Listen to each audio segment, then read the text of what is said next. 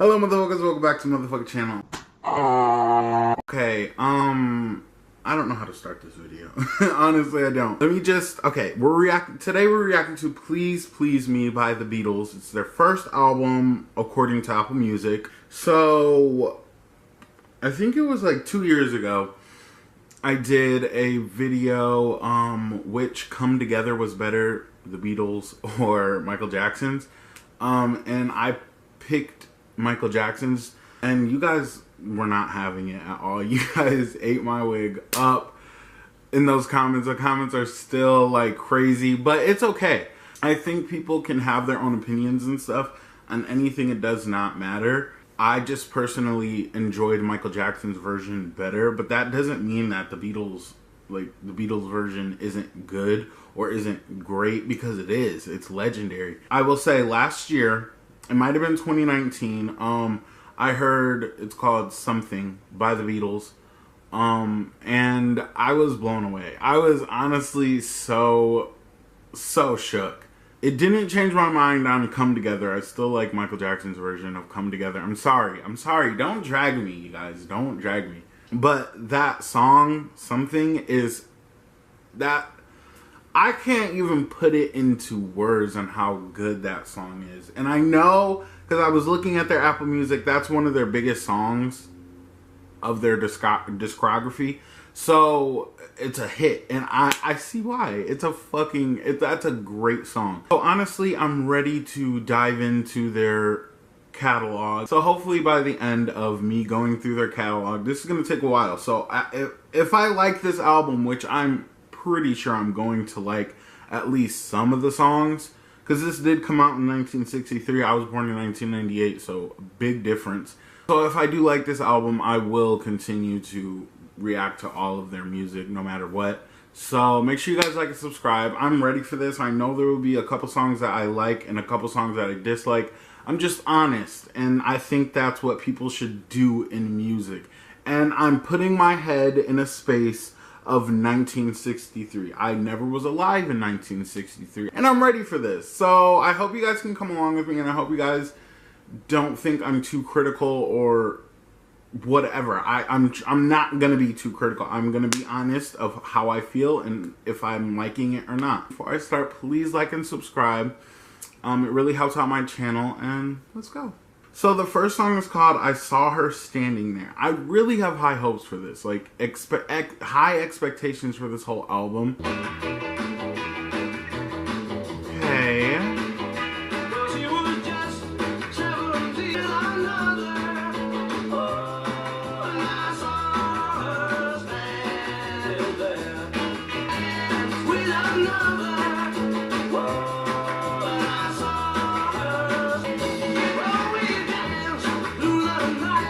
It's a bop.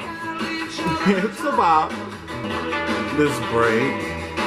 I like the beat. It's not bad.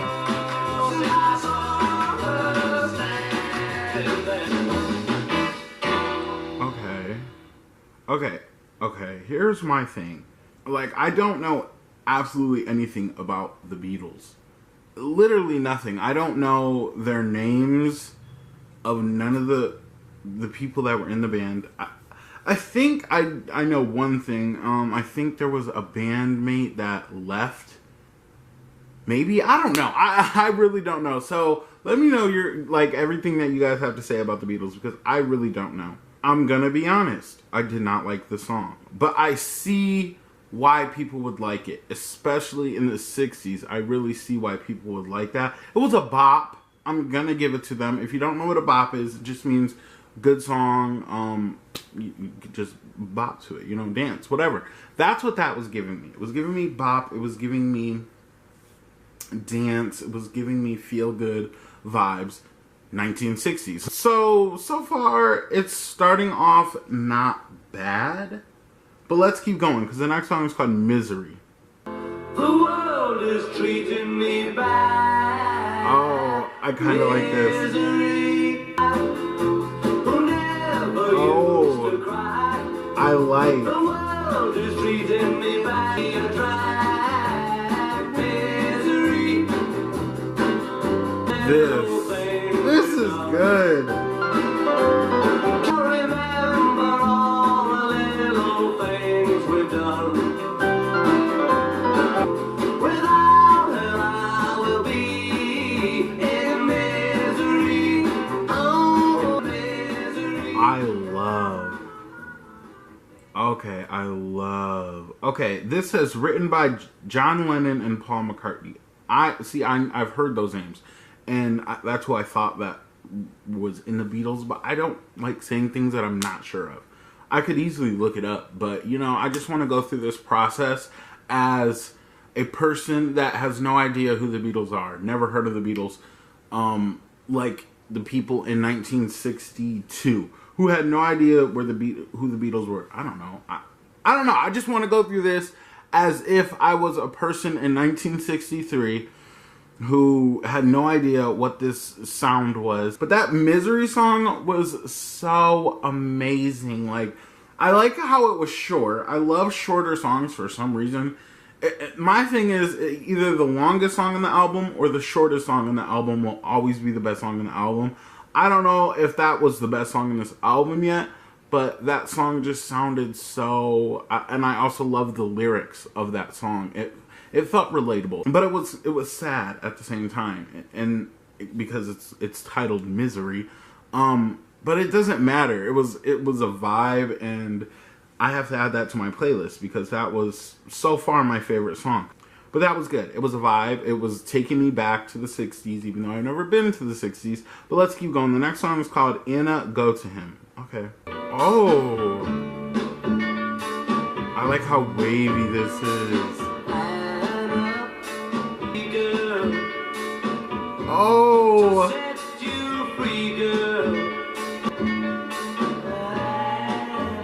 Oh, the background vocals. Stop.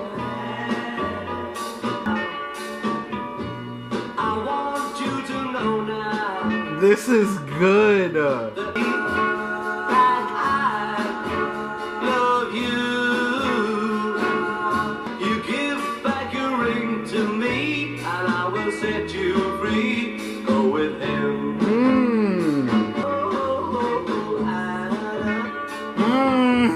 Just one more thing, girl, to me, and I will set you free. Go with him. Go with him. Go with him. Shit. Okay. Yeah. I gotta add this to my playlist real quick. By the way, if you see me looking down, I am watching the lyrics on Apple Music so I can understand the song a little more. That was a bittersweet love song.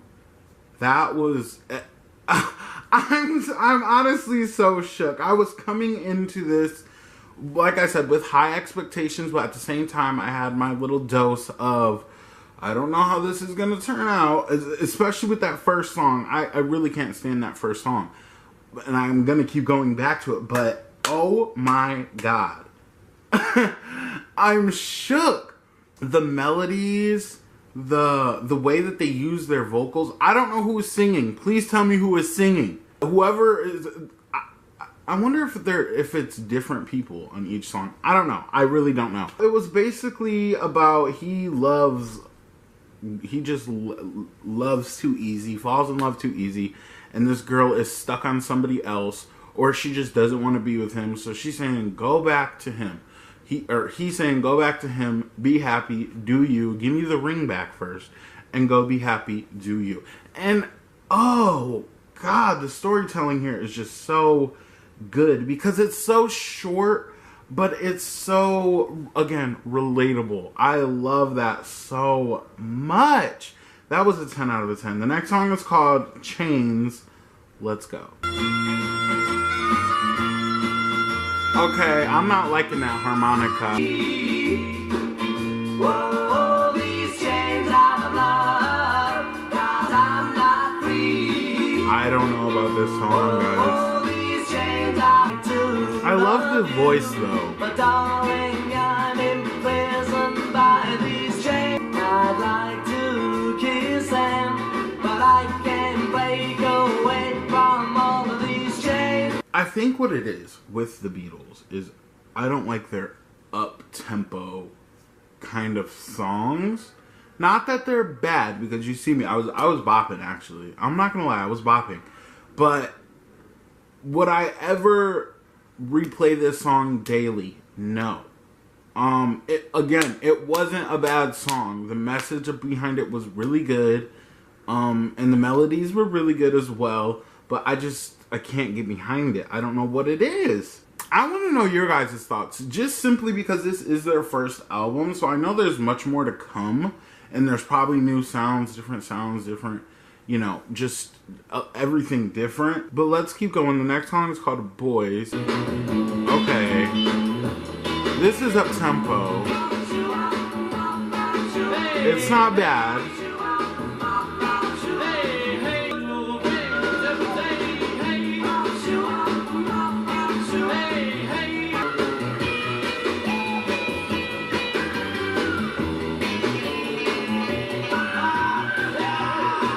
Their vocals do go crazy.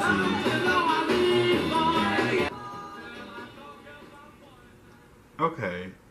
You know, it wasn't bad. It wasn't bad. Again, this is going back into the up-tempo kind of feeling that I get. Not that I like to sit here and be sad all day. But I do genuinely gravitate towards slower kind of sounding songs. With just less stuff going on in the background. But again, I can see why people were so intrigued by this music in the 60s. This is perfect music for the 60s, I feel like. Like, I could see that song being played at, like, a prom or just something like that. Like, I could just see teenagers vibing to this. Even adults vibing to this music. So again, I don't think it's bad, it's just not my flavor, you know? The next song is called Ask Me Why. Okay. Okay. And it's true that it really don't I like this.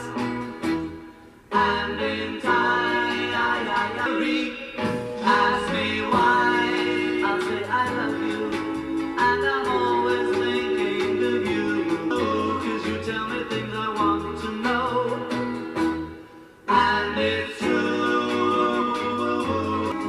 should never be blue, ask me why, I can conceive of any more.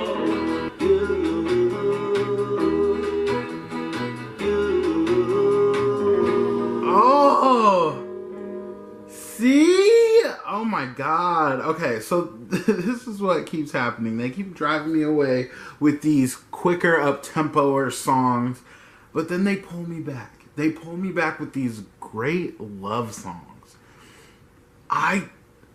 I'm genuinely, like, blown away. Just based off of 6 songs that I've just heard, I will continue to listen to their discography. I love when artists can bring stories to songs, or not even just stories, but more of like situations of just relatable stuff. Love songs, heartbreak songs, like that kind of stuff is just so... And when I say love songs, I do mean like there can be sad love songs, there can be happy love songs.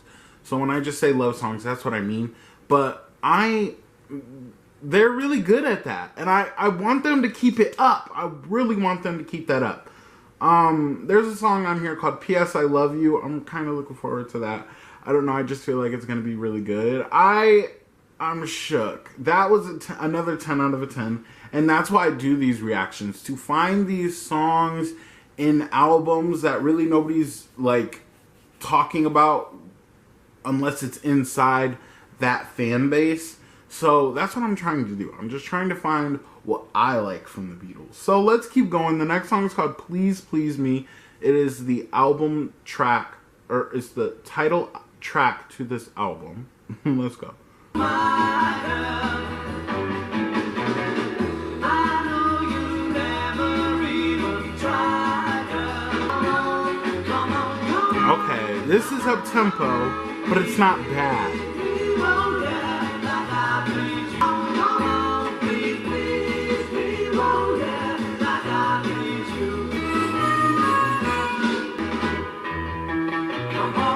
I love this part.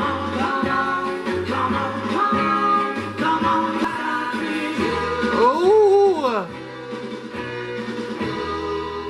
Oh, I love those vocals. The layering of vocals, and I think it's two different people. It's so good. Okay. Now I see. I'm deep enough into the album where I'm seeing fast-paced songs, I'm seeing slower love songs, I'm seeing heartbreak songs, and at first I was not fucking with the fast-paced songs, the more up-tempo songs, but that was good. That was more up-tempo, but that was a love song. It was a love song, but it was up-tempo. He basically just wants some sex. Like, that's what he wants. Basically, please me. Or, you know, it probably isn't about sex. It could be about just love me the way I love you. Congratulations. I am so shook right now. I think if you're going to have a track that is titled after the album, then it has to stand out. It has to be good. And I think that that's what they did. I really do think, congratulations, that was about their vocals that they do, whether that's the main vocal or the backing vocals or the mid vocals, whatever, I'm shook. Like, it's kind of mesmerizing or captivating. So again, I see why people are in love with the Beatles. I really do. Oh, let's keep going though. The next song is called Love Me Do. Okay. I hate harmonicas. I really do. Love me do. Okay, wait! It's not bad. Love me do.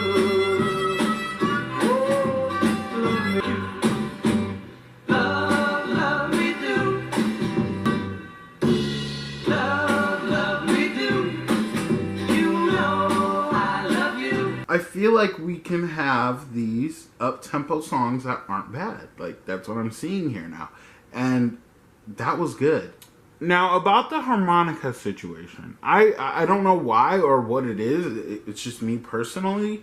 I hate the sounds of harmonicas. I don't know why, but they just, it's like nails across a chalkboard, but not as bad, I guess, because when people hear that, they're just like, ugh.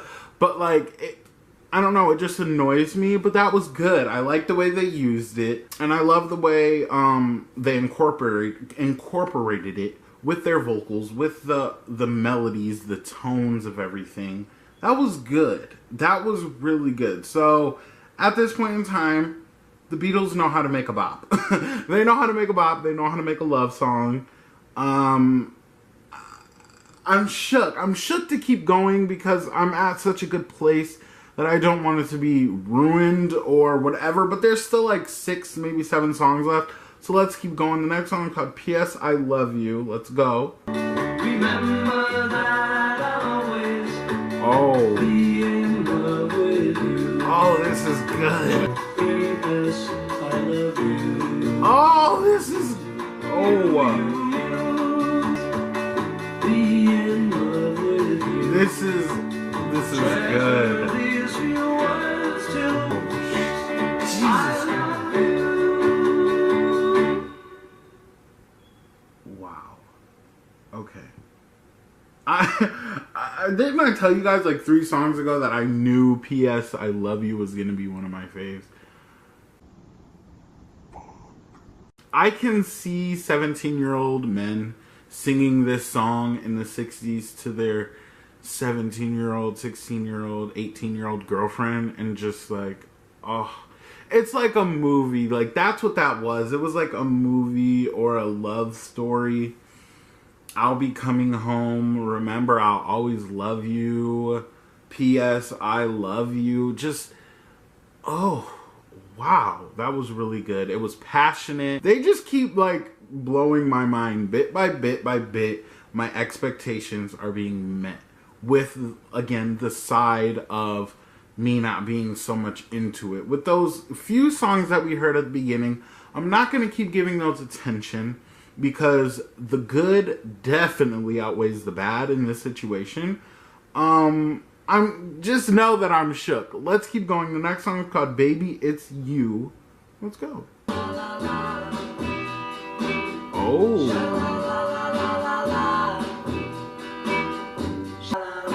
Oh. The way you smile, that touched my heart. Oh, many nights go by. I sit alone by myself. Those vocals. 'Cause baby, it's you.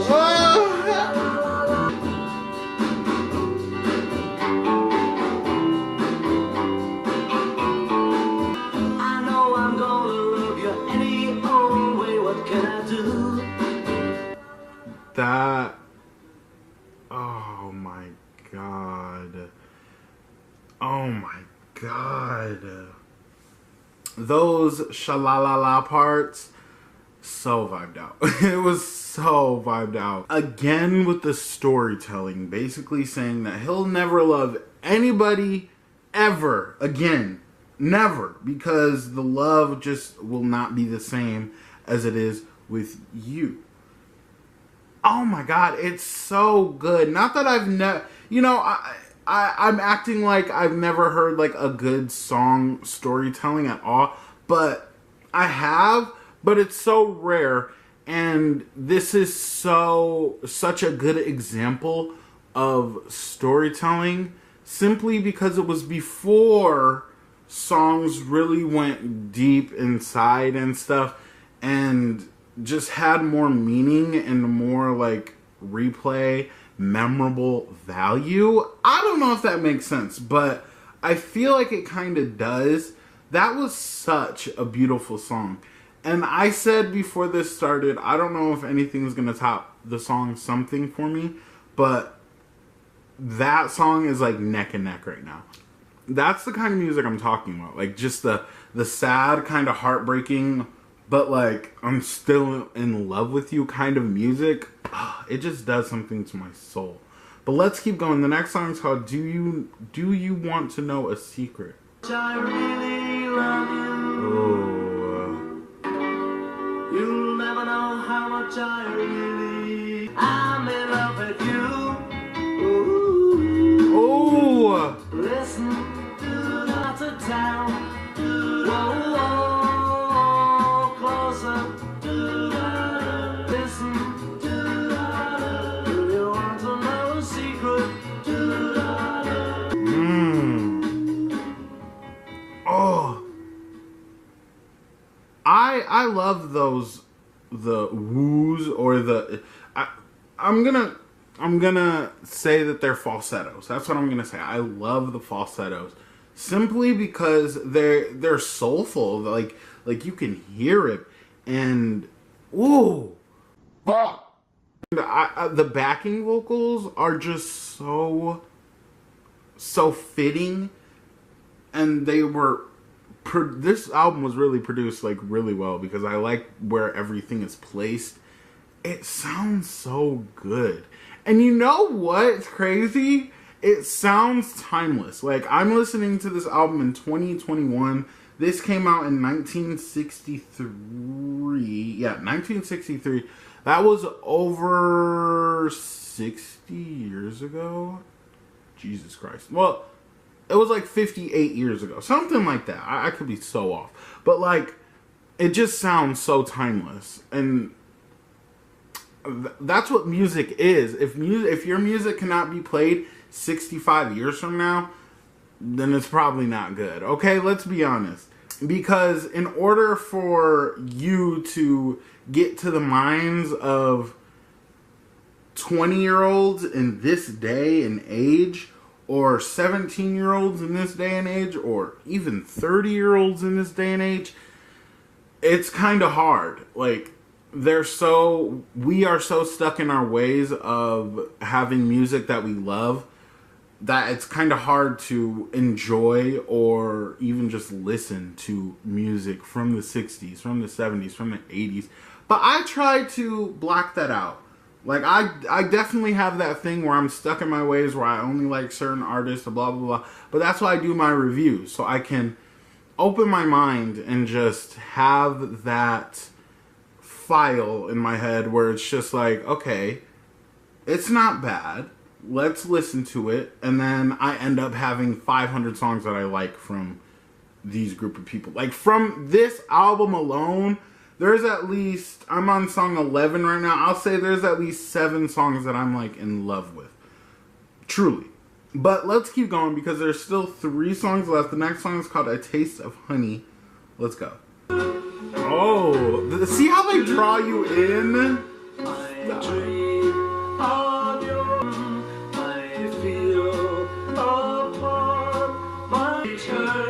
The reverse effect.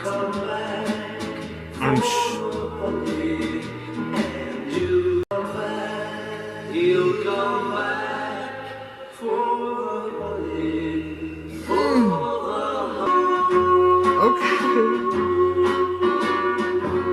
I'm shook because I don't know if they're actually talking about. Maybe it's just the sweetness of a simple kiss.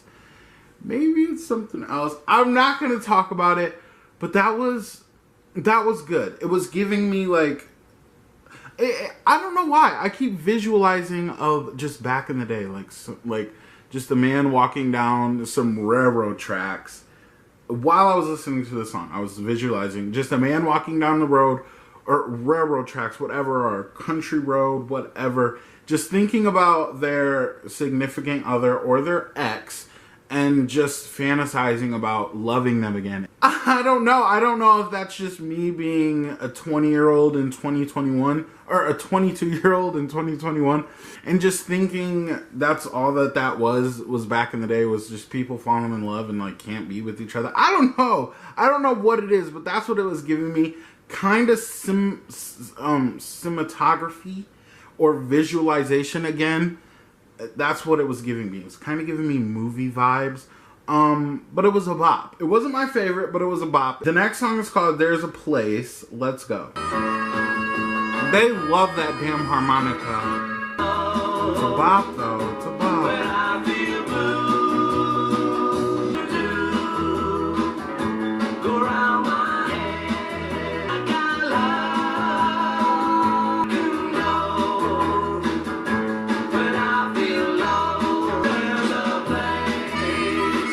This sounds good. That was an upbeat song. It wasn't bad. Basically he's saying that he can go into his mind or basically kind of meditate. I'm taking away from that, where there's no misery or where there's nothing bad's happening. I can't relate to that personally because I'm depressed as fuck. But it's okay because he was giving the other kind of view of where he can go when he feels low. And I love that. But I really want to talk about that ending there. There's 4 bars here. It says, there's a place, there's a place, there's a place, there's a place. Throughout those 4 bars right there, they added that harmonica back. You guys are going to drag me because I hate that harmonica. But this right here, again, perfect placement of certain instruments. That's what that was. Just listen.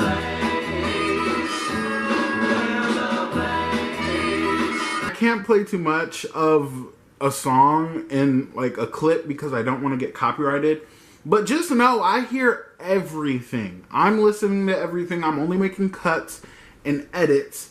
That was amazing. That was a perfect way to end a song. I kind of wish that was the last song in the album just because it was such a perfect, it was a good song, like honestly. But there's one more song and there's a star next to it on Apple Music, which means that a lot of people like this song. So I have high hopes for it. It's called Twist and Shout. Let's go. Okay, back with the up-tempo.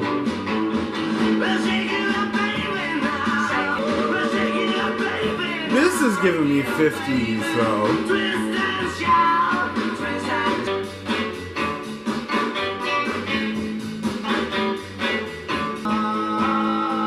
Ooh! Oh! shake it up, baby. Twist and shout, twist, take it, baby. Shake it up, baby. Take Okay. At first, I was gonna be like, you know what? Not my vibe. Too up tempo. Just not what I was looking for. But that was a bop. That was a fucking bop. Again, I see why people are in love with the Beatles, especially in the 60s. That was a perfect song, I feel like, for the 60s. It was kind of giving me the 50s, I think I said that. And not in a bad way, because again, I don't like the 50s music, but that was good. That sounded like really rock. This album is actually genred as rock. And I am seeing more of it as pop, maybe. Like, that's what I was getting. I was giving more, it was giving more pop. But I don't know. I could be totally wrong. But let's get into the review overall. Now, I started off the album kind of bad. I was like, don't know. And it was expected. Like, that was expected of me. But going through, there was like a song here, then there might have been like 2 skips, then there was a song there, and another song. I was like, wait a minute. And now I finished the album. I am going to rate this album a 9 out of 10. Even though there was a couple songs that I did not like, I think that it is a perfect album for its time, and it is timeless. So I could say 10 out of a 10, but I cannot get past those songs that I just didn't like. Again, it sounds so perfect. Like they grab, like, let's say you can grab into any decade you like, okay? They went back and grabbed this, like if you go back and grab this album, it's a perfect, for me, because I've never been in the 60s, of what I imagine the 60s to be like. This was perfect.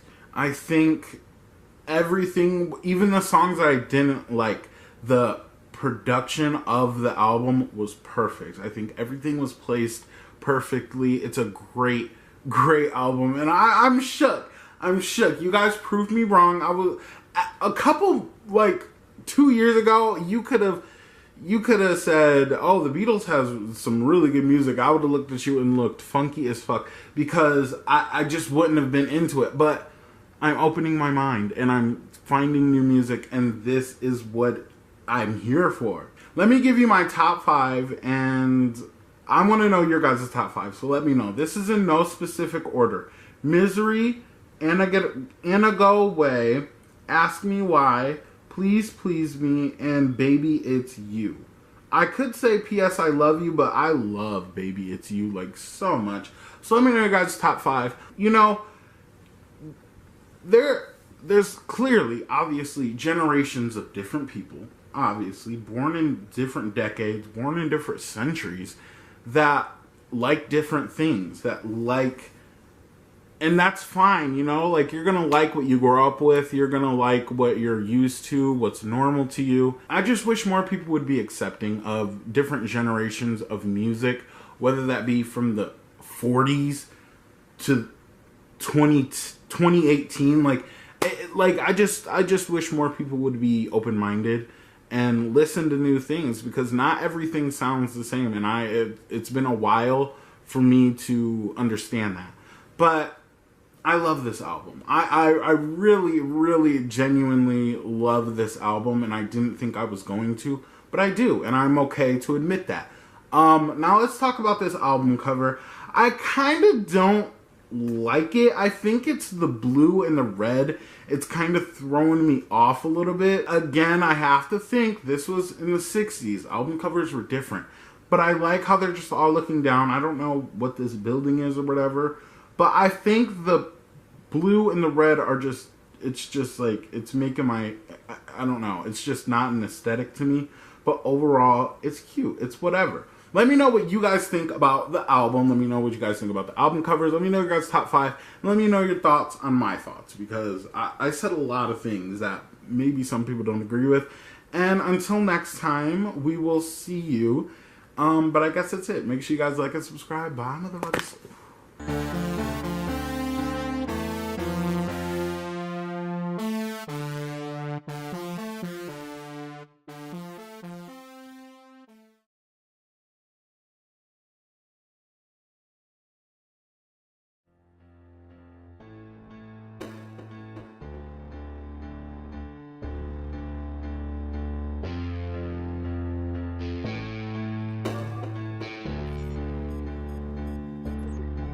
Hello, motherfuckers, and welcome back to my motherfucking channel. Today, we're going to be reviewing With the Beatles album by the Beatles. I'm very excited about this. That last album, Please Please Me, I did not know what to expect going into it. If you want to see that video, I'll put it in the link in the description somewhere or something. I did not know what to expect, honestly. I mean, it's the Beatles. Like, people talk about the Beatles so much, but I was so happy with how that came out. So I'm very excited to continue through their albums. They only have like a handful of albums. I know how that sounds, but like honestly, I did not know that the Beatles only lasted like a few years. Like that's insane to me. So like you guys are telling me all the secrets and stuff. I want to know more. Let me know more about this album, about everything. Before I start, please like and subscribe. We're going to be going through all the Beatles albums. I also have other artists on my channel if you're into whoever. But let's go.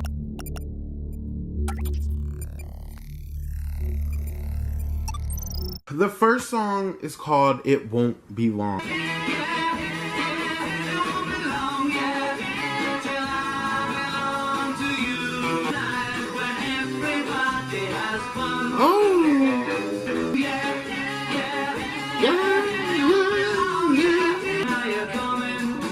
Are you coming home?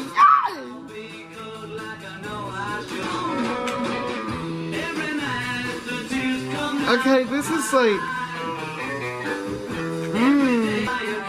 oh, the slow down of it all. Wow.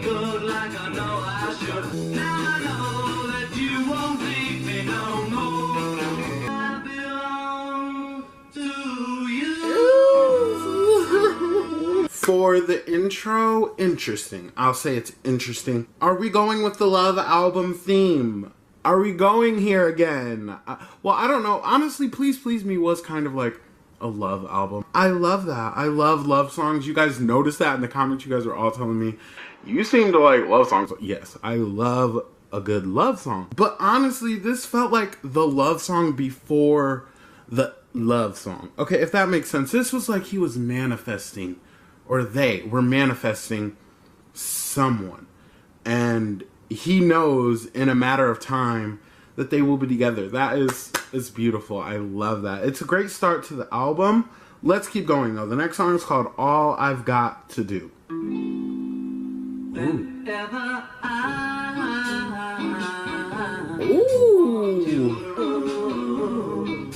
is call you on the phone. Oh, yes. And when I love this song. Oh my god. is whisper in your ear, the words you long to hear, be kissing you. And the same goes for me whenever Yes. I Oh my god. wanna kiss you, yeah. Is call you on the phone and you come running home. And the same goes for me whenever Yeah. you want me to talk. I'll be there. Ooh. Oh my god. What the fuck? That was beautiful. And I'm not even... If I don't like a song, I will tell you guys. Obviously. Bitch. Oh, it's so crazy. That was giving Ask Me Why from their first album, which, again, in love with, especially that song. I'm in love with a bunch of songs from that album, but that song, like, stood out to me, and this song, All I've Got to Do, was giving that. Oh, you know what it is? It's just, it's happy vibes. It gives me happy, hopeful vibes, even though they're talking about relationships and stuff like that, and it can get a little sad at times just because it's not working out how they want to. This is beautiful. I love this right here. He knows all he has to do is call her up and she's on her way. I love that so much. But let's keep going. The next song is called All My Loving. This has a star, so this might be like one of the most popular songs on the album. Let's go.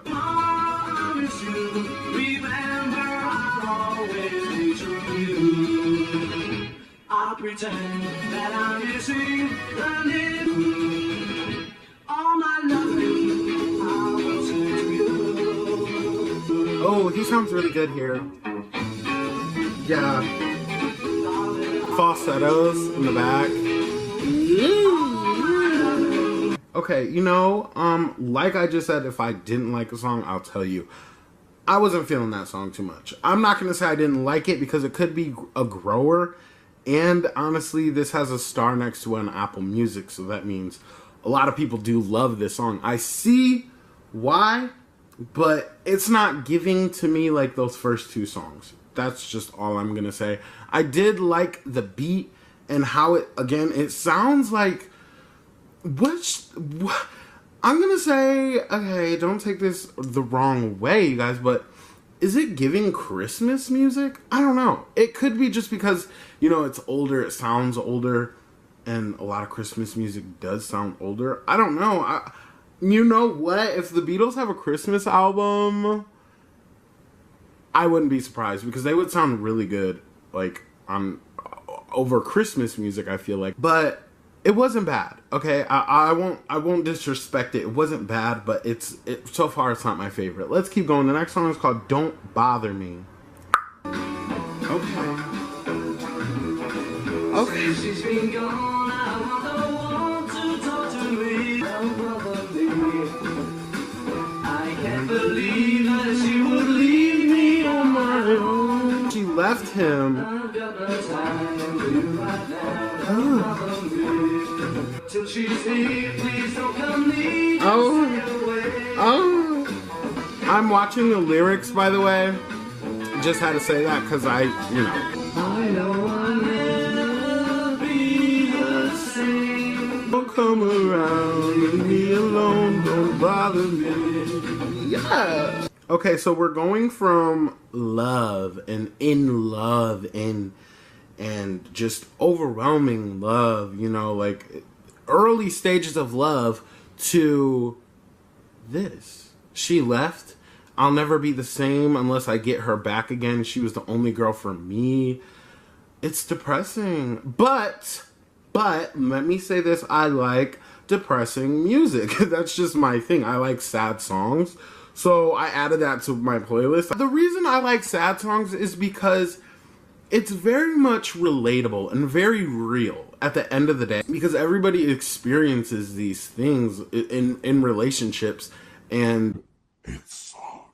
Okay, it sucks. If I was in a bad place right now, in love, that song would probably make me cry, to be honest, just because he sounded so genuine singing it. And that's what I love. Anybody can make a sad song, but not everybody can bring to life a sad song.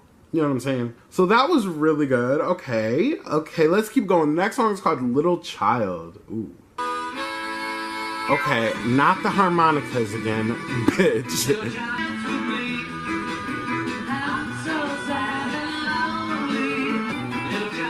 Okay, but I'm into it though. Wait.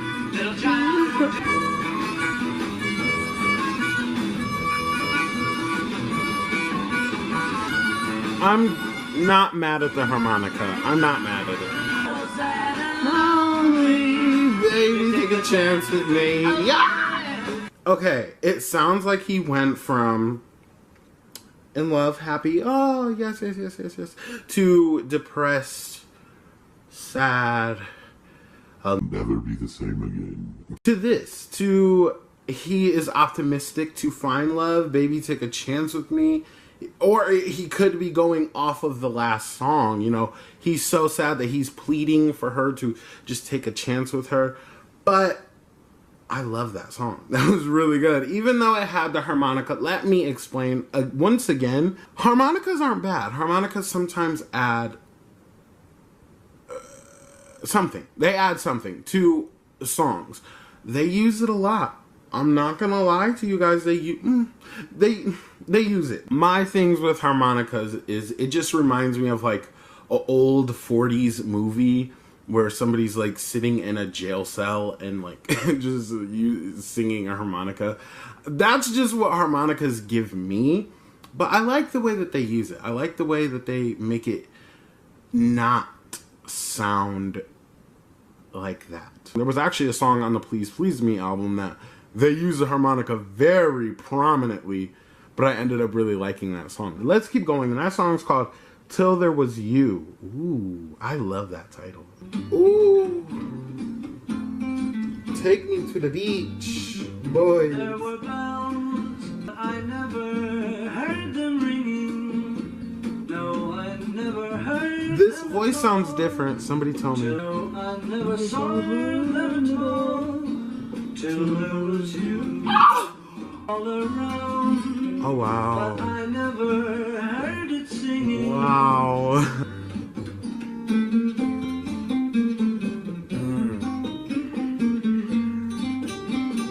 Fragrant meadows Of dawn and you.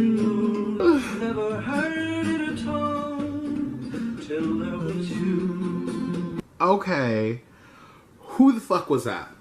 Because that did not sound like the voices that I've been hearing throughout this album. That just sounded like a different voice. Oh my goodness. You know, honestly, there's two perspectives to that song in my opinion. Just because these last few songs that we've been hearing have been kind of sad. He's saying that there's beauty in the world, like the sky, the birds in the sky, the flowers. He really set it up very well, like put you in that space of just like a great, he set it up really good, okay? And all his life he's been going about his time here, not noticing that, but until he fell in love, he noticed there is beauty outside of everything. And I think that ring, again, it's so relatable. It's so true. Once you fall in love with someone, you start noticing things about yourself, your surroundings, your family, that person. Like, there's just so much. And the reason I said that is it could be considered sad, two different perspectives, because it does sound happy, but at the same time, that's sad. If this person leaves, are you still going to be able to see that? Or are you just going to go not even back to not noticing it? Everything's just going to be dull and gray for you. It's sad. It's very sad to think about. He set up very well so you felt like you were there while he was singing the song. Like on a hilltop somewhere, the wind was blowing. There's flowers all around you, birds in the sky. It's a vibe. That's what I was getting from this song. I'm in love with this album, you guys. Let's keep going. The next song is called Please Mr. Postman. Hey, Mr. Postman. Oh. Mr. Postman, we're so far away. Oh, he's waiting for a letter. Oh. This is just sad, but I love it.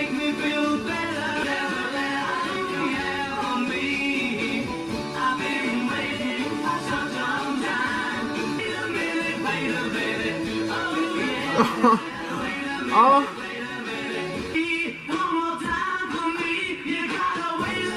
Yes. Oh my god. Okay, before I get started into how I feel about this song, I just want to say, wait, oh yes, wait a minute, Mr. Postman. That is an iconic vine. I did not know that was from the Beatles.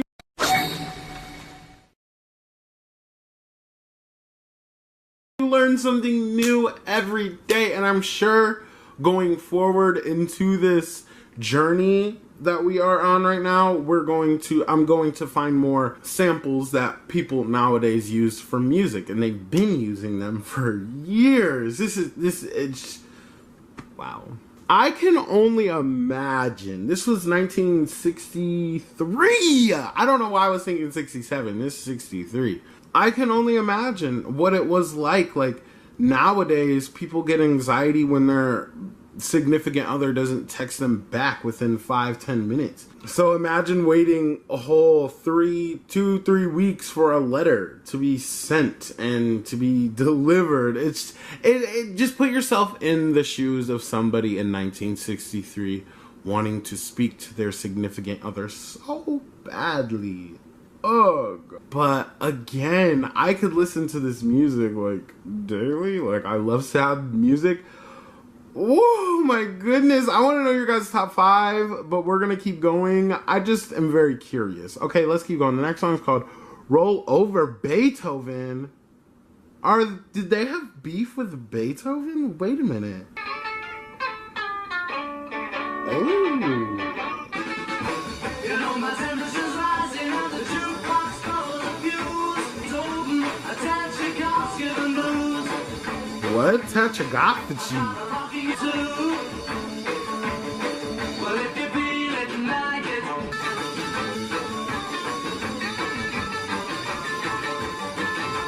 You need a little, I'll play my fiddle. Ain't got nothing to lose.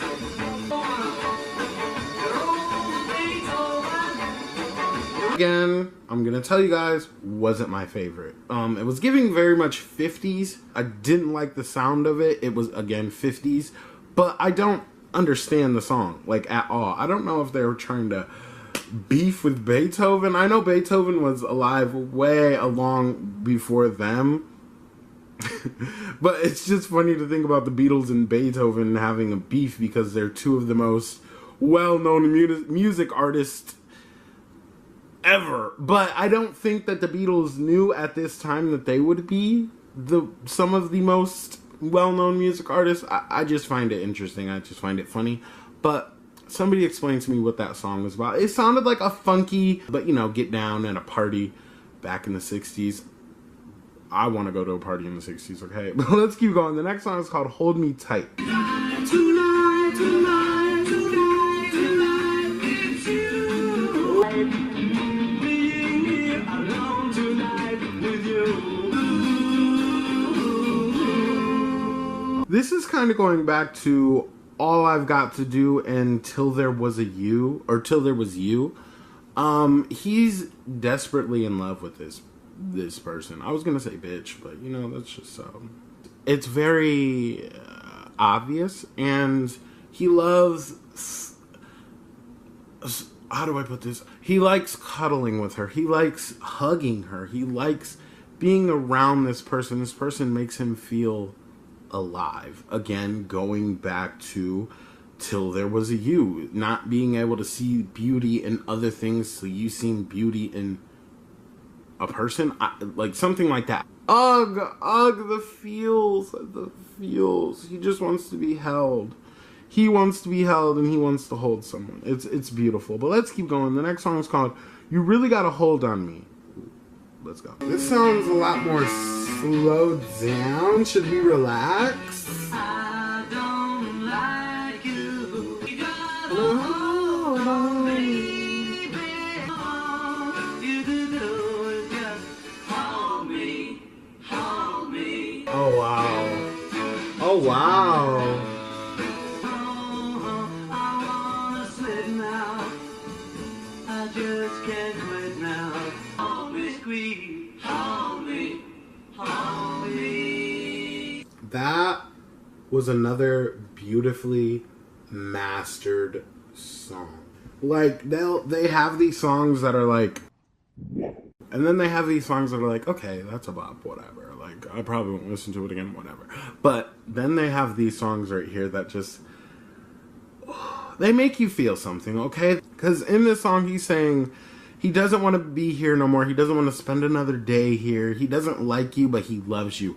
I'm getting from that he's in love. Again, like I just said, he's in love with this woman, but she's not in love with him. And he sees that, and he doesn't like that at all. He wishes things would be different. Kind of going back to that pleading of Little Child, that song Little Child, and it's sad. It's giving sad. But let's keep going. The next song is called I Want to Be Your Man. Oh, he wants to be with her so bad. Like no other, baby. Like no other can. I wanna be your man. I wanna be your man. I wanna be your man. I want to be your man. Okay, again with me keeping it real with you guys. That song was not bad. But there was no substance to it, okay? I feel like all the other songs, even the ones that I was like, like there was 2 of them, this song has no substance to it, but it's not a bad song, if that makes sense. Kind of like songs nowadays that have no substance. It's kind of weird, like, whoa, you know? It was more of like a confirmation, at least for me, and everybody else, honestly, if you're looking at this album like I am. He wants to be with this person so bad. Like, so bad. I feel for him. I feel for him so much, but that song had no substance to it. But let's keep on. The next song is called Devil in Her Heart. Ooh. Again with the good titles. Loving. She's got the devil in her heart. Ooh. Oh, it's a really clear me. She'll never hurt me. She won't desert me. She's an angel sent to me. She's gonna tear your heart apart. Ooh. Now if your romance is so important to you, well, she's an angel sent to me. Wow. They were giving a perspective. I feel like that other song that I was saying, a perspective, they weren't really focusing on that, but this is. He was saying there's 2 different sides to her. There really is. I'm saying this like I know her or something, but like, you know, I'm going off of context clues and what I'm like hearing. Now, I was going to say she made him fall in love with her, but you know, that could be a thing. It could be, but you know, everybody has their own mind. If you don't want to fall in love with somebody, don't fall in love with them. You know, easy as that. I mean, it sounds easier than it actually is. But he ended up falling in love with her, and it wasn't the same for her. She wasn't feeling the same way. And now he thinks that she's just evil. She's just evil because she doesn't want to be with him. Even though knowing that she is evil, he still thinks that she was an angel sent to him. It's insane. It really is insane. And you know, honestly, she could be evil. She could have fallen in love with him on purpose, broke his heart on purpose just because, like, that's just what people wake up and feel like doing. Like, it's fucked. Let's keep going. The next song is called Not a Second Time. Let's go. For you,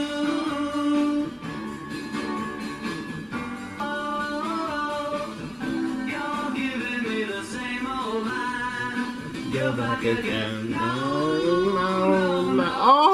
Oh, my king. He's finally coming out of this. Yes.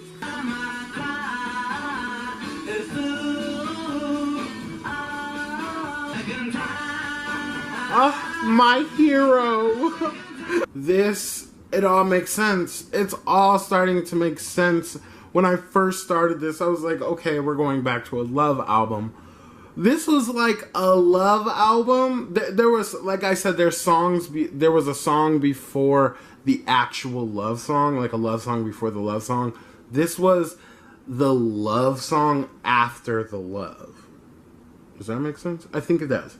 He does not want to go through that again. No matter how much, and you know what? Again, with the relatableness. Oh, it doesn't matter how deeply you fall in love with somebody. When somebody hurts you on that level of just like pain, you feel it daily in your heart and in your chest and your stomach. You feel it when you walk. You feel it when you talk. It's a different kind of pain, okay? And nobody wants to go through that again. I'm so happy for him. I'm so happy for him. And you know what this is giving me? This is giving me 21 by Adele. That album started off so sad. It's one of my favorite albums of all time.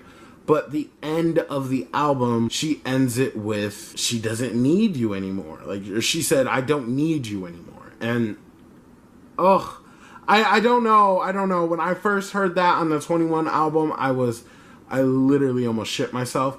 But this, it's giving me the same, like, I have to go to the bathroom. But I don't. People do not want to keep going through the same old shit. She was giving him the same old lines. It's all coming full circle. But there's one more song left that's called Money. That's What I Want. My hero. Let's go.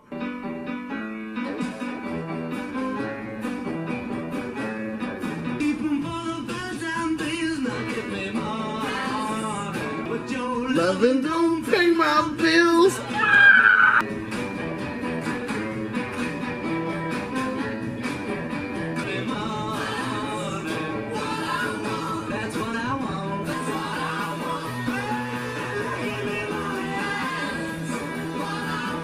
Okay, round of applause. Everybody watching, round of applause, period. Because that was...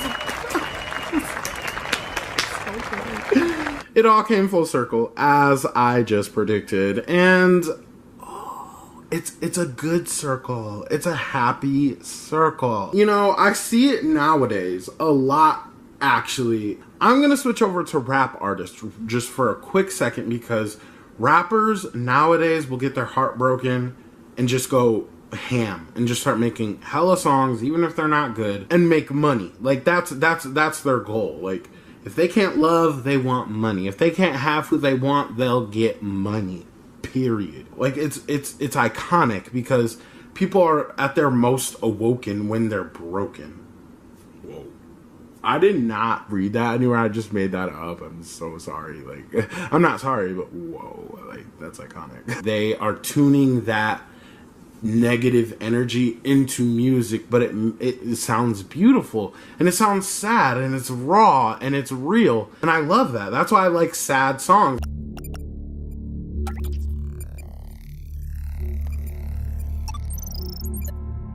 Okay, I'm gonna give you guys my top 5. I want to know your guys' top 5 too. I read the comments, I like comments, I pin comments. Some of my favorite comments are pinned, whatever, but here's my top 5. Not a Second Time, Devil in Her Heart, Don't Bother Me, All I've Got to Do, and Until There Was a You. These songs stood out to me personally. Of course, there's more songs that could be within a top 5. That's why I want to know your guys' top 5. What songs stood out to you? Recently, ever since I started reviewing the Beatles and David Bowie, these are probably the most early artists that I've listened to thus far. I'm loving the early Heartbreak sound. Okay, I really do, because I love my generation of Heartbreak sound.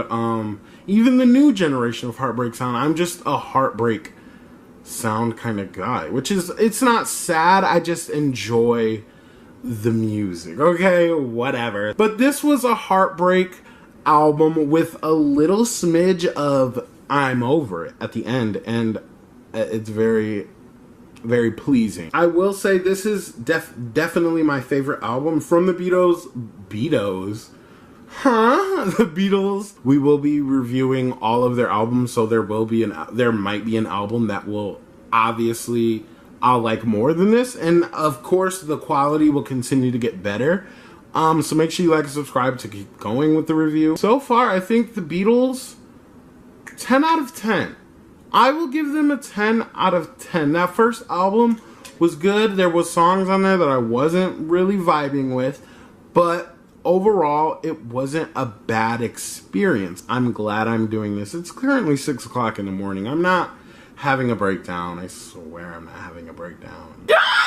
This was just my only free time of doing it, and I'm glad I did it. I like the shorter song. Like, I like short songs in particular, kept very quickly, and I love it because it's not over-explaining and it's not underwhelming, if that makes sense. It's an experience. Like, I just felt like I sat in a play, you know, and enjoyed myself. This was a very good album. I'll rate it a 9 out of 10. But let's get into the album cover, because the album cover is very, very prevalent.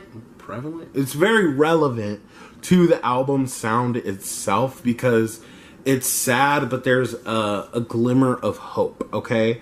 And on all their faces in this album cover, it's half, you can see half their face, and then the other half is very dark.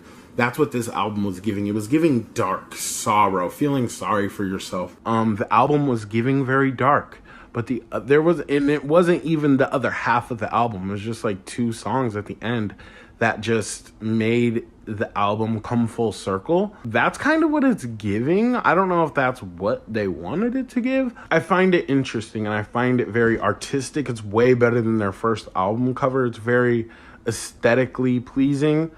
But that's all I really have to say about this. This is very awkward. But I guess that's it, you guys. Make sure you like and subscribe. Let me know your top 5s. And I guess that's it. Bye, motherfuckers.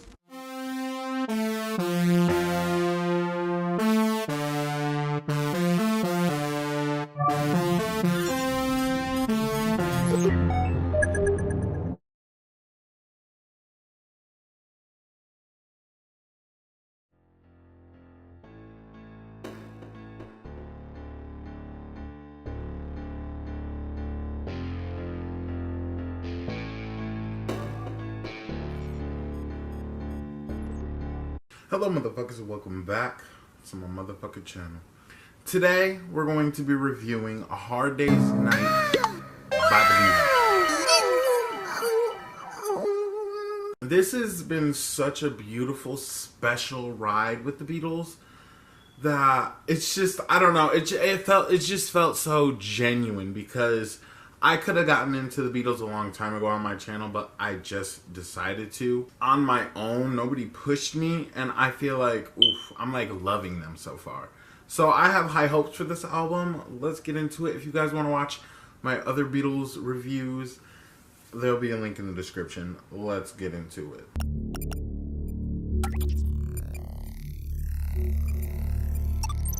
Okay, the first song is called A Hard Day's Night. It has a star on it. It's literally the title track to the song, or to this album. Let's go. Okay. It's fast paced. You guys know how I feel about fast paced Beatles. Okay.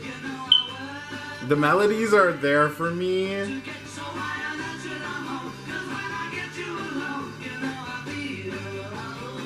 Okay, this could be, I don't know. Okay. Oh, I like this. I like this part right here. Okay, wait. Oh, feel okay.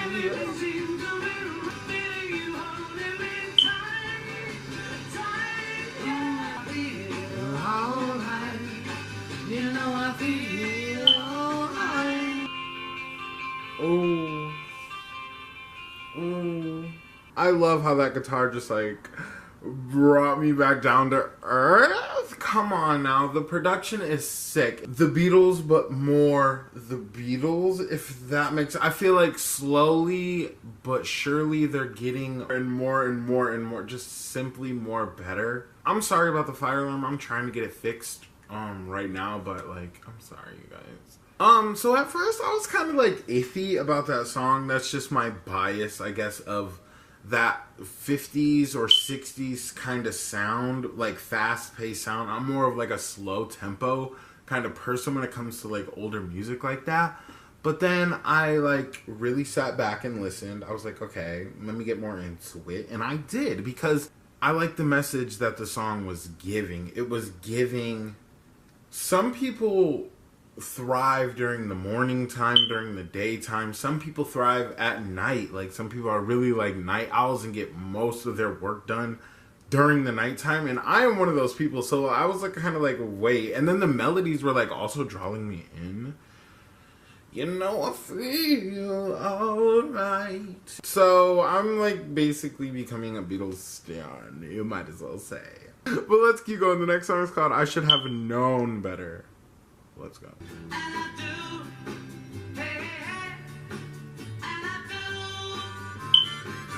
Not the harmonica again.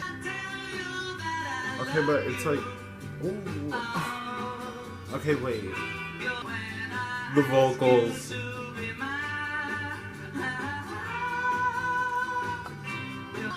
Okay, why is the harmonica kind of like eating? Wait. It's giving cowboy. It's giving cowboy.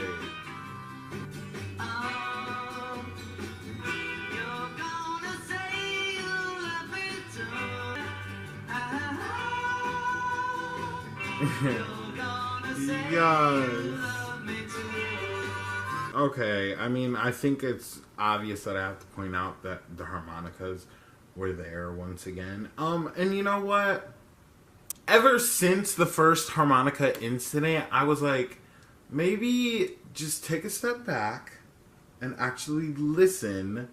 Don't be biased to harmonicas, because sometimes harmonicas add like a little bit of flair to a track if it's used in the right way.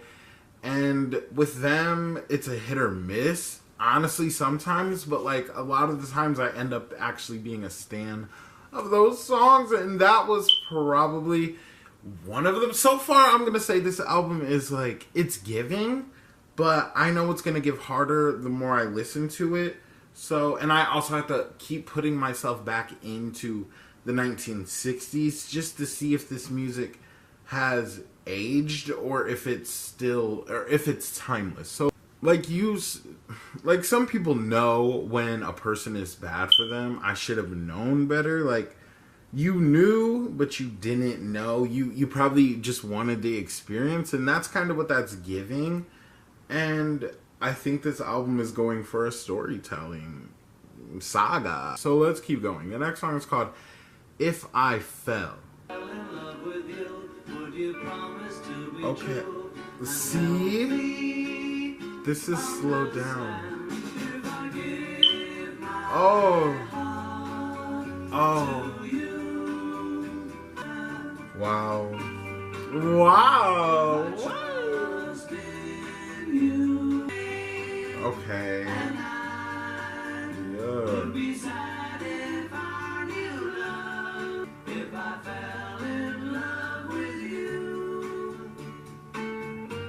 Oh, that was good. I love the endings. I'm loving, because it's sounding like a journal. Oh my god. I feel like maybe I have said that before.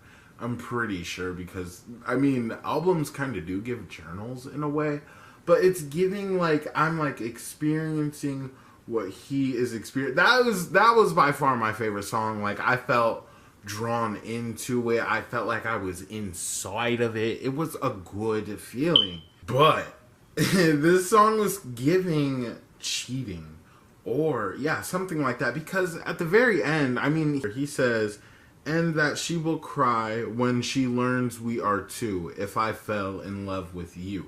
So he's falling in love. Ooh, okay, this is taking a twist, because the last two albums from the Beatles, they have been the ones that have been getting heartbroken. But now it's giving he. John Lennon or Paul McCartney, or both of them, are cheating on their lover with somebody that they're might be falling in love with. They're at the beginning stages of that. And it's just like, oh, it's like a good book. I said journal, but it's like a good book. Let's keep going. The next song is called I'm Happy Just to Dance With You. Okay, this is like, I feel like this is going to be a bop. Let's go. Yeah. Oh.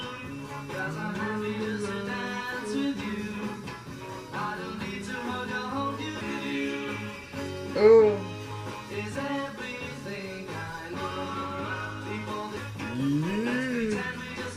The beat, oh my god.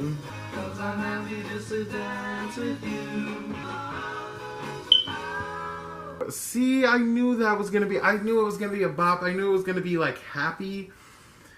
And that's what it was giving. It was so short too. It was not even 2 full minutes long.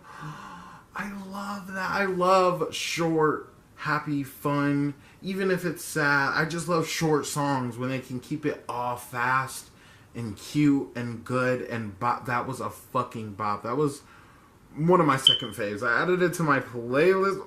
Oh my God. But we all know that feeling. And like, you can just change out the word dance for anything. I'm happy just to be with you. I'm happy just to lay with you. I'm happy just to eat with you. I'm happy just to, excuse me. But you know, like anything, like you can just be there with somebody and you're just happy to do whatever with them. That is, it was such a fucking bop. Let's keep going. The next song is called And I Love Her. Oh yes, come on. Okay. Slow pace. Ooh. That's all I do. She gives me everything. Oh my God. And I love her. As long as I have you near me. Ooh. I love her. That was probably one of the most best audible experiences I have ever. That was a good ass song. Oh, I love a song when after you listen to it you feel calm. Like I feel like I can hear everything, you guys. That's weird. But I also feel like he was like singing, like I feel like he was singing directly to me. Okay, I don't know, you know, I'm still confused and I really don't want to get dragged, but you know, I'm gonna have to learn whose voice was that, because two people wrote that song, John Lennon and Paul McCartney. I'm seeing a reoccurring theme here. They write the songs, but which one is singing? Is somebody like on the guitar? Somebody please just explain to me simply so I can understand. I don't know, because I just want to understand. But whoever's voice it was is what I was getting to. It was it was just so fucking soothing. I really feel like he was my boyfriend and he was like singing to me, trying to like, you know, comfort, coddle me. I love him and I think he loves me. But let's keep going. The next song is called Tell Me Why. Let's go.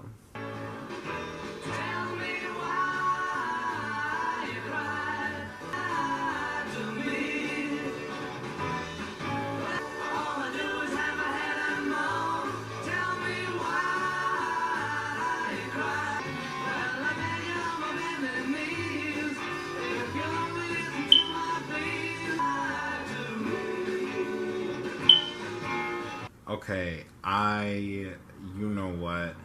It wasn't bad. It just wasn't, you know, my vibe. I already told you guys I'm not into the fast-paced. Although, again, the storyline for that song was brilliant. It fit the album overall so far, and I like that. But on the other hand, that could be somebody's favorite, you know, song. So it wasn't bad. It just wasn't my vibe. Let's keep going. The next song is called Can't Buy Me Love. Okay, fast-paced. Again, I'm gonna try and vibe. Okay, I feel like I'm in a dive bar in the 60s.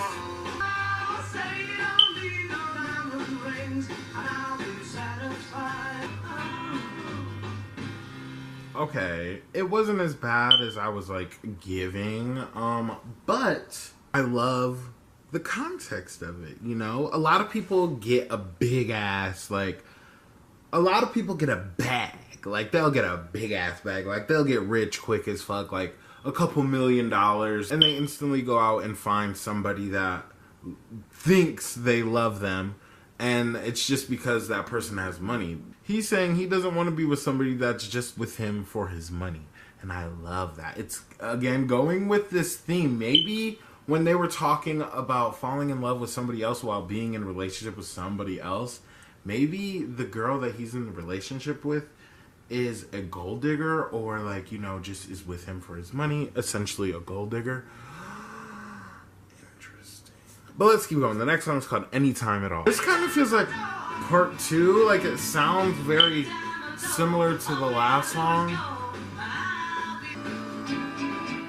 Oh.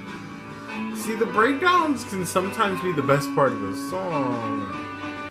Okay, I like, but at the same time, I don't like. I loved the sound of the song. It was fast paced and I loved it. That was one of the ones that I like. I just don't like how he's putting himself out there so much. Like, don't be thirsty. Anytime they call, no. Let them call, text you like 4 or 5 times. I mean, granted, back in the day, they didn't have, texting or whatever. But, make them call you a couple times. Make them think that you don't need them. You shouldn't need them, but make them think that you don't need them, because that's how you I'm sorry, I did not mean to like get evil, but that's how things work. You got to play the game that the person is trying to play on you. But either way, the song sounded good. It sounded really good, and I was bopping to it the whole time. But let's keep going. The next song is called I'll Cry Instead. Ooh, okay, sad. Sad cowboy. Me.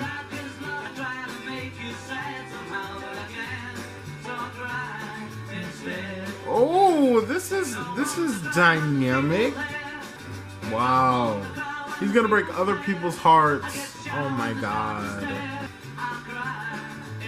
Okay. Wow. Ooh. Ooh.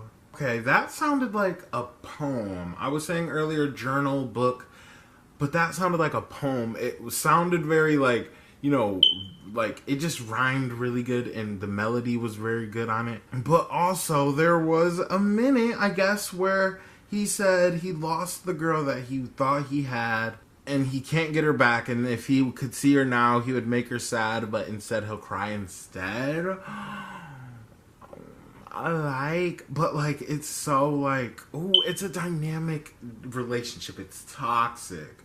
The drama, oh my god. Let's keep going. The next song is called Things We Said Today. Let's go. Ooh. This is that cowboy shit I like.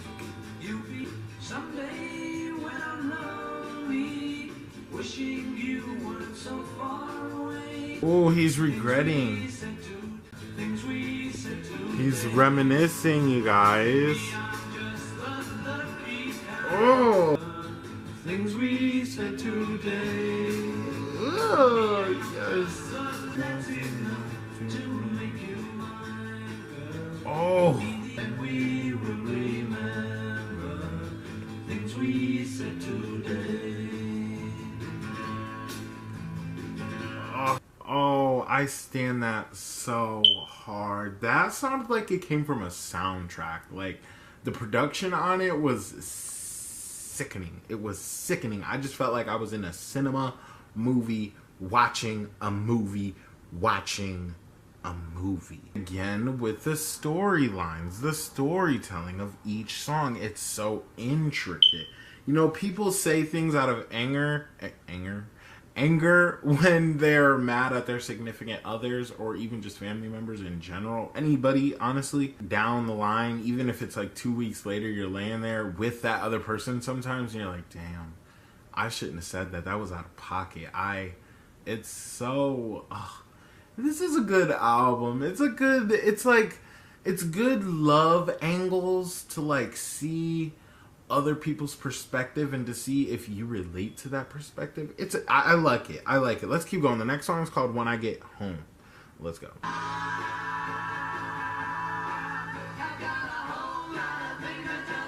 Ooh, come on, production. I've got time to trouble, please. I'm gonna love her till the cows come home.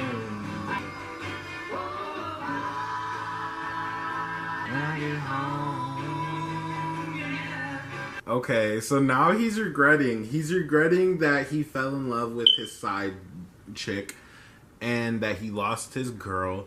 He started regretting things down the line, and now he's mesmerized about the thought of coming back home and loving her again and trying over and starting to actually act like a man. Sir, you can't just go around breaking people's hearts and then expecting everything to be lovely sheeps and kisses. 5 minutes later, it's not gonna work. I am so sorry. But at the same time, I was just talking about his passion when he's singing. It feels so real and so moving. So there's a little bit of pureness in it, and it's just like, I'm hoping for his win. I hope he gets her back, and I hope he stops fucking around. That's what I'm hoping. But let's keep going. The next song is called "You Can't Do That." Let's go. Ooh.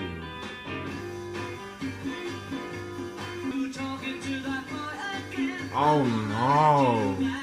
Now she's talking to another man. Ooh. Damn, now he's jelly. Ooh, the tables are turned.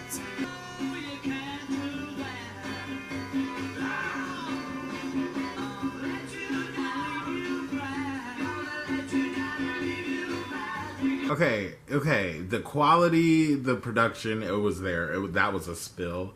The song didn't sound bad at all. I don't like the subject matter because of the subject matter of the album. You're the one that was falling in love with somebody else. Maybe, maybe let me pull these little points together before we move on to the last song. I said maybe the girl that he was officially like in a relationship with was a gold digger. That's why he was trying to look at other options. Maybe it's also because she was like, you know, fooling around with other people, looking for other people just because she wasn't in love with him. For him, just the money. So now it's like, I don't know who to blame. I don't know who's to blame. It's just toxic, but I live for the drama, okay? And I'm kind of surprised because it's giving Love and Hip Hop. It's giving Bad Girls Club. It's giving modern day music. And I kind of stand, like, I don't know, the parallels are there. I don't know. Let me know if you agree. But let's keep on. The next song is called I'll Be Back. And this is the last song. Let's go. Ooh. Ooh. This sounds like somebody different.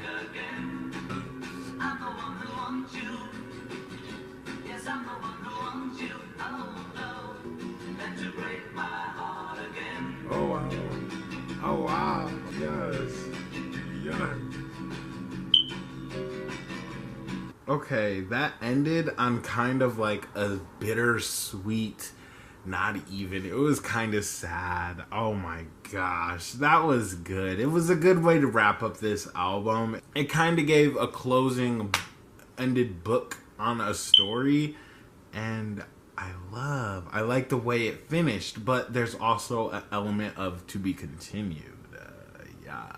And I'm kind of confused because did they get back together and he's saying, if you break my heart again, I'll be back again and again and again? Or is it they're going to go their separate ways for now, but he will be back? I don't know. It's interesting to look at it either way. You let me know your thoughts, and you also let me know your top 5. With that being said, let's get into the full review, top 5, and my rate of this entire album. Let's go.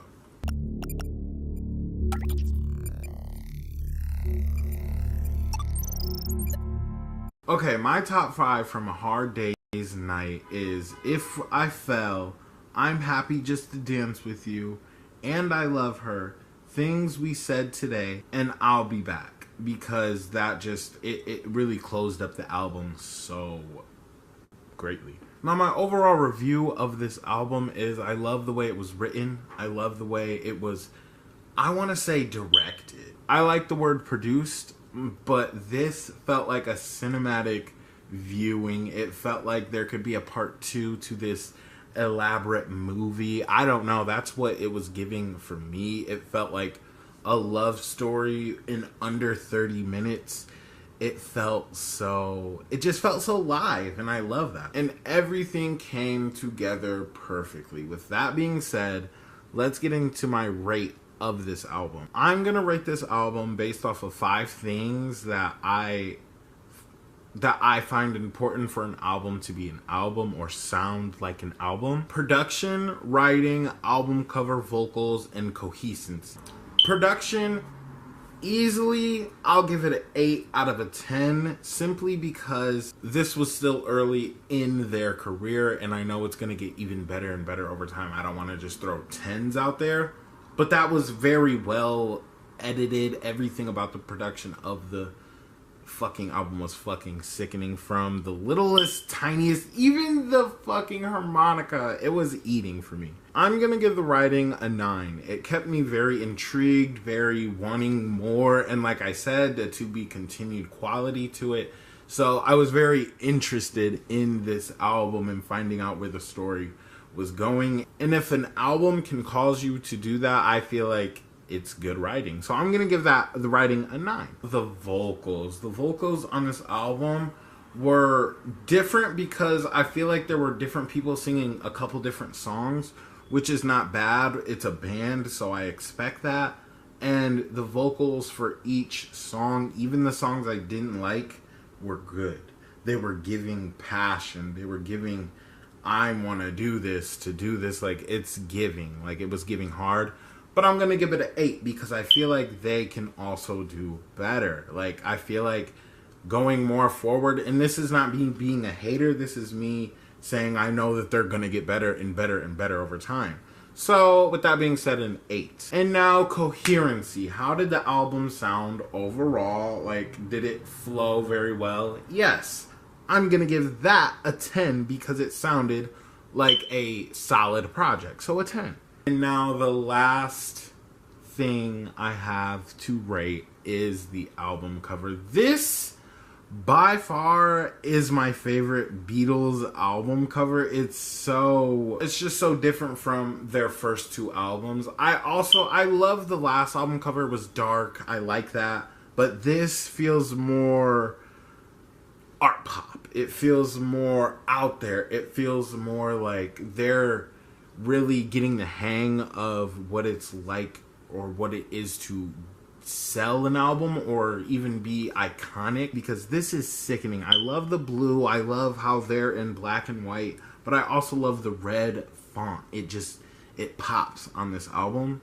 And even the trademark thing at the top, I don't know if that's a part of the record company or what. It looks so good on this album. This is a good album cover in my opinion, and actually I'm gonna give it a 10 because I really like the album cover. And on this album cover, it looks like each picture is like kind of telling a different story or a different like expression of his face, and that's kind of what each song was giving. It was giving a different expression, a different feeling to a situation, and it kind of wraps and ties it all together. And the title of the album also kind of pulls in to this whole album cover, album subject matter thing. I love it. This was a good ass album. Okay, taking the rate of the production, the writing, the vocals, the coherency, and the album cover overall, you get a score of 9. This was a rating of 9, and I feel like I can say that with confidence. That's why I wanted to add this rating system to my channel, because it gives it more of a solid foundation for me of how I feel about this album. So, A Hard Day's Night by the Beatles, for me personally, is a 9 out of 10. I want to know your guys' thoughts, your guys' ratings, everything about this album. And I can't wait to see you for the next album. It will be so fun. This was such a wonderful experience. I love this album a lot. I just love the Beatles. I don't know. I'm becoming a stan slower and slower. But I guess that's it, you guys. Make sure you like and subscribe. And bye, motherfuckers.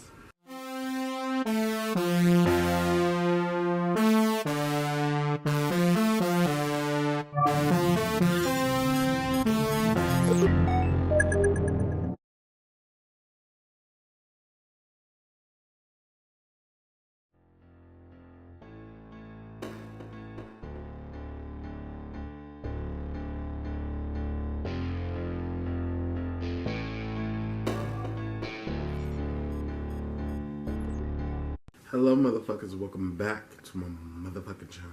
If I sound sick, I'm sorry, it's because I'm sick. Today we're going to be reviewing Beatles for Sale by the Beatles, of course. This is just a continuation into the Beatles discography. I'm very excited. I can't wait to get even more deeper into it. I know this is still very early on, okay? Like, they have a bunch of albums, so like, I'm trying to get this done. Let's go.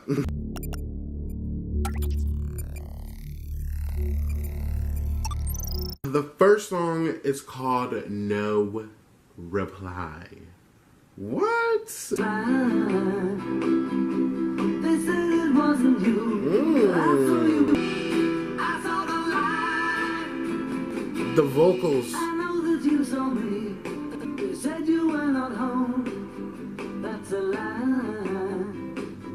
I nearly died. Oh my God. I nearly died. Another man. Oh In no. my place. Oh no. And the other guy. When you gave me no reply. This is good. Wait. Where you've been. With another man in my place. That was a good way to start off this album. Hi, I'm here. Okay, I'm here. We're here. 1964. Fuck.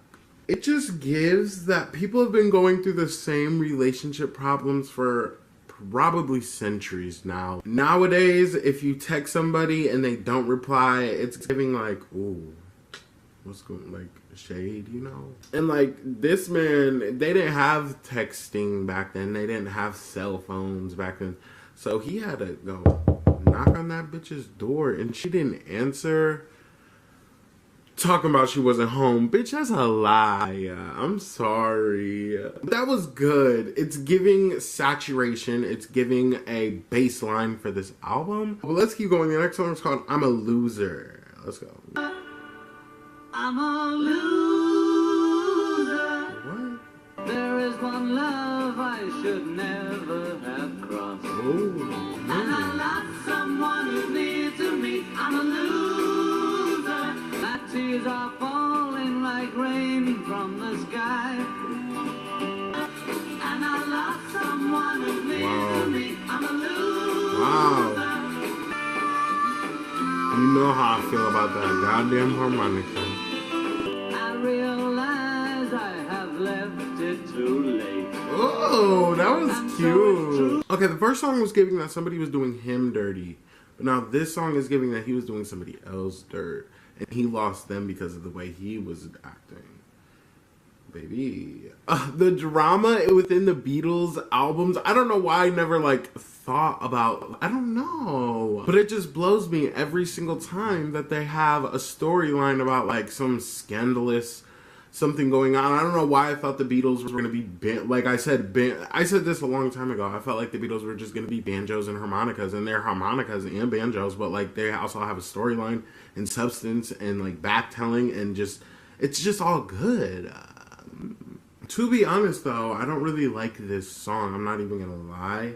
But there were parts of, I didn't like the chorus. I'm a loser. I didn't like the chorus. It was just wasn't giving for me. The lyrics and stuff of the actual verses, that was a serve, okay? The next song is called Babies in Black. What? Baby's in black and I'm feeling blue. Tell me, oh, what can I do?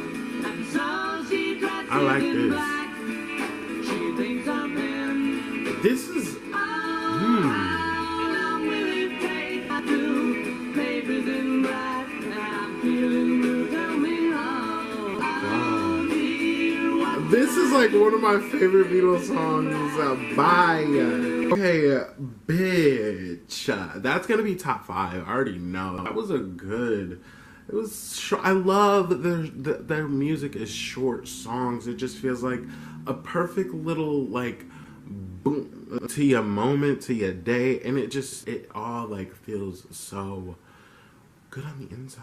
But this song reminded me of Amy Winehouse. I know Amy Winehouse came out after, but it's giving me Amy Winehouse, and the soul is there. I was saying R&B, but it's like, I don't know, there's like real passion in this, like, It's giving dark, breakup, sad. It's winter outside right now, so it's kind of like going with this.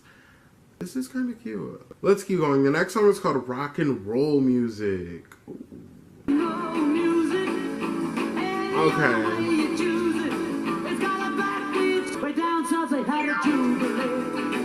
Jubilee. Jamboree.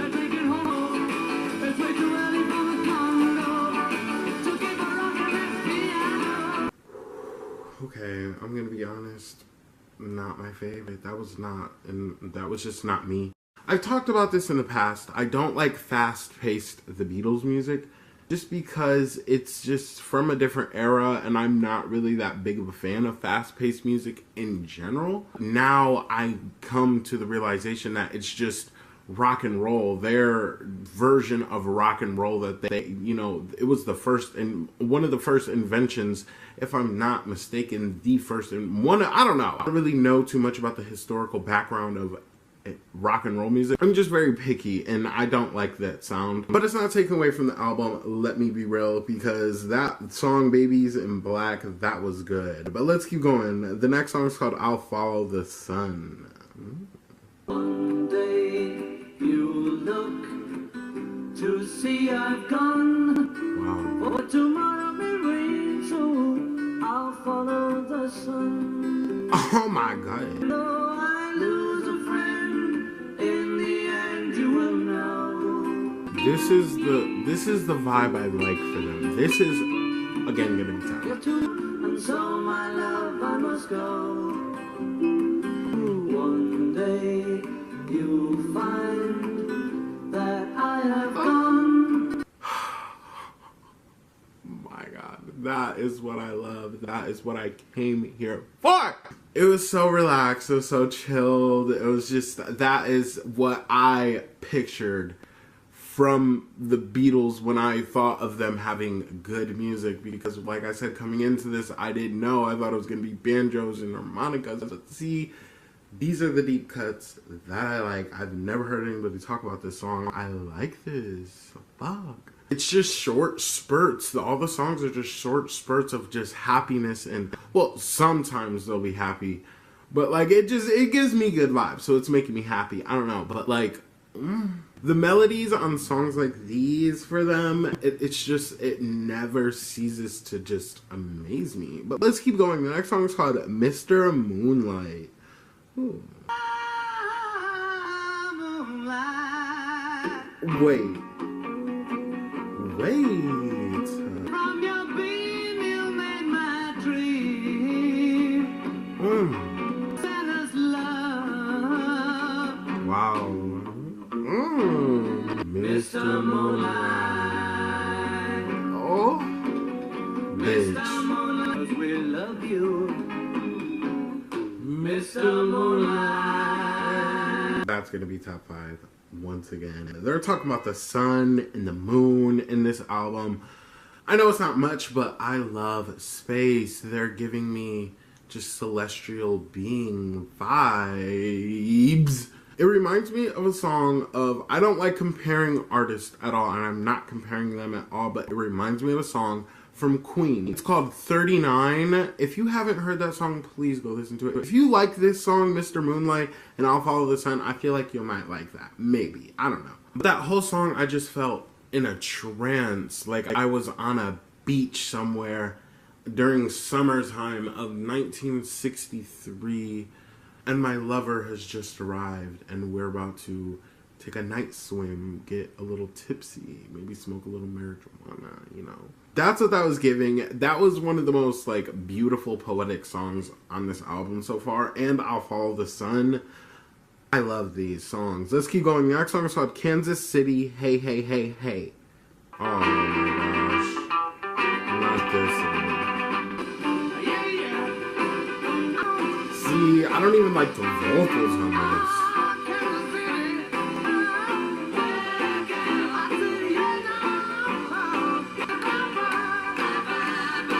Okay, let's be real. Let's be real. I don't like that song. I'm sorry. I feel like I'm sounding like a bitch, but I'm like really trying not to. I just don't like that sound of music, me personally. But like I said, it's not ruining it for this album for me. Like, there's 3 songs on here that I'm in love with, like, purely. I'm not gonna even sit on that song. That really felt like a filler for this album. I didn't like the vocals. So let's keep going. The next song is called 8 Days a Week. Ooh, slow. Ooh. Just like I need you. Love me. I ain't got nothing but love, girl. I love you. Ooh. Days a week. Love me. Hold me. Love me. That was a good song. The consistency between these filler tracks, in my opinion, they're filler. It's sick. Like, if you took the songs that I picked and just put them on one album, it would be, like, so nasty. Personally, I don't know. But he really has some love going on. Like, I love a good, happy, fun, funky love song. That's what that was. And I loved it. It made me feel happy. I like songs like that. I can feel it from here. Like, that was a bop. But let's keep going. The next song is called Words of Love. That cowboy shit, man. That fucking cowboy shit. Tell me how you feel. Tell me love is real. Ooh. Whisper something true. Ooh. Hear you say the words I long to hear. Darling, I love you. That was spectacular. Okay, here's what it is. It was very simple. Like, the whole storyline of that song was just so simple, you know? But they made it sound so wonderful. It's like when a movie exaggerates a situation to make it more entertaining. That's what this is giving. It's moving. I'm being moved right now. That was one of my favorite songs on this album. It was so short, but it was so digestible. You understand? But let's keep going. The next song is called Honey Don't. Okay.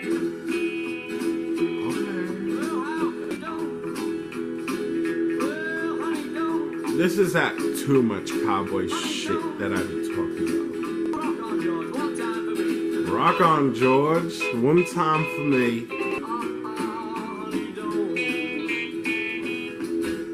Okay, that was also giving one of those filler songs, but it wasn't as bad. It was more, I could take it in more. I could take it in more. It was easily more digestible than those other ones, but that was good. It was alright. It wasn't my favorite on this album. It just didn't grasp me like those other songs. But let's keep going. The next song is called Every Little Thing.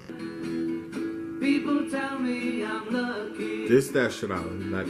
Yes, I know I'm a lucky guy. Oh, this is good. I like this. Little thing she does is one thing I'm sure of.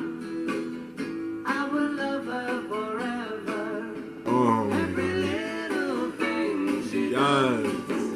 Again, that was one of my favorite songs. Well, not again, but that was one of my favorite songs in this album. They have it's a word, I can't figure out the word right now, but an algorithm for their very much, in my opinion, the songs that I have been picking out today are timeless, in my opinion, and like, they really have a very grasp of doing those kind of songs, and oh, you can tell based off the first couple words how that song is gonna give and what it's gonna give you.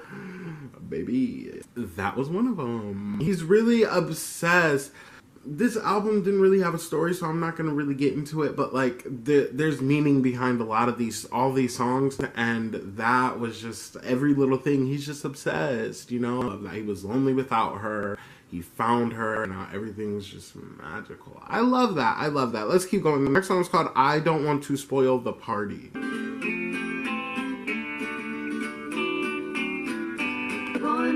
To show.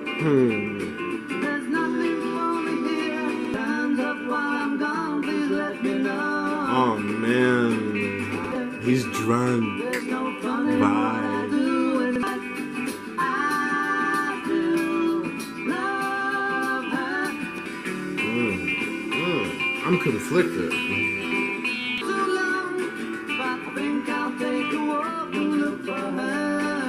okay, that was fast beat, but it also slowed down through parts of it.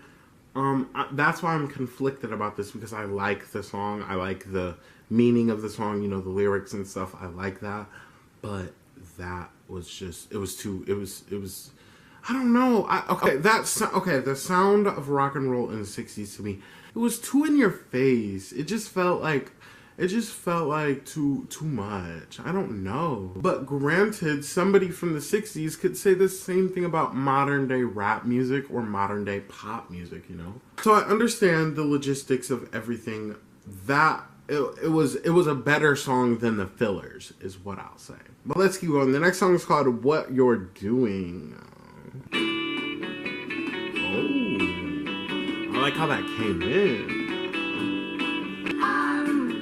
Feeling blue and lonely, would it be too much to ask of you?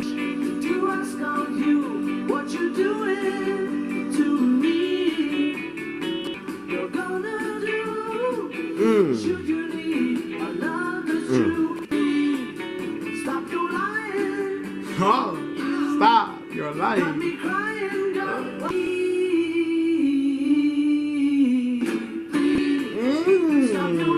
I love their songs. Really be giving me like a beachy kind of like aesthetic vibes, like especially like nighttime beach, summery. I don't know. I like this song. I like the quality of it. It sounded good. But I really like the lyrics. I love breakup songs. I don't know why, but it gives that somebody felt something and they had to write it down and had to sing about it, or had to have somebody else sing about it. I love that. He just wants to love you, but you're lying. Stop lying. And now he's crying because you won't stop lying. Drama. The drama. But let's keep going. The next song is called Everybody's Trying to Be My Baby. Oh my god. Dressed it up and they call it big. Everybody's trying to be my baby. It's giving that sound. It's not as bad though, I will say, because it's giving Elvis a little bit, but I don't like Elvis, so yeah. Okay, I'm gonna be honest. What You're Doing should have ended off the album perfectly. It would have perfectly closed off this album. I guess if I'm going back to 1964 and if I was raised during that music era, I probably would have been like, ooh, that was a serve, that was a spill, that was good. But right now, I'm just like, I don't know. I just can't get into that sound. And that's okay, because the good outweighed the bad on this album. But it doesn't matter, because we're about to get into the total review, cover review, rating, and top 5 of this album. Let's go.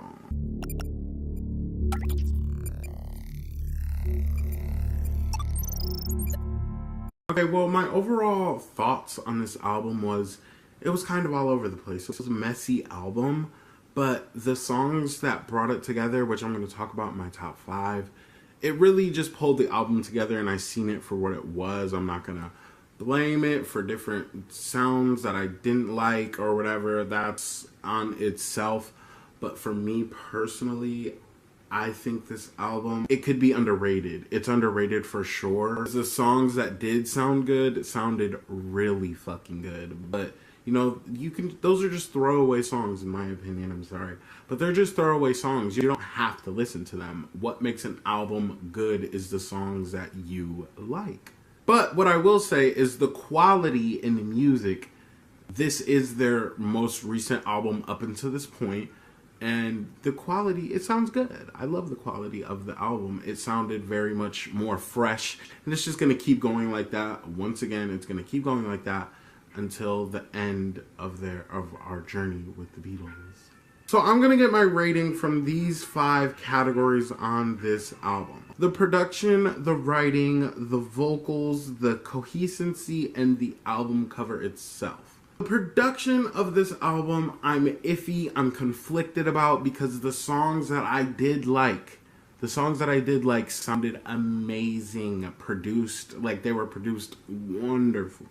But the songs I didn't like, I guess if I did like that sound, I guess they would be produced well. So I guess that's why I'm conflicted. So I'm going to give the production a 7.5 just because I'm conflicted. I want them to have a more one-sounding bass form album that just, again, it sounded messy. But a good mess here and there. But the writing on this album stood out for sure on all their albums. Each song just sounds like a little poem. Like I said, it just feels like a little splash in the face of like happiness or sometimes sadness, but it's the perfect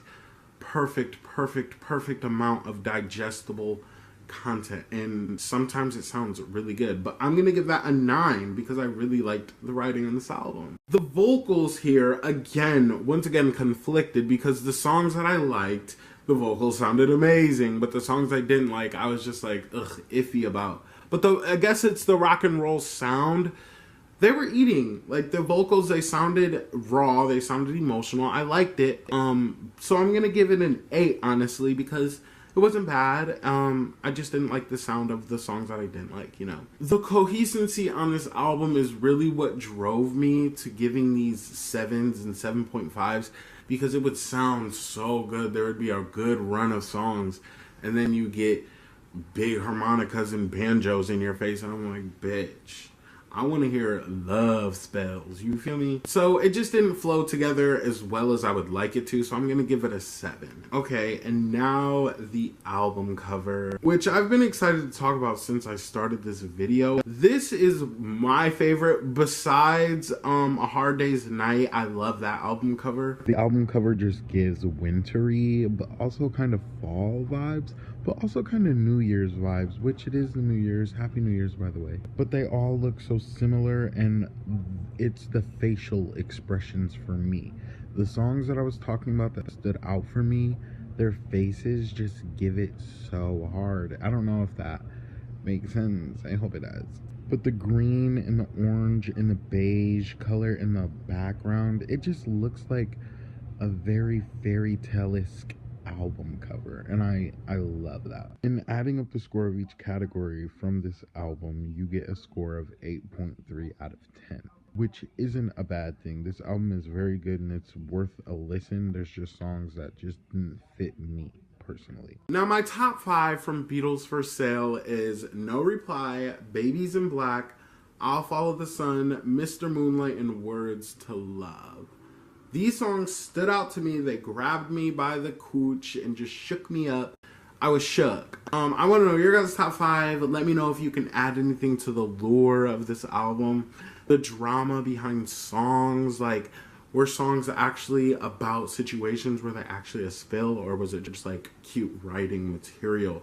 I want to know it all, but let me know what you guys got going on with this album, and I hope you guys enjoyed. Please like and subscribe so that other Beatles fans can see, and it can grow my channel. It's very good for my channel to like and subscribe. But I guess that's it. Make sure you guys like and subscribe. Bye, motherfuckers.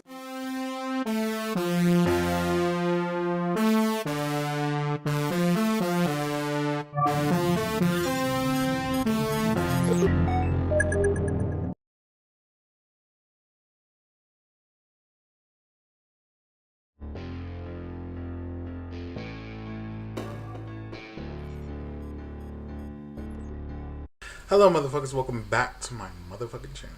And today we're going to be reviewing Help by the Beatles.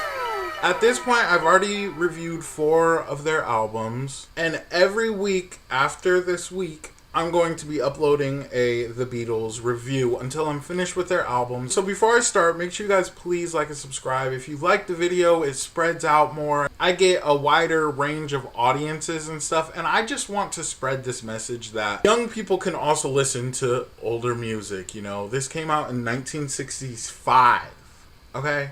Let's go.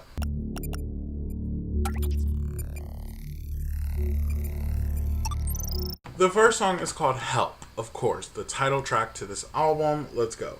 Help, I need somebody help, not just anybody. Anybody's helping anyway. Okay. Very fast paced. Okay. Of the vocals. Okay. Wait. Cure. It's fun. And I like this part. The slow. Okay, I'm seeing it more and more. Okay. The Beatles came out in 1952, okay? This is considered rock, right? When I do these Beatles videos, I always have to put my mindset, like, for somebody back then, and just be like, they just dropped the biggest banger of all, you know what I'm saying? Like, and that's what that was. That was a fucking banger. I'm not even gonna lie. Okay, because I always say I don't like their fast-paced music, which I really just don't. I love their slow tempo, slowed sound down music. It's beautiful. That was a fucking bop, okay? And I really didn't see it till halfway through the song till I understood what the song was about. This man just needs a fucking friend, okay? Just get him a friend, alright? You know, he just needs somebody to talk to, somebody to let out all the bullshit to, you know, somebody to just gossip with. The vibes. But let's keep going. The next song is called The Night Before. Oh. Okay. Ooh. You did the night before. Oh, okay. God.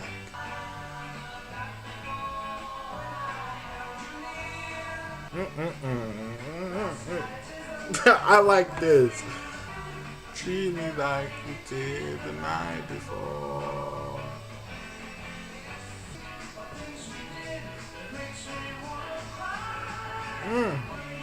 Okay, I think we figured out why this man needs help. Why he needs a friend. So somebody is fucking around with his heart, okay? I do not like in relationships when people, like, they're, like, real close-knit to you. When you guys are together, it's, like, the funnest time ever. And then when you get around people, that person starts acting funky. Ew. That is a terrible, terrible, terrible, terrible situation. I hate that. So he wants to be treated like he was the night before. Simple as that. And I love it. I fuck with that. He's just simply keeping it real. Okay? I love this so far. Let's keep going. The next song is called You've Got to Hide Your Love Away. Oh. Oh. Oh my. Wait a minute.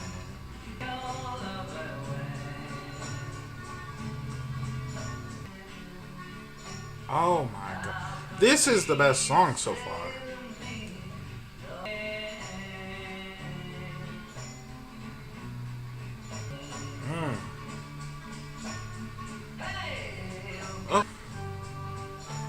Oh my. Take me there. These instruments. I love their slow, soft sound. You know, like, ooh, oh my god. So he's obviously having PTSD from the bitch not acting right the night before or whatever, you know. I love the messages behind these songs so far. It's really sticking. It's really cute. Not to mention those vocals on that song were beautiful. Oh, that production was also very sickening. That is my favorite song so far, but we need to keep going. The next song is called I Need You.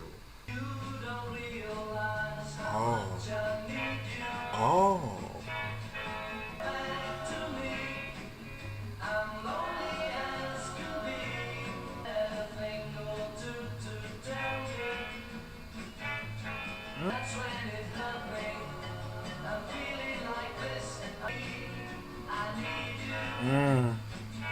I need you. I need you. Okay, you know, okay, I'm gonna say I don't think I like it better than You Got to Hide Your Love Away, but I might, actually. I don't know, but right now, those are the contenders for the top two right now. Bitch. I told you I love their sad music, okay, when they get sad. Okay. It's just interesting to hear that perspective and that sound that it was over. For example, in 2015, we got Adele, Hello. In 1965, they got this, okay? So it's just like, oh, you know, like you just have, I don't know, I can't explain it. But that beat was disgusting. That was like, I think that might have been my favorite beat. This production on this album is really sickening right now. He wants you to come back to see him. He wants to give it one more chance because he needs you, you know? And it's a heartbreak story. I love it. Let's keep going, though. The next song is called Another Girl. Where we... Okay.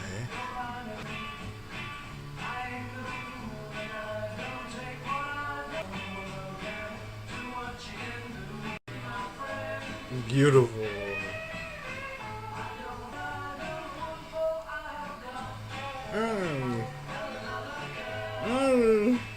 It's eating. The consistency of this album is eating. Okay. From him talking about this bitch is acting funny in front of people, act like you were the other night, you know, to I need you, gasping for this bitch, okay? To another girl. He got over it. He got to another bitch, you know. Shit, I got another girl. I'm one of the Beatles. You feel me? Like, there's hella bitches that want me. You feel me? So I love that. I love that perspective. But let's keep going. The next song is called Ticket to Ride. Ooh.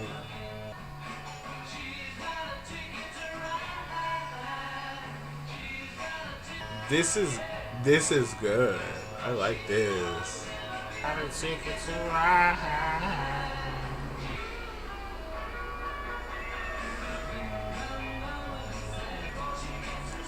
Goodbye. Oh! Take us. So the girl that he's talking about, I got another girl. The whole time he's not even over this bitch. And she got the ticket to ride. She's gone. She about to leave the city. Living with him is a mess, you know. It's toxic. Maybe he is toxic. He's our toxic king, maybe? But either way, she gone. She don't want to deal with it no more. And like sometimes that is what it is, you know. The story of this album is good. But let's keep going. The next song is called Act Naturally. Ooh.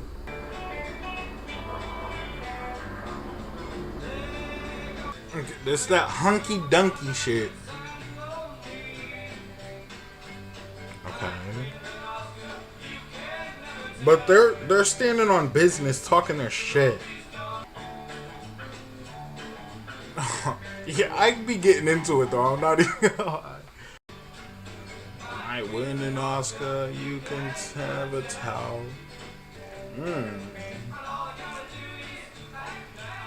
Okay, I might see it. I think I kind of get it, but maybe I don't. I don't know. Maybe it's a grower.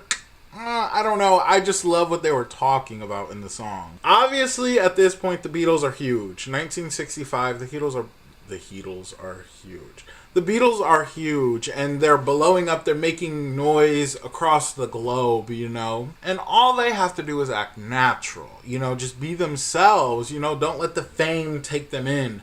Love that. They were making this kind of music way back then. Just don't let the fame consume you, okay?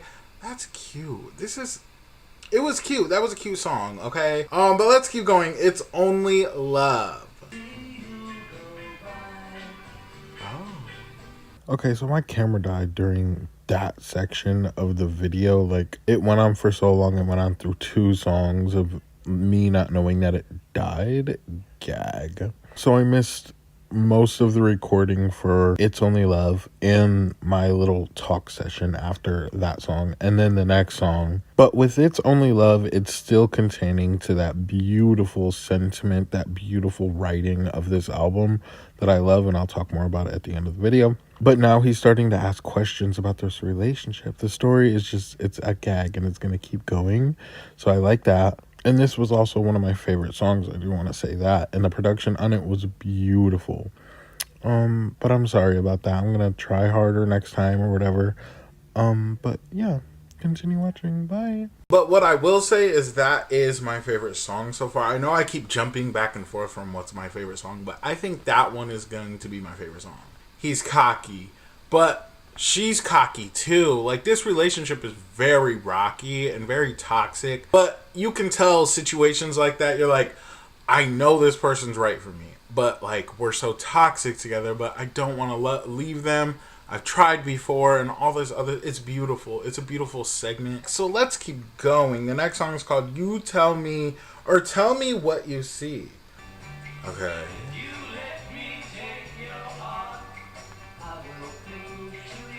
You put your trust in me.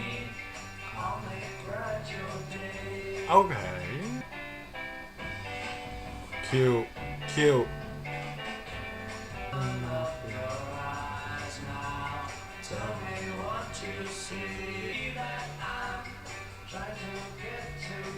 Oh my god.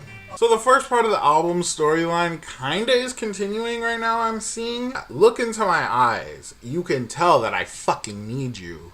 You know, he didn't say it that crazy. But that's what it's giving, you know? Because usually looking into people's eyes, you can, like, I guess you can see what they're really about. Some people have crazy eyes, okay? You know, and that's not... I mean, shit, I don't fucking know. I only want you. We may be toxic, but I want you. Gag. I'm gagged. He's very up forward and up front about what he wants. He needs you, bitch. But let's keep going. The next song is called I've Just Seen a Face. Oh my god, that sounds horrible, taunting. Ooh. Okay. He's spitting. Okay. Okay, he's... I don't know. The vocals are there. Cute. Okay, here we go. We're going back to that fast-paced shit that I just can't. I wish I could sit down with them. Let's go back to 1965. I'm about to sit down with the Beatles and tell them, listen. Okay. You know what? No, I keep doing this. I keep shitting on the fast-paced songs. But I know people that really grew up in 1965, that was their sound. Like I said, the Beatles just dropped a banger. Okay? I probably wouldn't. I don't know. Maybe I would have been a fan of it. It's just different times. But I don't know. The content of the song, though, was beautiful. And I want to say this. I'm going to talk about it more at the end of the video. But the production on this album it's up there, okay? And even though I didn't like the way the song was presented, I love the content behind it. The production of the song. The vocals on the song were beautiful. And what he was saying was a gag. But let's keep going. The next song is called Yesterday. I think I've heard this. I'm not sure, though. All my troubles seem so far away. Shadow hang over.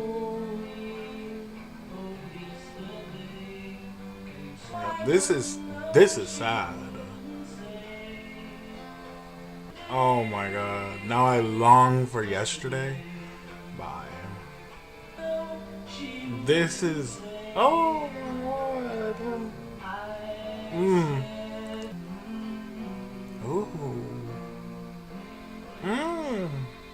Oh my god. Okay, I think I have heard that song in passing. There's parts of my family that actually listen to the Beatles. When they go to slow down their music, okay, I feel like I'm in the moment, you know. That was a very sad song, you know. You feel that energy in that moment and you just feed into it because it's the beats are so captivating, you know, especially for 1965. So something happens on a day, you know, and you'll never forget that day. And it doesn't even have to mean yesterday, you know. It's just the past. That's how I'm looking at it. Like something happened in the past and you just can't stop thinking about it. You can't get that out of your head, you know. And it's just, it's so sad because that can pertain to a lot of things. Obviously, he's talking about a love situation, but it could just pertain to a lot of things. And it's just very relatable and just very likable. Okay, but let's keep going. The next song is called Dizzy Miss Lizzie. Okay. Oh, this is the shit I'm talking about. I do be bopping my head though. Like, it's a bop, okay? I can't. I'm sorry.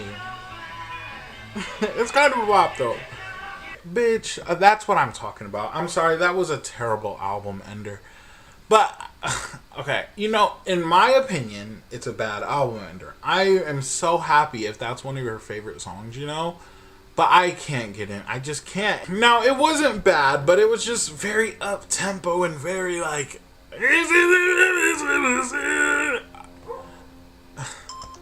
So let's get into my final thoughts, my ranking, and my top 5 of this album.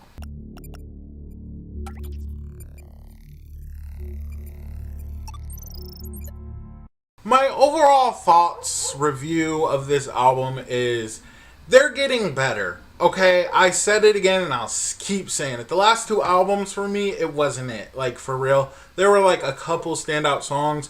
But that first album, I don't know if you guys remember, I loved so many songs on that album. Or even just the whole album is a banger. It's getting closer to that now. There's like 3 or 4 songs that I cannot bop to with this album. But it's getting better. I love the storyline of this album. It's very relatable, like I said, and it feels very closed circle, you know, open book, closed book type vibes. And it's just gonna continue to get better, and I can't wait to continue with the music. So I get my rating from these 5 categories on the album: vocals, production, consistency, writing, and album cover. Talk about the vocals on this album. I'm sorry, but they, because there's multiple singers throughout the album. I didn't really find any song that sounded bad vocally. They all sounded good. They all sounded like that classic Beatles sound, and I liked it. There was a lot more slowed down parts for this album, and they fit it really well. So I'm going to give the vocals on this a 9.5 out of 10. Okay, the next category is production. The production on this album, 8. Okay, it's not an 8 like the number, but they like ate it, they chewed it. It's a gag. But what I will say is I know they can get better, and I know it will get better, okay? From their last 4 albums, this is easily the best production that they've had. I mean, obviously they're getting more money, their new engineers are coming out and stuff like that, so the sound is sounding better. So I'm gonna give the production a 7.5. It's great, but I know it can be even better. Okay, so the next category is consistency, how well the album flowed into each other, and I will say they have great consistencies throughout their albums, but this one, at first I was like, oh, this story is eating. I'm like into the drama, you know. I was into it, but then they started just throwing these like songs. I'm like, wait, what? I just didn't understand. But overall, though, it was still a great, consistent album. It really consisted of a well put together story. But I'm going to give it an 8 out of 10. Now, the next category is writing. The writing on this project was so sickening. You really felt like you were there. Like I said, the vocals also put you like in the mood. It put you in there. That's why I gave the vocals so high of a score, because they were singing these beautiful lyrics so fucking well. It sounded solid. It sounded good. I understand why the Beatles who are who they are, you know? So I'm going to give the writing a 9 out of 10. The next category is the album cover. What I will say, I keep saying it, it's a very much theme with this video. They keep getting better and better. This is by far their best album cover. It's very creative, very bright, very out of the box for 1965. People didn't take album covers serious. I've seen some terrible album covers come out from back in the day. You know, even the 70s, people just weren't taking their album cover serious. But this is like, it's a project. It's a full body of work. They really want you to listen to it. It's beautiful. Now, I can't tell if that's like jeans on them or if it's just blue clothing, but it's just very beautiful. The colors come together very well. This is a very nice album cover. I'm going to have to give it an 8.5 out of 10. Now, if you take the score for all the categories that I named and divide them by 5, you get an 8.5 out of 10. And I can agree with that. It's a solid album. It's a very solid album. I don't see any problems with it. There's barely any skips. And the ones that I didn't like, I can see why people like them. So it's a very solid album. 8.5 out of 10 is perfect for this album. So my top 5 from Help by the Beatles is, in no particular order, is Yesterday, It's Only Love, You've Got to Hide Your Love Away, You Like Me Too Much, and Tell Me What You See. Was that 5? I think that was 5. These songs stood out to me. I one of the songs that stood out to you, of course. So let me know your comments down below. And if I'm right about putting yourself in a different perspective of somebody that was musically aware in the 60s, just like, you know, if those songs that I really don't like are bops or not. You know what I'm saying? I just want to know your guys' thoughts on everything that I said. But make sure you guys like and subscribe because we're going to be coming back next week for a Rubber Soul review. It's called Rubber Soul. I'm excited. I love this journey. It's so fun. It's so fun and quirky. But make sure you guys like and subscribe. And I guess that's it. Bye, motherfuckers.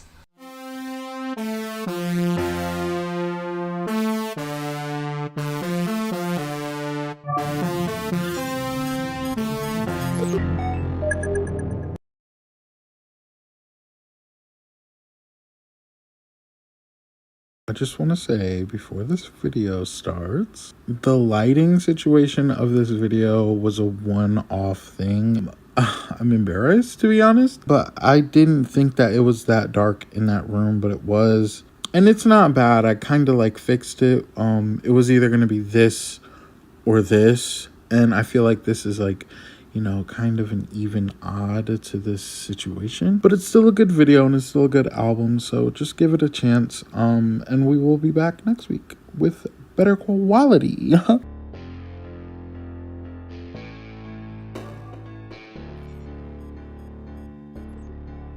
Hello, motherfuckers. Welcome back to my motherfucking channel. Today we're going to be reviewing Rubber Soul by the Beatles. Give it up for the Beatles! Baby, I'm excited. So last week we listened to Help by the Beatles. It was beautiful. It was soulful. I loved it. And I'm just excited to keep going. So make sure you guys like and subscribe before I start. And make sure you guys like the video so I can reach a wider audience. So I can just show people that not only people that were born the last century like the Beatles. I was born last century, 1998. Ooh. But it doesn't matter, you know, young people can listen to the Beatles. Let's go.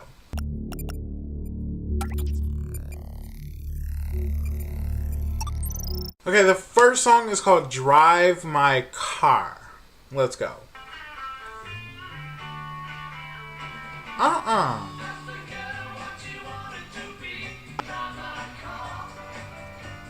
Yeah, okay.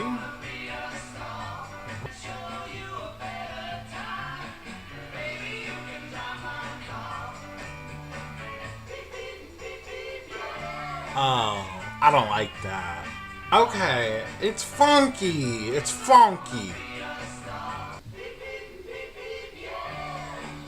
No. No. You know, bitch, I'm kind of upset right now. Upset with them. But I can't be. Once again, these people were born in the early part of the century, you know. To them, this was a bop. This was a gag. This was a banger. But that, I can't. I did not like that song. I don't like their fast-paced, bumpy, beep, beep, yeah, what? I don't like that. But, you know, it's coming from a different time. I'm putting myself in that perspective. It's not turning me away from this album whatsoever because I know there's going to be hidden gems in this album. So let's keep going. The next song is called Norwegian Wood. This bird has flown.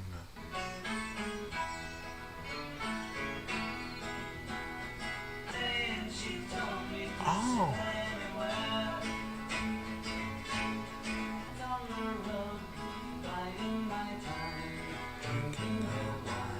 This is good.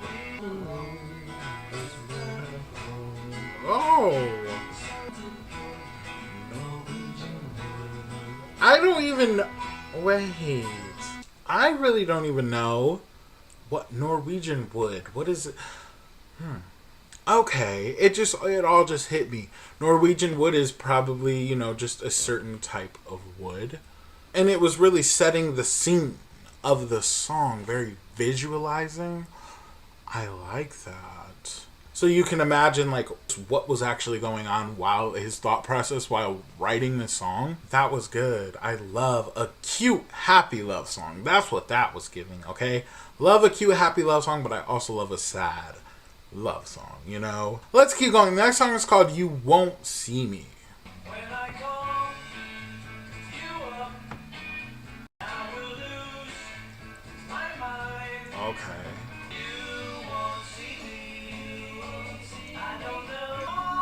The background. Oh, I don't have much to say. This, oh my god.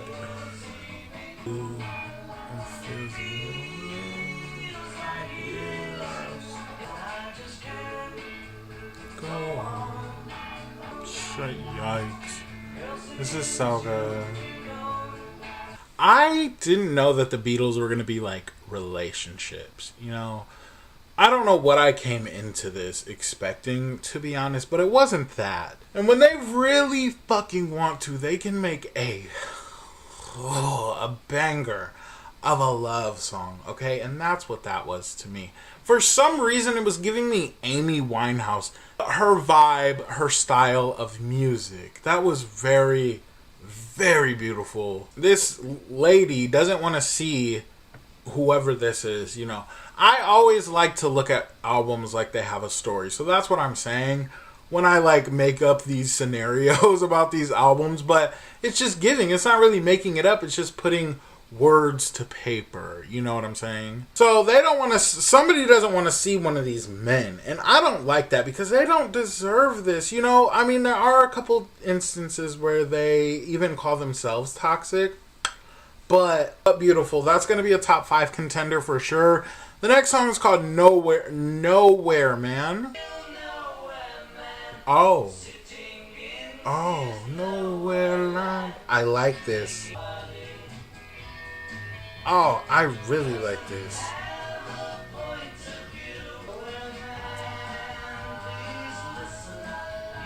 Oh.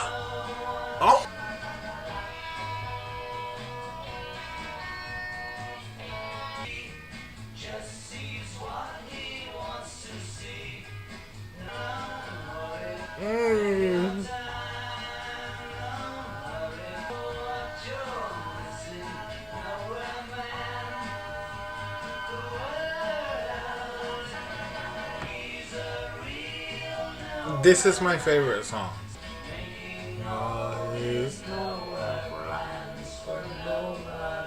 Oh my god. That was the best fucking song on this album, at least. In the sense of lyricism, in the sense of storytelling, in the sense of relatability. That was a beautiful fucking song.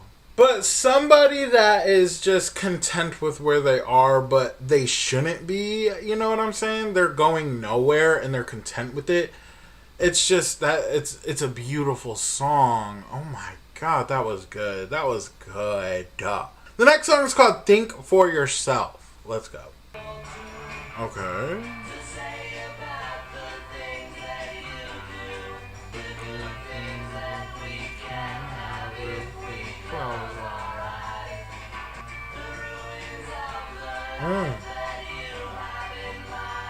Oh my god.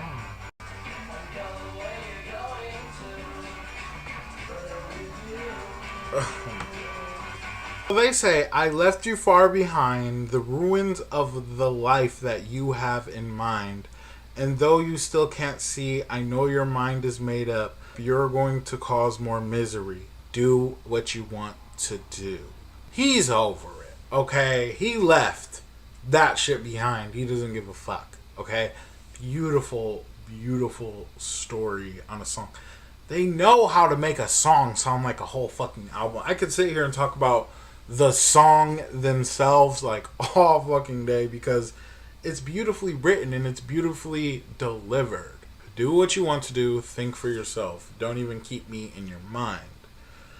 Baby, they're eating. Let's keep going. The next song is called The Word.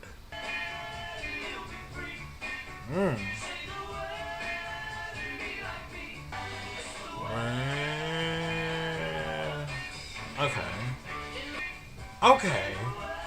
Wait, I might get it.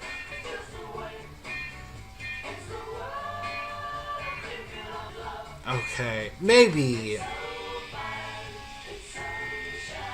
Really wanted to love that song. Me and this song, I just heard it 2 seconds ago. have a love and hate relationship, okay? The beat of that song was great, okay? And I know I always say I don't like their fast-paced songs. The content of the song itself, the lyrics and whatnot, was beautiful. I think that those words, this song is called The Word, by the way, those words on this song should have been used for a slower sounding song. In my opinion, okay? I may be so wrong right now. Somebody's probably dragging me. But that's just how I feel. That didn't need fast-paced, but I like that fast-paced beat. That's why I'm saying we have a love and hate relationship, okay? Just say the word, you'll be free. Small, but very nice sentiment. It was a cute song. I just can't say it was a beautiful song, okay? But let's keep going. The next song is called Michelle. Okay. Hold on. Oh.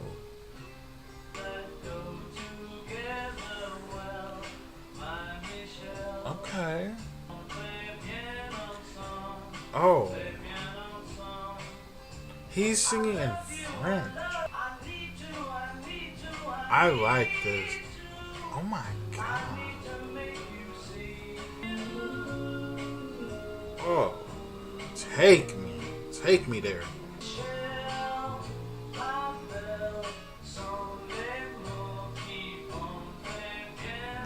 I love when people incorporate different languages throughout their song. Some of the song is in English and some of the song is in a different language. In this case, I'm pretty sure that was French. And I think it was incorporated beautiful into this song. That was also one of my favorite songs on this album so far. And you know, they have a song, I'm pretty sure it's on their first album. It's called Anna Go to Him or something like that. Why are all their songs that are named after a woman so... Like, they haven't missed, because Anna Go to Him was one of my favorite songs from their first albums, and this is going to be one of my favorite songs too. It feels very personal, you know? Just the way he's singing alone just feels personal, but the lyrics also indicate that it's very personal. It's just... Oh my god, I don't know. Those vocals were fucking beautiful. But let's keep going. The next song is called What Goes On. Like, what's up, I'm guessing. Howdy. Yeah.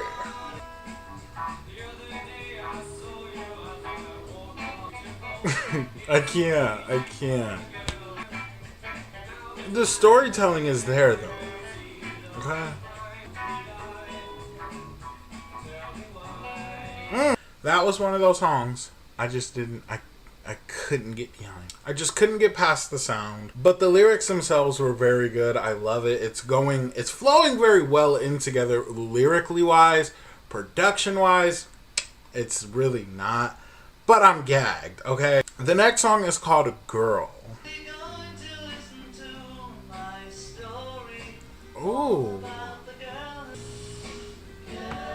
Oh my god!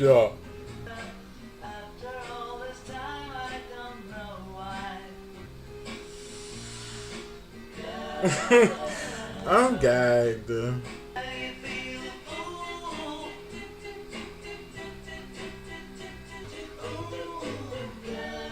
Bye.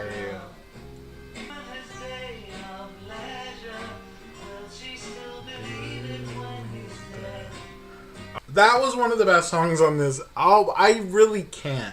Okay? It's like we go from to period. You know? Like, I can't. I really cannot. It's just, it's a lot for me to keep up with. But I love the simplicity of the song. It's just called Girl. And he's describing a girl that you walk past and you say, oh my god, you look good, girl. She's like, I know. You know, she's like that kind of girl. A bad bitch, okay? He's in love with a bad bitch. We love that. Oh my god. Let's keep going. The next song is called I'm Looking Through You. Ooh.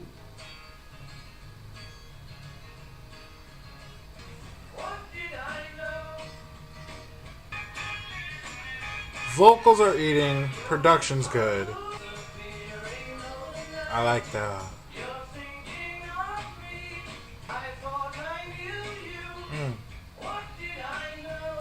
Okay, it's that love and hate relationship thing again. Like, seriously. The song is good. I just don't like that beat. I don't like the sound. I don't like that at all. The lyrics were good. He says, love has a nasty habit of disappearing overnight. I'm looking through you. He sees it for what it is. He can see the future almost, you know, because if you can see stuff for what it is, you can already predict the outcome of a situation. Of a situationship, of a relationship, of a friendship, you can just see it. If they're seeing through you, I love it. I love the thought process behind it. I don't like the song itself. But let's keep going. The next song is called In My Life. Oh. I'm already here for this. All my life, though some have changed, Still can't recall. some are dead and some are living. Oh. You. Okay. Memories lose their meaning. Oh my god. I love you. Okay.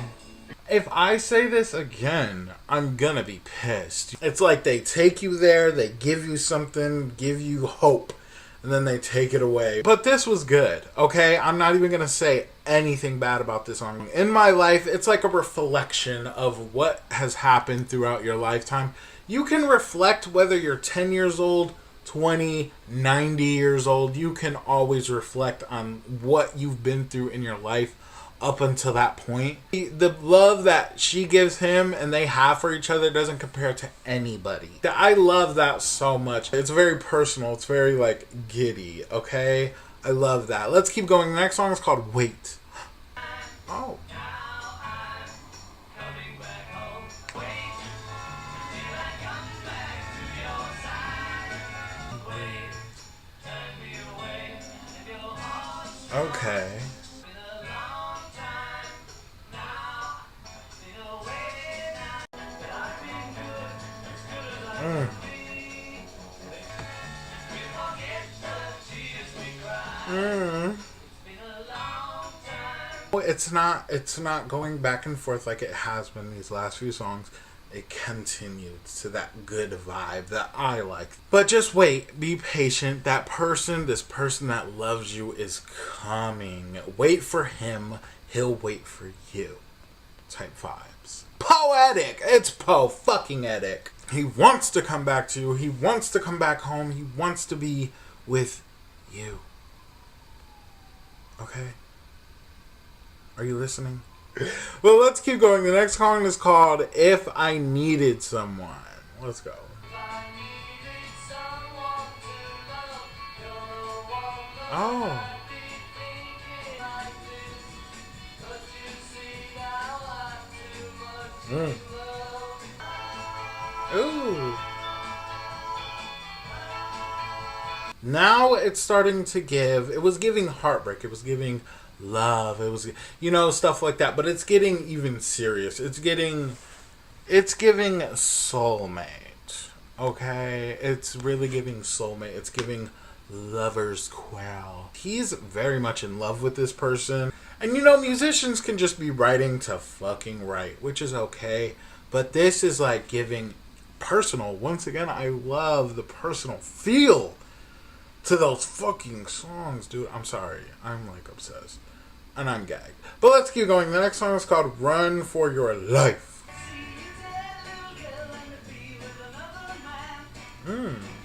I'm confused, but... Oh, okay. Okay.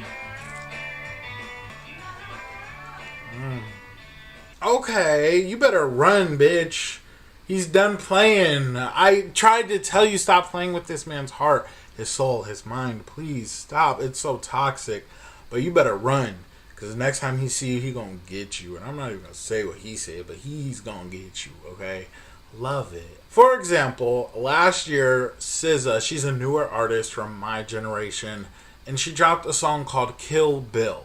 She's over the toxic ex shit. Over it. And so was he. That's the thing I love seeing in these older albums. So it's just interesting, the perspective of going back and just being like, oh my god.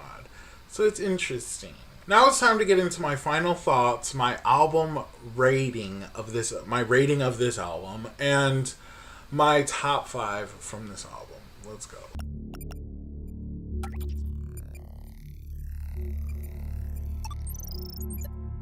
Okay, my overall thoughts for this album is I love it. I actually enjoyed this album. I wouldn't say I enjoyed it as much as I enjoyed the one last week. I don't know how to speak right now. But it was still good. It's still up there. I feel like the rating of this album may or may not be good. I'm not sure. But it was solid. It was a very solid fucking album. With songs like Nowhere Man and Michelle, you know, it really pulls this album real deep for me. Some of the best songs I've heard from the Beatles are on this album. But then it's just choppy, you know. But it's still very fucking good. So far, this is their best production on an album I've seen so far.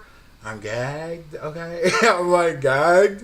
And I love that. It's giving that they're growing as artists even more. Even though this song, or this album, and the album I listened to last week were dropped in the same exact year, okay? It's still giving growth. It's still, like, their voices sounded better on this album than the album I listened to last week. The production sounds a little bit better, you know? It's just, it's really coming full circle at this point. I love the process that they're doing on these albums. Love songs, a little bops here and there, but this one was really gagged, okay? But there was those songs, okay? I keep saying it, but there was those songs I did not like and I just couldn't get through. So my rating of this album is going to come down to vocals, production, consistency, writing, and album cover. The vocals on this album were really fucking well put together. I really liked it because there was those songs that I consider some of my favorite Beatles songs ever on this album. So the voices, it sounded really beautiful. So I'm gonna give the vocals overall a 9.5. Or I was gonna say 9. Should I say 9? I'm gonna say 9. Okay, they were really good vocals, but I know they're just gonna keep getting better. Okay, now the production on this album, once again, right along with the vocals, are going hand in hand when it comes to it getting better over time. This production was really sick. It was really solid. Especially the sadder, more slowed down songs. I feel like those produced songs are just, they're so hard to come by, you know? And they were delivered very well. Very much, I'm obsessed with those songs that I said I'm obsessed with. But that's why I like those slower songs better, because back then, that fast tempo, it just sounded like bad quality. Even though it was great instruments being played. And it's beautiful for what it is, okay? It's beautiful for the time, but I cannot get into the fast-paced stuff from this time. But that slow shit, I can every day, mama. So I'm going to give the production an 8 on this album. Now the consistency of this album, how well it flowed together, I'm going to have to give it a 7.5. They really have trouble with putting the songs where they need to go, okay? It's just not giving, like it doesn't sound good on the ear.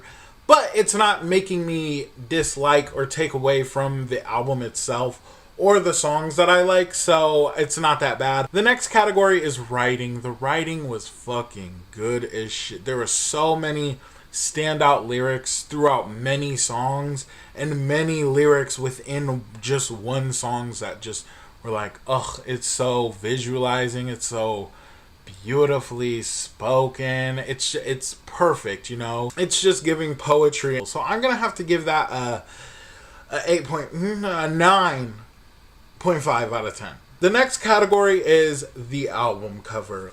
I'm going to be real, I don't like it. It's groovy, you know, it looks groovy. For that time, maybe it was like, oh my god, they ate, you know? And I see where that's coming from. I just don't like it. Coming off from the Help album, that album cover was spectacular to me. It was very creative, very well thought out, but this one is just boring. It's boring. I do love the colors though. The green, it looks green, like a green hue, and then this orange bold groovy letters. It's kind of nice, like aesthetically, it kind of looks okay. But I'm going to have to give the album cover a 7 out of 10. So if you add all the categories together that I just named and divide them by 5, you get a total score of 8.1 out of 10. I think this album is a well-deserved 8. I haven't seen a 10 out of 10 Beatles album yet. Like, everything is 10. It was beautiful and a lot of parts that were beautiful, but there were parts that it was like, is this really worth it? But it was still good overall, you know? My top 5 in no particular order from the Beatles' Rubber Soul is If You Need Somebody, Norwegian Wood, Nowhere Man, Michelle, and Girl. Those were my songs that stood out to me. I want to know the songs that stood out to you, of course. There's no really bad choice when it comes to your own top 5, so it's like, whatever. Make sure you come back next week, because we're going to be dipping into Revolver by the Beatles, and then the next week is going to be Sgt. or Pepper's Lonely Hearts. Is that an album? I don't know. Let me know the next few albums, so I know for sure. But yeah, that's what we're going to be doing for the next couple weeks. Make sure you guys like and subscribe, and make sure you like so more of an audience can see this video and know that everybody can listen to the Beatles, okay? There's not a stigma. But I guess that's it. Make sure you guys like and subscribe. Bye, motherfuckers.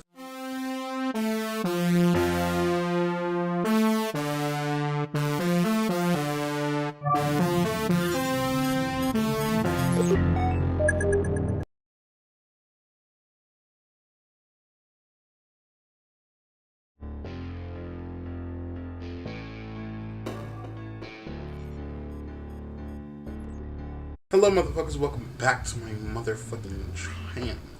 Today, we're going to be reviewing the Beatles' Revolver album. Are we excited or what? I, for one, am excited. Last week, we went to Rubber Soul. The week before that, we were... What is that album called? Help. Oh my god. Gag. Both of those albums were pretty solid, pretty good albums. This one came out in 1967, so the production, everything is going to be... It better be better. Or is it 67 or 6? It's 66. But before I get started, please like and subscribe. Please make sure you like the video because it spreads out the video. And I just want more people to understand that the Beatles are timeless, okay? They have some great bangers, okay? And I want to spread the message that younger generations of people can also listen and enjoy the Beatles, you know? But let's get into it.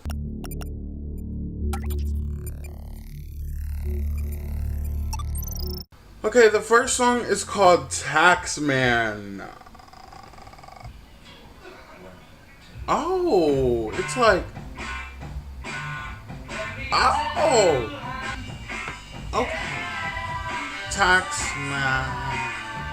Oh!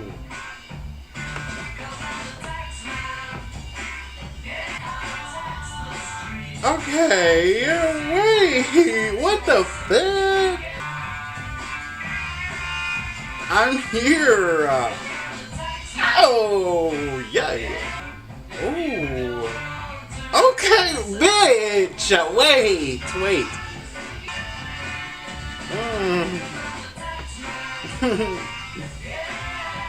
That just went against everything I have been saying literally since their first album. I don't like the fast-paced stuff. To me personally, it just didn't sound good.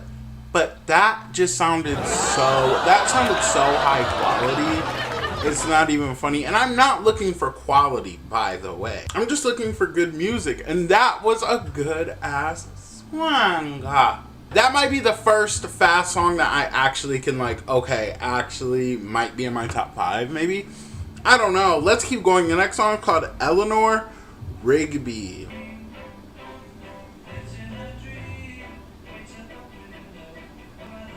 What?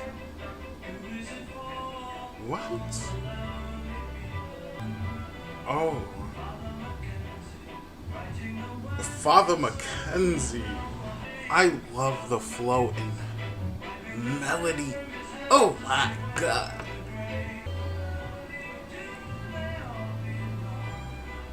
Oh, that was good. Oh my god. What? So far, right now, I want to say this is... I always say this at the beginning of the videos, you guys gotta stop me, but so far, I think that this might be my favorite album. Based off the music, just alone. Oh my word, that was good. Again, I don't know who Eleanor Rigby is, but it's just like, oh, God. But I do want to say, okay, I know I'm like gagged by that song because it's a gag. That was a gag song, but it's giving like morbid and like kind of like sad a little bit. This lady, Eleanor Rigby, died in the church and was buried with her name. Nobody remembered her after she was dead type vibes. Oh my gosh, it's sick. I need to know more about the song. Like, what's going on? I don't know. Was beautifully constructed. I loved the sound of that song. So far, that's my favorite song so far. I will be honest. But let's keep going. The next song is called "I'm Only Sleeping."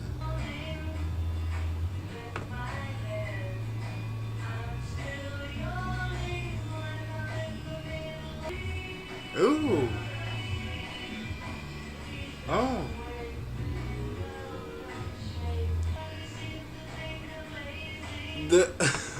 I can't.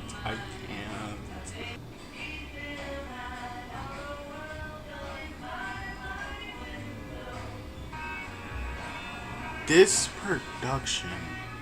I'm gonna keep saying it. It's gagged. Bitch.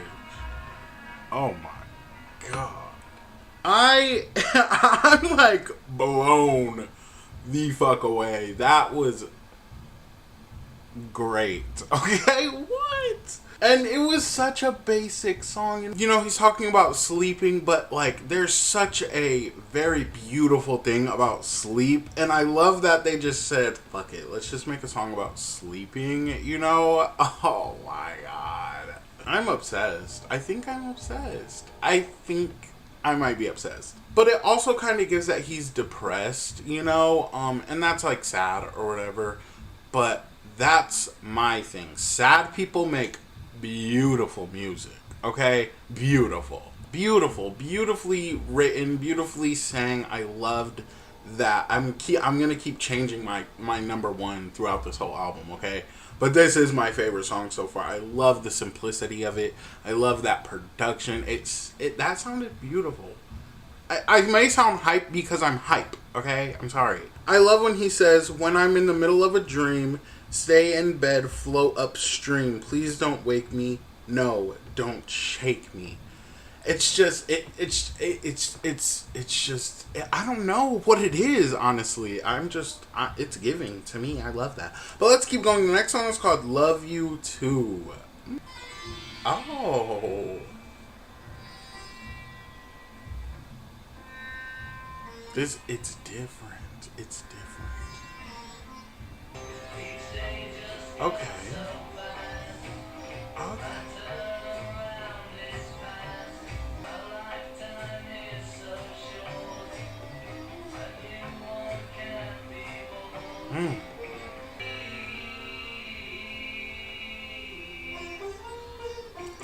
Oh my god.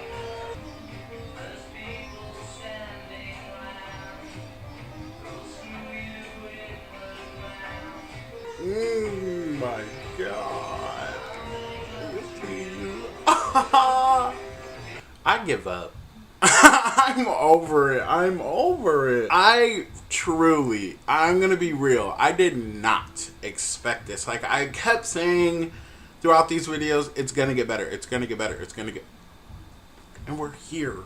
Okay, we're here. Every song so far is beautiful. What the fuck? First of all, I want to say it's beautiful. The message is beautiful. It's there. Life is too short. Don't take things for granted. If you are very eager to do something, as long as it's good, okay? I'm not condoning crazy shit, but as long as it's good and you feel like in your mind, your brain, you need to do it, do it. Don't take no chances. Just do it. Love it. I'm gagged by the message, first of all. But that hypnotizing beat, what were they thinking? I'm truly, I did not expect this at all. It's like a decade ahead of what I was thinking, you know. It was so psychedelic, so moving, so beautiful. So far, this album is a great album to kick back and just, you know, smoke a little something to, you know. I'm gagged. But let's keep gagging together. Because the next song is called Here, There, and Everywhere.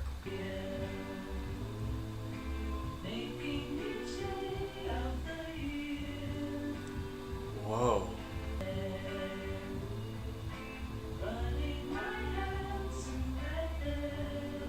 Oh, it's beautiful. Wow.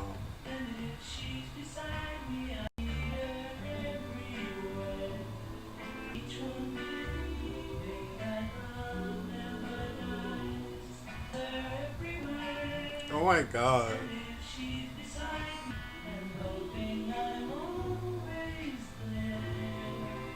That was good, okay? I always say I love their good songs, or their slow songs. So I'm not surprised whatsoever that was good, okay? But this might be the first time on any of these albums that I would say that the faster paced songs were better than that song. But that song was really good. I really don't want to take anything away from that. It's a really beautiful message. He needs you here, and if he loves you, he needs you there. And if he wants you, he needs you everywhere, okay? Like, I love a good love song, and it was sung really beautifully.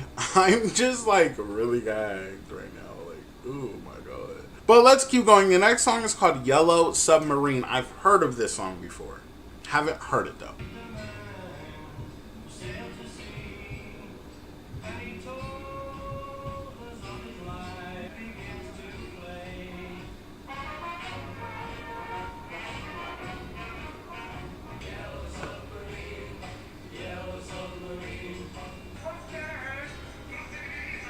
Is this Hitler? Okay. I may have spoke too soon, but at the same time, I have not lost any hope in this album. And you know what? I'm probably gonna get dragged for this. I don't understand that song personally, but this song is one of the most popular songs on this album. There's a star next to it on Apple Music, so I just know that people love this song. I just don't get it. I don't get it. But the quality sounded good. And the vocals were good too. Like, it was sung beautifully. I don't think that song is for me. Maybe it's a grower. I don't know. I just don't want you guys to be mad at me, you know? But the next song is called She Said, She Said. Okay. Oh.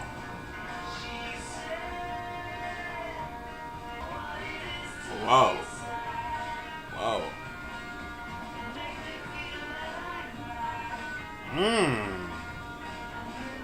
This is good.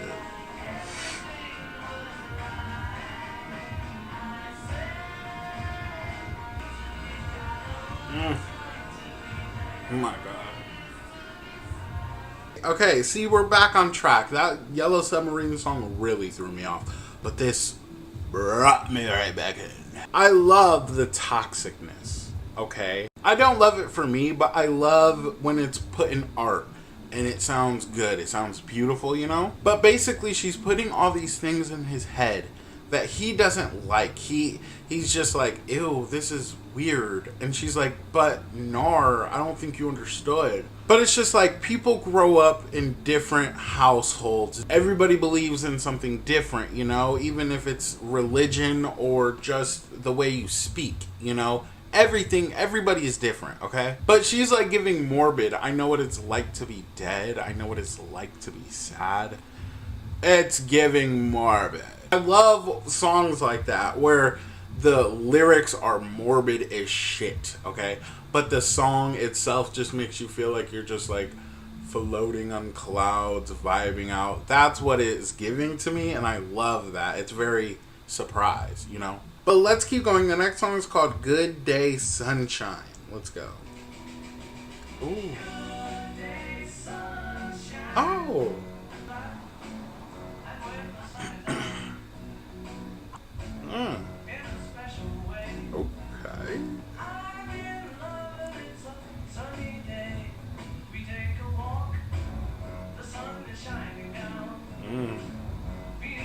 we're going through the day. Okay. I love that. I loved that. Okay. The simplicity of a simple song is just, it's wonderful. Okay. We do love them deep, gritty songs though. Of course we do. But I love a simple song as well. We were going throughout their day and talking about how well it's going, and it was just a good day. I thought we were going to take a twisted turn for the worst, but we didn't. And I'm glad we didn't, because that was really fucking good. And it just speaks volumes about simple songs. Like, it was a good, happy song. I love songs that just make you feel happy, you know? Like, it was a good day today. Okay, sorry about the scenery change, but my camera died, and we're just going to keep going like nothing ever happened. So let's keep going. The next song is called And Your Bird Can Sing. Okay.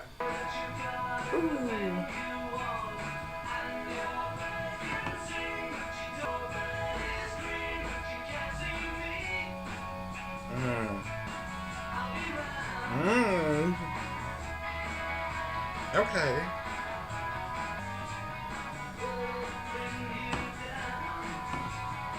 Can you swing?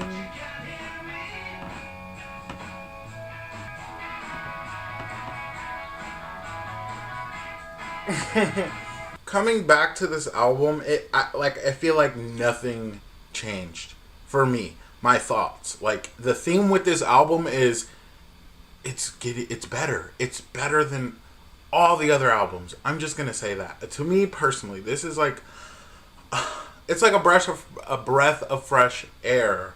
Okay, that was a fast-paced song. You guys know me. I don't like the fast-paced stuff. But maybe it was just I didn't like the early fast-paced stuff. I'm starting to see it now. That was a bop. I felt Looney Toony, you know, like just, you know. But I want to know, like, okay, your bird sees green. What does that, like, what does the bird represent? I want to know. I love hearing your guys' feedback in the comments. But that song was really good. I really like that. Very upbeat, very just happy vibes. And coming off from Good Day Sunshine, and I'm not gonna lie, my camera died days ago, okay? This is like 4 days later, and I've been listening to these songs on this album just in my free time, you know, like when I'm playing the game or like cleaning up, you know. Love You Too is one of the best Beatles songs ever. Okay, just want to say that. But let's keep going. The next song is called For No One.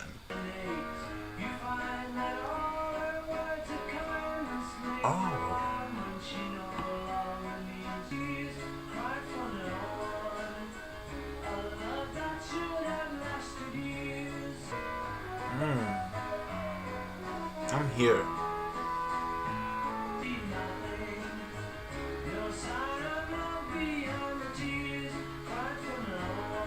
Oh my god.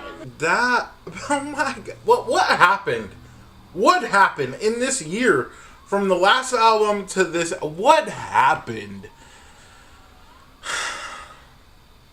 I'm perplexed. That kind of just was like, made me like a little sad, you know? Because this lady, this girl just thinks that she belongs to no one. Or not belongs, that's like weird. Yeah. But she thinks that there's no one for her. And like you can see it in her eyes, you can see it in her face, and that's just, it's really visualizing. Their lyrics have always been good, but I feel like now the quality is catching up. So it's just like the best of both worlds. That was very morbidly beautiful, if that makes sense, you know? But that's one of my faves. I'm loving every single song on this album so far. And within that, her thinking that she's for no one, she also has this perspective that she knew somebody from the past, and she, like, there'll never be somebody like that again for her. And it's just like eating, you know? I love that. Very cute song, very nice perspective. But let's keep going. The next song is called Dr. Robert.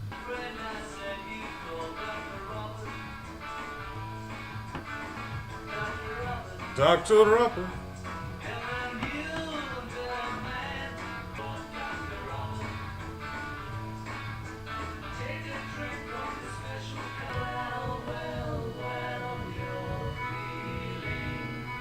Oh. Yes! Yes!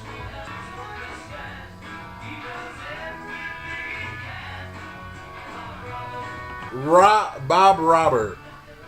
I thought it said Rob Bobber. Okay, I have a theory about this song. I don't think there's a real person named Dr. Robert. I could be wrong. But I think that he's speaking about alcohol. No? You know, like, am I reaching? He makes you feel fine. He helps you when no one can. I don't know, because alcohol is a depressant, okay? You drink it, you think you feel good, but like it's just making it worse, you know? I don't know. Maybe I'm wrong. Somebody let me know. But that was a bop, okay? And if that was on any album before this, I feel like the quality just wasn't up to par. But it was good here. It was really fucking good here. I have nothing bad to say about that song at all. Dr. Robert. I'm just bopping, okay? I'm loving this journey, okay? But let's keep going. The next song is called I Want to Tell You. Let's go. Guitars. Oh, the drums.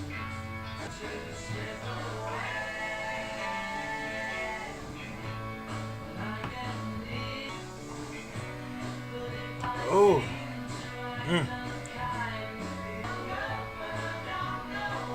Oh my god! I love this!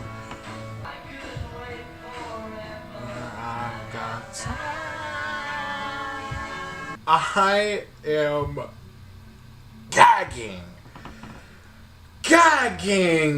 First of all, I love when there's a song and it sounds like they're speaking directly to someone, okay? It feels personal.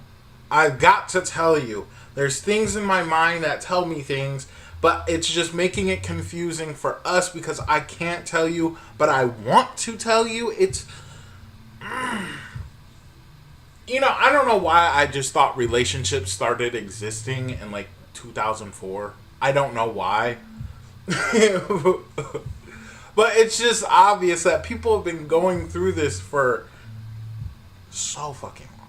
I love that. Well, let's keep going. The next song is called Got to Get You Into My Life. Let's go.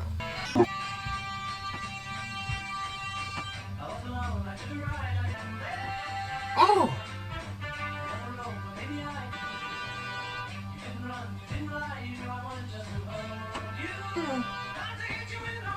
Oh! Wait!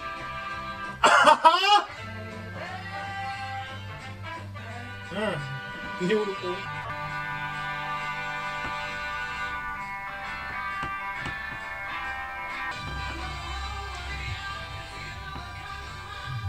Oh, I don't even know what to say. That was one of the best performances of vocals I've seen from the Beatles. Somebody tell me who was singing that song. I was gonna say at the beginning of that song, I wasn't really like feeling it all that much. I like the message, the lyrics behind that song is really, you know, beautiful, personal, like I always say. But then he started getting his rasp on. I was like, wait, this is good. And then mixed with that beautiful production that's going on, it really made it feel full circle. And now, at the end of that song, that's why I don't judge songs at first. Well, okay, that's a lie. If a song sounds bad within the first 10 seconds, I feel like it's gonna be bad. But there's sometimes that's not true, okay? And that was that with this. I wasn't sure, but now I am. That was really fucking good. And that felt more rock and roll, okay? Like, they have rock and roll songs that they sound rock and roll, and I know rock and roll was different from what people that were experiencing the 80s rock, you know, sounded compared to this. And I'm not comparing the two because it's two completely different, you know, just feels, okay? And I see why people liked it. I love that. I love understanding, okay? That's what I think it is. I just love understanding, and I understand that, okay? It was good. That was good. But let's keep going. That last song is called Tomorrow Never Knows.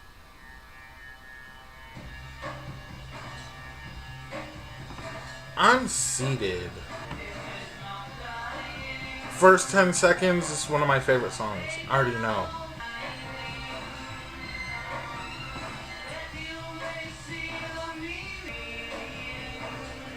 Oh my god.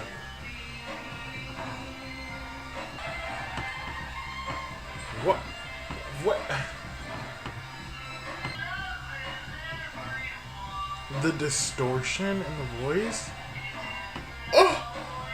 Oh!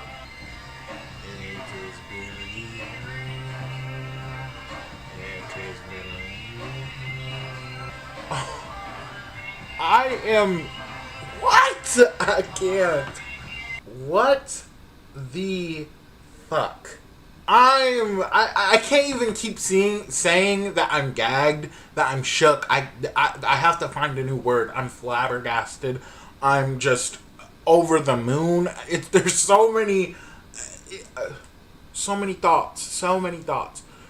Mr. Beatles. That was very psychedelic. One thing about me is I love psychedelic music. This was the first album ender that I will say 8. Top 10 out of 10. 10 out of 10 album ender right there.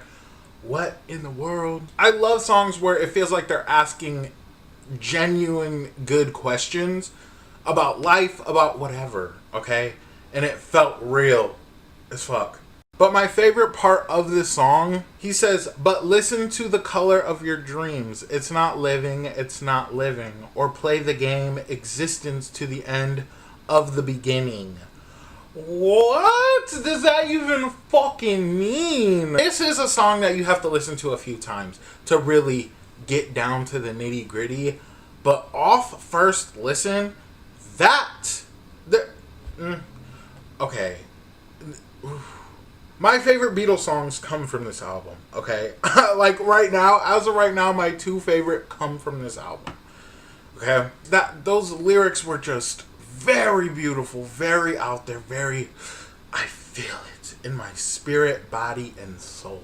Not knowing what goes on tomorrow, just being in the being, living for just to live, really asking those important questions that we all have but are scared to ask, and they made it into a song. It's just I love this music, okay? But let's get into my final thoughts, my top 5, and my rating of this album. Let's go.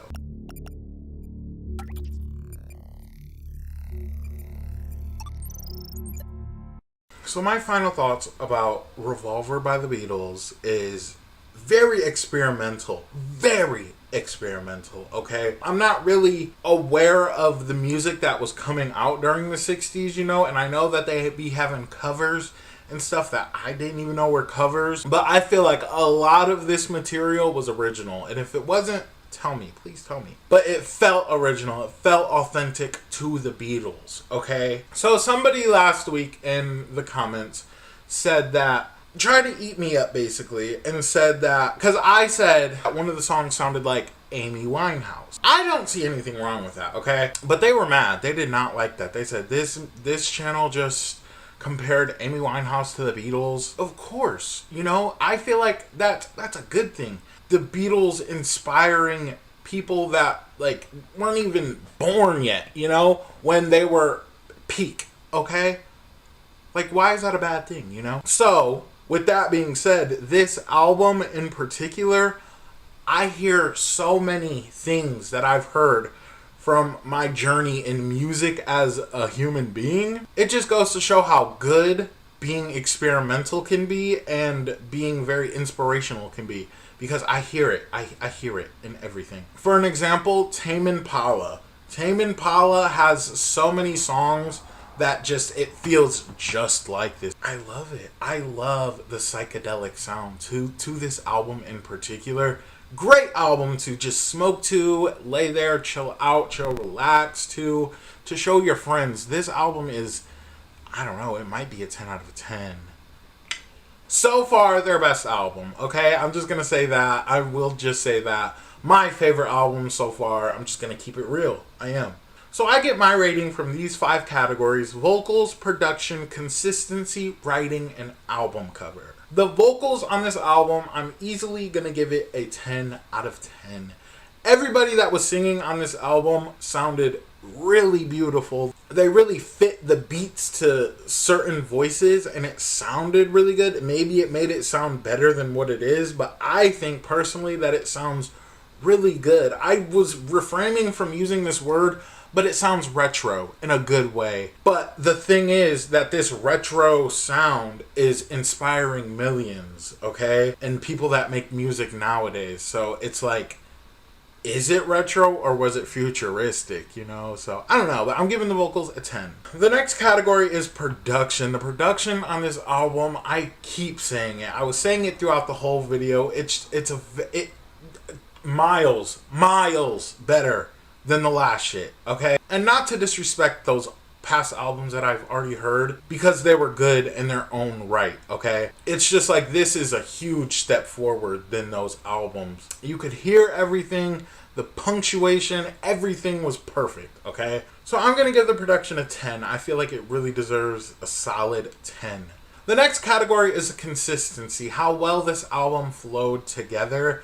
I'm going to give that a 9.5 out of 10. I really don't have any complaints about this, just the flow of this album. I just feel like 1 or maybe 2 songs could have been switched out to make it sound even more solid, but no complaints. So you know what? I'm going to give it a 9.8 out of 10, okay? The next category is writing. Now, the writing on this album was just sickening. There are so many standout lyrics. There's so many standout lyrics, from Eleanor Rigby to I'm Only Sleeping to Love You Too to For No One to Dr. Robert. Like, there's just so many really well-spoken lyrics and very understandable and relatable. And it just felt really solid and very replayable. So I'm going to give the writing a 10, I think I said. A 10.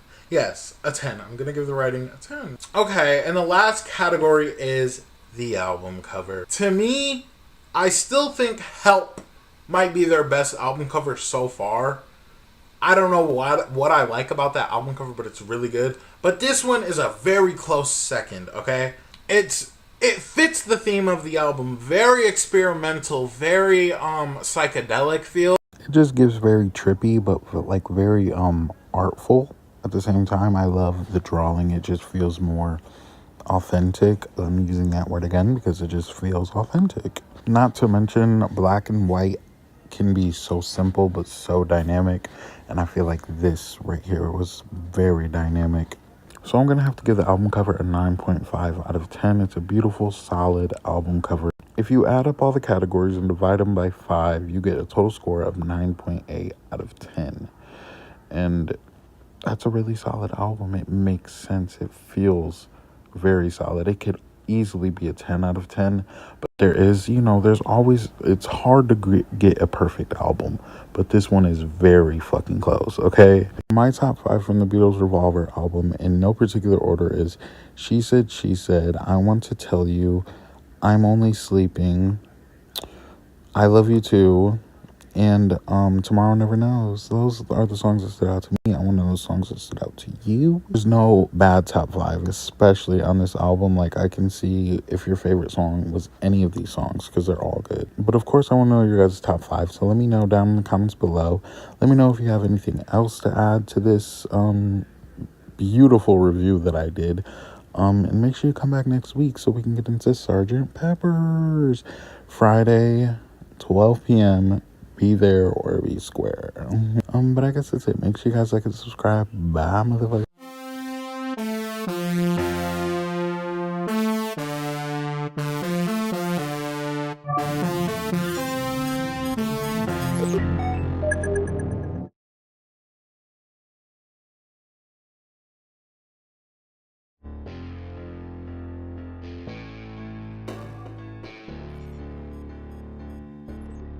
Hello, motherfuckers. Welcome back to my motherfucking channel. Today, we're going to be reviewing Sgt. Pepper's Lonely Hearts Club Band. That was a mouthful. Okay. So last week we listened to Revolver by the Beatles. Things changed, okay? They changed. And it was unexpected, to be honest. I wasn't expecting it. But I'm glad it happened, okay? Because we are going to be finishing all the Beatles albums. This is my Beatles series. So welcome back. So before I start, please like and subscribe. It helps spread the video so more and more people can understand. I'm sorry, the Beatles are timeless. You know, I'm not even sorry about it anymore. The Beatles are timeless, okay? This music is fucking good. And it's just getting better, okay? So I can't wait to keep going. But let's go right now.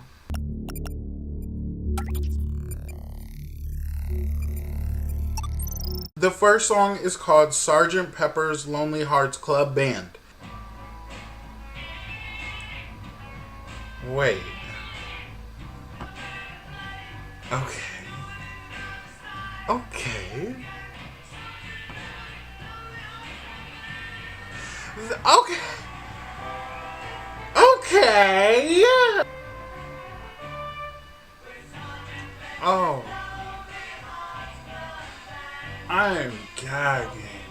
Sit back and let the evening go.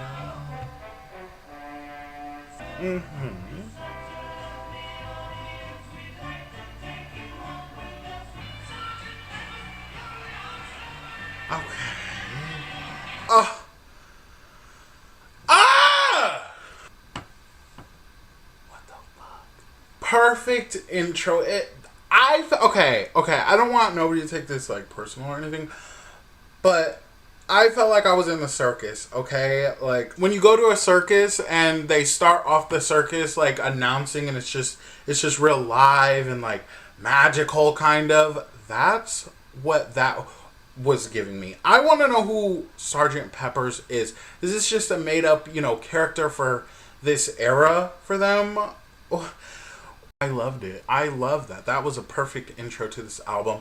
It felt really live. It felt really, come in here, we're about to gag you. And I'm in here now and I'm gagged. Like, what the fuck? Different. It's already different from all the other albums, even Revolver. This is what I was begging for. I'm gagged. The instruments all sounded good. It was beautiful. That was a great starter, great intro to an album. I'm gagged. Let's keep going. The next song is called With a Little.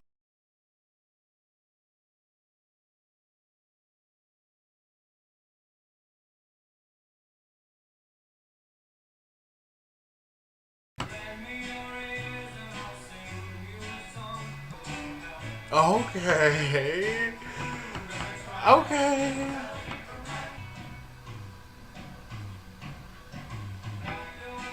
I'm gagged. Oh my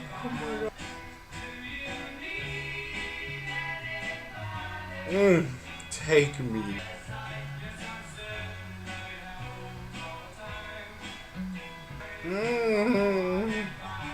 Oh my god.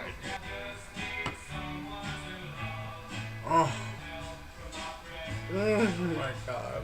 What? Where? What? Oh my god. Okay. Oh, I'm sorry. Okay, I don't mean to joyous myself over. I'm not overreacting. I know this is a reaction, but I'm trying not to overreact. It's a gag. They are gagging. It's genuine. I'm sorry. I'm like genuinely shook as fuck right now. So in the last album, Revolver, there was a song called I Want You in My Life or I Need You in My Life. And I thought it was a love song, okay? But in the comments, you guys gagged me.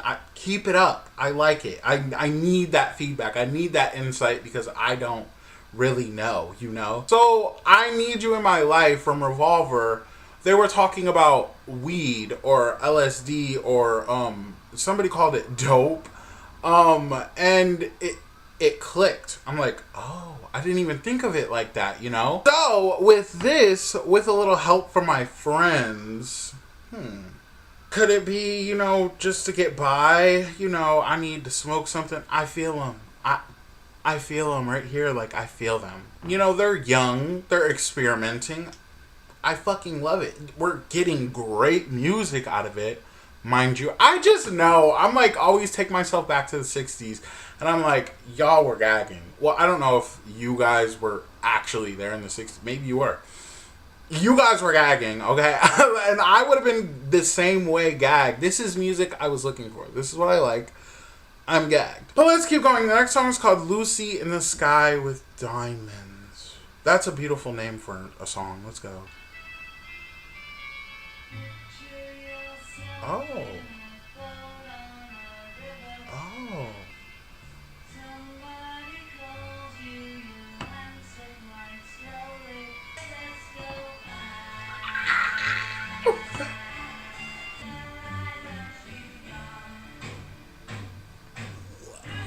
What the?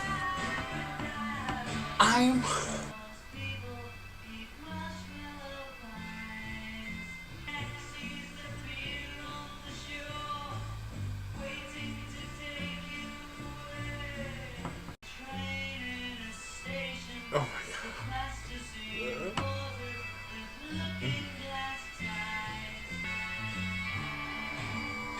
Oh my god. Oh my god. Shit. What in the fuck? Where am I? Oh my god. I can't keep saying this. I have to stop saying it. But like Lucy in the Sky with Diamonds, that's one of my it's right here, okay? The song itself was beautiful, okay? I love a visualizing song. For an example, they started off the song with picture yourself in a boat on a river with tangerine trees and marmalade skies. Someone calls you, you answer quite slowly. A girl with kaleidoscope eyes. What the fuck? I love lyricism like that, okay? And already, based off the 3 songs that I've already heard, the lyrics, the writing on this album, I'm gonna give it a 10. But we're gonna save that for the end of the video for my ranking or whatever. I'm completely blown away. I'm gagged. The drums, they just invited you. You know, you just feel invited to be a part of this song. You want to know this Lucy bitch, you know, with the beautiful kaleidoscope eyes that were just gagging the boys, okay? What? The vocals, too, sounded... I don't even have words for it anymore. I'm just flatlined, okay? Let's keep going. The next song is called Getting Better.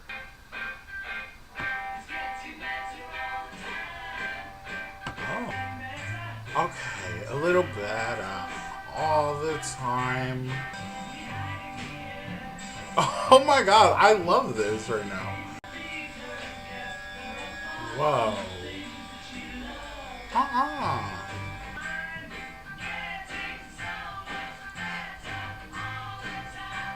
Overall, it just felt good. I love songs like that. I just feel good. It has a simple message, and it's true. Okay. Somebody told me a few years ago, like 5 years ago or something like this, that things always just end up okay. You know, certain situations. You know, obviously not every single situation, but most of the time, everything ends up okay, you know? And that's how my outlook on life is. If I'm in a bad spot, it's okay. It's going to get better. And the Beatles have been saying this since the 60s. You know, I'm sure they're not the first one to say it, obviously. But this song is so iconic. First of all, I'm pretty sure this is one of the most covered songs of all time. It was the mid to early 2000s. There was a live action Cat in the Hat, and this song was played in that movie. And, well, it was a cover, but look, I didn't know that. I thought that was an original. So I'm gagged by that. It's very iconic and very global, obviously. A hit that stuck for decades, okay?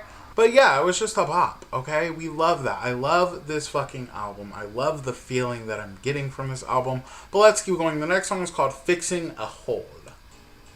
I'm fixing a hole where the rain gets in. The melody. Oh, it's eating.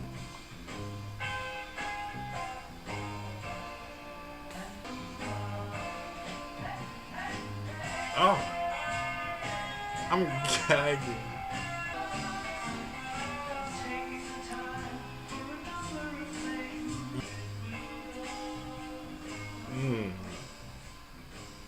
Okay, I'm gagged. I just need to take a second. I'm like, I can't. Okay, because I feel like that song really could have went two ways, you know? The meaning of it, because this is the outside perspective. He's fixing a hole in his house, okay? Where the rain used to get in, and it keeps his mind from wandering, from, you know, doing things that he shouldn't be doing, you know? Or I was thinking of it as fixing a hole in your mind, you know? Like giving yourself therapy, you know, where the rain used to get in. I don't know why I made that connection, but maybe I'm completely wrong. This is why I like when you guys tell me about stuff like this, because I'm not confused by the song, just perplexed. Okay, I think I'm gagged either way because the song as a whole just sounded really fucking good. It's really sticking with this album with the sound, and I'm gagged. Okay, but let's keep going. The next song is called "She's Leaving Home." Oh. Oh. She goes downstairs to the kitchen. She's leaving. Sacrifice most of our lives. Into her dressing gown. Standing all alone at the top of the stairs. She breaks down. The drama. She treats herself. We struggle far away. I'm gagging right now.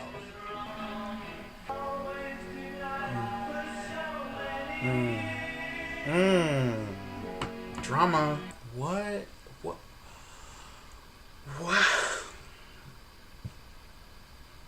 I give up. I just don't understand, you know. This song just really came out of nowhere for me personally. It sounds different from the rest of the album in a good way, I might add. I mean, obviously, you know, we get the song. A girl's leaving home where her parents loved her and, you know, they took care of her, money and anything money could buy. But she was missing something inside of her deep down. She'd known it for a long time, they said. And it was fun. Okay? You can't always just get fun out of nowhere. You have to really, you know, feel it. And she's leaving. She can't take it no more. She's just over it. But, you know, it's drama. Okay? Like, I felt like I was watching, like a sitcom or something, you know? But the sound of that song, okay? The layered vocals and everything about that, it was sickening. That's making it one of the best songs on this album. It really, because I was hype, okay? The first few songs, five, six songs, I was hype, okay? And then this just, like, brought me down and, like, is really making me, like, wake up and listen to this album even more. I'm gagging. I love layered vocals. And with them in particular, because their voices sound really, different. They all sound different, but they all sound very in tune. Okay, that's the word. Mesmerizing. It was very mesmerizing. But let's keep going. The next song is called Being for the Benefit of Mr. Kite. Oh.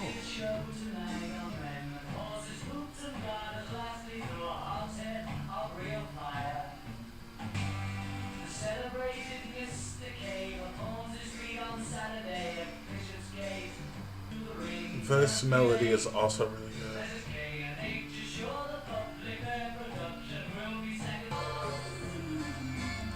Oh my god.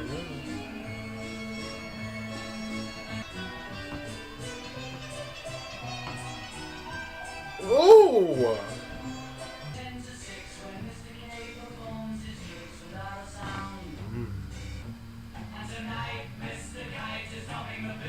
Okay. Ooh. I'm having such a good time. Okay. Oh God! What in the Fuck. I'm okay. This is how I'm referring to the Beatles as a whole. I hate saying the Beatles. I feel like it just takes too long, so I'm just gonna say Mr. Beatles. Okay, is that okay? What? Mr. Beatles. You're gagging me. I can't. Okay, so at the beginning of this album, I said it was giving like I felt like I was the intro was giving me circus. Like the intro to a circus. But another word I could use for circus is gesture, sound, like the sound of gesture. Whatever you think of gesture, I think of like a royal palace and like there's like music playing and like this is like, what year would this be? Like the 1600s? No, I don't know. When were gestures the thing? But that's what it's giving me. It's giving me very castle-ish, grand vibes, you know? I fucking love that. I'm gagged by that. Not perplexed. I understand it. Mr. Kite. Also, who is Mr. Shears? Or Shearer? Something. It's Mr. Something. Who is that? I didn't ask that question. I meant to. But Mr. Kite must be this trickster, this gesture, you know? Or like, because he does his little tricks. He wants to challenge the world. Love it. I love it. I'm in it. It feels like they opened a book and they wanted you to get in it, and I'm fucking in it, okay? Whew. This album is really throwing me for a loop. I'm like gagged. But let's keep going. The next song is called Within You, Without You. Stop. Stop. Oh.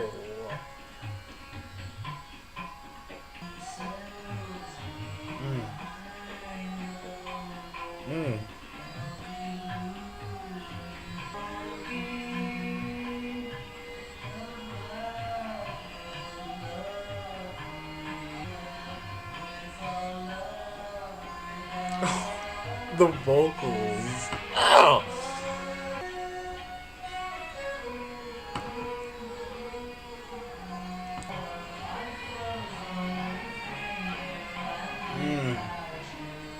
My God. Stop.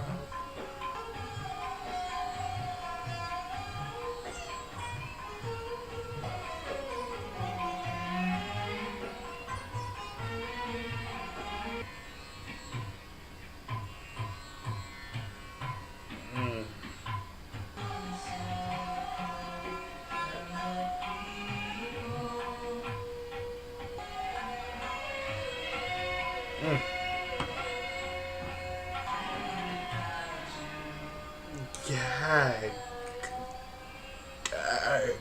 There's like people laughing in the backgrounds through a few of these songs, like at the end and at the beginning and stuff. Gag. What in the world? I haven't said this in a while, okay? And I usually say it because the Beatles usually have short songs, like sometimes minute songs, you know? This one was long. I always used to say the longest songs on the album usually are the worst or the best. And I'm never wrong, okay? That's the best song on this album. Not only that, this is one of the best songs I personally have ever heard. One of the best songs I've ever fucking heard. I repeated it, okay? This is like, okay, each and every week I change my decision. This is my favorite album, okay?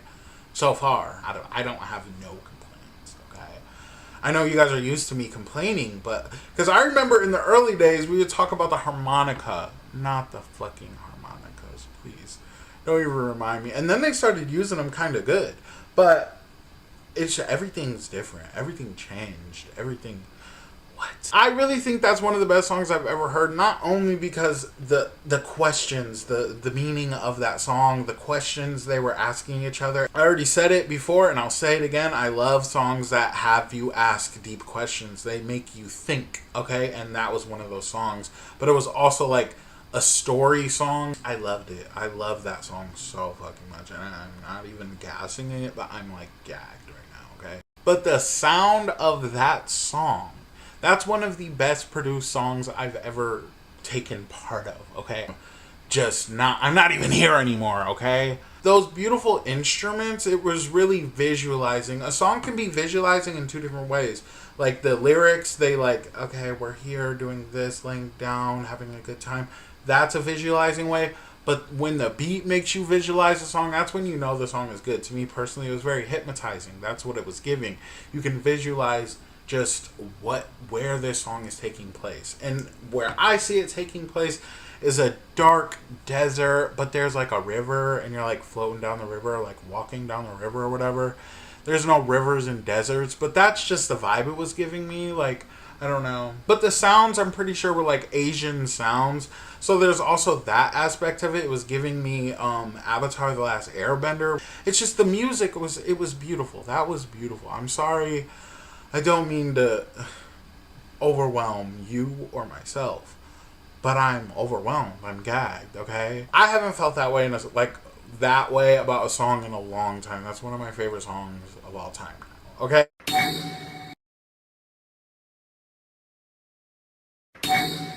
Let's keep going. The next song is called When I'm 64.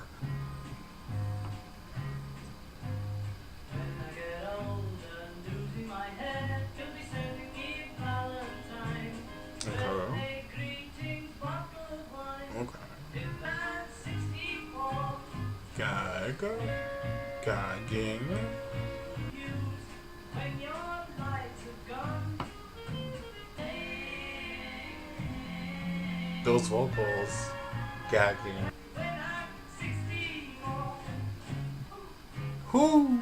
Yes. Okay, that was a fun song. Okay, but I'm going to be real.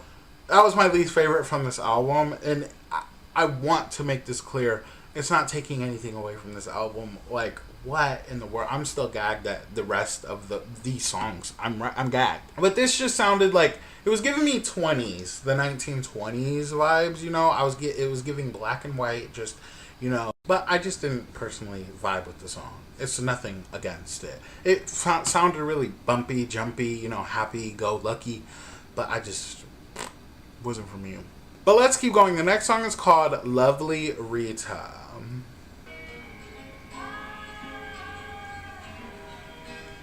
What, bitch? Shut up.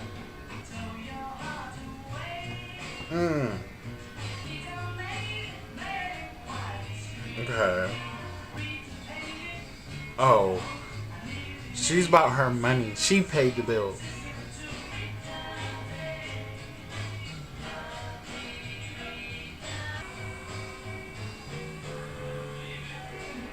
Gag.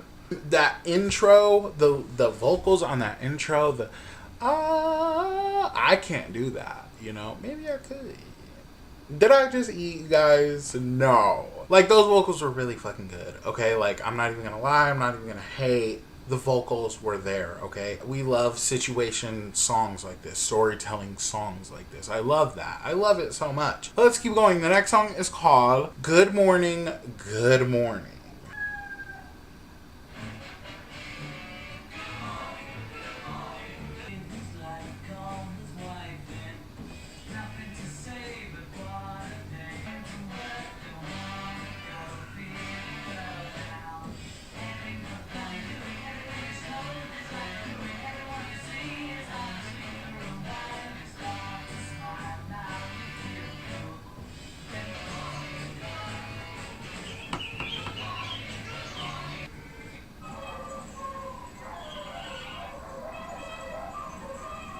If this song right here, Good Morning, Good Morning, it was a happy song, you know, it was a vibe, it felt good. But if this song was on one of the older albums, I would have looked past it. Like, it's like, I can't get into it because the quality would have sounded not up to par with what this is.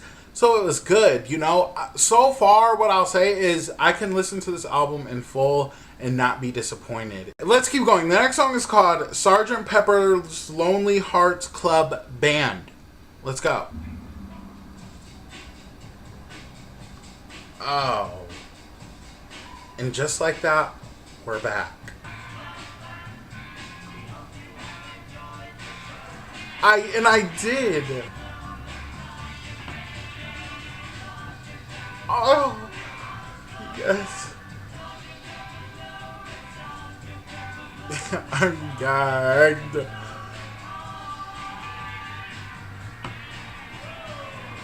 Yes, yes, yes. What? Okay, so I was like kind of right. I said it sounded like the beginning of a show, the beginning of a circus. And I was right. I'm gagged. I feel like that should have been the last song on the album, but there's still a song called A Day in the Life. Okay, maybe it'll all make sense when I listen to it. But that was really good. I really feel like it was like an intermission through this album. And speaking of intermissions, throughout all these songs, there's like a 10 to 30 second period where it's just beats and, instruments. That is a standout thing to me on this album because it sounded so good. But that song alone right there was just its own intermission. It felt like an interlude into an album. It was like, but a perfect ender too. So I'm honestly can't wait to see what this last song has to offer. So let's go. The next song is called A Day in the Life. Okay.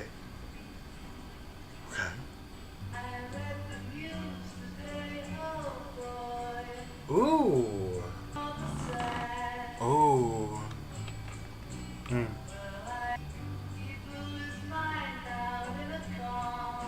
Yikes.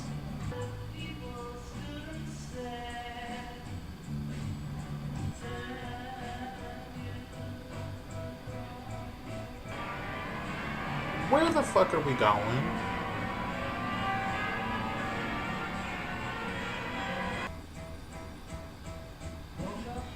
That was morbid, but they switched it really fast. Seconds flat. Okay. Oh. We're just like, what is going on?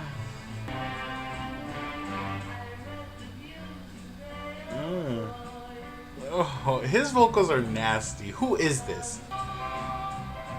Okay.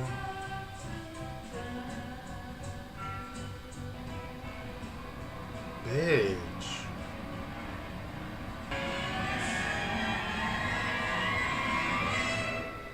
Ooh. Ooh. What is he saying? He's saying something backwards. You guys pointed out to me that last week's Revolver album had a lot of backwards things in it, and that's what was like really giving it that trippy vibe. That was just backwards. What were they saying? I like this song. I like the perspective of this song, and it really fits the album very well. I have nothing bad to say about this song. To me, it was giving the perspective of each Beatles when they like wake up, they read the newspaper, they get their coffee, they're headed out, whatever. But I think there was, how many people were singing this song? There was two. Or three maybe. I don't know. I like that the last vocals were my favorite. I love whoever that is. Those vocals just really give to me personally. It was cute. It was cute. And it was a good album ender. I will admit that. But I still think that the last song should have ended off the album. But it doesn't even matter because it really fit the bill 100%. Okay, now we're going to get into my final thoughts and my rating of this album and my top 5 from this album. Let's go.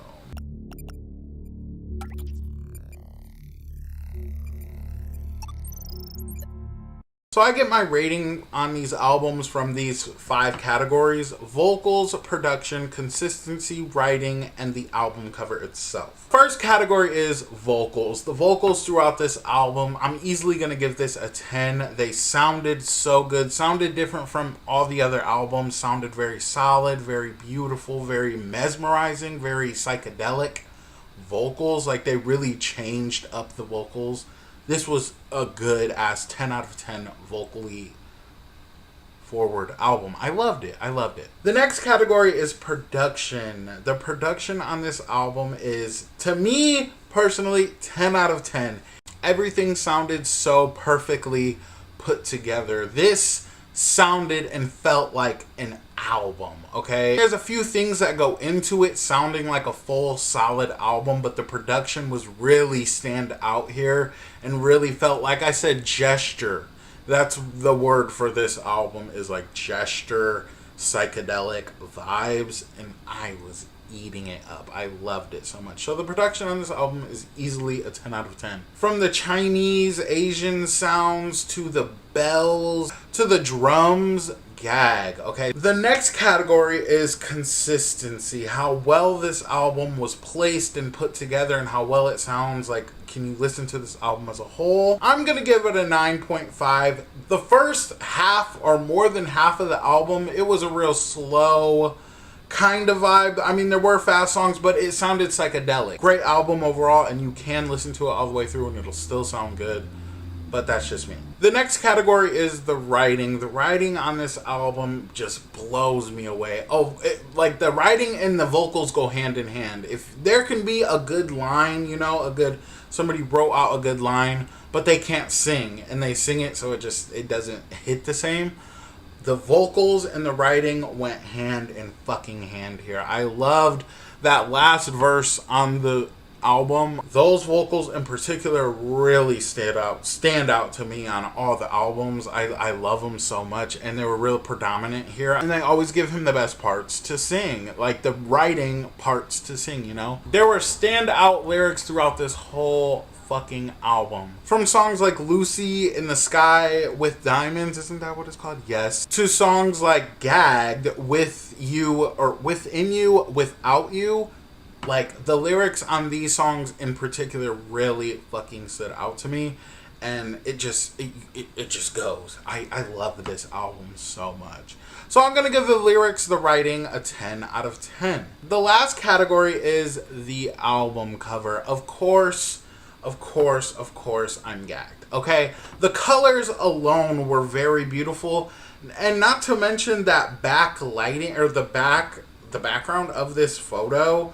The blue is just really pops for some reason. I love it. Who are all these people? Who are all these people? I want to know who all these people are and what they represent, and like, why are they here? A lot of different people, and dressed in a lot of different funny, funky, cute, gaggery outfits, I will say. But the colors are what really stands out here. It's just a really solid, the flowers there are beautiful, and it feels different. This feels different. This feels fun. It feels funky. I love it. So I'm going to give this album cover a 9.8 out of 10. So if you take the score for each category and divide it by 5, you get a 9.92 out of 10. Gag. That is a really, really solid score, and I can say that very, very confidently. Okay, we are gagged by this album. Gagged. Okay.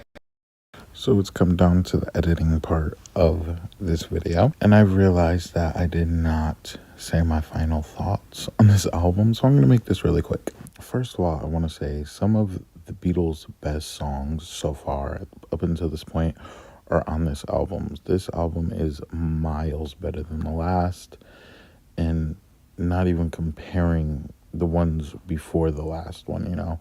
So it's getting better, and it really shows here. This is one of the best albums of all time that I've ever heard personally. It's very theatrical. I wanted to say that throughout this video. It's very theatrical, and I love that. It's very drama vibes, you know. I love it.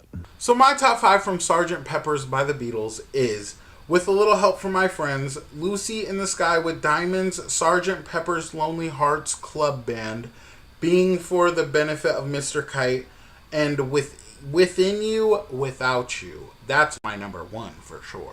But of course, I want to know your guys' top 5 and how you feel about all my thoughts on this album. There's no bad top 5s. There's no bad thoughts about any album. So I just want you guys to let me know your thoughts, and if you have anything to add to what I said. This was so fucking fun. This album alone just really gagged me up, and it's just getting me more and more excited for the future and what other albums we are going to experience together. With that being said, next week, make sure you're here at Friday at 12 p.m. okay, for the Magical Mystery Tour album. I am so excited. This really just got me going. The juices are pumping.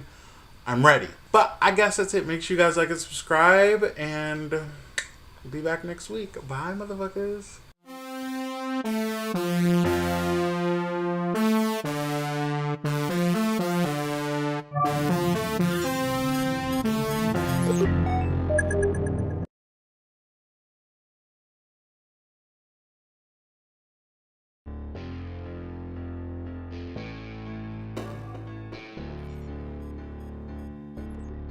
Hello, motherfuckers. Welcome back to my motherfucking channel. Ooh, ciao. Today, we're going to be reviewing Magical Mystery Tour by the BEATLes. Yes. Last week, we did Sgt. Pepper's. Bitch, what? I'm gonna need, if you haven't watched that video, stop watching this. Go back and watch that right now. First of all, it's a very good video, very solid video, but more importantly, that album gagged me, okay? It changed me, okay? So I'm excited to keep moving forward. So make sure you guys like and subscribe so we can keep moving forward with the Beatles. Every Friday at 12 p.m. I upload, so be there or be square, you know? A couple people told me in the comments that the Magical Mystery Tour album isn't an album, it's an EP. And I'm just like, I don't care, you know? Because like, that album last week changed me. So I know going forward, their music overall is going to be solid. And I wanted to get through all the albums, period. And then I want to address the fact that people are saying that there's singles that I'm not listening to that weren't a part of the albums. And I want to ask you guys this question. Is there an album somewhere on YouTube, maybe it's not on Apple Music, where all these songs are? But I'm ready for this. We'll figure it out. You guys tell me. We'll figure it out together. And I'll probably do that when I'm done with all of their albums as a whole. But I'm excited. Let's get into this.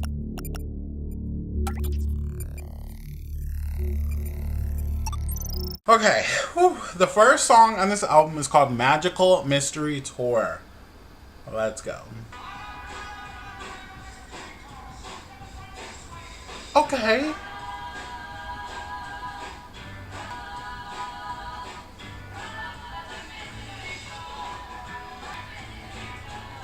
Okay.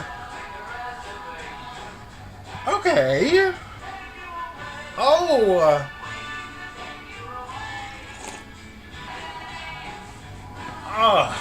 Take it.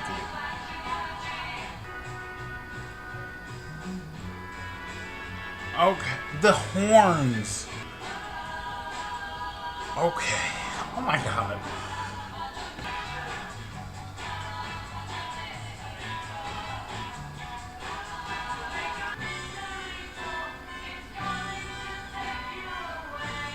Please.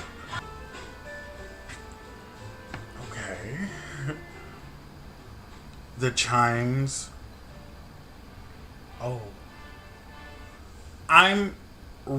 I'm restraining myself from saying shook or gag this video because I keep saying it, and I know I said it so many times in the last video, but oh my god, I'm here. Okay, this is it. This is it. Fuck.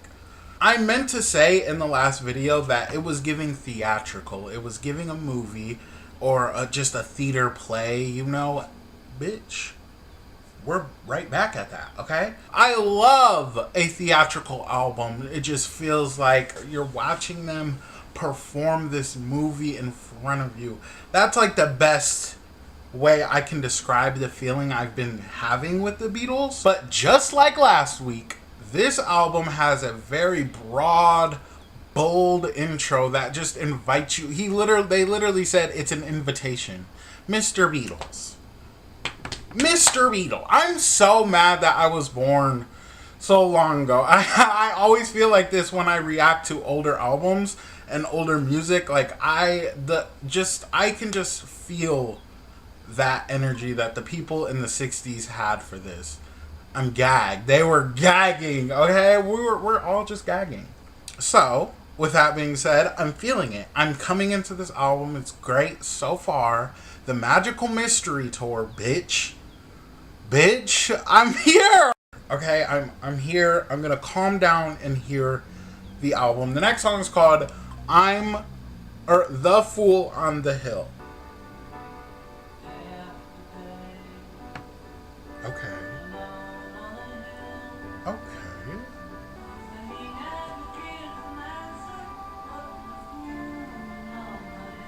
Oh.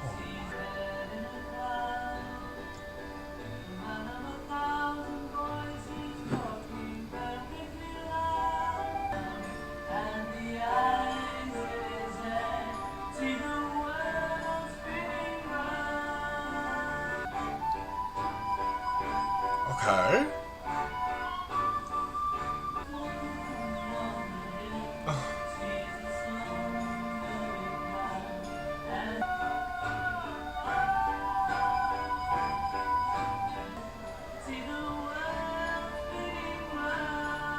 So right now, it's giving me Sergeant Pepper's, but like completely different, like a different realm. Because this man, he's a character. Nobody likes him, and those are usually the people that have the star power, whether that be singing, whether that be acting, whether that be just a very just out there person, main character energy, okay? And people dislike this man. I get the analogy. He sees things for what it is. Like, he sees the sun going down, his eyes watch the world go around. He's aware of everything that's going on around him. I love that. Okay? And on top of that, from the intro to this song, it just was like woo woo, like way up here type energy, and then bring it back down here for a ballad that was just like really sickening. I love these songs where they talk about, you know, just this man, he's always sleeping or something, you know. I love that genre for them. It's really cute. Yeah, gag. And I do want to say before we go on real quick, I want to go back to the intro. Let's roll up for the Magical Mystery Tour, or roll up for the Magical Mystery Tour. Is that giving like weed?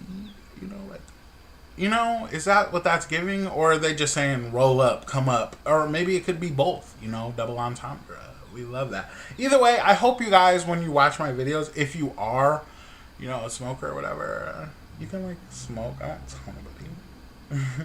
But let's keep going. The next song is called Flying.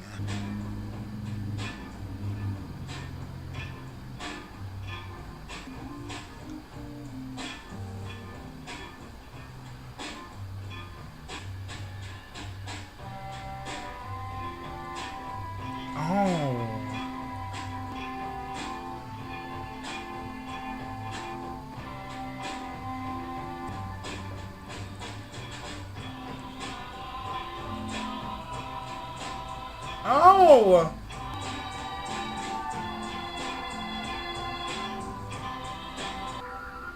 Okay. Okay.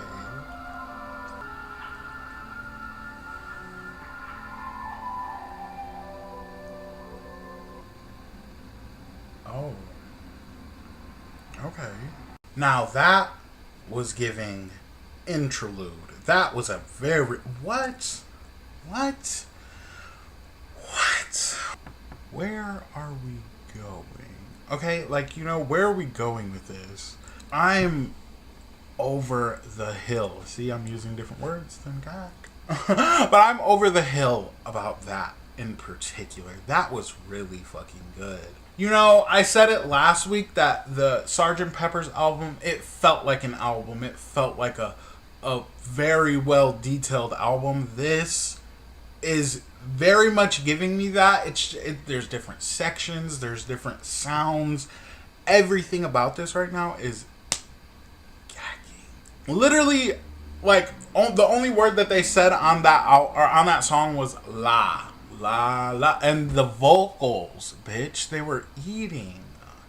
You know what? That was beautiful. That was like I'm guessing it was like just a little break in between songs. I love that. And I don't want you guys to be like, oh my god, why is he liking this album? It's not even an album, it's an EP, whatever. I like this. This is the kind of stuff I like. So far, all their albums have like taken me into different places, different universes and stuff. I feel like last week was that psychedelic, really like kind of dark production sounding album, this one is giving me like spring dandelions and like fairy tale-esque theatrics, and that's what it's giving. I love that so fucking much. I'm gagged. Okay, I'm sorry. I have to say it. I'm fucking gagged. Okay. But let's keep going. The next song is called Blue Jay Way. Okay. The production. Eating. Way.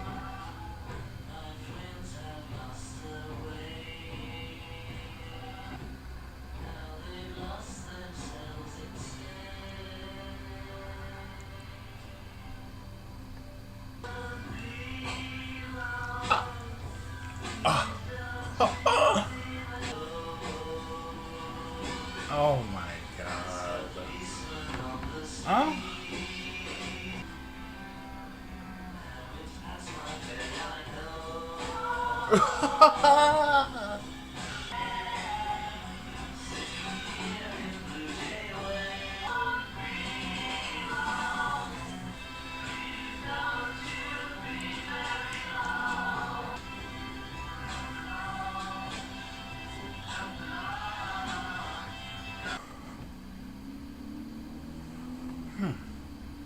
Sometimes I really have to sit back and let it all sink in. Because you guys are about to like... But you guys understand though, this right here is... Okay, it's top 3 favorite Beatles songs for me this far. What the fuck? The production alone, okay, ate this shit out of the water. That song started off so good and just so... And I spoke too soon. I shouldn't do that. I said this album is giving lighter, brighter vibes, but this is giving dark rock, dark pop, in my opinion. Huh? I just spoke too soon. This song right here just put it in perspective for me. There's no going back, okay? But we're not. Like, there's no possibility, you know? And I was thinking last week that there's no possible way that you can get better than Sgt. Pepper's. But what? This is a real strong contender. Some people might think this is better. I like this. I'm really fucking thrown off. And once again, with those just very visualizing lyrics, those broad, bold lyrics, thrown over that bold sound. I love the sound of this song. It just draws you in. It puts you in a situation. There's a fog upon LA and my friends have lost their way. It was giving like a scary movie, okay? Like the sound and the lyrics itself. What? I like that. I love that. He'll just be sitting there waiting in Blue Jay Way. Oh my god. But let's keep going. The next song is called Your Mother Should Know. Okay.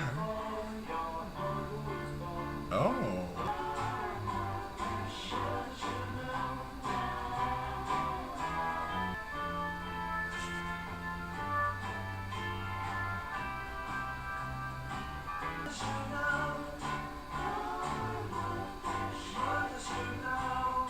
Okay, that was a little surprising, okay? I just feel like it did not belong where it was placed on this album. Even if it did belong on this album. But I do want to say that it's not a bad song. I really like that song. I like the sound of it. It sounded really nice. But it just felt out of place here. But at the same time, it's very interesting to think about. A song that was very popular that I'm listening to now, okay? Before my mother was born, okay? My mom was born 1974. So this was long before her. Well, not too long, but you know... so it's just interesting to experience that. Okay, like, it's really good. I like it, okay? I have nothing bad to say about the song itself besides that where it's placed here. But let's keep going. The next song is called I Am the Walrus. Okay. Okay. Okay.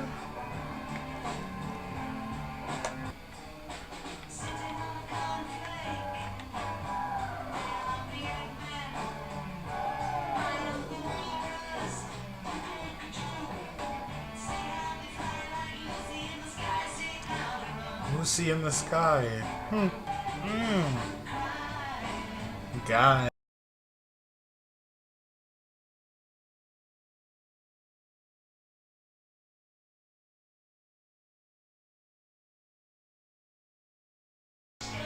Okay.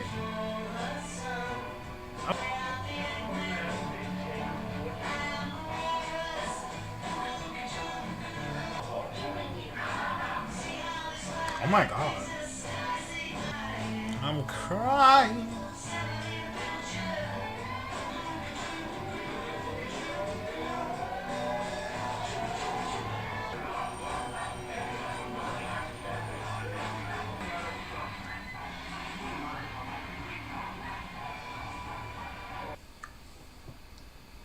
Okay.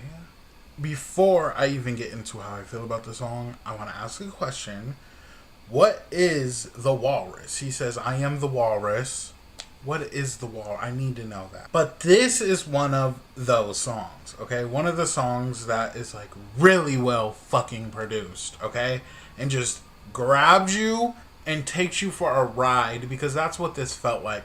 If I can compare it to anything, how I'm seeing it in my head is the Willy Wonka and the Chocolate Factory when they get into the boat that's going down the chocolate river into this weird psychedelic tunnel, but like in a rock and roll style way, because that beat was really fucking sickening, and that's what got me. That's how I got into it. That's what grabbed me. It was that.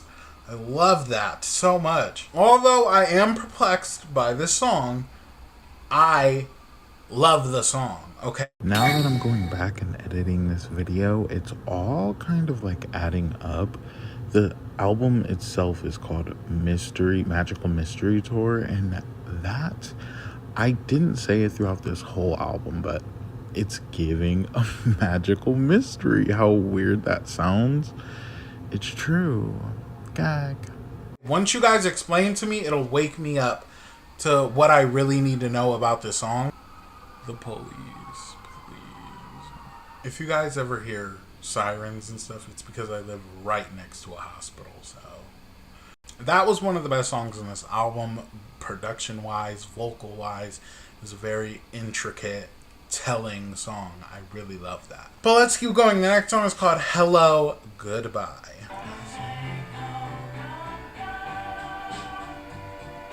Okay. Okay. Okay.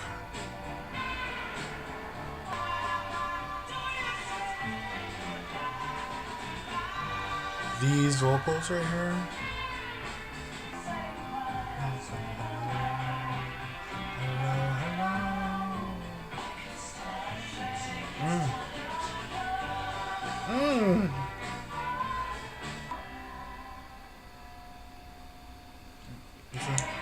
Oh my god. I love it. Okay. Now, once again, I always think of what you guys are going to say, because I feel like you guys are like, why does he like this song? But I get it. I just get it, okay? Now, it seems to be two conflicting people. They just can never agree to something. You say goodbye, I say hello. You say yes, I say no. All this other stuff. But I think what keeps getting me and what was getting everybody else is the production. I'm really going to say it. Because that song was a simple song, you know? Nobody was listening to that song for the lyrics. I mean, the vocals were beautiful, don't get me wrong, but nobody was like, oh my god, this song is just, it'll change your fucking life. But I think that it's more the production of that song. It was really gagging me. I can't. That's my word. I'm sorry. But gag. Mr. Beatles I shouldn't have came into Mr. Beatles. not thinking I was going to be gagged, because now going into the Beatles with that expectation that I had, that no expectation because I didn't know what the Beatles had to offer, listening to those first few albums that they had, and I was just like, well, I thought it was going to be, and now this is what I wanted. This is what I'm here for. So I'm gagged, okay? And it sounded so fun too. That was a tune. It was just a tune, okay? Like a good bop, okay? That was cute. I like that. Let's keep going. Next song is called Strawberry Fields Forever.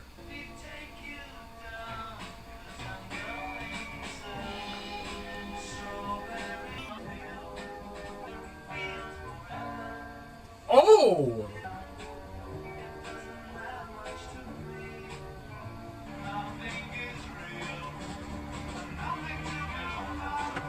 The switch up. What?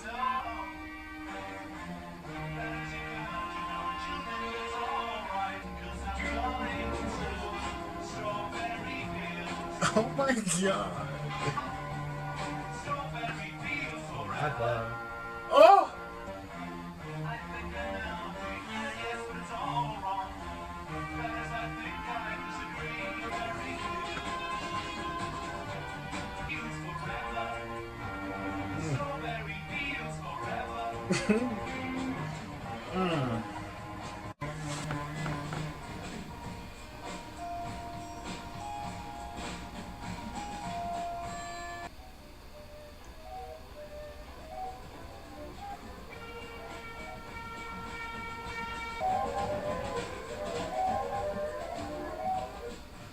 Okay, that was interesting. That ending was very interesting. You know, it's getting harder. It's really getting harder to decipher on which Beatles song is my favorite. That is like, damn, that was a good ass song. What the fuck? And I seen people in the comments talking about, I can't wait till you get to Strawberry Fields. I'm like, ooh, that sounds good. And it was. Now, is Strawberry Fields, you know, another just way of like saying, let me take you down to, I was gonna say Pound Town for, you know, jokes, shits and giggles, but maybe like having sex off of, you know, like being under the influence, you know, let me take you down to Strawberry Fields where it's just happy vibes. Ooh, I don't know. Like, the thing is, it was giving like happy kind of, but also conflicting once again, which I love that theme in these songs, okay? The confliction. But on the production side of things, it was giving that the beat was getting more chaotic as the song went by. There's a hidden meaning behind a lot of the songs that I don't even know about, and you guys tell me in the comments. So already, Strawberry Fields is probably, I want to say it might be my favorite song in this album. I don't know. I don't really like to do top fives in order. There's 5 songs that I'm like, ooh, okay. And that's like the number 1 contender right now, okay? That was a beautiful song. It really just put me in a good headspace, a good vibe. Feeling, I don't know. But let's keep going. The next song is called Penny Lane.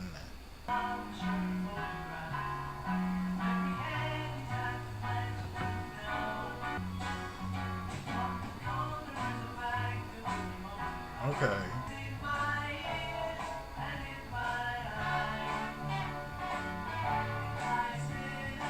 Okay. Oh, okay. Interesting. Okay.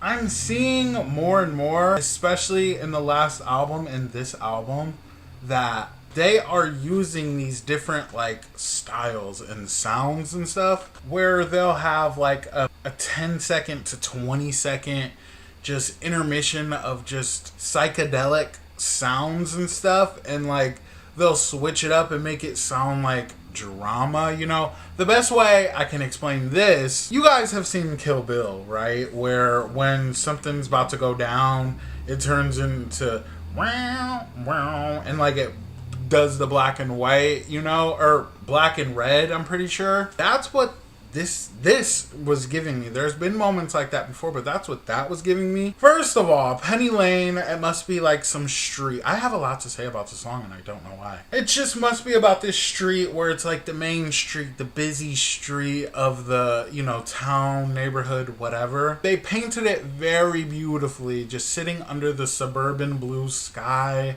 You feel safe, you feel comfortable, it's nice. He says, the pretty nurse is selling poppies from a tray, and though she feels as if she's in a play, she is anyway. Okay? See, I keep saying, okay, just a very theatrical presence in this album. For this song itself, it's very like director vibes, very, I don't know, it's giving me Hollywood for some reason. This pretty nurse on Penny Lane feels like her life is just, it's like too perfect. Everything's just too perfect. The sky's too blue. You know, it's just giving you that weird existential feeling. And she feels like it. But she's at the back of her mind, she's like, it's not. But he says she is anyway. It's just very, Even though it's a very perfect street, very cute vibe, there's still drama. There's always going to be drama. I love it. I love it. But let's keep going. The next song is called Baby, You're a Rich Man.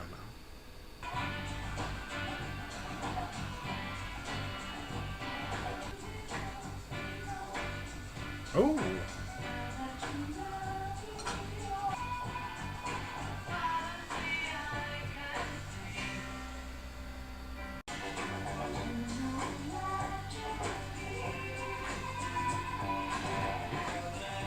Yes.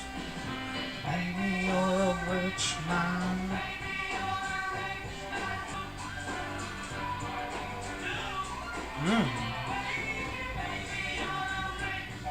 Okay.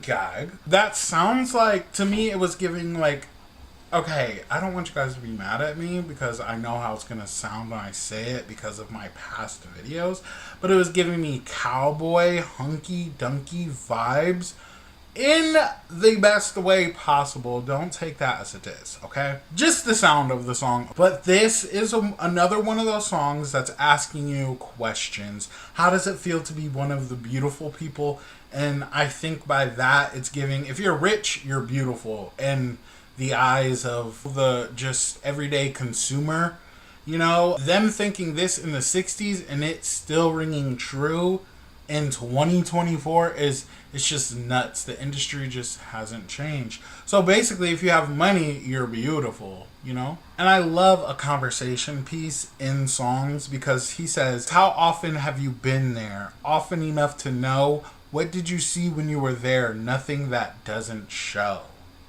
You see, like, you buy these things that when you're rich, like jewelry, you know, new hairstyles. Some people get facial reconstruction, body reconstruction, and it just shows. The money will show, okay? So I like it. I like it. I feel like it belongs on this album. It was very theatrical. Even though I did say it was giving cowboy hunky-dunky, I feel like that can also give theatrical. You know what I mean? Like cowboy vibes. Nonetheless, it is a really good song. But let's keep going. The last song on this album is called All You Need Is Love. Oh, I'm seated for this. Okay.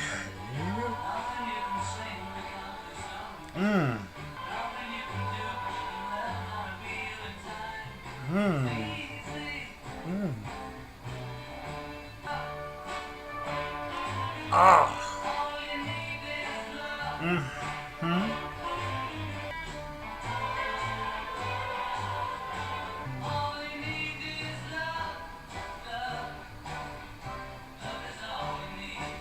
All you need is love.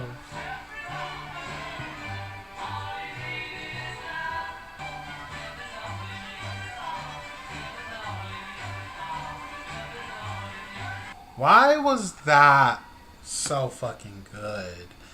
What? That was the perfect ender to an album. I feel like it just closed off that album really fucking well. It felt like the credits to a movie or something like that, you know? It just felt like the end credits, like you're closing the book. That was really good. Oh. I will say my favorite part of this song is when he says all you need is love, and then he says it again, love.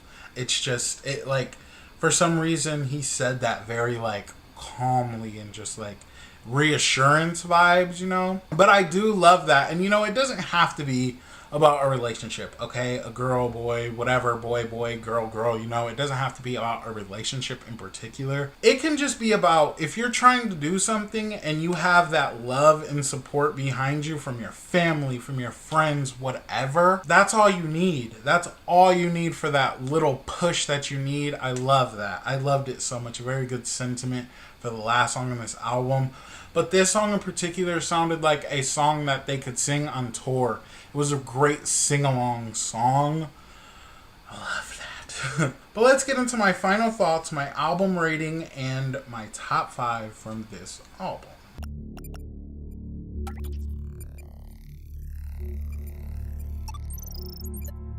My overall thoughts on this album is, for some reason, we took a big jump from Revolver to Sgt. Pepper's. I thought that it was going to be keep jumping and stuff. But this wasn't a jump, more like a step. Like, it's good as shit. I will say this, every song on this album was perfect. But I'm glad that it wasn't, and it is what it is. And you guys told me that it was an EP. It wasn't really an album. I didn't really have to listen to it, but I had to, okay? I had to. Strawberry Fields? Are you kidding me? This is a very solid and cohesive album. I'm gagged by it. One of my favorites, I will say that. It's in the top 3 right now. Definitely one of my favorites. Like, I literally have no critiques of that album. Only good critiques. It's good shit. It's all good shit. That album was really fucking good. Now let's get into my rating of this album. I get my rate from these 5 categories: production, vocals, writing, consistency, and album cover. The first category is vocals. The vocals on this fucking album were sick. Since Revolver, I'm not even gonna lie, but no, honestly, I've been loved their vocals since way back in the day, and I think you guys said that I lean towards George, and he's an eater overall, okay? And just drew you in once again with those theatrics. Like, it all stems from the vocals, how good you can sing the song. And the theatrics overall were just good. So I'm going to give the vocals a 10 because they just eat. Especially, there were standout vocals, especially on Strawberry Fields. Loved it. It was so good. The next category is production. The production on this album was so sickening. From that, I think it was the 3rd song on the album. It was like an interlude. That's all they said was la. That's all. One of my favorite songs, but also just like the production through it all was just so sickening. Not to mention the production on Blue Jay Way. So fucking good. Like, it's just so solid. And it, once again, it wraps up just the whole album. So I'm gonna give the production a 10. I don't see why I wouldn't. It's just so fucking good. Okay, the next category is a consistency. How well this album flowed into each other. The only song that I said I can't like see why it's there is Your Mother Should Know, or Your Mother Would Know. It just didn't, I feel like it just didn't fit the album. But when I like finish the album, I can see it. It's a full scale album, but I'm still gonna have to give it a 9.8 out of 10 because it just feels weird. But overall, it's a good album. I can re-listen to this album multiple times and not get tired of it, you know? Okay, the next category is the writing. The writing on this album really stands out. Those visualizing lyrics. I do want to say, because I don't think I said it when I was actually listening to the song, but I think it was in Blue Jay Way. He says, I'm sitting in a English garden. And that really like just stuck with me in my head. I love lyrics like that for some reason. sitting under the suburban blue sky. Sickening. It was sickening, and it was really, once again, visualizing. I was just like, ooh, I'm here. So I love when writing does that. Strawberry Fields is one of the best written, vocally sounding songs. It was so fucking beautiful. And for that alone, that song alone, I'm gonna give the writing a 10. It was great throughout the whole album, but that one right there did it to me. Now we can talk about the album cover. They are dressed up in these like weird funky costumes, and it's kind of giving me the Wizard of Oz vibes. I don't know, but overall it's beautiful. Oh my god, overall it's beautiful, and I love the colors. It's really like stand out, popping in my eyes and my face. But I will say it's reminiscing of Sgt. Pepper's. The orange or the yellow and blue, orange and blue really stand out, and it really pops and makes it look eye-catching. But obviously you see it right in the middle of the rainbow colored groovy rainbow words. It's so stunning, and it just grabs you and it just shakes you, okay? But also they have all the songs that are on this album on the cover. I've never seen that before. I love that, and it's not too much. You would think that would be too much, and it's not too much at all. It really is eating, and it's a really nice, cute aesthetic. But I still think Sgt. Pepper's thus far is their best album cover. Not gonna lie. So I'm gonna have to give this one a 9.5 out of 10. I think I gave Sgt. Pepper's a 9.8.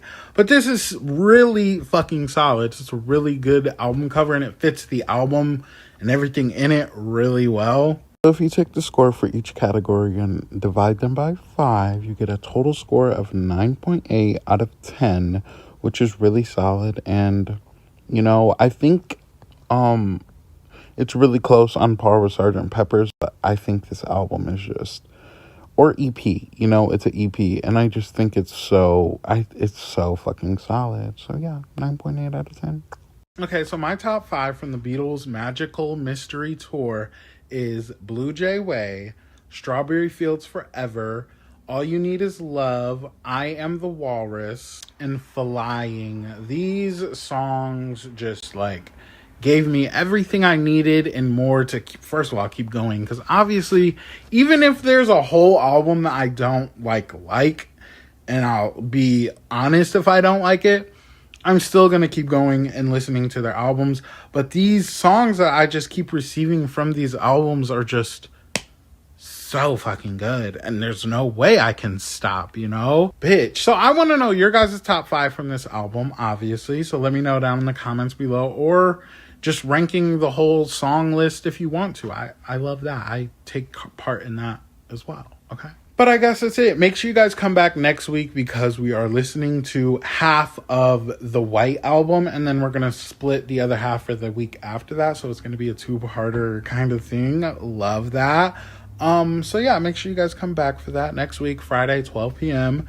And let me know your guys' thoughts on this album. Let me know your guys' thoughts on my thoughts. If I said anything that was like gag or is like, girl, what is you talking about? I want to know it all. So make sure you guys like and subscribe, and I'll see you again next week. Bye, motherfuckers.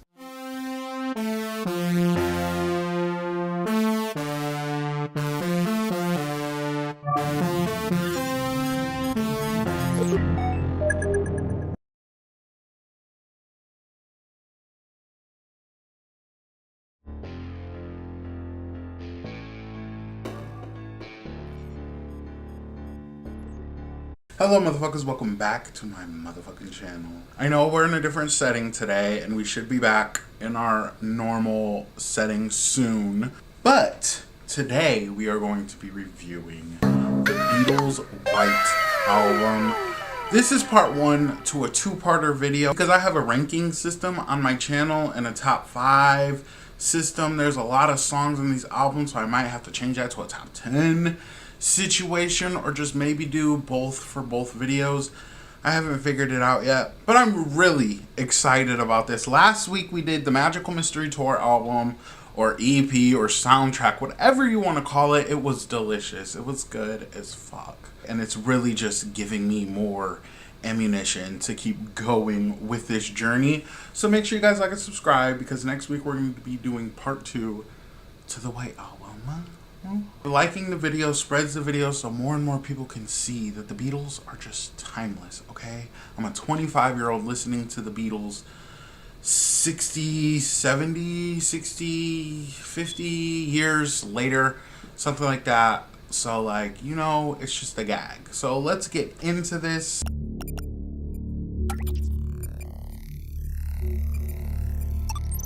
Okay, the first song on this album is called Back in the USSR.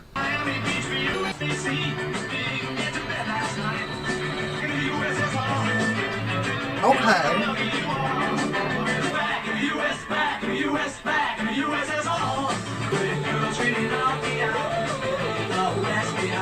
This is fun.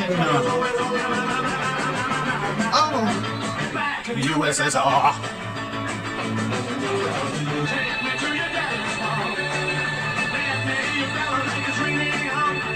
These vocals, they're sick. Okay.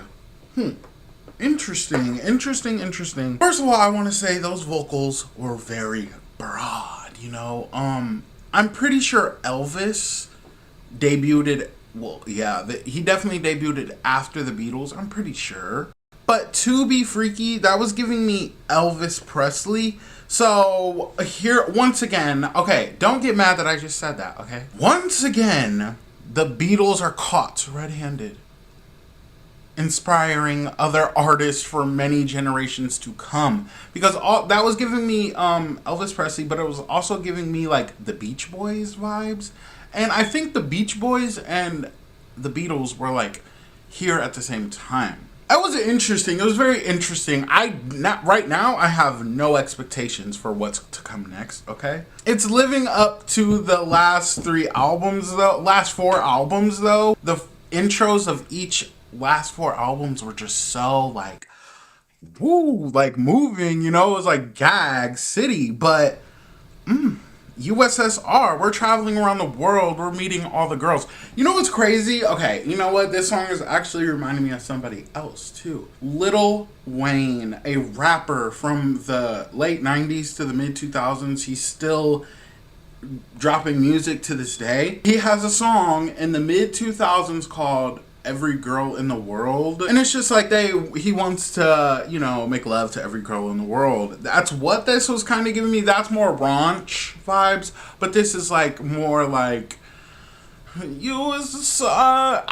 gagged. I like it so far. So let's keep going. That was a great intro. The next song is called Dear Prudence.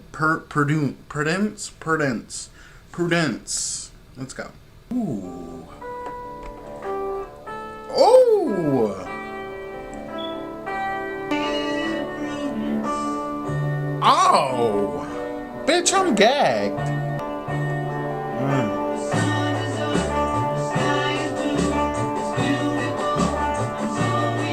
Oh!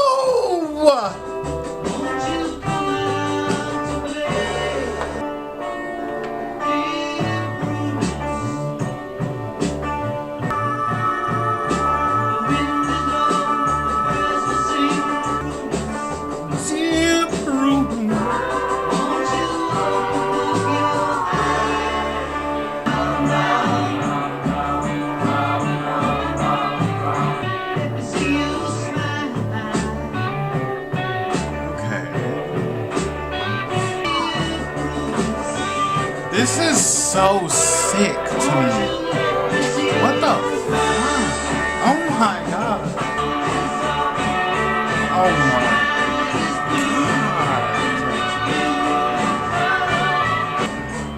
I literally have chills right now. What the fuck? My Lord in heaven. What the fuck was that? That was so fucking good. Each week, I keep just getting thrown one of those songs that's just like, gag, you know? And it just like it really sticks to my soul, okay? A gaggery. Now, a prudence is somebody that's just like cautious, you know, or like likes to be aware of what they're doing, you know? That's cute. That's really fucking cute. Dear Prudence, come out and play. Come just enjoy your day. It's simple, but that production was just, to me, that was ahead of its time, okay? That was just so good. From start to finish, the beginning of that song was so good to the end of that song. Oh! I'm gagged, okay? I'm gagged. This doesn't feel like it feels like the Beatles. Obviously, it's the Beatles, but it doesn't feel like, I don't know. It's just unexpected. Let's keep going. The next song is called Glass Onion. Strawberry. Okay.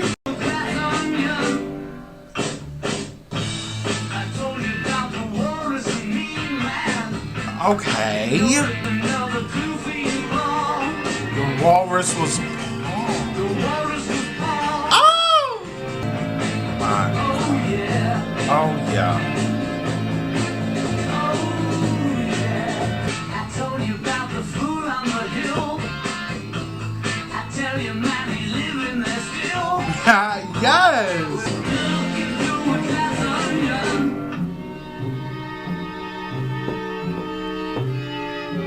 Whoa.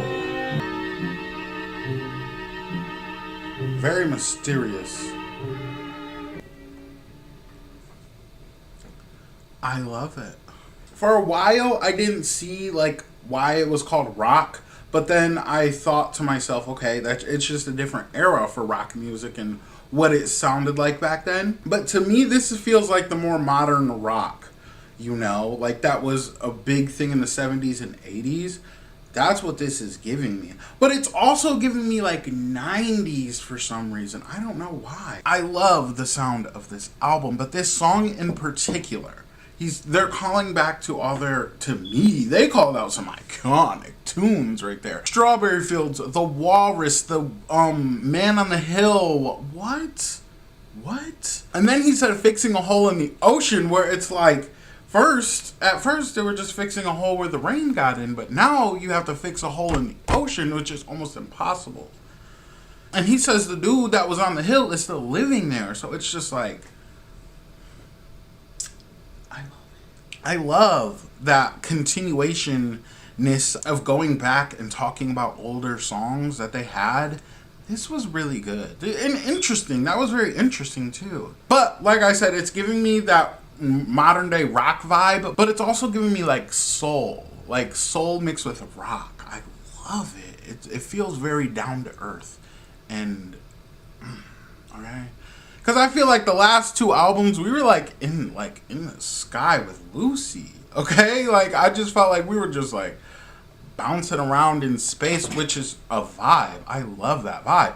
This, though, it just feels completely different. Let's keep going, though. The next song is called Obladi Oblada. Okay.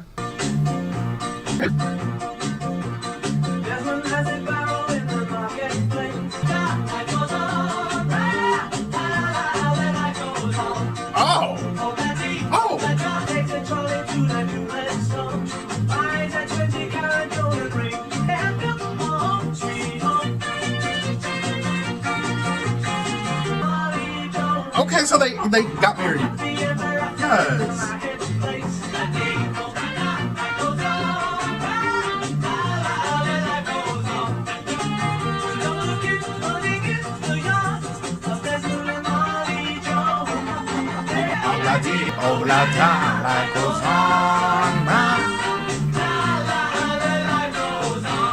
Okay, what am I? This is... What the fuck? Okay. You know, okay, this is what I was initially thinking in this song.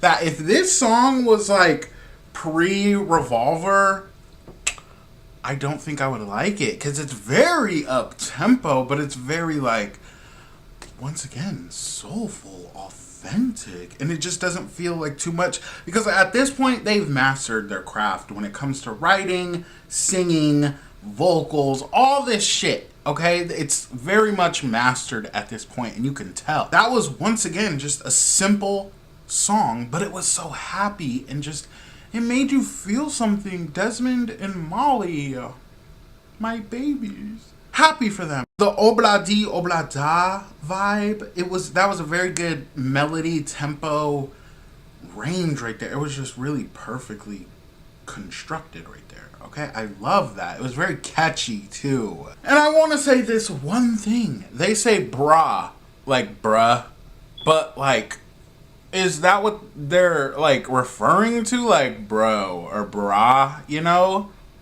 That's interesting to me, just because bruh or bruh or bro, it's like very modern right now, okay?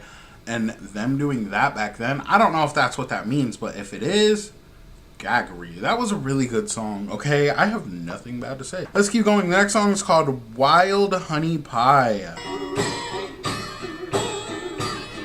What the fuck?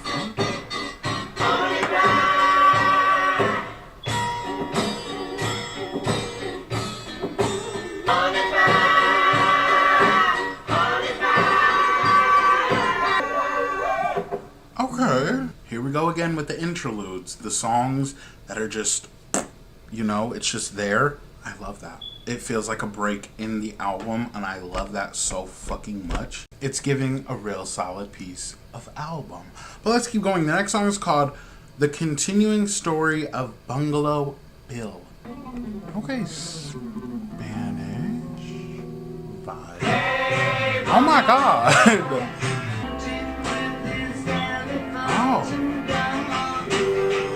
Oh. Hey! Yeah!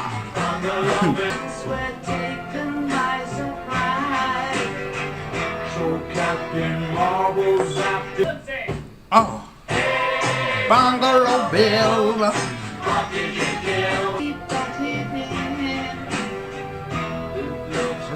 This is scary.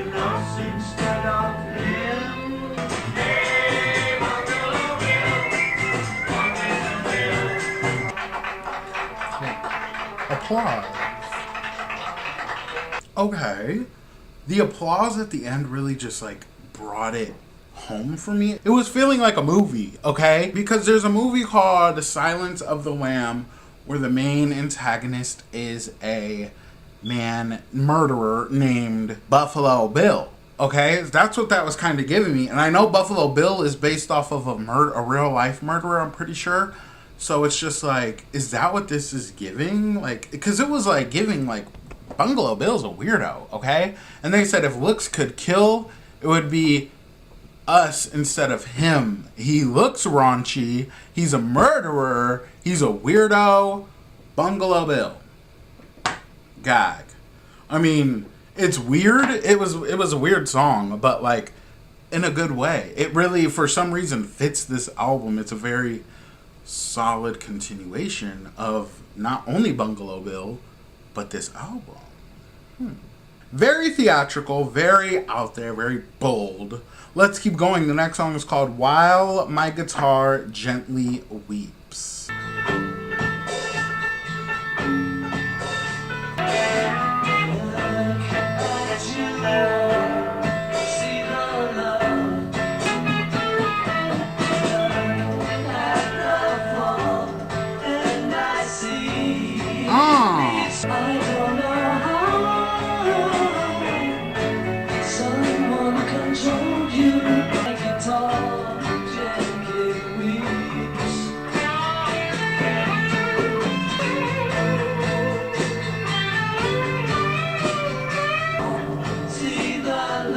See this right here?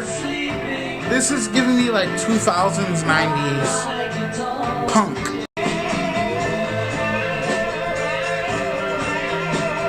This ending. Oh, that's one of the, that is one of the best guitar forward songs I have ever fucking heard, okay?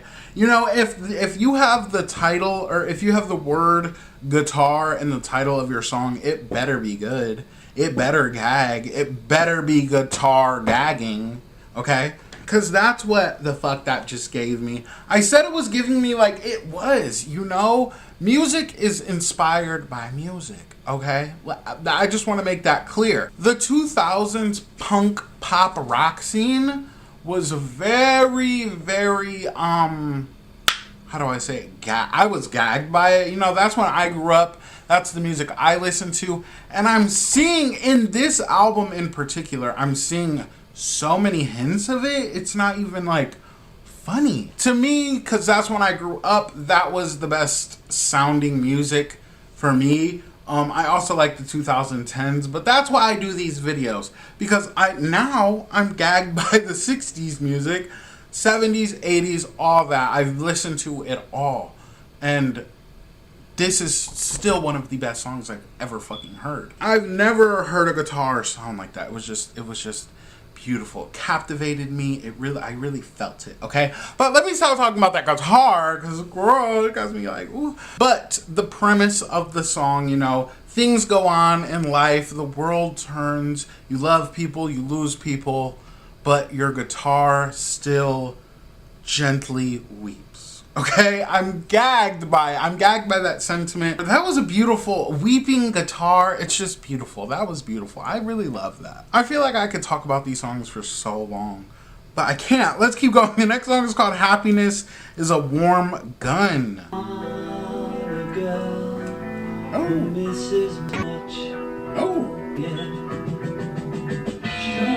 With the touch of the velvet hand, like a lizard on a window pane.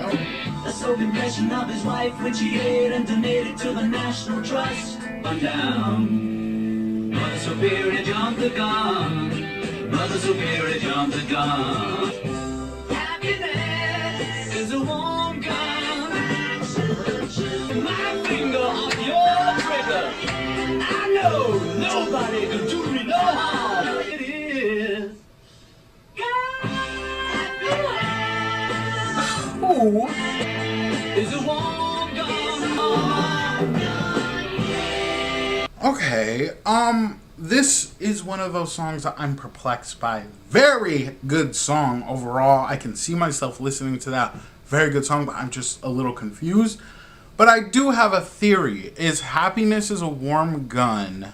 Is it like giving like, you can't say this word on YouTube, so I'm gonna say Sue of Side.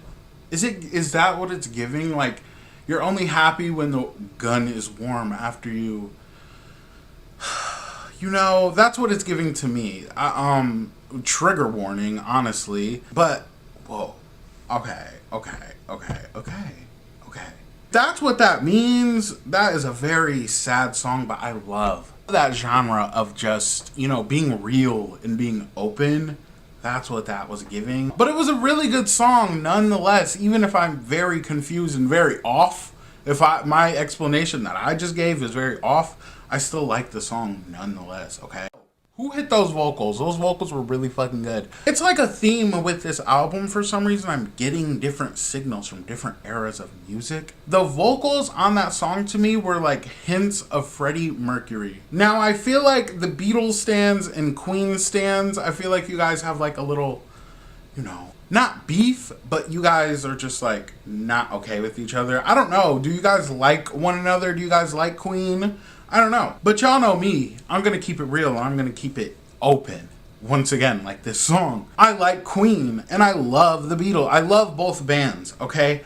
This song right here was just giving me a little bit of Freddie Mercury. So it just goes to show how inspiring the fucking Beatles were, okay?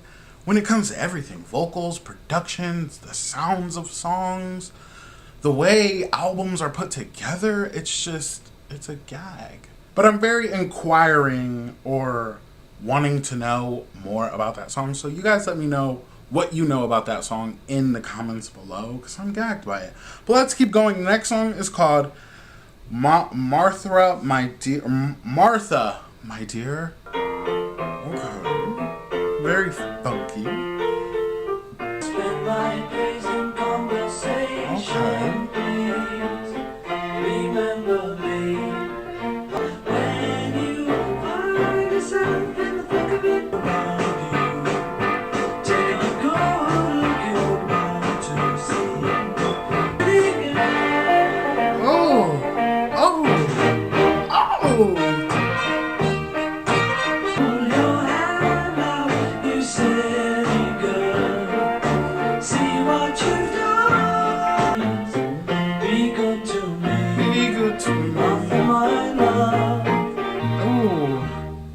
was beautiful. Oh my God. So in their universe, their genre of having songs named after girls in particular are so fucking good. And this one is just, this one feels the most it's like classy, like you have to like be proper to hear this song, you know? That's what it's giving me. But I love that. I love when I feel like I'm in love with Martha, okay? It feels very personal. I love their personal little songs. It's so fucking good. But that piano, okay, the instruments are really standing out to me. Like on some albums it's drums, on some albums it's pianos, guitars and shit. Like the instruments to me personally on this album are really standing out. I'm gagged. But let's keep going. The next song is called I'm So Tired. Oh. I'm so tired. Oh no. I'm so tired. I don't know what to do. But should I call you? But I know what you would do. Those vocals.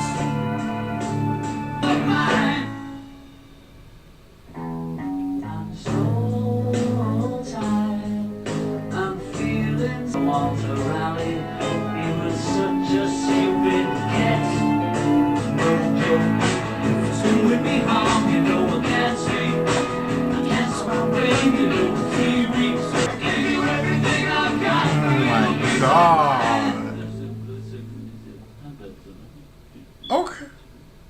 Oh, he was just speaking. I don't know what they were saying, but he was just spitting. That is one of my favorite songs in this album. And you know, it's going with that concept I had for Happiness is a Warm Gun, kind of. It's like somebody's depressed and they can't stop thinking about this person that they love, okay? And it's been on their mind for weeks. They can't sleep. It's just so, it's very sad. And if you're an empath and you feel other people's emotions, that's one of these songs where I feel like it's very visualizing with the lyrics and the sound of the song. It's just like, I want to know how that song makes you guys feel, to be honest, because it just feels like you're just alone. Like, for some reason, I'm imagining like waves for some reason. I don't know. Imagine with me. Waves, it's dark, and there's like just...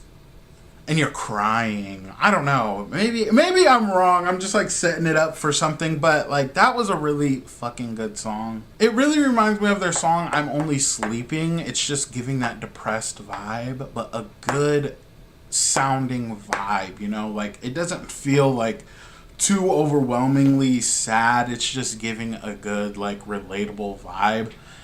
That's what I love. I love this. This is a really fucking good album. But let's keep going. The next song is called Blackbird. Take these broken wings and learn to fly, learn to see all your life.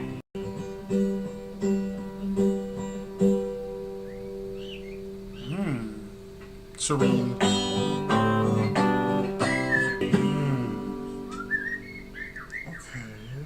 Whoa. Okay. Whoa. Wow. It's kind of giving with my theme or my concept of what this album, I feel like this album is giving. It's giving depressed, okay? It's giving sad. But this song in particular was giving me like taking something out of this sadness, this depression, and turning it into something great, which it really reflects on this album. These songs feel like, once again, I said from the soul, like a very soulful album. And you can feel it. You can feel it through the album. Once again, with that empath thing that I was talking about, you can really feel this album in a really well-rounded way. It's very relatable, okay? This album is just like really fucking good. And I was just it's like very unexpected. Love the sound of it, just the overall atmosphere. Okay, that's a good word for this album. It's just like sad, but like we're gonna get through it. Okay, let's keep going. The next song is called Piggies. Okay.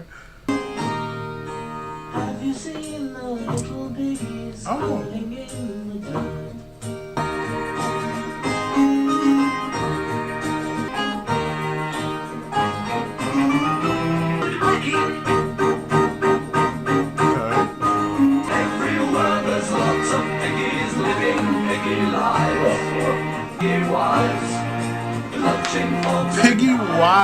is crazy. Oh! Okay. I feel like that ending right there was like what I'm about to get in the next song, maybe? I don't know. But once again, with one of my theories, okay? If you guys want me to stop having theories, tell me, okay? But I have a feeling, okay, that this song in particular, you know, first of all, pigs are, like, people call cops pigs. And that's what I was thinking at first. But maybe a piggy is an authority figure, or like just somebody, it can be any authority figure, like somebody that runs a record label, for example. Maybe, or some, like, critics, okay? That's what I was getting. That's what it was giving me. They were talking shit about the critics. The critics are piggies with their piggy wives and talk so much shit. And you guys told me that Magical Mystery Tour and Sgt. Pepper's were so different when it came to production and just the sound of music that it changed music forever. I very much agree with that after hearing those albums. So it just makes sense that critics were on their ass about just, ew, this doesn't sound good. Because they're so used to a certain sound, because nothing like this has ever been dropped. So they had to clap back. Piggies, bitch, piggy, bitch. Sorry, I'm sorry. But that was cute. It was cute. I love a gag song to the media, bitch. The fuck? Let's keep going. The next song is called Rocky Raccoon. I'm seated. The hills of Dakota, there lived a young boy named Rocky Raccoon. What? Rocky Raccoon checked into his room. His rival, it seems, had broken his dreams. She called herself Lil, but everyone knew her as Nancy. A rocky bird. Now we're literally giving cowboy. And grinning a grin, he said, and Rocky collapsed in the corner. Ooh.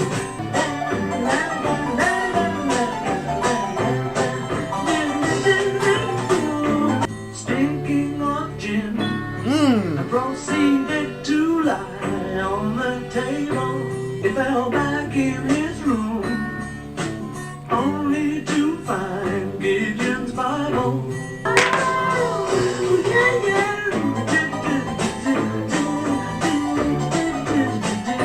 Okay. My boy Rocky,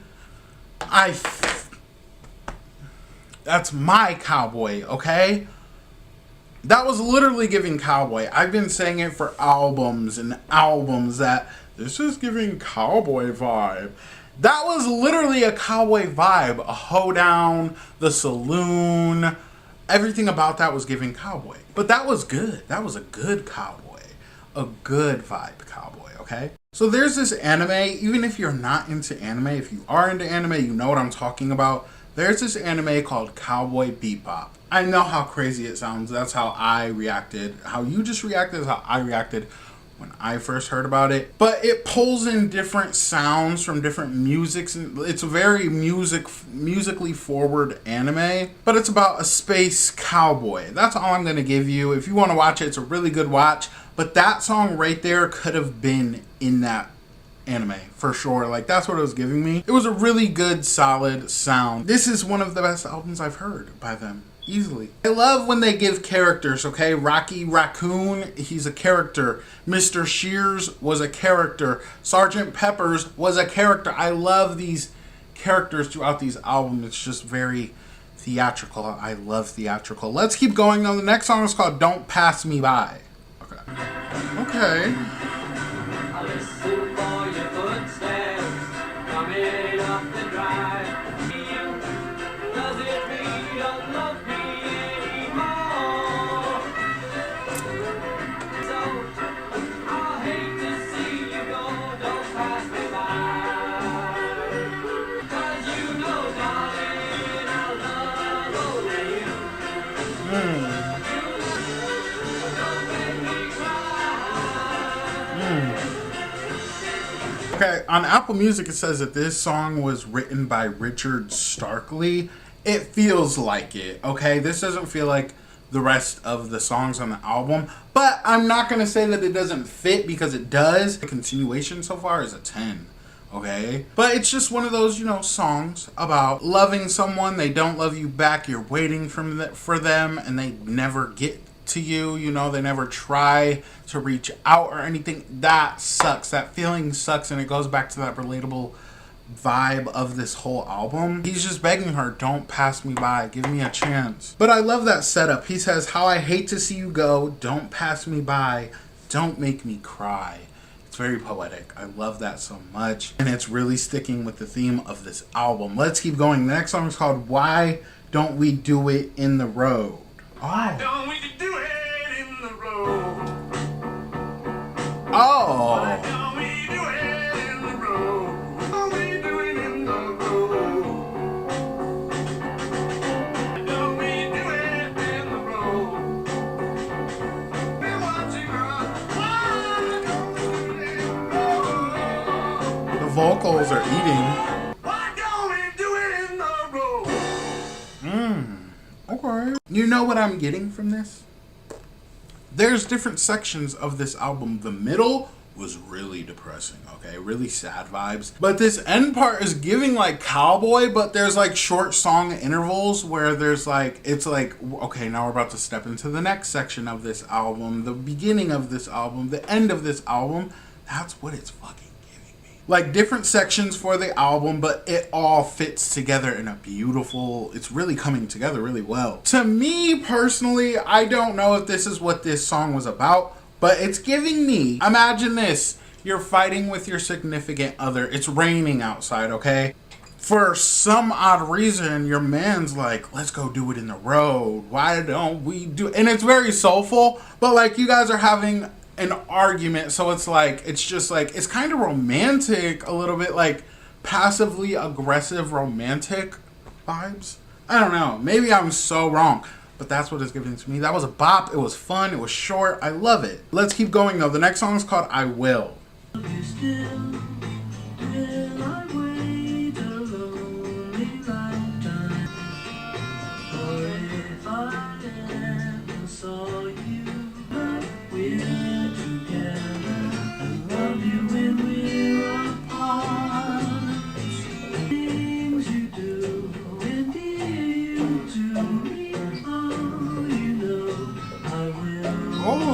Here I go with one of my theories, but am I wrong with saying that that song was like a message to the fans, maybe? Like, I will always love you no matter where we are. I didn't catch your name, but I see you and I love you. Maybe I'm just like looking too much into it, but it's a beautiful song, even if it's just about, you know, some passing of a girl that he seen like 6 years ago, and he's like, oh my God, I love that woman, you know, vibes. It was really cute. Like, it was kind of giving like Valentine's Day like vibes, like very lovely. But let's keep going. The last song on this album is called Julia. Let's go. Just to reach you, Julia. Ooh. Your smile calls me Julia. It's just very mesmerizing and serene. I love. In the sun, sleeping sand, silent cloud, Julia,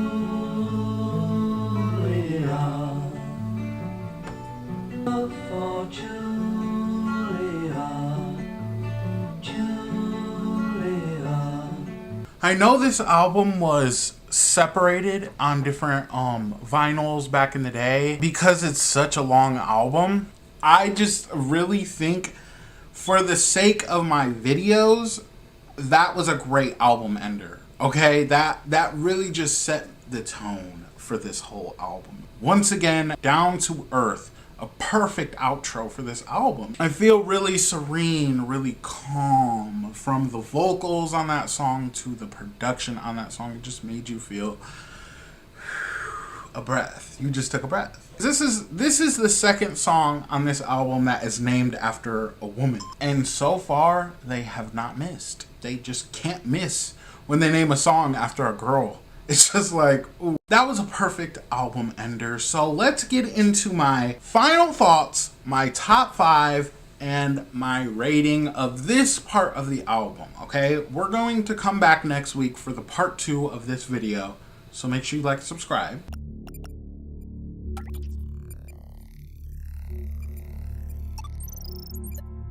So my overall thoughts for this section of the album is what I'm going to say, this half of the album. From Sgt. Pepper's to Magical Mystery Tour to this feels like peak to me, okay? I know they have like 2, maybe 3 more albums after this one, and those are obviously gonna probably be even better. But right now, we're acting like they just released it, okay? Let's act like they just released this album. This album is the pinnacle of music for this era. I'm sorry, it really is. Everything sounded good. It sounded like a complete, solid fucking album from start to absolute finish. Really feels like they went from a crazy out there sound to this. Once again, very down to earth vibes and calming, serene, good feeling vibes. Even though some of the songs are really sad or like just like got you in your feelings, it was still good. And I can't wait to feel what the next part of this album feels like, you know?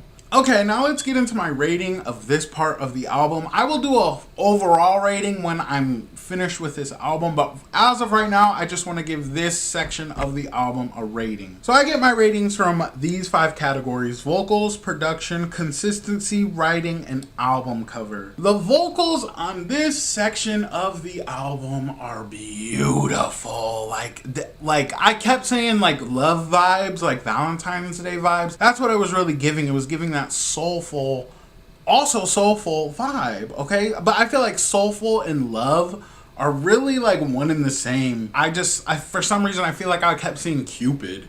Like, I don't know why, but it was really beautiful. So I'm gonna give the vocals a 10. They sounded beautiful. Peak right now, okay? The next category is production. The production on this album, I just said it, peak. They are just getting better and better and better.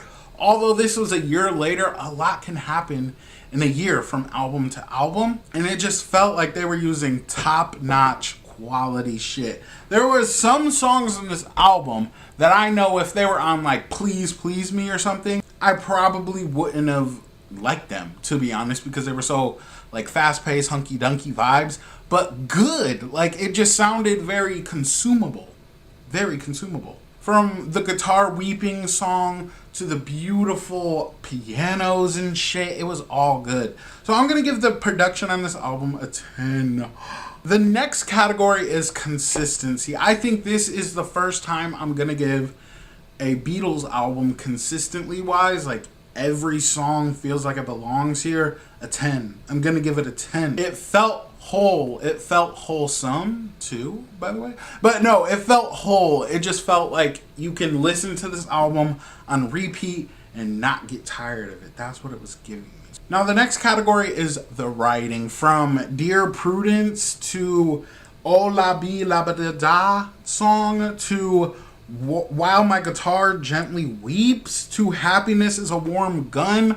All these songs were beautifully, first of all, sang, and I always say the vocals and the writing go together so well. Beautifully delivered. I loved it so fucking. The lyrics on this album, I'm gonna give the lyrics, the writing a 10.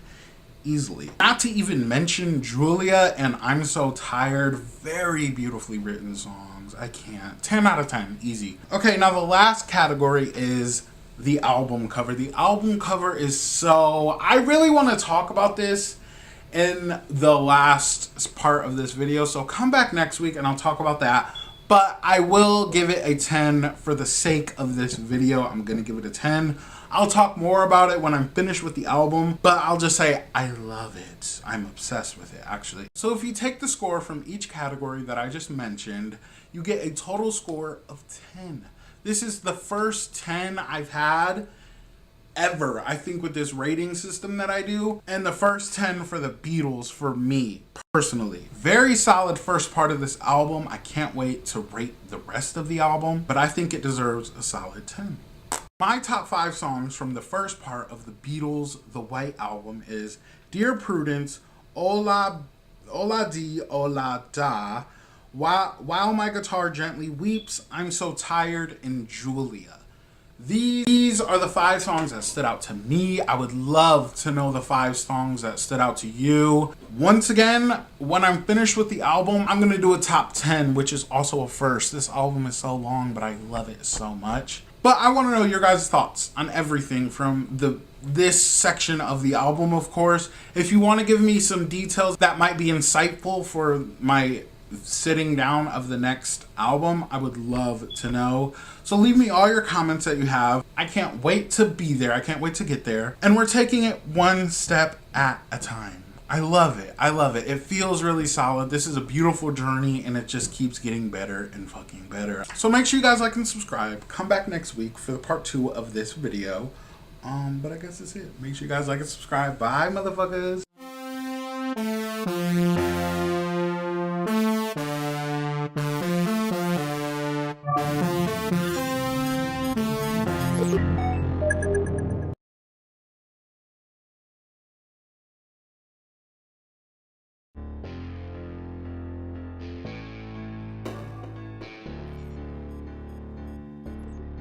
Hello, motherfuckers. Welcome back to my motherfucking channel.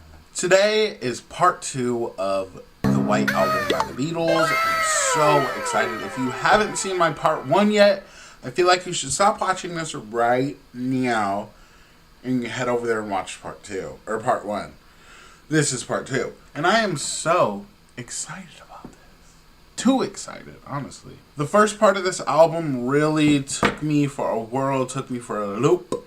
So I'm glad to get back on this loop and see where we're about to go. I want to know if it's going to like change direction or if it's just going to just keep going with that same vibe. I guess we'll see. Let's get into it.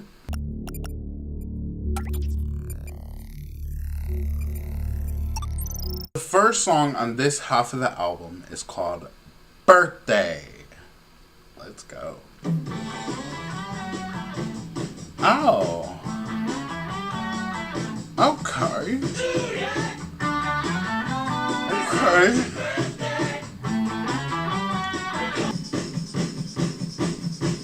Ooh.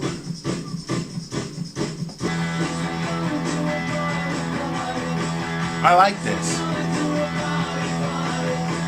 Oh.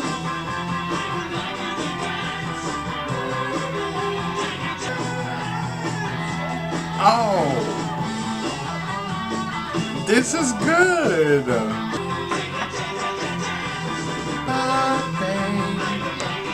Come on. My boys. Oh my god. Okay, this was a really great, bombastic, very live start to this half of the album. Okay. You know, my birthday's coming up next month, not to like, you know, whatever. But it's just giving happy, you know, like that's all I can really say. Whose birthday was it that they had to create this song, you know? I love a good spin on the classical happy birthday song. I'm pretty sure that song is copyrighted. Am I wrong? I don't know. But this gag, you know, I love a good spin-off. One of my favorite artists is Nicki Minaj, okay? I know, why are we talking about Nicki Minaj in the Beatle video? It is what it is. I listen to everybody, okay? But one of my favorite personal artists is Nicki Minaj. She has a song called Pink Birthday. And it just is like, I just love, I don't know. I never really thought of the genre of like birthday songs, you know? But, you know, they can be like really like cringe, I guess. Like, you know, why are we singing about somebody's birthday? Just sing happy birthday. But when it's a good take on it like this and Pink Birthday, it's a vibe. That was a great intro in my opinion. I'm excited. So let's keep going. The next song is called Your Blues. Your Blues. Ooh. Stop.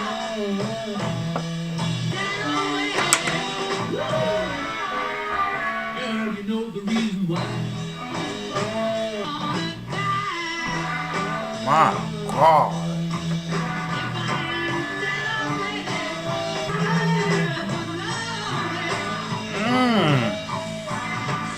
Oh my God. Oh.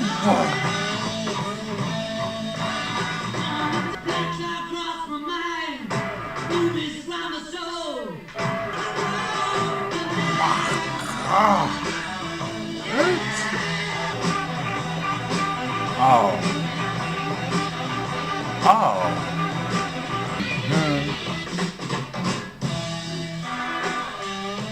Oh. I'm okay. That was very interesting. I'm interested. The last half of that song was just straight up instrumental. Loved it. It was very switched up and just very like down to earth. Once again, this album is very fucking down to earth. What the fuck? Okay, the Beatles have a lot of songs that I feel like could be in movies, you know, like just very like it was giving very movie-ish, that song in particular. I said in part 1 that this album was giving me like soul vibes. Also blues. That's one thing that I was like,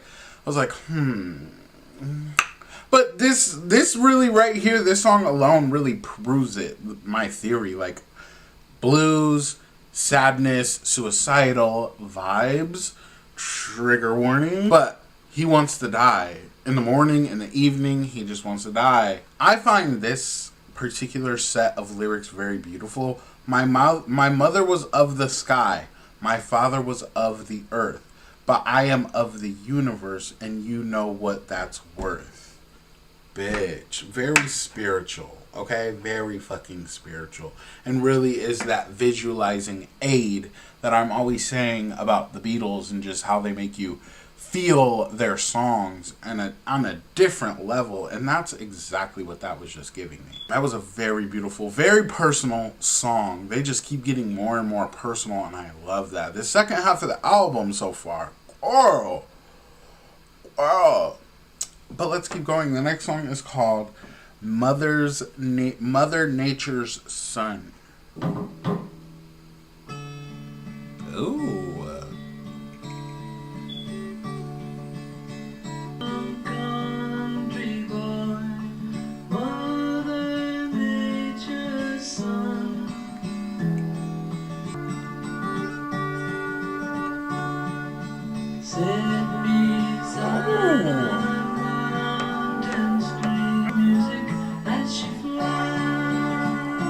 I'm about to throw up. This is good.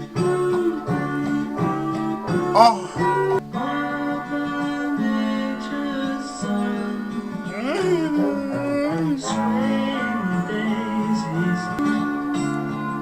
These vocals, bitch.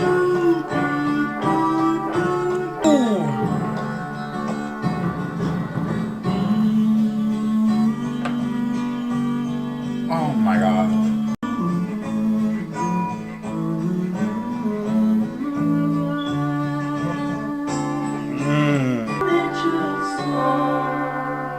Oh my God.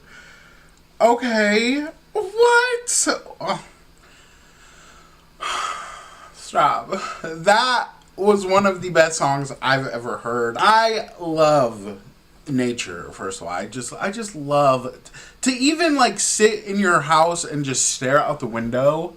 Love it. So I love when people write and sing songs about it, because it makes you relate to it and you just feel it on a different level. And I'm not talking about you have to go like fishing and like, you know, whatever. Some people love fishing, you know, but you can just love just sitting on your front porch. Really, really, really. I just want to like make that clear. It could be just that simple. But I love it, okay? Once again, with those visualizing lyrics, he says, sit beside a mountain stream, see her waters rise, listen to the pretty sound of music as she flies.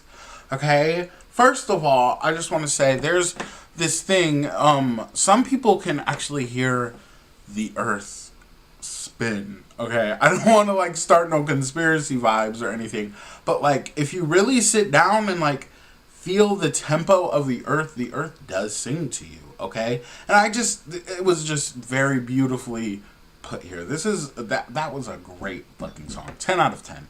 Easily. Yep. But I do want to say at the end, the doo-doo-doos throughout the song, it was beautiful. But at the end, the drums, the bass, something got really, like, deep.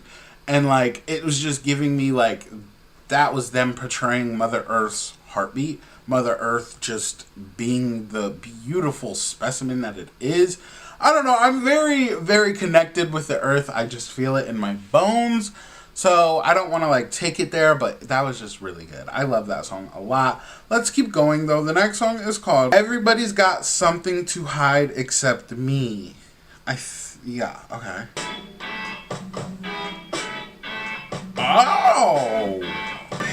Oh, except for me and my monkey. Okay.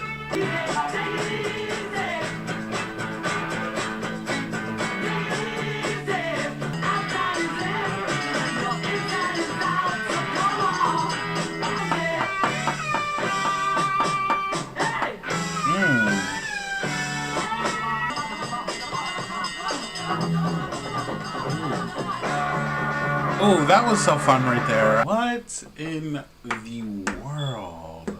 First of all, I want to know what is monkey? Like, what does that mean? I know, did they have a monkey? No. It's not a real, like, thing, right?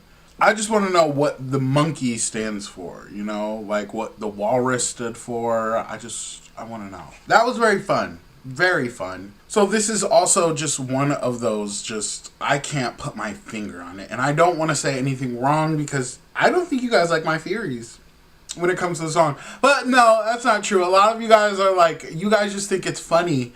And I'm like so serious sometimes. So, and that's why I love having you guys to tell me what things mean. Because I really don't know. But nonetheless, that was a really fucking good song, and I feel like it belongs on this album. Very rock and roll forward, and just bop, you know? I was bopping. But let's keep going. The next song is called Sexy Sadie. Ooh. Sexy Sadie.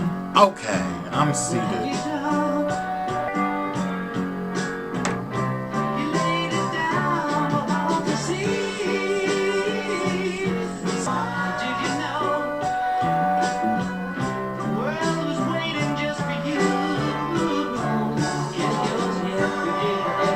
Mesmerizing background vocals.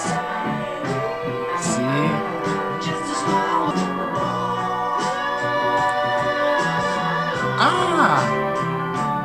Oh my god.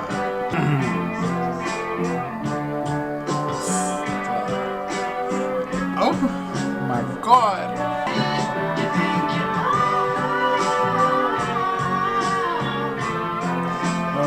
Okay. Gag. That was one of the best songs on this album. Those very soulful notes and vocals overall was just sick, okay?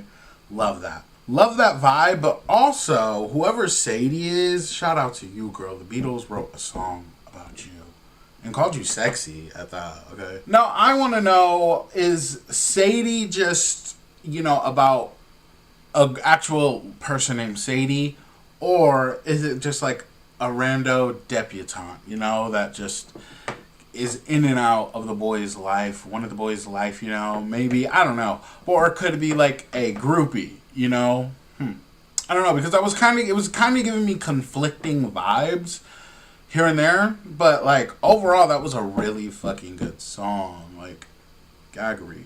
Sexy Sadie. Okay, let's keep going though. The next song is called Helter Skelter. Whoa.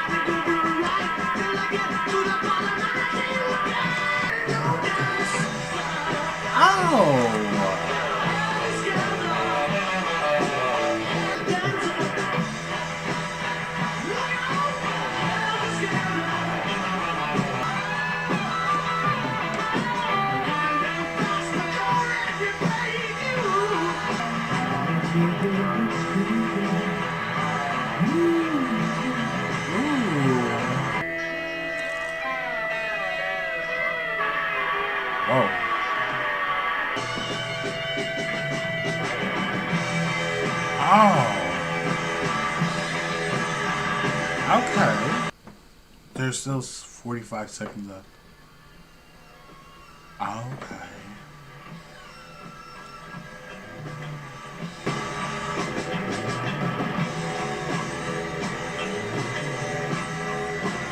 The production on that song was absolutely sickening, okay? And it was really going with the theme of that song. I'm coming down the slide, I'm going back up again. I'm coming down to you, I'm miles above you, but I'm coming down fast and shit. Like, what? So, the song sounded like it ended, but then there was 45 seconds left, and, like, it went out and came back in, like, going up and down the slide, you know? Gag. But that was such a unique song, I want to say. True rock and roll vibes that I get from that. That was really, really fucking good. Now, I had a thing with the phrase helter skelter a few years ago. I was watching a documentary on that one guy that was in the cult, whatever his name is. I don't know what his name is. The phrase helter skelter was like their thing or whatever. And it was just like, wow. Like, when I first heard that phrase, it kind of was like, I just felt very perplexed. Okay, I love that word.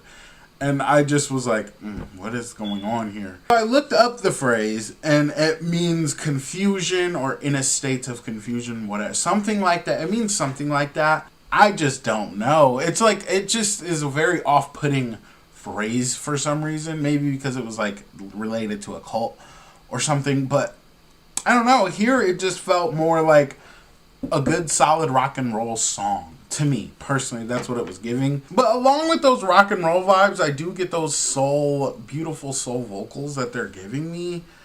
This is good. Okay, I want to know more about the song Helter Skelter though, so whatever insight you guys have on this song, let a bitch know. Okay, but the next song is called Long Long Long. Okay. Ooh, this is okay, slow down. Okay. Oh.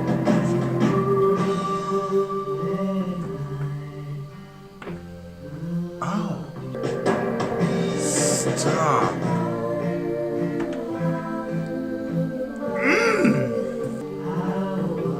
Oh, I'm obsessed.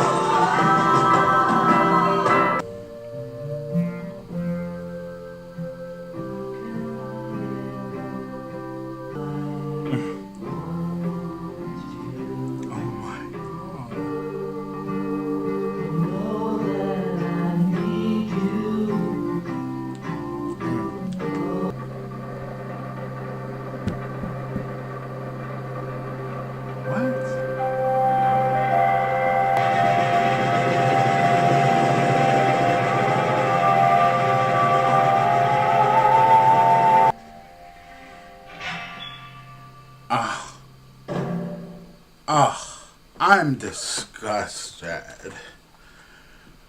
Despised. I'm gagged. What in the world was that? Okay. So I really thought that that song about the earth, Mother Nature, Sun, I thought that was going to be my favorite song on this album, but this is easily taking the cake for me. What the fuck?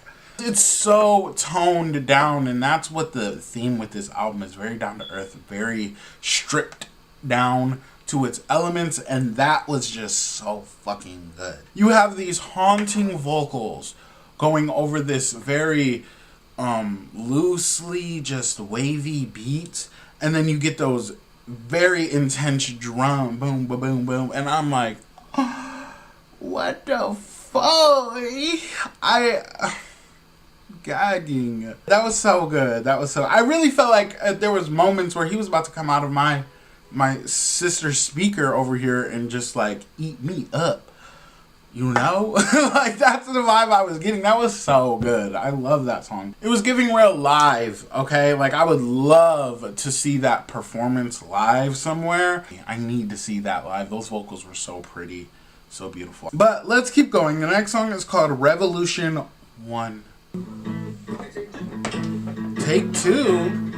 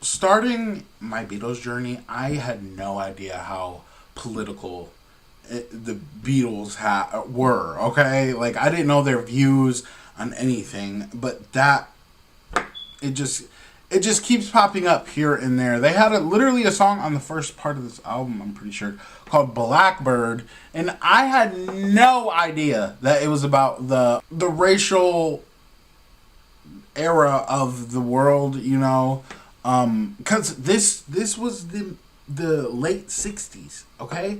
Things were still happening. Big changes were still happening in the 60s, especially going into the 70s, okay? It was just a whole different world, you know? And the Beatles were young, so their viewpoints really helped shape a whole generation of people, you know? I love that. I love that so much. And, like, looking back on it, it's very interesting. Like, they could have been, like, my presidents, okay? Gagging. You know, I definitely vote for the Beatles. Of course, you know? Why wouldn't you? It's the fucking Beatles. But not only that, their viewpoints are very, like, progressive, and I love that. I love that so much. And not only that, it was a beautiful song. Like, just the whole sound of that song alone, the atmosphere of that song alone was a gag, okay? So the fact that they're saying all this important shit and having these stances and stuff, it's beautiful over these great sounding songs. It just makes it even better, okay? Like, gag. But let's keep going. The next song is called Honey Pie. Let's go. Now she's hit the big time. Wow. In the USA. Oh. Honey pie. Okay. You are making me crazy. Stop. Became a legend of the silver screen. Honey pie, come back to me.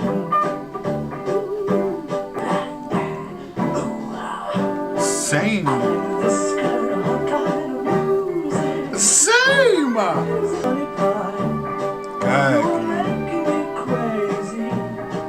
I'm in love, but I'm lazy.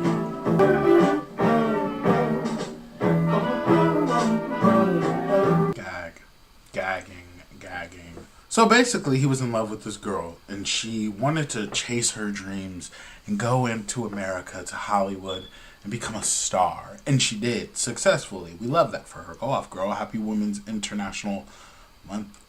Happy Women's Day month. I think it's the month. Shout out to you, girl. But Mr. Beatle is lazy, okay? He doesn't want to travel to America to be with the one that he loves. And I love how they set up these songs, okay? Very, like, movie-esque, okay? Hollywood vibes, okay? And I love that. And then I was saying, like, oh, I love this. This is gagging. And then they also said it literally right after I said it. I was just like, oh my Oh, this is good. That was good. That was a good sounding song. But I do want to point out that if this was on a past album, once again, like, please, please me, I don't think I would like it.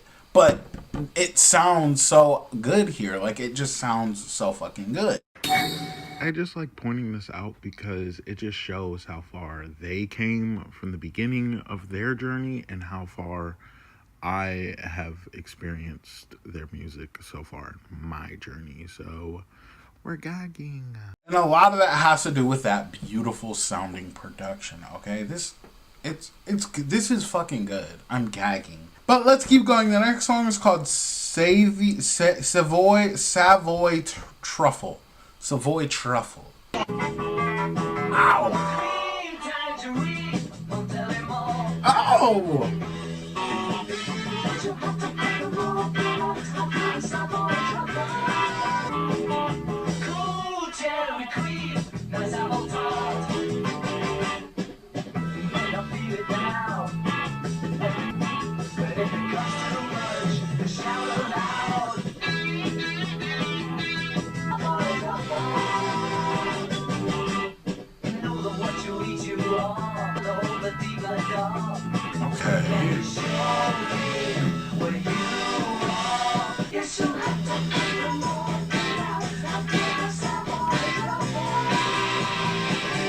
Basically a song about sweets.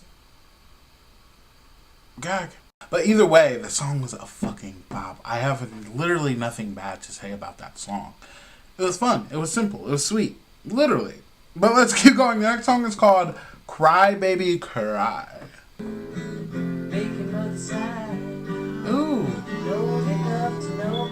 Ooh. Ooh. Okay.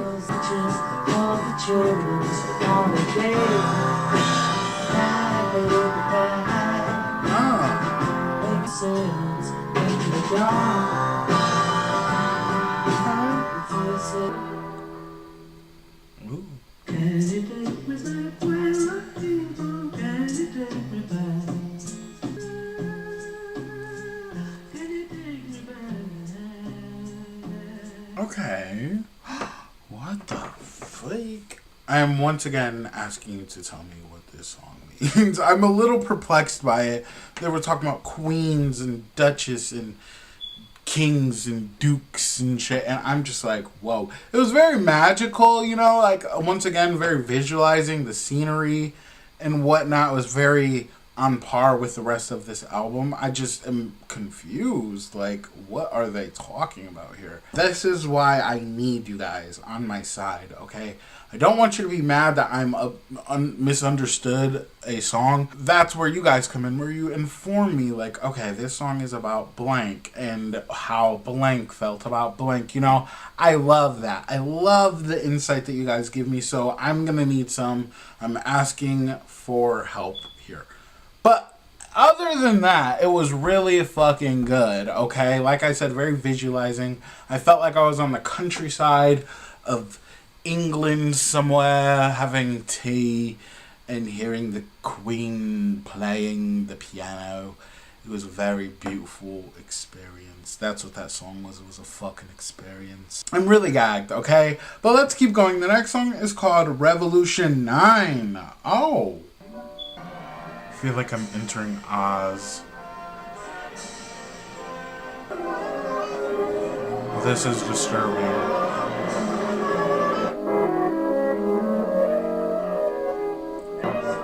This is scary.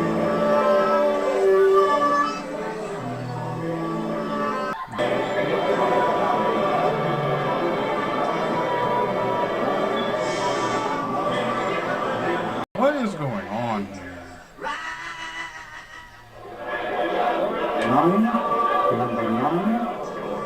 Very freaky. Mood. Very freaky.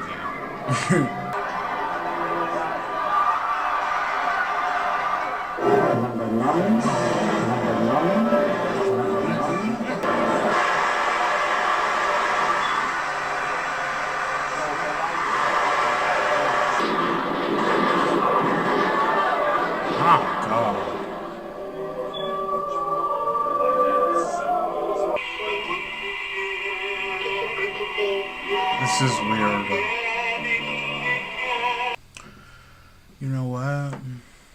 I can say we've been through it all with the Beatles, okay? Okay? We've been through bad sounding instruments and whatnot. We've been through the LSD, the psychedelic, the diamonds in the sky. We've been through the suicidal, and now we're here, okay? This is also called Revolution 9. There was a Revolution 1. The first revolution was just, let's really put our stance there, and here we are. This is what we believe in, this is what we want, this is how we feel. And now Revolution 9, bitch, what? I forget which song I said it about, but the song made me feel like I was going down the Willy Wonka chocolate factory river in the boat, that boat, crazy, scary, spooky boat scene. That's what that was giving me, okay? It was very otherworldly, but also just, that was a really, like, it just felt fucked up, okay? I'm gonna be real, I felt really fucked up listening to that song. I don't know how to explain it. It was just very off-putting. Just, I don't know. But I don't think it took anything away from the album, you know, because, for an example, modern day musicians will do, like, they call them skits on albums, and it's just them, like, having a conversation with somebody about something, or just, you know, an actual skit. And that's kind of what that was giving me, but it was more like, I feel like I just entered upon the preface world of just, I don't know, that was weird. It was very weird. So, once again, I'm perplexed by this song. I'm not really sure where we are or what the fuck is going on, but I want you guys who listen to this song, listen to this album, hopefully millions of times, because that's what it's giving. I could listen to this album millions of times. I want to know more about that song in particular and why it sounded like that. Why, where it took me. Why am I feeling the way I feel? Gagging. That's how I feel. I'm gagged. But it was very interesting. But let's keep going. The next song is the last song on this album. Is called Good Night. Let's go.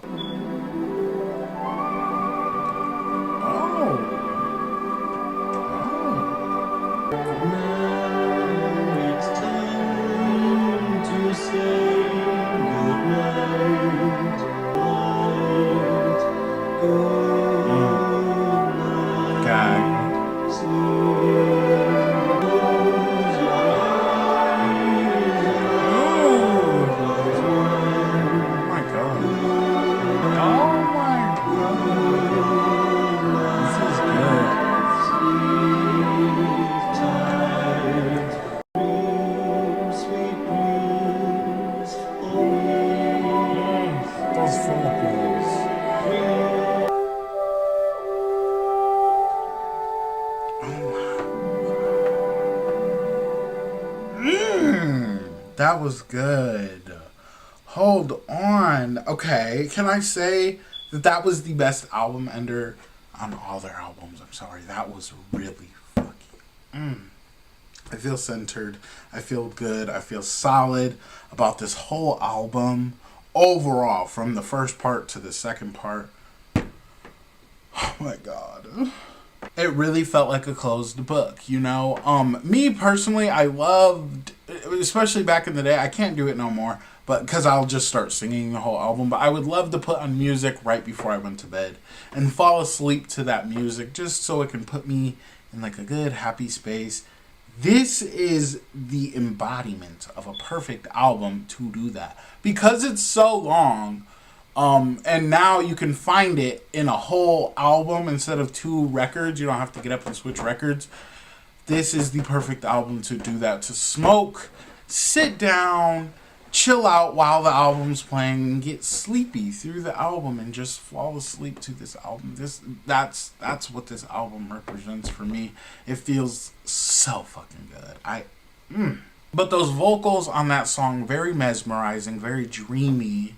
It's a song called Good Night, but they were so soft and well spoken. It was just very, very top 10 vibes, okay? Okay, let's get into my overall thoughts, my album rating, and my top 5 from this section, this part of the album, Let's go.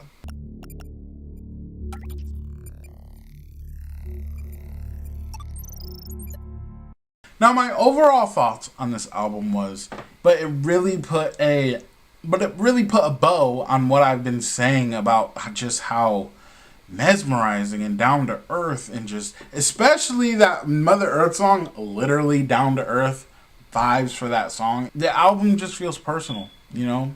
And once again, stripped down from what they were just doing right before this with Sgt. Pepper's and Magical Mystery Tour. It just feels, it's so different, you know? I love Magical Mystery Tour and Sgt. Pepper's, okay? Because it really showcased their artistic and creative skills when it comes to making music. But this right here feels like a personal body of work, a personal diary to the fans. Like, this is the real us.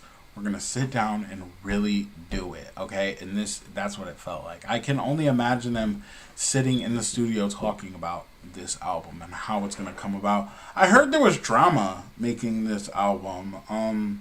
I would like to know more about that. I guess there's documentaries, and I'm thinking of doing a video of me reacting to all the documentaries just in one video, maybe. I'm thinking about it. I don't know. I don't know how long these documentaries are. Somebody told me they're like 7 minutes long, and I'm like, I could do that for a whole video.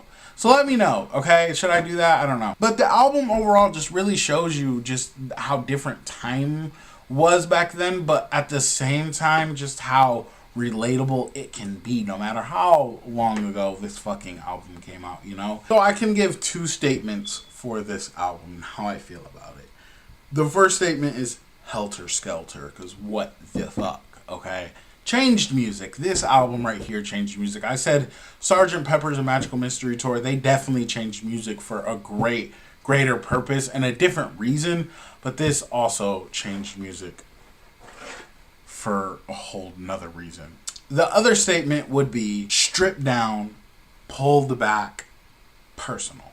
You know, that's just the vibes I get it. I want to know your guys' review on it, how you took this album in. So I get my rating from these 5 categories: vocals, production, consistency, writing, and the album cover. The vocals on this album, once again, going along with just my overall thoughts of the album, stripped back, stripped down, very simplistic vocals, but they shined where they needed to shine. On every single song, I don't think there was a bad vocally felt song at all. I think they all sounded great all throughout this album, so I'm going to give the vocals a 10. Okay, a fucking 10.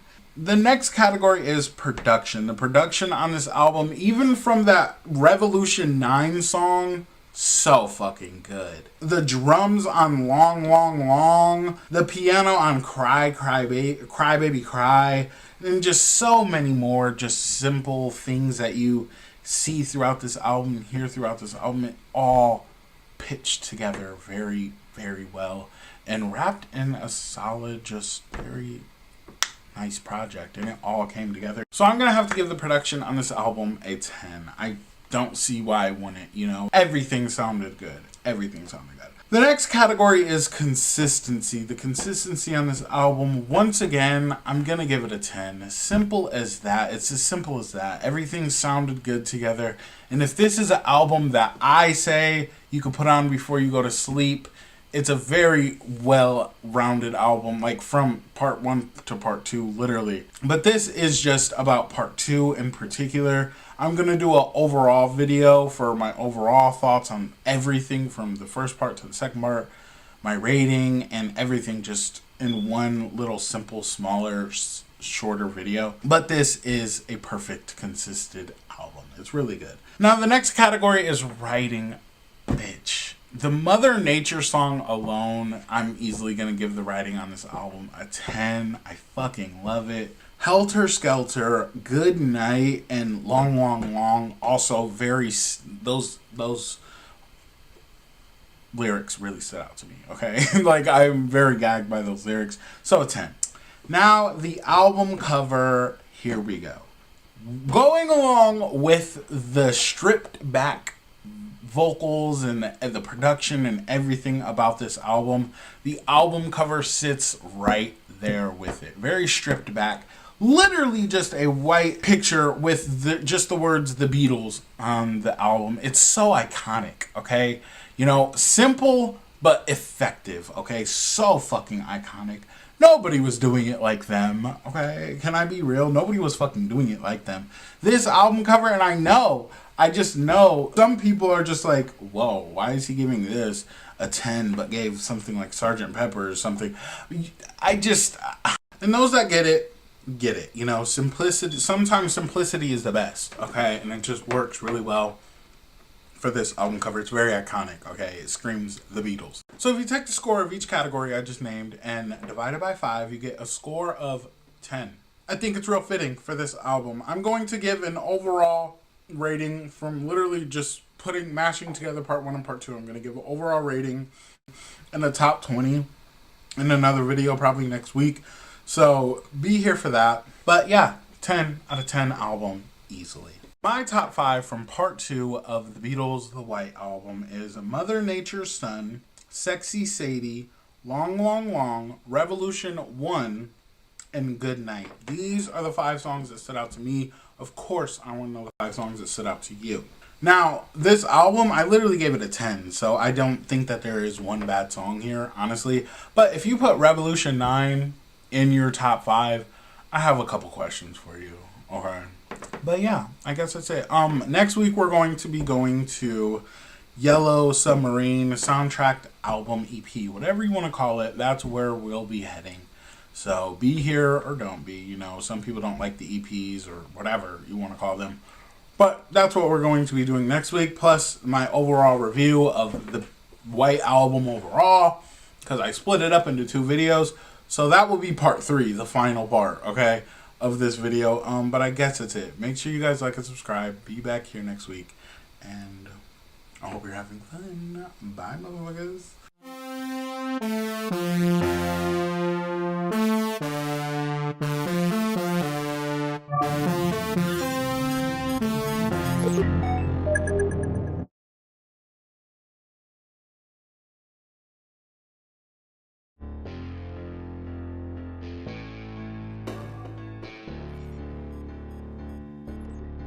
Hello, motherfuckers. Welcome back to my motherfucking channel. Today, we're going to be reviewing the Beatles' Yellow Submarine album, EP, soundtrack, whatever you want to call it. That's what we're going to be reviewing today. Now, we are currently in The Beatles series going on my channel right now. The last 2 weeks, I did the White Album. It was a long album, so I had to split it up into 2. And those 2 parts are now live on my channel. But since it's such a long album and I have this rating system on my channel, I have to make a 3rd video, and that video should be live right now. So if you want to go watch that, please go do it. And also, we've experienced every other Beatles album up to this point. Mr. Beatles isn't playing. I'm gagged, okay? So let's go. But before I start, please like and subscribe so we can go into the Beatles. You guys have been telling me to react to Pink Floyd and giving me these other bands from like the 60s and the 70s, and I'm going to, but in the future. So make sure you like and subscribe if you want to see any of that, and let's go.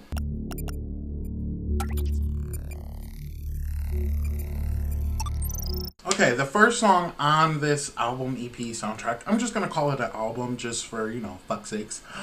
But the first song on this album is called Yellow Submarine. The title of this song is also the title of this album, so it's like gaggery. But this was on a past album, okay? And I've already heard it. I've already reacted to it. So if you want to see that reaction, I don't know which album it is, but I'll figure it out. There's probably some text somewhere. And I'll just say this for the sake of this video. I can't with it, you know. It's just not for me. Now, after posting the video and seeing all your guys' commentary about the song and stuff, it made me like feel a little different about it. It didn't make me like it more, but it made me respect it more, okay? Because there were people saying that it was a kid song, so like, you know, but also people were just saying it's just a happy, fun song, you know. one of my cousins, actually, he said his mom would sing it to him, or they would, like, play it, like, you know, just when they were, like, drunk and stuff. So, like, I can see that. I really do see it. It's just, I can't. I just don't like the song regardless. But no hate towards it whatsoever. I don't hate on anything that anybody likes, even if I don't like it, because that might be somebody's favorite fucking song. It's just not for me. Okay. But yeah, let's keep going. The next song is called Only a Northern Song. Okay. Oh, it's giving funeral. Hold on.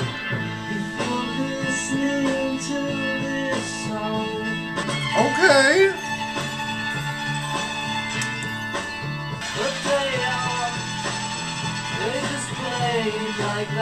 I like this. Ooh, this is funky.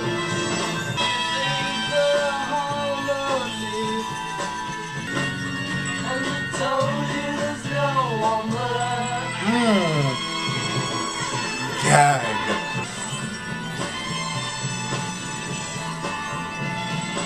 Ooh, these drums. Stop. When I tell you I am fucking gagged, okay? Last week was the White Album. Well, the last 2 weeks was the White Album. That was very stripped down to earth. Just very beautiful, just sentimental vibes. This is giving me Sergeant fucking Peppers, okay? And Magical Mystery Tour. Gag-ing! Oh my god! Because there's just that mystical feeling to it. Like, that just gave me a very mystical, higher feeling. You know, it is called only a northern song. And when I think of the word northern, I always think of the Northern Lights, you know? It's just really beautiful. And that's what I was getting that whole time. Like, I could really see myself listening to that, like, at a campfire, you know, the sky is clear, it's dark, though, and, like, you can see all the stars, and it's just, beautiful, okay, beautiful. Now, I heard that this album is for, like, an animated movie or whatever. You can kind of tell by the album cover itself, so gaggery, it's, like, giving me LSD, kind of. So far, you know, that was just the first song I've heard. I mean, Yellow Submarine was here, but we're just gonna not even talk about that. But Only a Northern Gag. I'm gagging. Now, it was giving me, like, confusion a little bit. He said, now it may sound weird, but that's just how the band sings, or the chords might not be right, but that's just how we made it, how we decided we wanted it, you know? That's cute. It's really cute. I love this. I love this so far. I'm gagged. You guys didn't want me to listen to this. You wanted me to skip, go to the next album. But, bitch, what? I'm gagging. Okay, the next song is called All Together Now. Let's go. Ooh.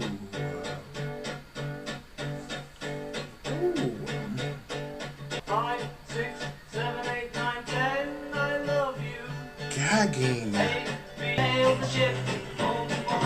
Jump the train. Skip the rope. All together. Do I hear a fucking harmonica? And I take my friend back.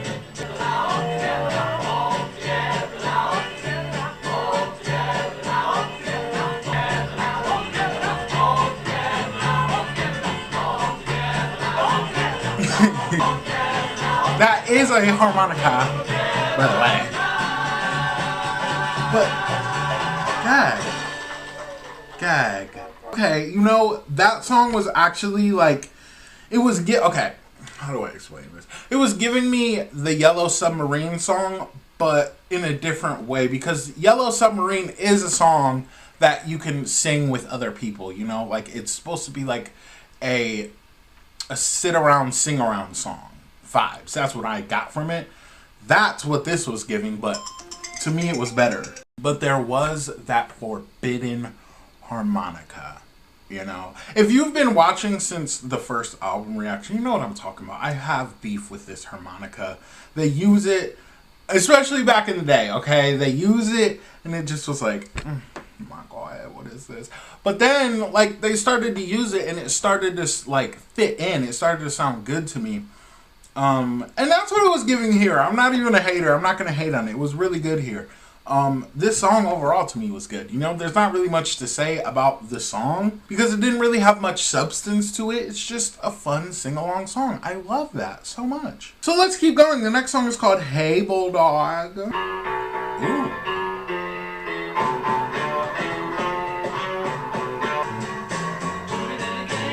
I like the vibe of this.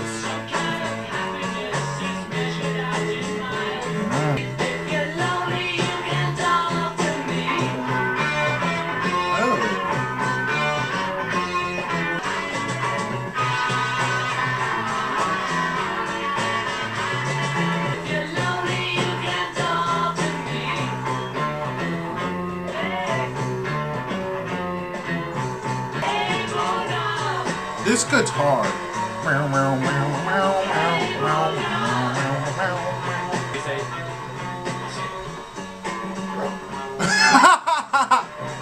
Yeah. Okay, that was good. That was fucking good. That to me was giving rock, like rock and roll, gaggery. That guitar, the drums, everything. The instruments really came together. Okay, like.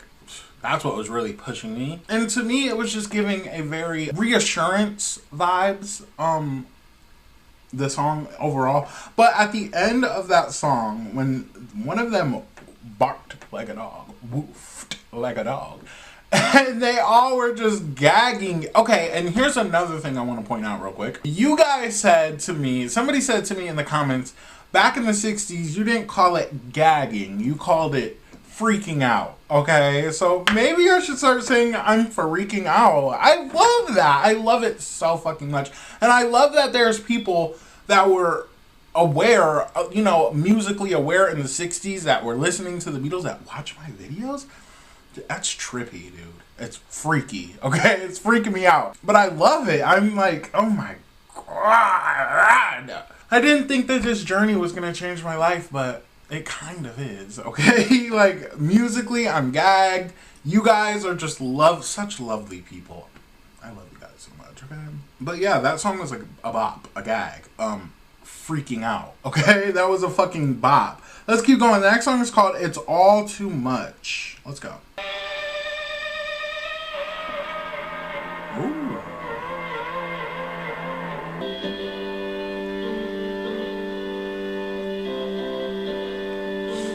Oh, this is good.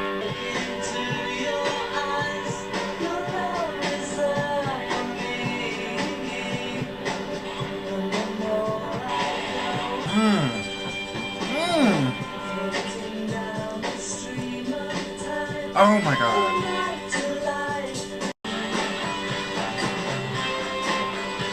Oh.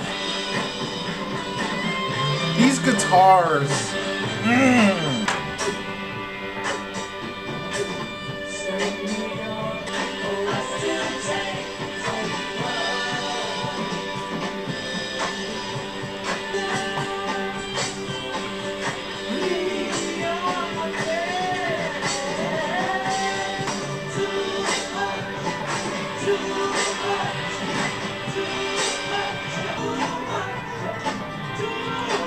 Oh.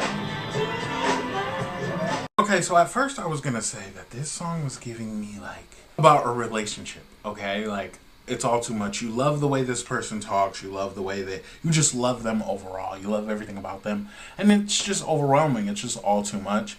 And then they started to like creep into like this, like, I feel like it was about life, you know, because sometimes like something in your life is like just overwhelming. It's all too much, you know, and sometimes it's just like a burden. It feels like a burden, but you know, God, you just have to get through it. Then they started to get back into that relationship vibe, you know. They love their blue eyes and long blonde hair or whatever. They got a type, first of all, right?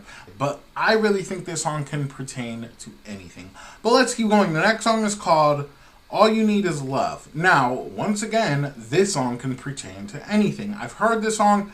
I'm pretty sure it was on Sgt. Pepper's. If not, It was, I don't know what it was on, but I'll figure it out right here. So I've already heard the song, but I feel like this, I can't remember, but I feel like it was in my top 5 of whatever album it was on, because I still listen to it to this day, okay? But that sentiment is just, it's just so true, you know? Because you can want to do something in life. You can believe in yourself, but like when there's somebody believing in you, I can't say that right.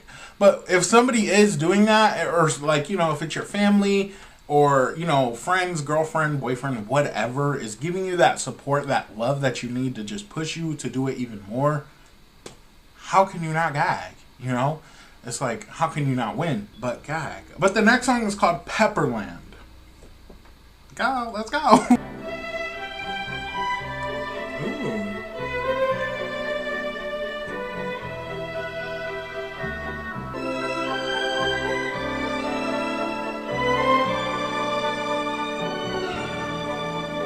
Gag. Okay.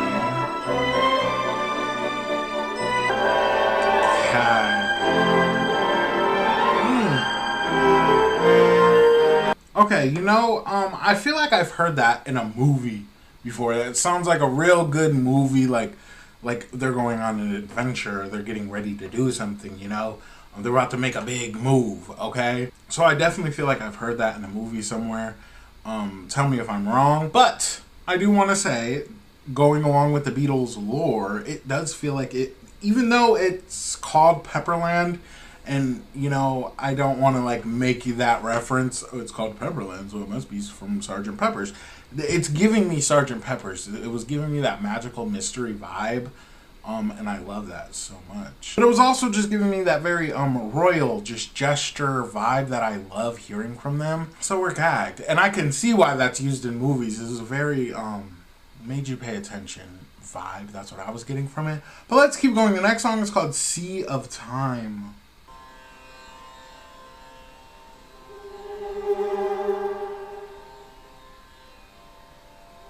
Did I already hear this? Because this is definitely, I feel like Sgt. Pepper's.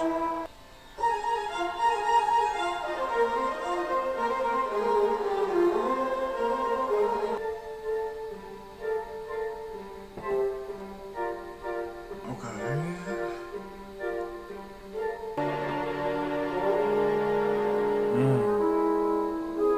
Mysterious. Okay, so I feel like the rest of these songs on this album are just going to be, you know, just instrumentals. But the way that they are, like, produced, constructed, whatever, however you want to say it, perfect for a movie, okay? All these songs are, like, giving me movie. I love that. And I also just love the title of just these instrumentals. Pepperland, very just, like, it's just out there, you know? I love that. But the title Sea of Time is just very, like, once again, mystical, magical. I love just, it just makes you think, you know? Like, Sea of Time. It's beautiful. That's a beautiful title over this beautiful, beautiful, gorgeous beat, okay? That was a very well-produced segment right here. But also, it's giving me Sgt. Pepper's for some reason. I don't know why. I'm just really grabbing onto Sgt. Pepper's. And just like, it's so gagged. So if you want to skip forward and just get to my top 5, whatever, my overall review and stuff, you can. I won't blame you. But we're going to keep going. I need to hear everything. I need to hear everything. Let's keep going. The next song is called Sea of Holes. Okay.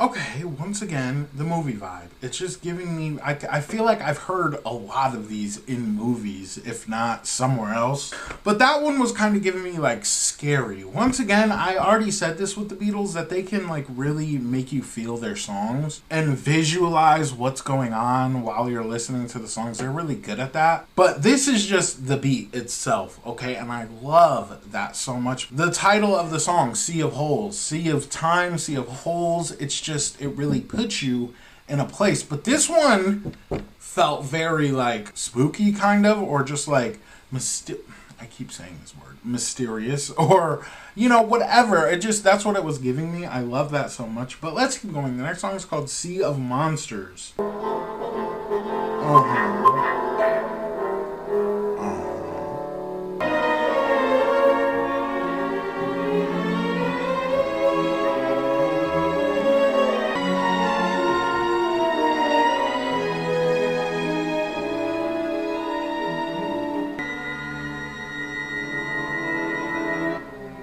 Ooh, what the fuck? Okay.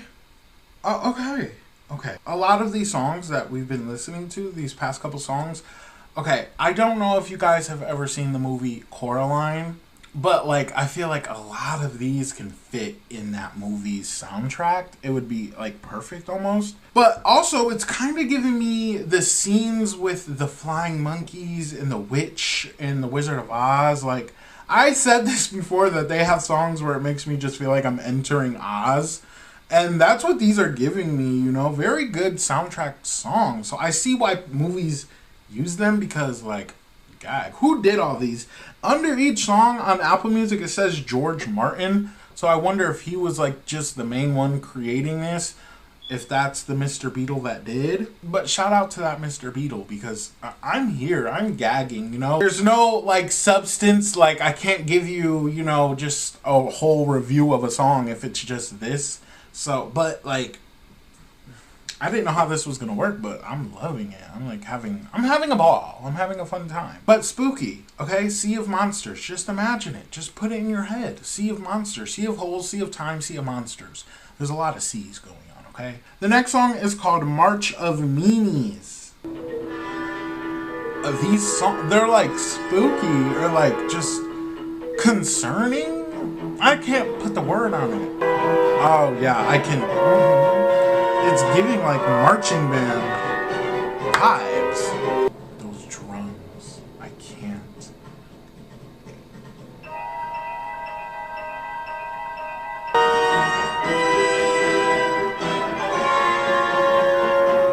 So these songs could be used for a lot of different ranges of movies, you know, because at the end of that song, it was kind of giving me like a superhero, like Iron Man, like entering his mansion or something like that, you know. I could see it in Marvel for some reason. But it was also giving me like just the build up to something big is about to happen in a movie.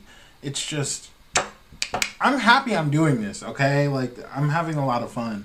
But I need to point out those drums in that song in particular. They were so fucking good. Like, you know, I didn't think that I would like just to sit here and listen to, you know, songs like this, whatever.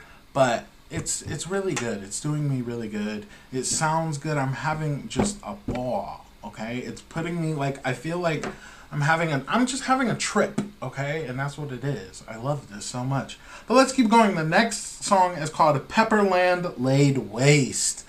Wait a minute.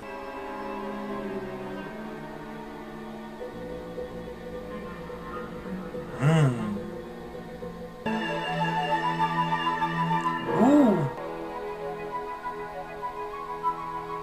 Ooh.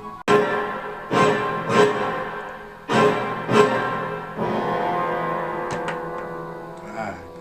Okay, you know, Pepperland Laid Waste. So that means like they attacked. The attack is happening. This is a climax right here. Love that. I love that so much. Maybe I should watch the movie. You know, this animated film, whatever. I should watch it. And just so I get more context of it. But right now, this is really good. I didn't think that this was going to be. I hope you're having fun, but because I'm having fun. Like, this is fun to me. Very mysterious. I love it. Let's keep going. The last song is called Yellow Submarine in Pepperland. Okay.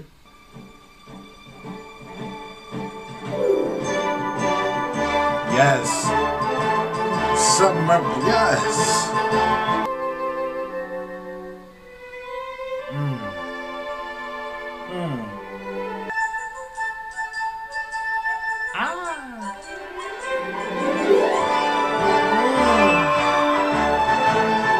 So, Yellow Submarine in Pepperland, they like won this war, you know, that in my mind, that's what's going on. There was a build-up to attacking this place, and they were meanies. That's what I'm getting from the songs. They were going to lay waste in Submarineville, okay, let's just call it that.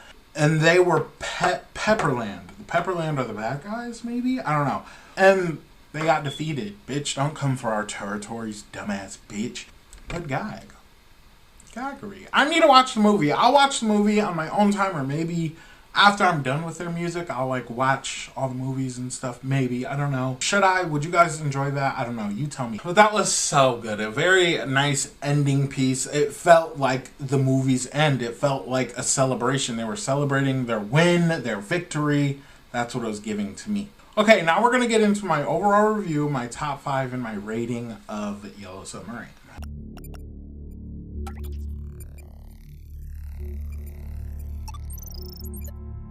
So my overall review is, I feel like I have to just put it on pause for now until I do watch this movie. But what I will say, from the music alone, very lively, very, like, I feel like I would enjoy this movie if I do ever watch it. Because if the music had me in a chokehold like that, what makes me think that the movie wouldn't, you know? God. It's very interesting seeing artists have, you know, this just plethora of like soundtrack sounding songs and whatnot. Very interesting. I love it. But yeah, overall, I think that was a really good soundtrack. I'm gonna call it a soundtrack now because I see what you guys meant and why you wanted me to skip it and just get to the other music. But I love this. I wanted to do this. I needed to do this. It felt good. We all live in a yellow submarine.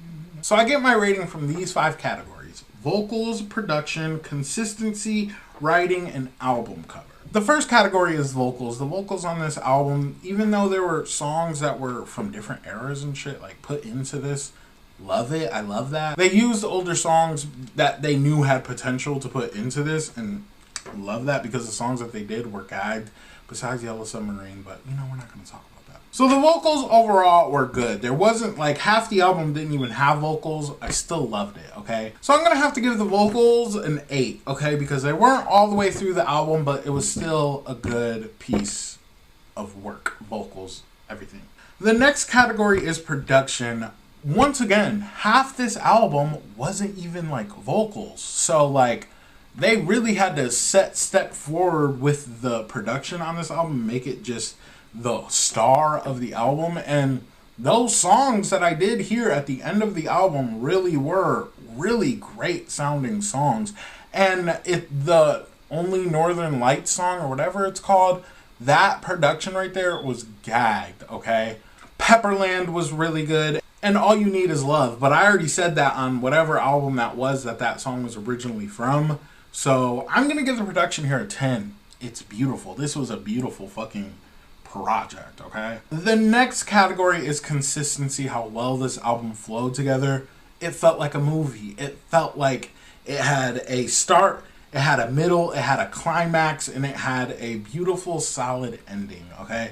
So I'm going to have to give this a 10 because it sounds very good. And once again, it makes me want to watch the movie, so 10. Okay, the writing on this album, okay, from a movie standpoint, there wasn't really, and usually when I do these about the writing category, it's like the lyrics really grasp me and take me in. All You Need Is Love and Only Northern Lights song really were the 2 that like gagged me, like, you know? So there wasn't really much writing, but I'm going to have to give the writing an 8. Overall it was good, but they were sing-along songs, so I can't do much with them. But I am gagging, so I'm going to give it an 8. Now, the last category is the album cover. Let's talk about the album cover. I'm pretty sure the movie cover, whatever, looked different, but if it didn't, I'm gagged, okay? It was very beautiful and very much goes along with just the production and overall everything that was inlaid within this album. Very, very, very, very lively, very good. Look at all the colors, and then you can kind of see there's like people playing instruments and stuff, and there's like it looks like a sergeant or whatever.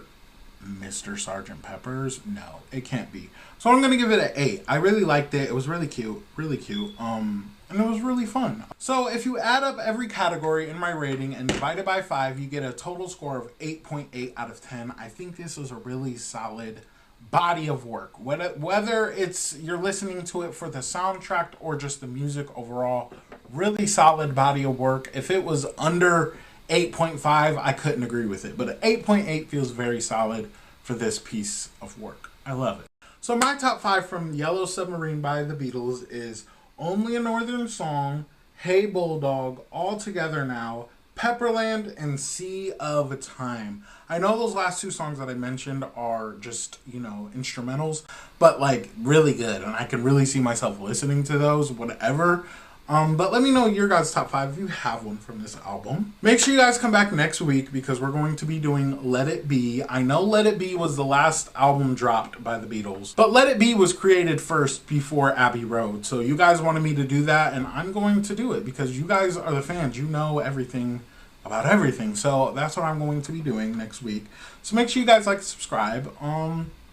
And I guess that's it. If you have any other insight about this album, please let me know. The soundtrack, whatever, please let me know. And if you have any details about Let It Be that I should know before filming, let me know. But I guess that's it. Make sure you guys like and subscribe. Bye, motherfuckers.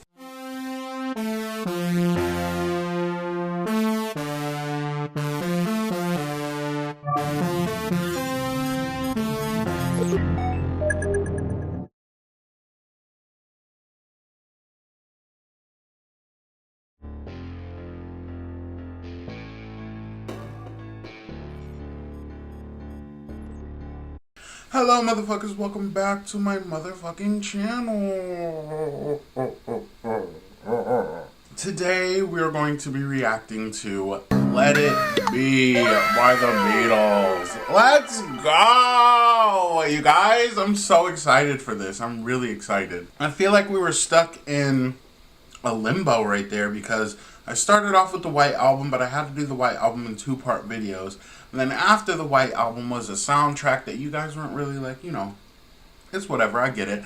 But this is an album, you know, and this is one of the Beatles' most iconic-ist albums. From somebody that hasn't heard any of their albums up until this point, gag. This is just one of those ones that you hear about a lot, okay?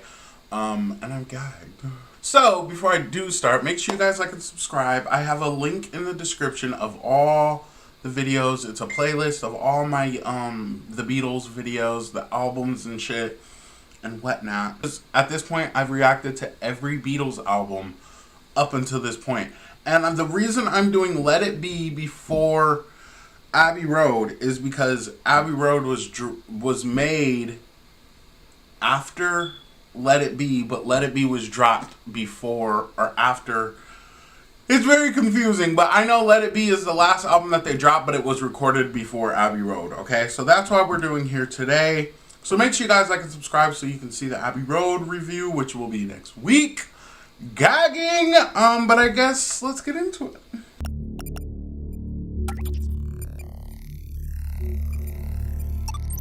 Okay, the first song on this album is called Two of Us. Charles Hawtrey and the Deafes. Phase 1, in which Doris gets her hooks. Oh!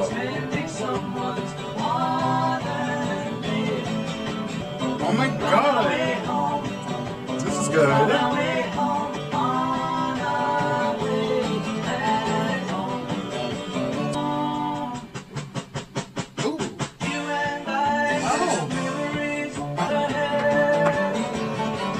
Gagging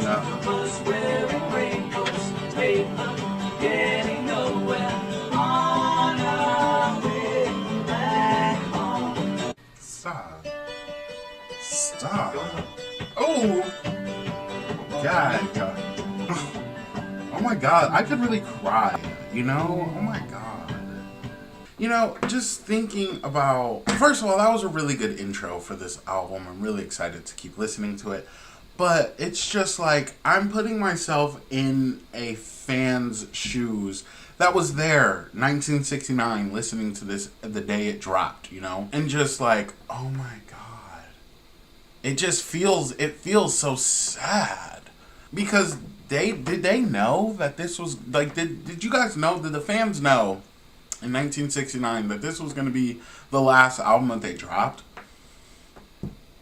And, like, if you knew that and listening to those lyrics, ooh, my God. Even me, I just started listening to their music. I mean, I started the first album, like, 2-3 years ago or something like that. But over the past couple of weeks, months, I've been listening to the Beatles. And it's just, like, ooh, it's all hitting me right now. Like, what the fuck? So, it's just, I don't know. It's sad. But, so 2 of us, were they talking about another Mr. Beatle? Was it just 2 Mr. Beatles that were just, like, you know, riffing off each other? Because this was a really fucking good, detailed song. And, okay, dare I say, it was giving me that cowboy vibe. I'm gagging by it because back on their first couple albums, I would say, oh my God, this is giving me cowboy vibe. I don't really fuck with it like that. But now, full circle moment, because I do fuck with it now. Like, it's really different. But it just feels like it's coming to an end, you know? That's what this song was giving me. Like, this is coming to an end. I don't know. Let's keep going. This was really good. The first intro, the intro was a banger. Let's keep going. The next song is called Dig a Pony. Let's go. Ooh.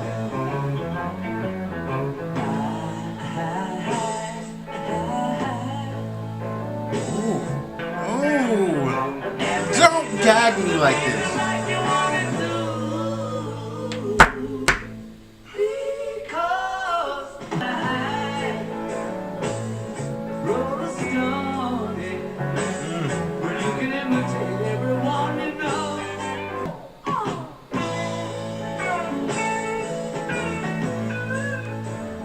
Don't gag me.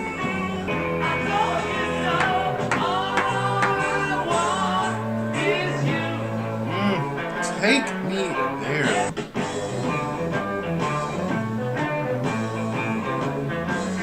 Coming off that first song, bitch, that, oh my God.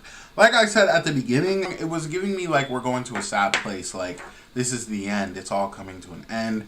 And it kind of made me like a little like sad on the inside. The sound itself was giving me a celebration vibe, okay? Like, I don't know, I can't explain it. But those vocals on that song, bitch. Let's get back to the basics. Those vocals on that song gagged me. I was gagged. I love a slowed down sounding song, but it picks up in places with drums and guitars and shit. And that's exactly what that was. And it was really delivered really well. But I do have a question. Because you know me. But what does dig a pony mean? Like what is that referencing? Because you guys always tell me like the walrus, for example, dig a pony. What does that mean? I just need to know. So you guys let me know down in the comments. I'm gagged either way, okay? Like, bitch, what the fuck? Like, that was really a song that I could see myself listening to, like, in a campfire vibes, you know? Like, with other people. It was a vibe. It was a real vibe. But even though it was giving me that celebration vibe, it still gave me that, like, this is coming to an end, you know? That's why I'm really trying to just take it all in and enjoy it, you know? Because I am. As of right now, this is a good-ass album. Let's keep going. The next song is called Across the Universe. Don't play with me.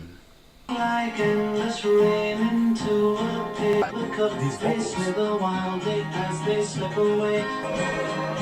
Nothing's gonna change my world.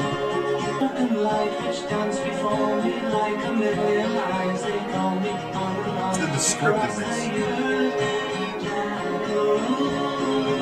Oh my God. Stop. Suns and cozy across the universe.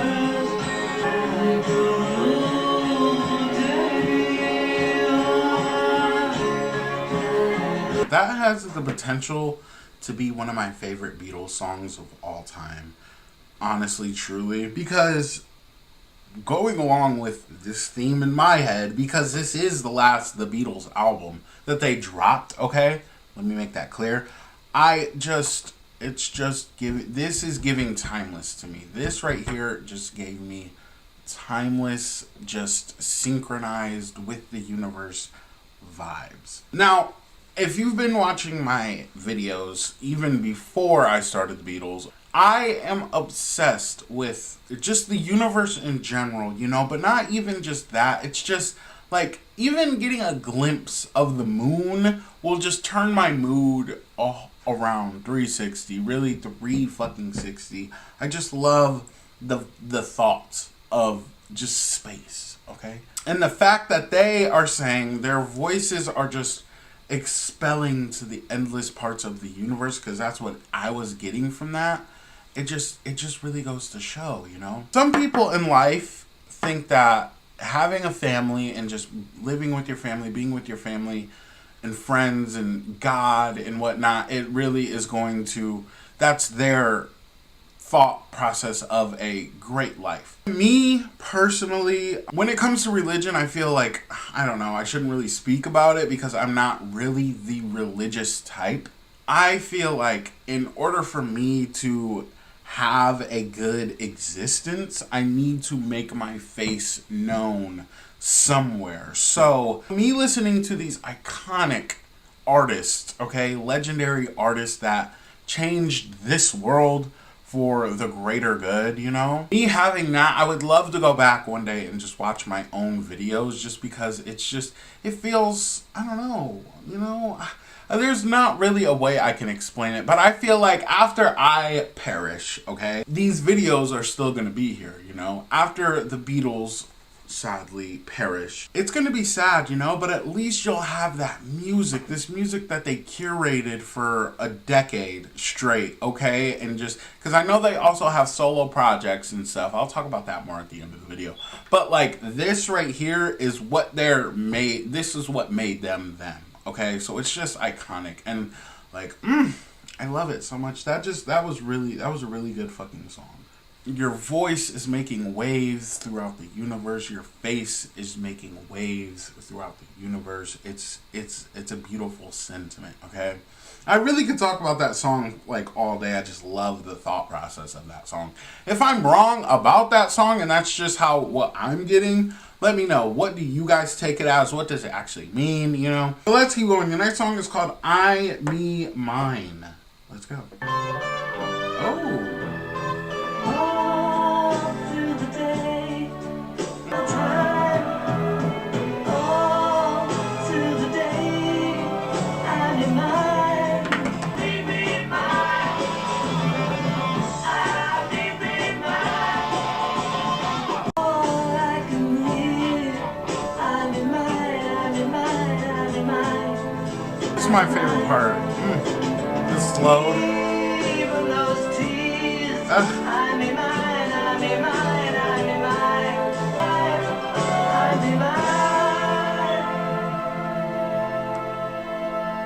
God. Oh my God, that was really good. I wasn't, you know, at first I was like, okay, this is a little sped up, so I'm like, whatever. But no, bitch, it really came back around to me. So there's a few ways that I can take this song, I'm not gonna lie.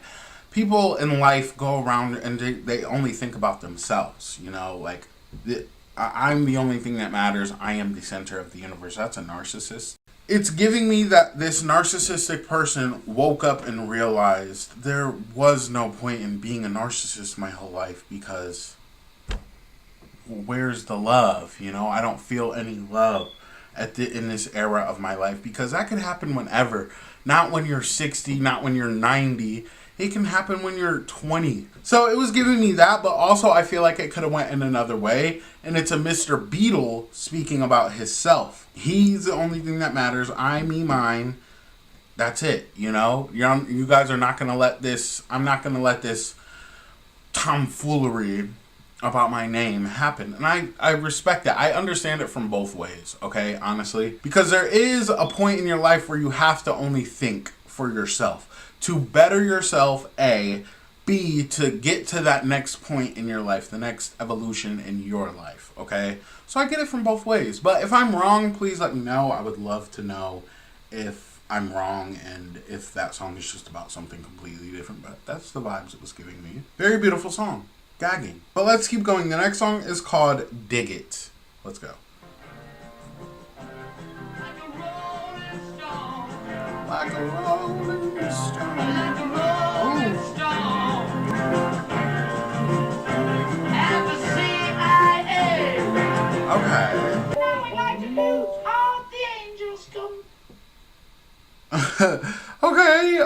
Okay, that was really good. At the end, he says, "Can You Dig It" by George Wood. That was "Can You Dig It" by George Wood. Okay. So it was just giving like a short song to separate the album, you know, just make it feel like each section is a little different. Love that. I love that vibe so much because it just felt like we were walking in that whole song. It just felt like we were walking in to a different sector of this album, I should say. So let's keep going. The next song is called Let It Be, the title track to this album. Let's go. When I find myself in times of trouble, Mother Mary comes to me. There is still a chance that they will see. I'm gagging. Let it be, let it be, let it be. I'm really gagging. Oh my god. Oh! And when the night is cloudy, there is still a light that shines on me. Mary comes to me, singing words of wisdom. Let it be. For there will be an answer. Let it be.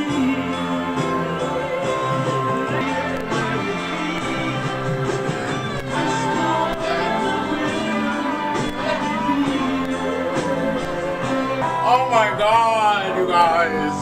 Ah! Fuck! That was one of the best songs I've ever fucking heard. Okay? When a song makes you want to get up and just, it wasn't even a dancing song, okay? I mean, you can dance to anything, but like, you know, I just had to like let a couple vibes out.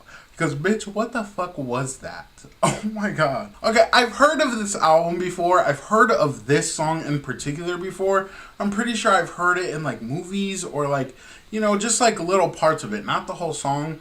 I'm glad I am sitting here today listening to this album. I'm glad I sat here for the past few weeks and got into the Beatles. It really is all coming together, okay? Now, if you are here because you're a Beatles fan, we all know what the fuck Let It Be means, you know? But I am going to just, like, explain it for myself in the future when I watch this video. But it's just giving Let It Be. There's so many situations in your life that if you didn't poke it or give it attention, none of that would have happened, you know? Just let it be. Vibe out. That's just the kind of person I am. Like, I find the smallest things in life make me happy, okay? Like, I know I was talking about earlier, I need my voice to be heard across the universe just to feel like I exist. Whatever, you know? Okay, we're not going to talk about that. But, like, I just still, like, sitting down, eating a good meal, watching TV, okay? Boom. Right there, that's one of the happiest moments in my day, okay? Sitting here, recording this video, smoking a little, you know, good time. Good fucking time to me. There's so many things that this can pertain to. Let it fucking be. Just learn to chill out and let things be what they are. My go-to saying, it's a really popular saying, people are saying it nowadays, is "it is what it is." And it's giving me the same vibe because it is what it is, you know? That was one of the best songs I've ever heard. Not to mention, to me personally, that was the best vocally forward song of vocals I've ever heard from the Beatles ever. They were really crisp and very tameable and just enjoyable. There was a moment that I almost started crying, and like that's like really rare for me. When people cry in reaction videos, it gives forced energy, you know? There are a few that are like actually genuine, but like it's just clickbait, you know? But I genuinely almost fucking cried there. It was just so good. Because sometimes you just need to understand that and realize that and hear it again. Let it fucking be. It is what it is. Let the situation be what the fuck it is. I fucking love that. The Beatles, Mr. Beatles. Yes, give me your gag. Okay, give me your greatest gag. And they gave me this. I'm gagging. Okay, I could once again talk about that song forever. But let's keep going. The next song is called Maggie May. Oh, dirty Maggie May, day I take your hand away. Loving Maggie May. Okay. just the part of Liverpool. Okay. Gag. We're going back to those little just short, fun songs that are just throughout the album. Love it. I love it. An interlude. A great little interlude. But Maggie May, sister, you need to get it together. I know there's a deeper meaning to the song, and I want you guys to tell me, because I don't know who the fuck Maggie May is, okay? How am I supposed to know? But you guys know. So tell me what that really was about. Maggie May, bitch, get it together, you little Robin, nasty bitch. Sorry. So Dig It was that first interlude right there. And then Let It Be was really, it literally was just its own just fucking vibe. It was really a strong vibe too. And then you go back into these interludes, Maggie May. I love how this album is placed. It's a really good flowing sounding album. So let's keep going. The next song is called I've Got a Feeling. This one's gonna give rock, I can tell. I feel it. I don't know.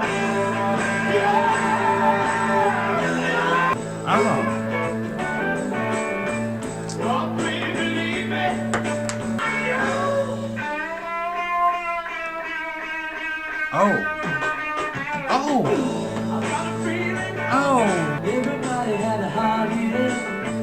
Everybody had a good time. Till the sunshine. Oh yeah. Oh yeah. Oh yeah. Oh yeah. Oh yeah.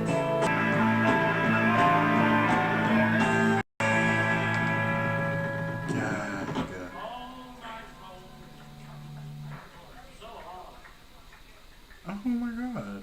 I love hearing their voices at the end of songs and stuff. It just gives you a little glimpse into that studio life. Okay, I love their just little things back and forth. It's cute. It's fun. It's cute. But this song was so fucking good, and it's really going along with this. I'm just gonna...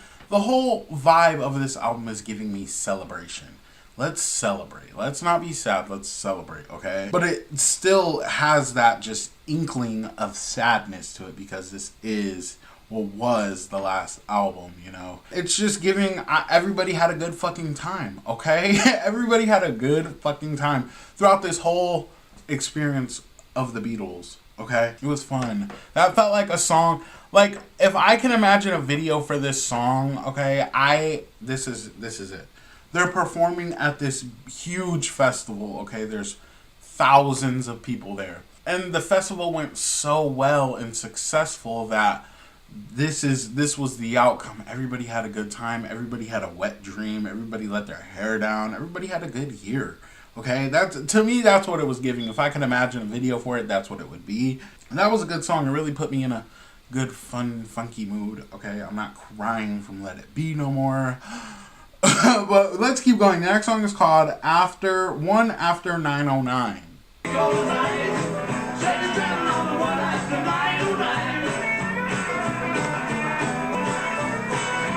Move on twice. Come on, baby, don't be close eyes.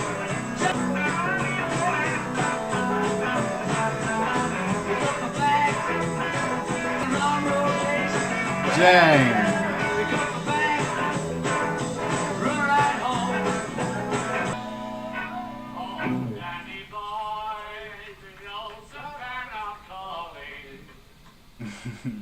To me, it's giving the song literally I've Got a Feeling. It's giving like a continuance of that. It felt very party-esque, okay? But there's a different sentiment within the song, and it's kind of fucked up, okay?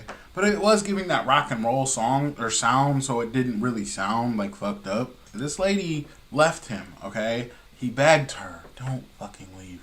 And then she gave him the wrong number or something, and he got to the wrong train, and it was just all fucked up. It's just all fucked up for this Mr. Beatle, and I'm sad for him. But if I'm being real, this was like my least favorite from this album. It was still good. It was still gaggery, but to me, it just wasn't for me. But it was still a gag, okay? And I feel like listening to the whole album as one, it'll really sound solider, more like, you know, intertwined in the music. It was good, okay? I'll just say that. It's fucking good. But let's keep going. The next song is called The Long and Winding Road. The long and winding road.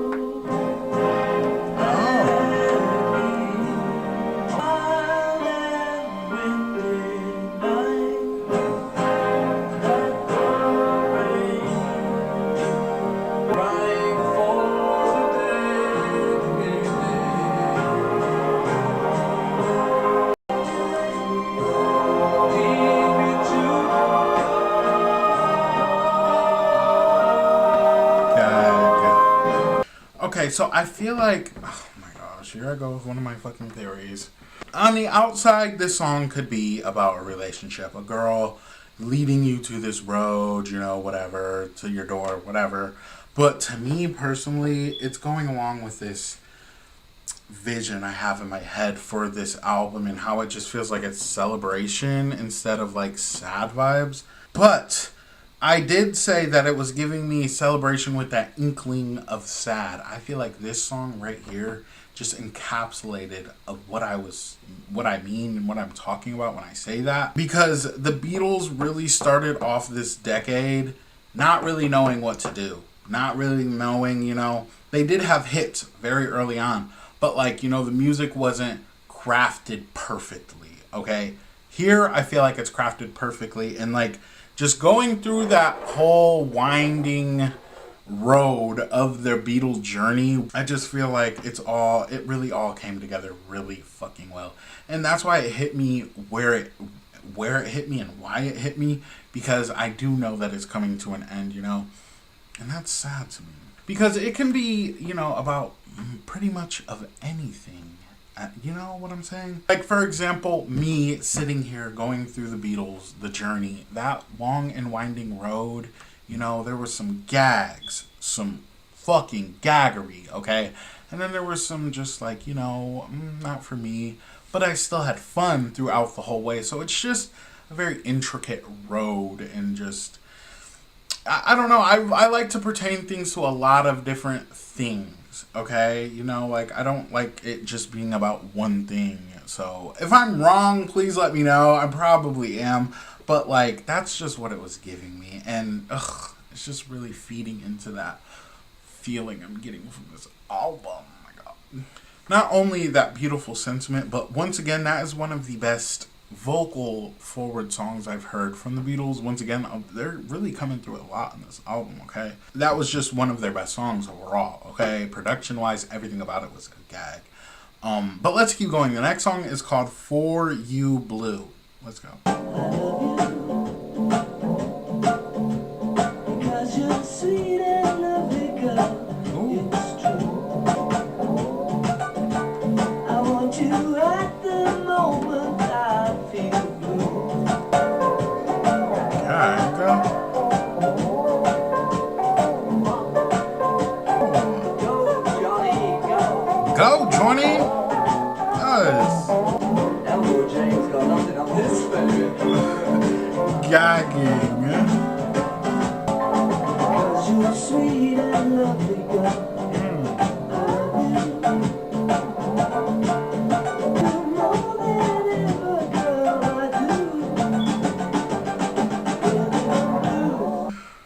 Gagging. Was that like shade? You know, I felt like shady vibes in this song, kind of. First of all, because For You Blue, I feel like, okay, at first I thought they were just going to be speaking about a girl. But then I'm like, okay, they've been tapping into that blues side sounding of music lately.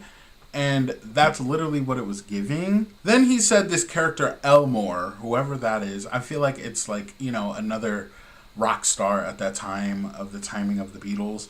Got to nothing on this. And I was like, okay, gag. We love a very confident group of people, Mr. Beatles. They never seem to disappoint. But that's what I was getting at, and that's what it was giving to me. It felt like they just wanted to show you how to do a blues song, you know, and like it was really about, they just said bop, beep, bop, bop, you know, type shit. And like they gagged at the same time. Like, I don't know, these Beatles are just something, okay?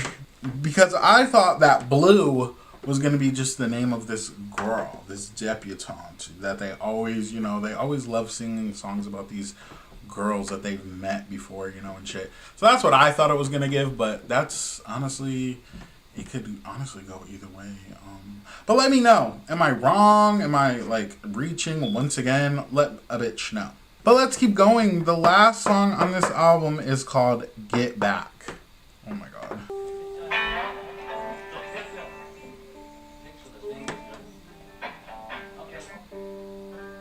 Oh. Jojo was a man who thought he was an owner. Get back to where you once belonged. Get back, Jojo.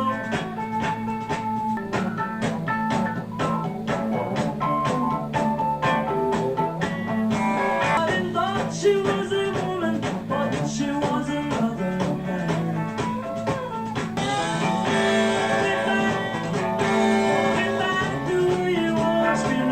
Get back to where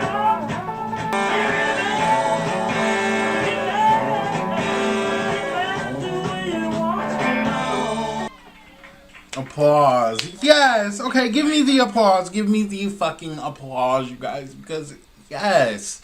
What the fuck? If I was anybody else on YouTube, you know, I don't have beef with these reactors, but I have, like, thoughts about them. And you guys shouldn't be watching them. I'm just gonna be real. They're fake. It's all fake, you know?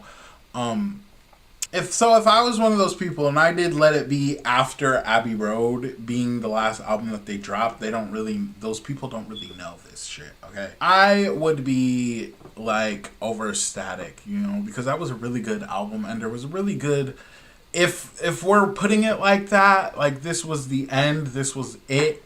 I'm experiencing how you guys experienced it back in the 70s or the early 70s and late 60s. I would be gagged, you know, that was a perfect way to end their career, but we have a whole nother album that was recorded last, okay? But this really just felt good. It felt fucking a perfect ender for an album. One of my favorite songs on this album, if I'm being honest. But the song itself, okay, you know, I was really trying to put a finger on, like, what is this giving me? You know, I always have to feel like something is giving me something. And, you know, it's giving me their early work. Their very early work. And I know me and their early work have, like, a little beef, a little bit, I guess, whatever you want to say. I didn't really vibe with it. There was some really good gems throughout those albums, though. Let me keep it a buck, okay? But I think what it was just, it didn't sound, the quality didn't sound up to par with what it's giving now, first of all, let alone 3-4 albums later, like with Revolver or Rubber Soul, you know, like to me that's when it really started to pick up. But this right here is giving me prior to that, you know, like I said before Revolver, like Please Please Me, even Help, okay? Vibes. And it just gives with the title of the song, get back to what you're used to, get back to your roots, you know? And I felt it. I really felt it in that song. And that's why I think that that's one of my favorite songs, because it just is a beautiful sentiment on the end of their career as a quad, right? Aren't they called quad? No, squad of people, you know? These 4 men, okay? It just really felt sentimental, and I love that so fucking much, okay? So to me, that was a perfect ending to, let's act like one of those fucking fake ass reactors. That was the best ending to the Beatles, you know, that I could experience. Vibes. No, but I really do think that this was a really good way to end off their career, because this was the last album dropped, whatever. So coming off of that, it was a really beautiful moment, okay? And that being the last song was just A-okay with me. It was perfect. That was good. That was really good. But let's get into my overall thoughts, my top 5, and my rating of this album.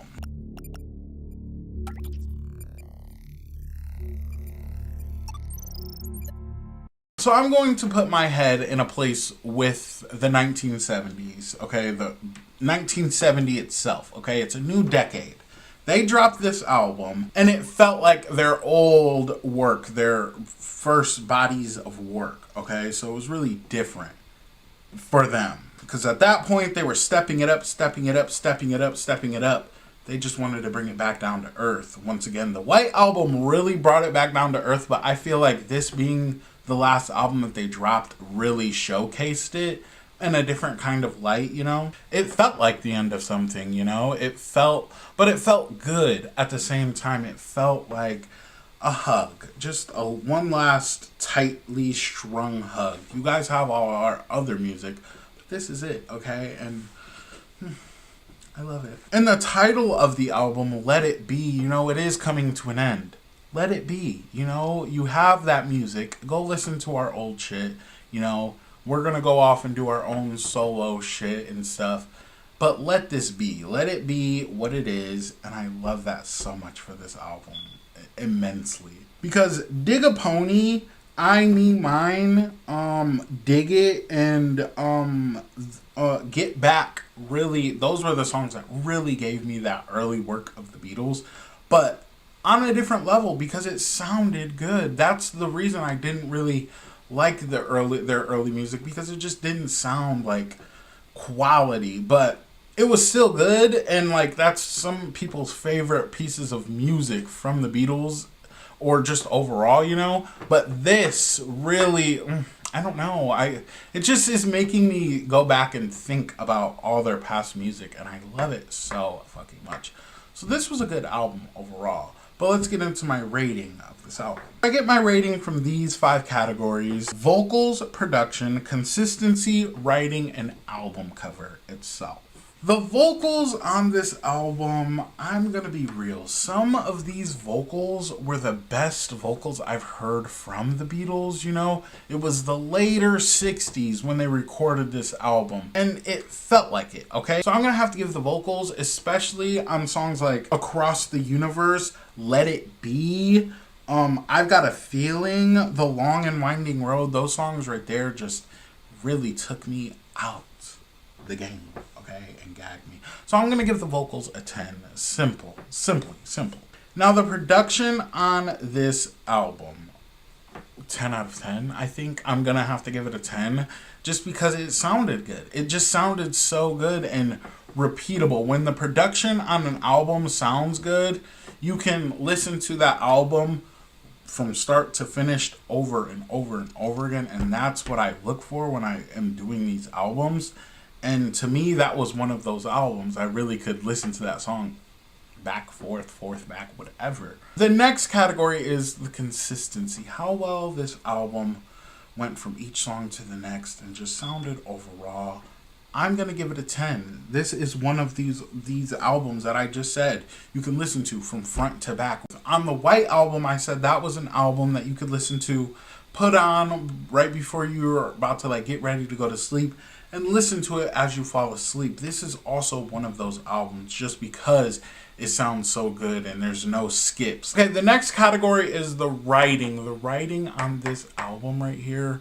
Oh, there was a Let It Be almost made me fucking cry. Okay, it's so simple, you know, and I know it's so popular, but it makes sense why it's so popular and why it's one of their best known songs. I do think they have better writing on other albums for sure, but like that song alone okay? Really it just showed me why. Okay, why the Beatles are who they fucking are. And then beautiful written songs like Across the Universe and Dig a Pony and shit like that. It's really stand out and really hit you in a place that you weren't expecting, you know? So the writing here really was visualizing. It was gagging. I loved it. I have nothing bad to say about it. So I'm going to give the writing a 9.8 out of 10, just because I feel like they do have other albums that were just written solidly a little bit more better, but the songs that were here, I'm going to give it a 9.9, okay? Actually, I'm really close to giving it a 10, but you know, I just can't. But I love it. I'm gagged, okay? The last category for this album is the album cover. The album cover just speaks volumes. Once again, just like the White Album, that was so simple, okay?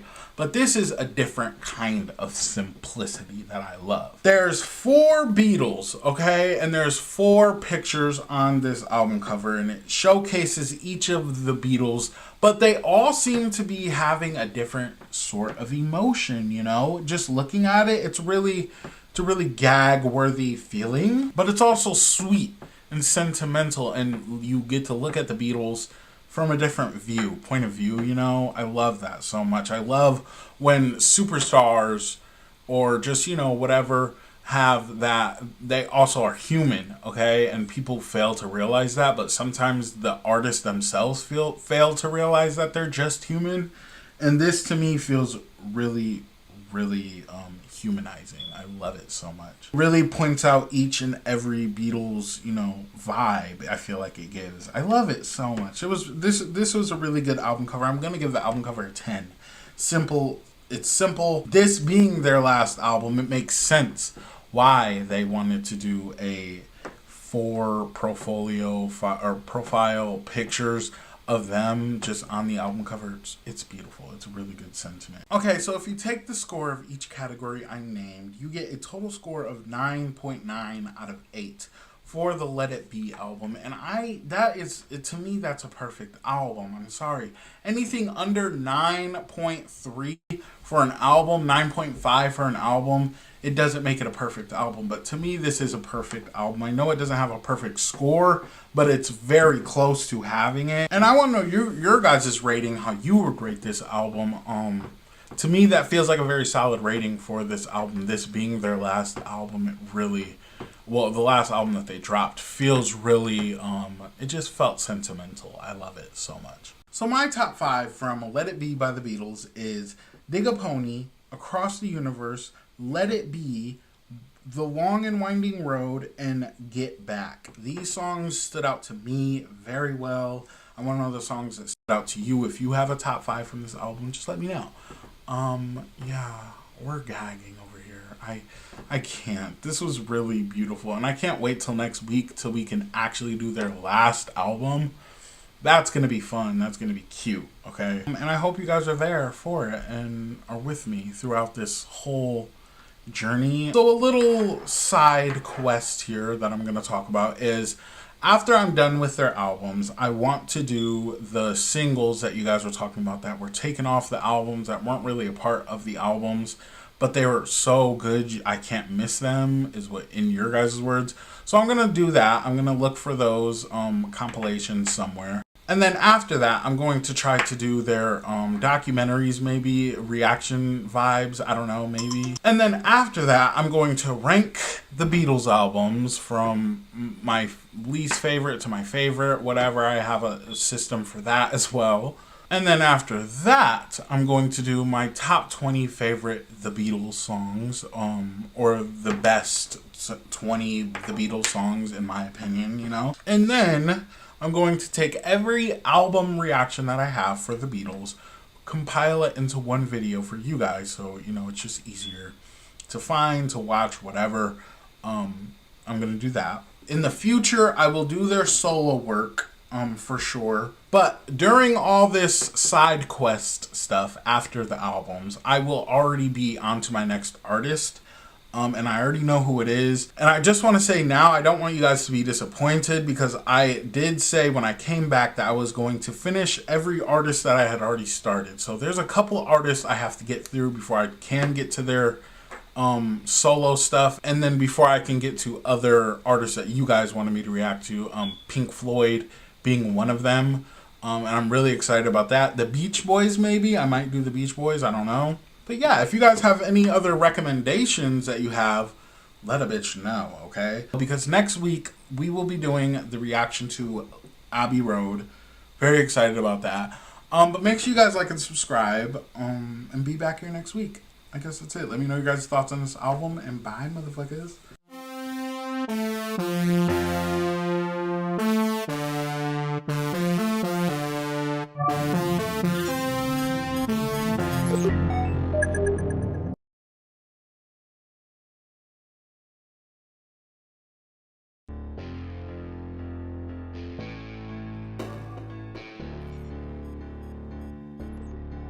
Hello, motherfuckers. Welcome back to my motherfucking channel.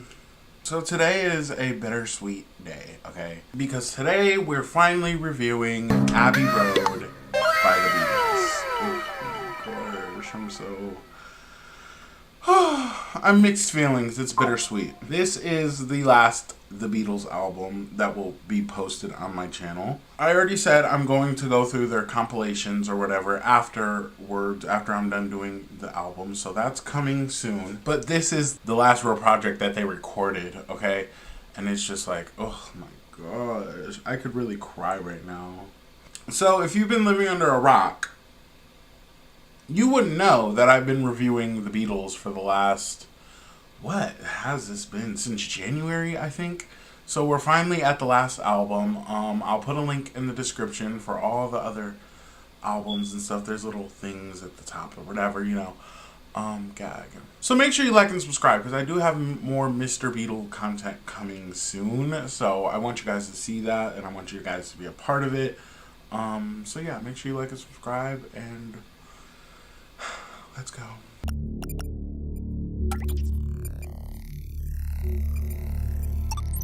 Okay, the first song is called Come Together, okay? You know what? Oh my god. This is where the journey started for me, okay? This is the first song I reacted to by the Beatles when I just used to do like song reactions, video reactions and shit. I wasn't really focused on artists' albums, but that's what I do now. So if you want to see that video, I will link it in the description somewhere, or, you know, just whatever. It's in the playlist with all my Beatles videos. If you look at the comments of those videos, that was 2019, I'm pretty sure.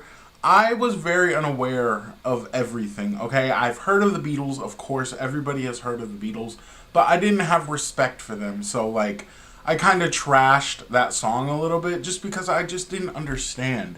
But now going through all of their music and listening back to that song, because I do still listen to that song, it's such a good song, I'm just like, oh my god, I can't believe I was just so naive, so stupid. So stupid. Because it's such a banger, okay? Especially for when it came out and what, you know, it stands for and shit. It's gag. It's a gag city. The reason I listened to that song was because of Michael Jackson. Michael Jackson has a cover of that song, which I also think that that is a great cover, okay? It's just a great song, okay? So anybody, well, not anybody, but it could be covered really well, and I think Michael Jackson did it really good. But this, the Beatles, it's, you know, it was the first one, and it was so fucking, I think, was this a cover or was this an original? I think it was an original for them, but it was, either way, it's a gag fucking city, okay? So if you want to see that original video, me reacting to it when I was like, what, 20? Something like that. So, like, you can go see that or whatever. But the next song is called Something. Now, I've heard this song as well, not on YouTube though. Somebody showed me this song a while ago. And baby, when I tell you that this is one of the best Beatles songs out there, I mean it. When I say something, I mean it. When I say something, I mean it. But I haven't listened to it in so long because I knew that this journey was coming for me. So I'm going to listen to it now, but this is not a reaction, okay? We're just listening to this song. But every other song on this album, I will say I haven't heard. But these first 2 songs I definitely heard.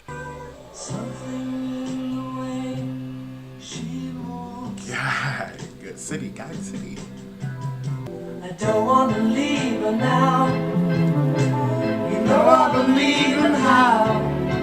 Gag. Somewhere smile. Ah! Oh my God.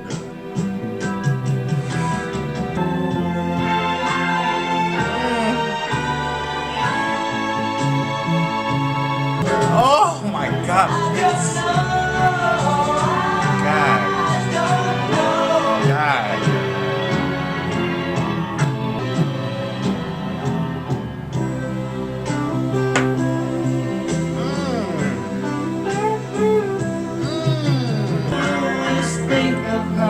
Oh my God! Something in the things she shows me. Oh! Like what?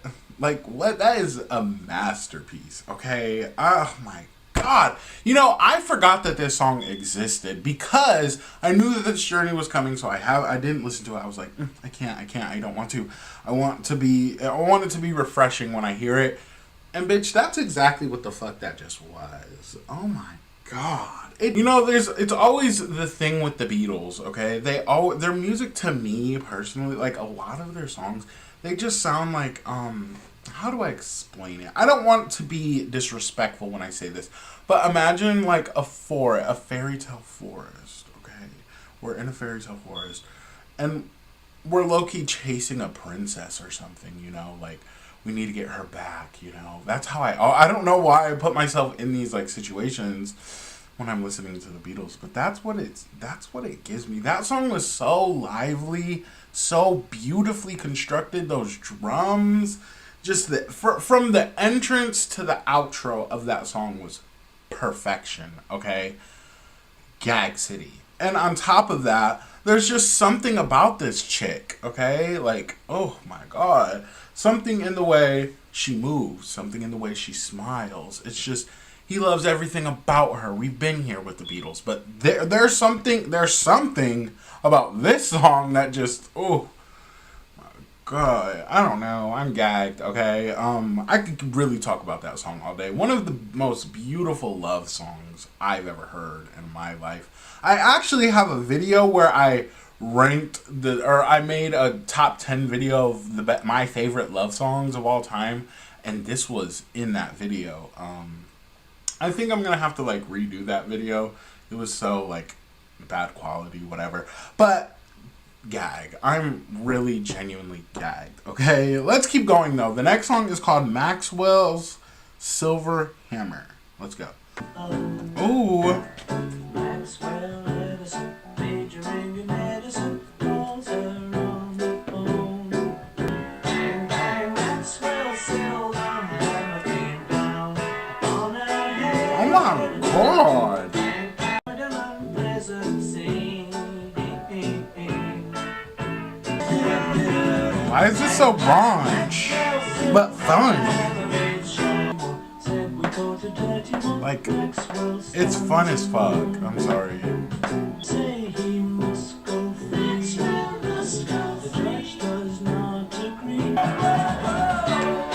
So, okay, so he got what he deserved, I think.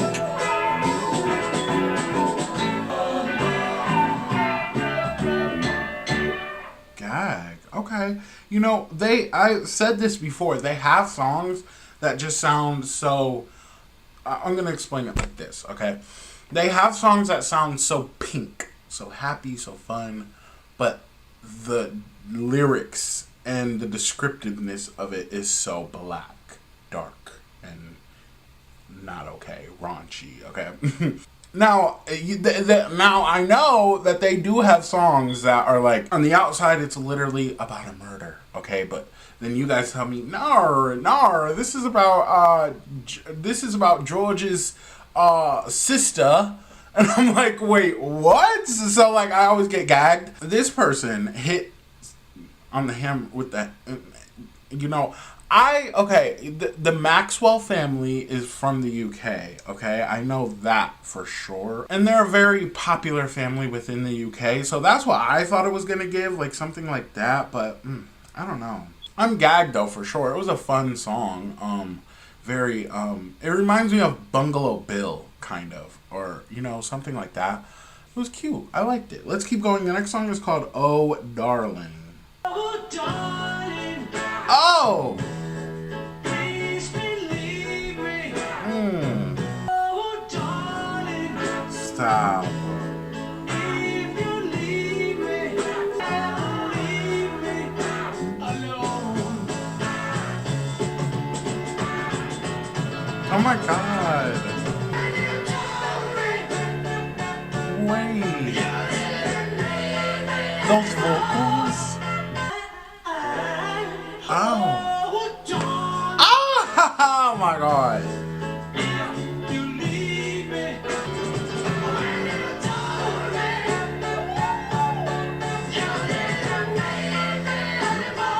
Oh.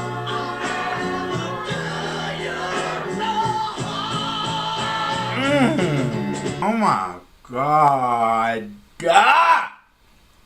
Sorry. Oh, this is another love song, but this love song is more stronger. Okay? The song Something was very, like, beautiful. And it was, like, for the heart, you know? Like, I love you type vibes. This was, like, bitch, I love you. I will never fuck around with you, okay? That's what it was giving me. But also, I remember me coming back and starting off with, what was it, Help? I think it was Help, the first album that I came back with. I said that there was a few songs, or it might have been Rubber Soul or something, that there was a few songs that reminded me of Amy Winehouse. I know people got mad at that, but it's like a great artist being inspired by a great artist. There's nothing wrong with that, okay?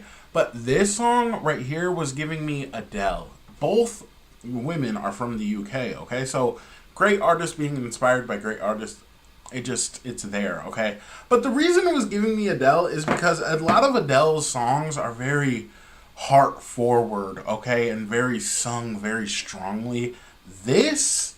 I'm very surprised by this song, honestly, because those vocals there were so, once again, strong, and like, you felt them in your soul. Whoever was singing this, one of these Mr. Beatles was gagging, okay? He was pleading, gagging, and I love that so much because you felt the emotions, you felt it through the music, and I love that. I love when music makes you feel like that, okay? I love a good love song, whether it be a strong, heart-forward love song or just a sweet little love song, you know? It was really cute. But let's keep going. The next song is called Octopus's Garden. Oh. Oh. Knows where we've been in his octopus's garden in the shade of garden with me.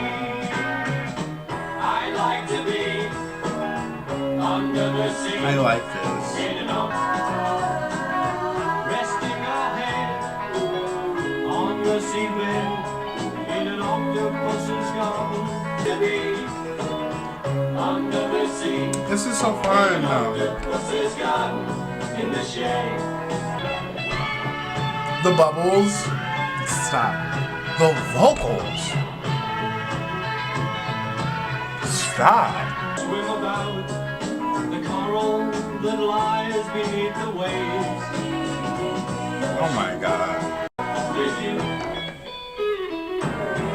Gag. I love when they have songs like this, okay? For example, Across the Universe, one of those songs. Strawberry Fields Forever, Lucy in the Sky with Diamonds, okay? You get what I'm getting at here? Descriptiveness. You feel like you're there. You feel like you're in this place that they're speaking of, okay? Whether it's made up or a literal strawberry field, you feel like it's real. You feel like you're there. I love that so much. Because this song right here was so fun. And it was very unexpected, okay? But not only was it fun, but the vocals there were just so good, so good, so good, so good. So far, the vocals on this album, 10. Easy 10 out of 10. We love that, okay? We love a song that's just fun, okay? We do love the serious love songs here and there, you know, and political songs. We love all that. But we also love just a fun, funky vibe. If this song has a deeper meaning to it, let me know, because it could be about anything, okay? I never know with the Beatles, but this was really fun, funky, love it, okay? But let's keep going. The next song is called I Want You, She's So Heavy. I want you so bad. I want you so bad. It's driving me mad. I want you so bad, baby. Oh my god. So Oh my god.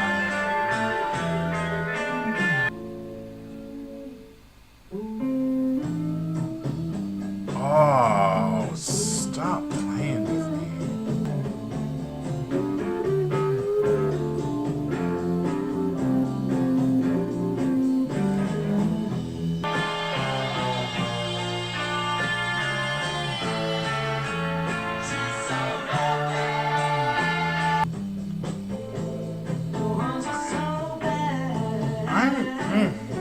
Oh, God.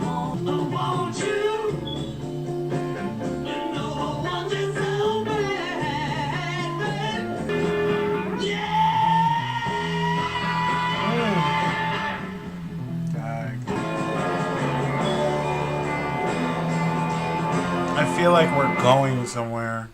Doesn't it feel like we're like entering the underworld?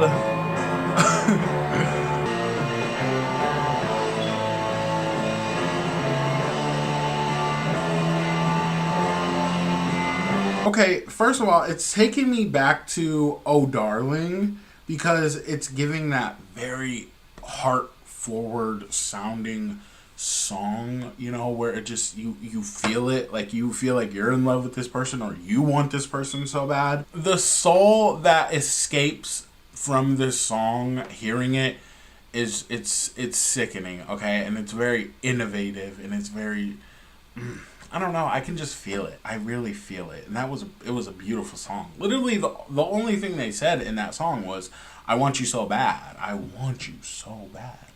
And going along with what I said, it feels like we were entering the underworld at the the end part. It was just the instruments.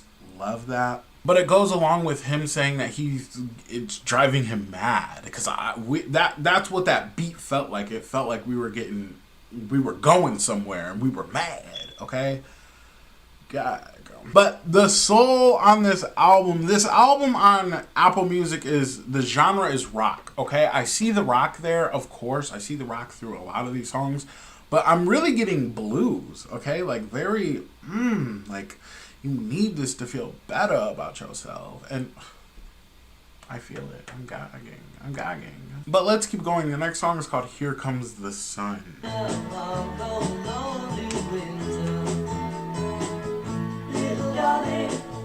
Here comes the sun. Gag.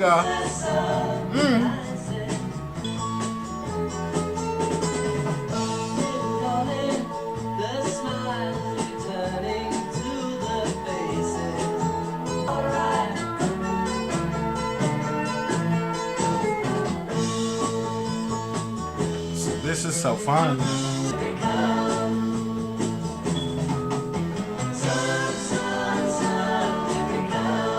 Gagging.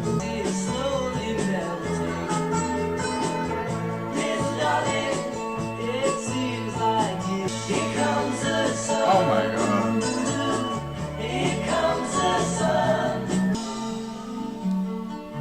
Oh my god. Oh my god. From start to finish with that song, bitch. A lot of these songs, bitch. I can't get enough. This is a great ass album, okay? Somebody's told me that this is one of the best albums of all time. I see it. I see it. You know, once again, with the simplicity of the song, sometimes a simple song can be the greatest song of all time. And I feel like this is one of those. I think I've heard this song in like movies and stuff. It's a really movie-esque song, Hollywood vibes. So I know it's really popular and I see why, you know. First of all, the song can like range in a lot of different ways. Like it can go a lot of different ways, you know. Literally just talking about a winter and how you're so excited for the summer. A lot of people have seasonal depression. So it's like, okay, the sun's coming out. I feel better. This is fun. I'm about to have a ball. Okay. But some people, you know, it can be about just things in life. Okay. For example, a relationship, you know, he said he feels the ice melting. That's code for a lot of things for me. A relationship can start off real rocky. Okay. And then the ice slowly melts and you guys just become lovers once again. I love this so much. It's a very heartwarming, fun song, okay? I see why that's so popular. It sounded fun, it sounded cute, and it has a lot of replay value. We love that. But let's keep going. The next song is called Because. Okay.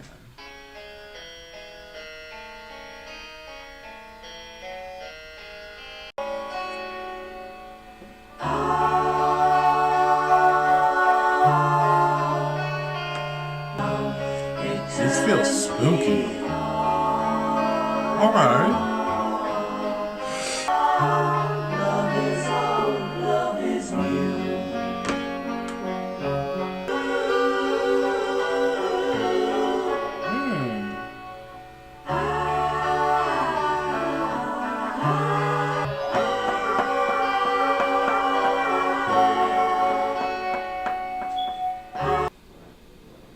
You guys hear that? Okay, to me, honestly, that felt like an intermission, like separating the album, because this album is kind of long, but it felt like that was the first half of the album. Now we're coming into the second half of the album, and to me, this felt mysterious. It felt a little bit spooky. I'm not gonna lie. And it's just a song about reasons, okay? Reasons to cry, reasons to be happy, reasons that it turns you on. Okay, I love that. But it is a little bit confusing, I'm gonna be honest. So let me know a little bit more about that song in the comments if you have any insight about it. I am gagged about it though. It's just, ooh, I don't know. This album is taking me in multiple different places. Okay, Gag City, that's where it's taking me. But let's keep going. The next song is called You Never Give Me Your Money. Oh, it comes from that song. I can feel it. Yeah. And in the middle of negotiations, you break down. And in the middle of investigation, I break down. But oh, that magic feeling, nowhere to go.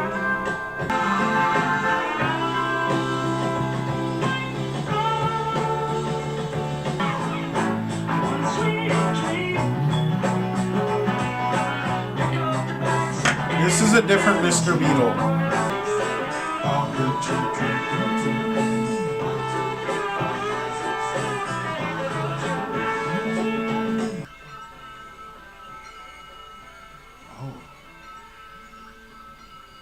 Oh.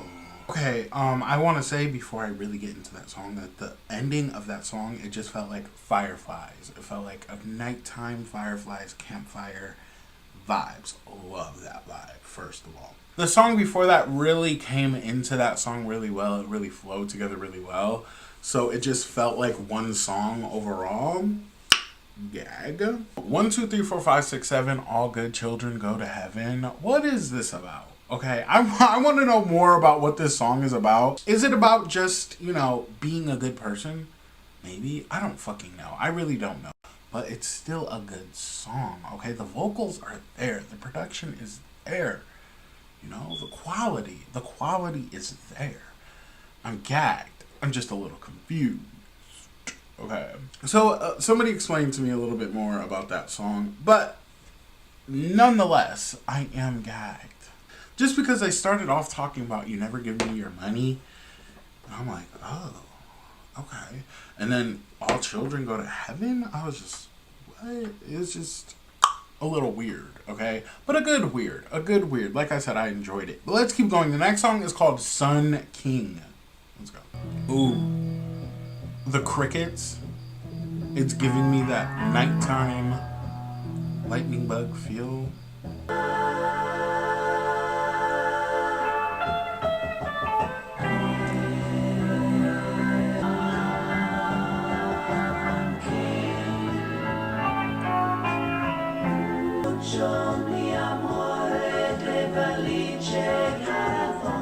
Oh, Lord.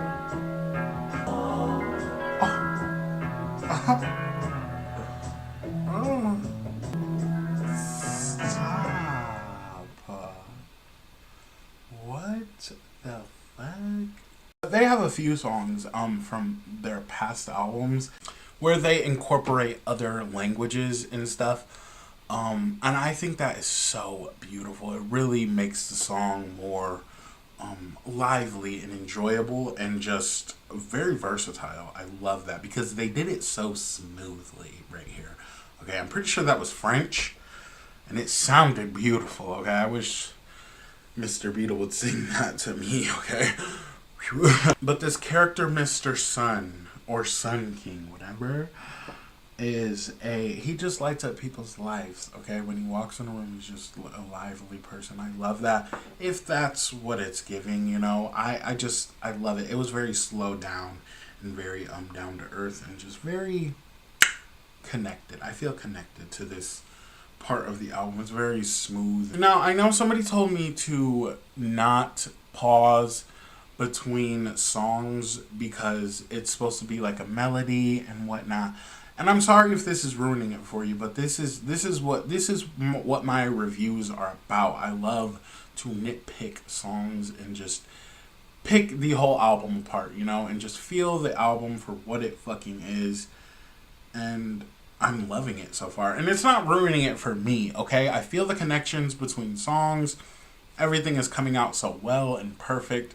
So I don't want you guys to complain about that, okay? But let's keep going. The next song is called Mean Mr. Mustard. Okay, so he's like a homeless person. Okay.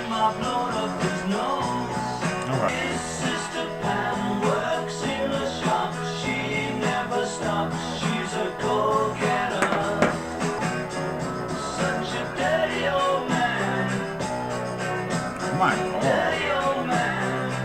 So we go from Sun King, this person that's so lively, they light up your life, to Mean Mr. Mustard.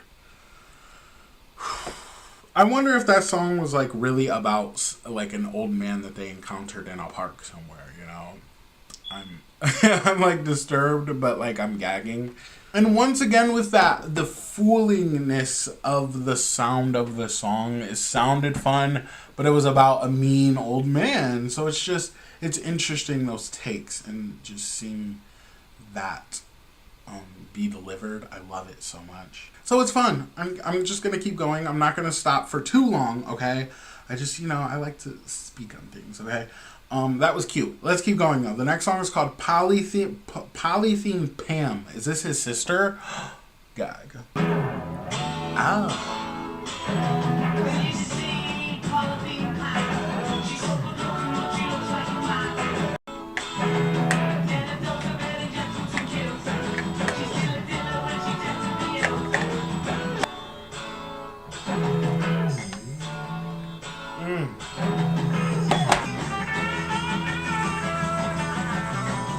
Okay, so Miss Pamela. Okay, let's just call her Miss Pam. She's pretty, but she looks like a man. It's very conflicted vibes, But they said that she's like a baddie, She's just a bad bitch. But her brother, Mr. Mustard, is a terrible man, like a nasty little old man. But we love it. I love stories and albums, okay? I love when it all comes together and it's just very beautiful.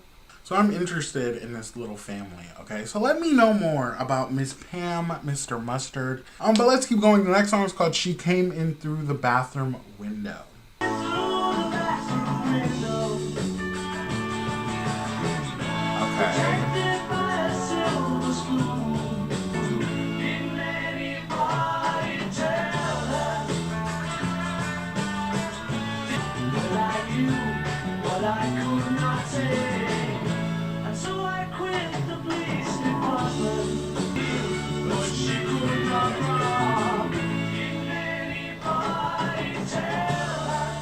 So Miss Pam, that song flowed into the song really well. Like you guys said, it's a melody. But was this song about Miss Pam?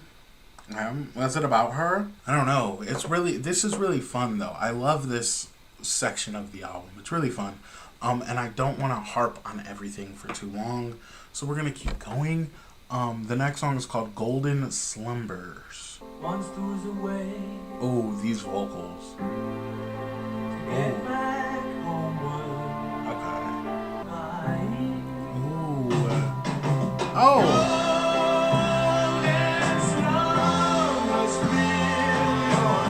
I will sing a lullaby. And I will sing a lullaby. I understand what you guys are saying. You really wanted me to fully listen to the full melody because it is beautifully constructed. Okay, I will give it that. Okay, this already 10 out of 10 vocals, 10 out of 10 consistency, gaggery. Okay, but that was one of my favorite songs. It was so short, but it was so fucking good because it is a part of this melody, so that's why it was short. But it just, my God, I love when they have songs that sound like that, like a literal lullaby. First of all, it went like this. It started off, boom, went up, boom, went back down, so smoothly and consistently. It's beautiful. Let's keep going though. I don't want to keep talking. I'm gonna carry that way a long time.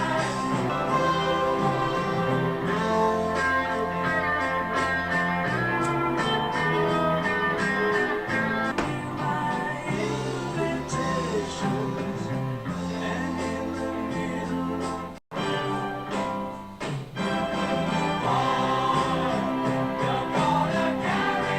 of Gag. You're gonna carry that way a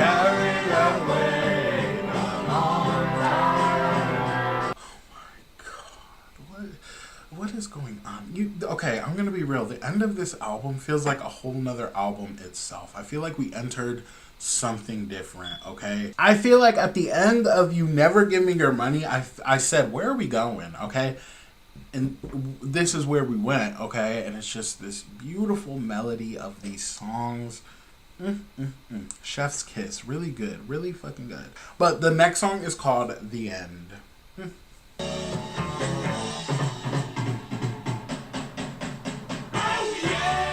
Oh. Oh. Oh.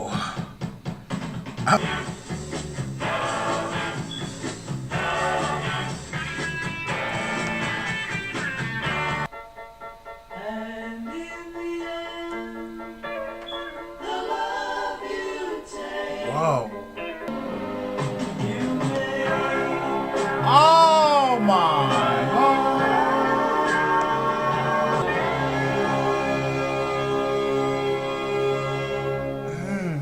I just want to say, by the way, I read, like, if you ever see me looking down while I'm doing these videos, it's because I'm reading the lyrics on Apple Music. But what in the world? Can we talk about those drums for a second? What in the fuck? I am a fiend when it comes for drums, okay? When it comes to drums, I'm always just gagged by a good set, like a good little section of drums. It's just always like, it's very fun. I feel like drums are just a beautiful sounding instrument. But let's keep going. The last song is called Her Majesty. Let's go. Her Majesty's a pretty nice girl, but she doesn't have a lot to say. Her Majesty's a pretty nice girl, but she changes from day to day. Oh. Love her a lot, but I gotta get a belly full of wine. That was the end of that melody. And I feel, okay, I'm just going to say it. That melody right there, clap. Clap of the hands, clap of the hands, clap of the hands. That was beautiful. It was fucking beautiful. And that was the ending of this album. And I feel like that was a perfect ending to this Beatle journey. Okay? Another round of applause. Another round of fucking applause. Because this is the end. Okay? Bittersweet. But I feel like it hit all the right spots that it needed to hit. And, oh my gosh. Oh my gosh. gosh. But he's in love with the Majesty. And is he talking about the Queen of England? R.I.P. Queen. R.I.P. But is he talking about the Queen herself? I wonder. But now let's get into my overall review, my rating of this album, and my top 5 from this album.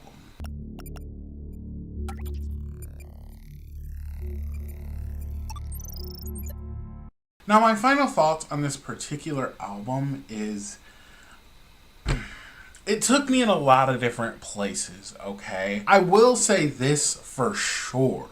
This is the best sounding Beatles album I've heard, like, overall. I'm sorry, but it is.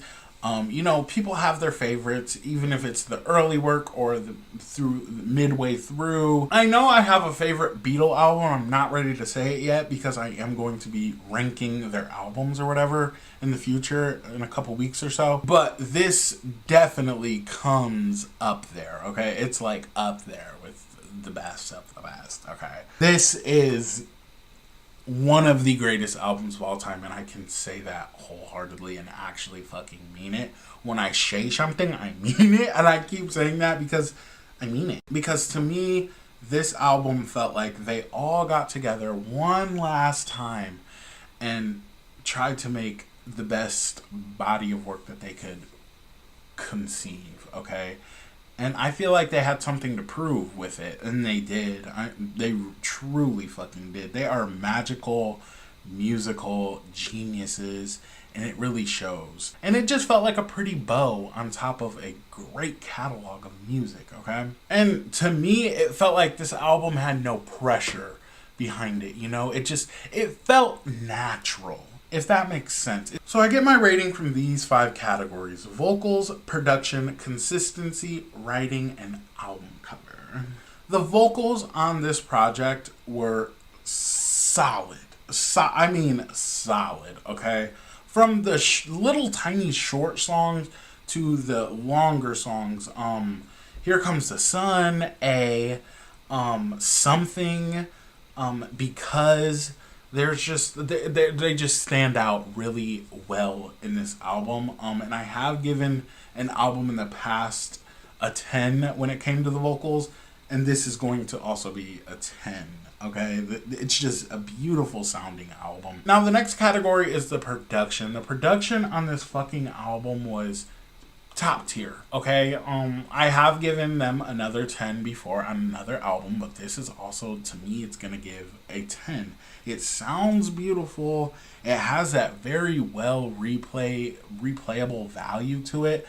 So I can see why this album is considered one of the best albums of all time. And the fact that it was recorded in the 60s, okay, and it still to this day sounds good, is just, it's wild to me. So I'm going to give the production a 10. It's beautiful. It's beautiful. The next category is consistency. How well this album flowed into the song after song after song. It just, 10. Easily a 10. That melody part was so ahead of its time. People do that nowadays, and it does sound good, okay? But I feel like they, how do you say, what is that word when they're the first people to do it? That word is what they did, okay? This is the first time I've heard this early in music, so I think easily a 10 out of 10. It was fucking beautiful. It was magical. That was one of the best parts of the album, was how well it all sounded together, okay? The next category is the writing, okay? A lot of these songs were simple, okay? Very simple, but delivered so beautifully with those lyrics, production, and the vocals. All 3 of those categories go together like fucking honey and fucking tea. Vocals, production, and the writing, gag. So I'm gonna give the writing a 10. There were some really standout lyrics throughout this album. And I want to know your guys' favorite lyrics. I never asked that. I think my favorite lyrics from this album come from the song Octopus's Garden and Here Comes the Sun. Okay, those songs to me really Gagged. Okay, the last category is the album cover. Now, I know I've been waiting my whole journey for the Beatles to get to this album simply because of the album cover. Yes, the music, of course, but the album cover itself is so fucking iconic and is really a pop culture moment. First of all, it's all four of them walking across Abbey Road in the UK. Okay, I think it's in the UK, you know, I'm guessing. When it's them on the album cover, it's always, you can always see that it's their own personality, each Beatles personality. And on different albums, you can see it in different ways, but this one in particular, they're all wearing different colors and different styles, okay? So I get that personality from them easily when I look at it. It's just a really solid, iconic photo. This is so iconic. The beautiful blue sky in the background, the old-fashioned cars, and just the white strips in the road. It's just so iconic and just, it's very timeless, okay? It's a very timeless album cover. So I'm gonna give this album cover a 10 out of 10, okay? We've all seen it. Pop culture icons, pop culture movement, okay? It really changed, it shifted the music culture overall. The album cover itself. Not to mention the album and how great it fucking was. So if you take the score for each category I named right there and divide it by 5, you get a total score of 10. This is a perfect album, and I will say that, and I feel very confident about saying that. A 10 out of 10 easily. This is a great fucking album. It was a perfect ending for their career. I know Let It Be was dropped last, but this was recorded last. So to me, this is my ending of their journey. It feels beautiful. It feels solid. It feels like an ending that I can enjoy for years to come. So this was a beautiful fucking album. So my top 5 from the Beatles' Abbey Road is Octopus's Garden, Here Comes the Sun, Golden Slumbers, Something, and Come Together. These are the 5 songs that stood out to me. Would love to know the 5 songs that stood out to you. So let me know in the comments. And I know going back, you guys are like, oh my god, I can't believe he put Come Together in his top 5, even though he said back in the day that this was just not a good song. I've changed, okay? I've changed. I've come to understand the Beatles, and I see it for what it is, okay? A very beautiful, solid album. I don't think that there is a bad song on this album. I literally don't think that at all. If I thought that a song was bad or like just not it, I would tell you, okay? When I say something, I mean it. But no, this was a perfect album overall. I really fucking adore this album, and I adored this journey. And I'm so glad that you guys came along with me on this journey, and I'm so happy that you guys enjoyed it. A lot of you tell me you enjoy my editing, and I'm just gagged, okay? I'm really just gagged. This whole journey changed my life musically for the better, and I'm just in a happy place, okay? The Beatles made me in a happy place, and I love when music can do that to you, okay? Now, for the future on this channel, I said it last week in the Let It Be review, but we're going to be reviewing their compilations of singles that weren't on the albums that you guys said I must hear them, okay? And I want to, so I will be doing that in the future. Don't expect it next week, because I'm already starting my next journey into my next artist next week. So that will be that, but expect it soon, okay? Within this month, okay? April, it's going to come in April. And after I'm done with those, I will be ranking the Beatles albums. I might do it before, honestly. And after I rank the albums, I'm going to put out a video of my top 20 favorite Beatles songs. And then after that, I'm going to compile all the Beatles album videos, put it into one video just so it's easier for people that haven't watched them, all the videos. If you haven't watched all the videos, just so it's easier for you guys to find. And for future people that find my channel, okay? So that'll be fun. So yeah, this journey was really beautiful. I can't say it enough. I really cannot. It changed me. It changed my perspective on music and just my overall love I have for music. But this journey really gave me a lot of, how do I say it? Hope. And I'm really excited about the future. For me, personally, and just my channel overall, But yeah, I don't know. Words can't explain it, okay? That's all I will say. One thing that I will say that I've been saying throughout all these videos is I am gagged. Okay? Like, truly, honestly, gag fucking city. I love it. But I guess that's it. Make sure you guys like and subscribe. Make sure you come back for the compilations, the top 20, the ranking, everything. But I guess that's it. Make sure you guys like and subscribe, and bye, motherfuckers.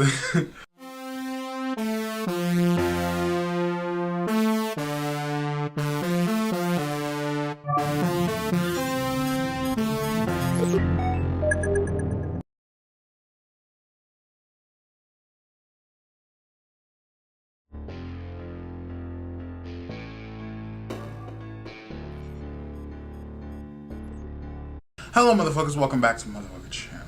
Today we are going to be reacting to the Beatles Past Masters Volume 1. We're going to do Volume 2 next week, so stay here for that or whatever. But this week we ranked the Beatles albums. That's the last video I posted on my channel. I feel like you guys should go give that a watch. It's very, like, I think I did it pretty fair or whatever. The comments also agree with me, and I want to know your guys' ranking of the album, because we are at the end, well, almost at the end of this journey, and I told you after I was done listening to all the albums, which I have. If you want to see that, there's a link in the description below with a playlist of all my Beatles videos. We will be heading to the Past Masters. The singles, the Past Masters that were not on albums. There were some songs on here that I want to point out, but for the most part, these are unheard of by me, okay? But before I start, please like and subscribe so you can enjoy the other content that's there. And also, we're going to be, there's going to be more Beatle content coming in the future. I just want to let you guys know that. So let's go.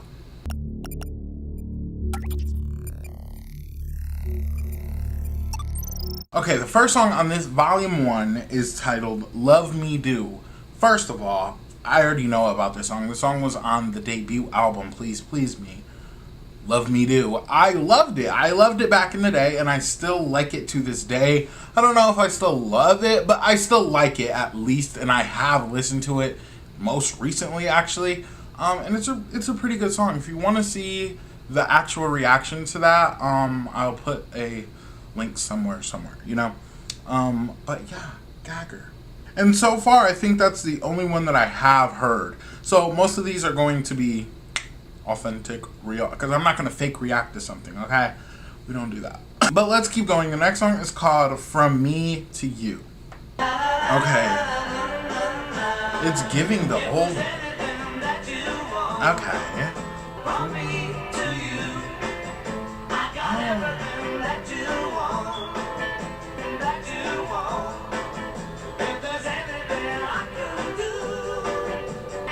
The harmonica is back.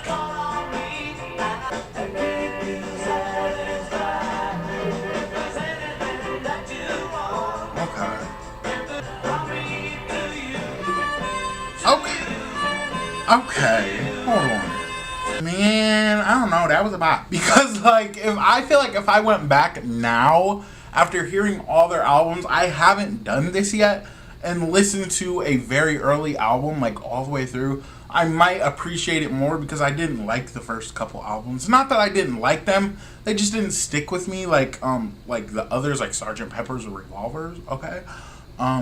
Gag. But that was so good, and like, it's very early reminiscing Beatles, okay? And obviously, Love Me Do was from their first album, so a lot of these songs are going to be very early Beatle. So it's interesting. I can't wait to see where else we're gonna go from here. That was fun. Okay, that was fun as fuck. It's really taking me back. Like, I don't want to keep sitting here and talking about it. I know we want to get to the music, but it's really like, I don't know. It's a good feeling. It's a good vibe. I love the fun Beatles, okay? And I think that's what I was missing back in the day. I didn't think it was fun. I just thought it was like, what is this, you know? But now I realize it was fun, and it was just a good time, okay?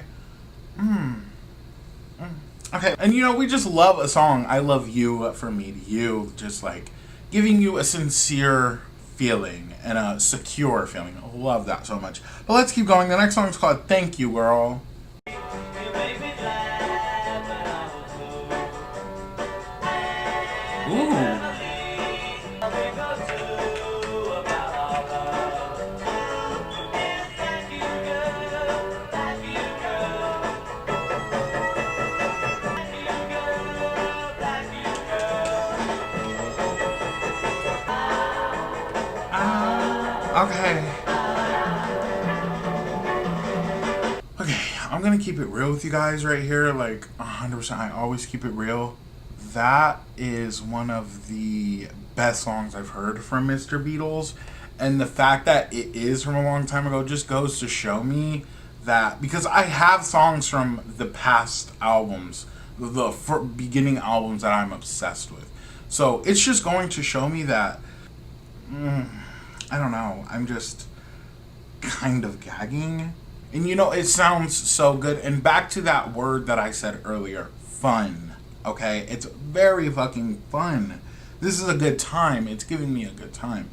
But, you know, there's this thing that always goes around on like Twitter, Facebook, whatever, every couple months, sometimes years, where somebody will say their crush can spit on, let's say this, their crush can spit on them and they'd say thank you. That's kind of what this was giving me. He's in love with you and he wants to tell you thank you for it. Like, he just loves you that much that he has to say thank you. It's cute. It's a fun love song. I love that. And that is what the early Beatles were about. I kept finding the love songs. I loved the love songs. But now that I'm looking at it, it's fun too. It's not just love songs. It's just a fun, funky, kooky time. Okay? Love it so much. But let's keep going. The next song is called She Loves You. You think you've lost your love? Well, that can't be bad. She loves you, and she loves you, yeah, yeah. Oh my god. She loves you, yeah, yeah, yeah. She loves you, and you know that can't be bad. Oh my god. Okay, that yeah part is probably my favorite from that song. But why is every song good as fuck? You know, that's probably why there were singles and left off the albums. You know, singles and albums work differently back in the day, but people that have a hit on their hands usually tie it to their most recent album or whatever. I see why these were hits, and I see why they were singles. Every one of them is a fucking pop so far. And I do want to say, I usually like dissect the song and see what it's about, you know, see what the storyline is giving for the album. But these are all from different eras for them, okay? The beginning of this album is giving me early vibes, so I know it's from that era. But it's all from different like albums and just like times that they were in. So I'm not gonna go in too deep into it. Just, you know, reference what the song is giving. But she doesn't want to be hurt by this person. She just wants to love this person. And I just love the whole sentiment and how it's all like a love story. Love that. Their love songs are some of the best love songs in the world. Okay, of all time. Okay, and it's just once again a good fucking time. I'm having a blast hearing this music, okay? So, gag. Okay, let's keep going. The next song is called I'll Get You. Oh my god. And that harmonica is back and in full force. Imagine Okay. I'm with you many times before. Ooh. It's not like me to pretend. When I think about This is so you, cute. I can say I'm never blue. Might as well resign yourself to me. Oh yeah, oh yeah, oh yeah. First of all, starting the song off with a harmonica is nasty work, okay?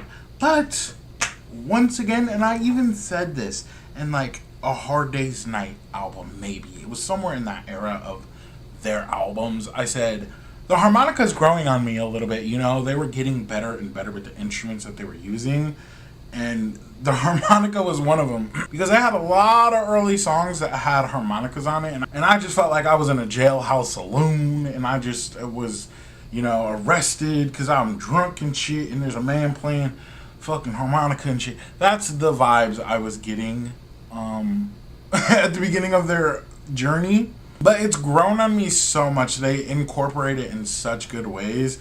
And it's just sticking to the theme of this, for me, fun. I'm having a blast. But it's just, so it's giving that he is manifesting. Manifesting is, a lot more people are now aware of manifesting. But he was manifesting this girl, okay? He wanted to be with her. He always thought about it. Always wanted this to happen. And boom, he's just putting it out there. I'll get you, bitch. I want you, bitch. People loved their love songs, and I did too, or I do too. But people back in the day loved their love songs. That's why they were singles. That's why they took off the way they did. I love this. Let's keep going. The next song is called I Want to Hold Your Hand. Oh yeah, I'll tell you something. Oh please, say to me, let me be your man. When I touch you, I feel happy That drop off? inside. Me too. Yeah, you got that something. Yes. It's such a feeling that my love I can have. I wanna hold your hand. I wanna hold your hand. Okay, you know, I feel like I've heard that before. Maybe it's just me putting myself back into their early journey. I don't know. The melody on that song just knocked me the fuck back. I love that so fucking much. He just wants to hold your hand. He wants to feel your presence. He wants to be there with you. And holding somebody's hand is way more romantic than people like to give. It's just beautiful, and it's really taking me, like, I feel like I'm in the 60s, okay, with my lover, you know, and we're driving down the boulevard holding hands in the car listening to music, and it's this song. Oh my god, I love it so fucking much. Let's keep going though. The next song is called This Boy.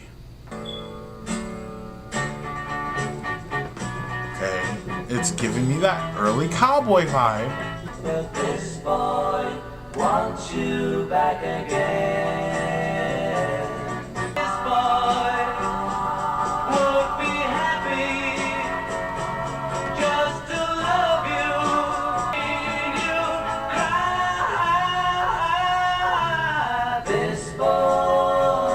This boy gets you back again. Okay, my camera cut off at the end of that song, but bitch. So I don't want to use this word childish. I want to use the word pure. It's because it's giving me a middle school love affair, okay? Like it's cute, okay? So basically Mr. Beatle was having problems with his gal pal, okay? And so they just went their separate ways low-key, but you know, it was like low-key meant to be. So this other boy just came up and took her away, but he wants her back, and he was literally saying that in "I'll Get You," but you know, this is not all connected or whatever. But it's just I'm formulating a lore here, okay? So it was really fun. It was really cute, and that's just sticking with the theme of this album project. Just fun vibes. But let's keep going. The next song is called "Come Give Me Your Dein Hand."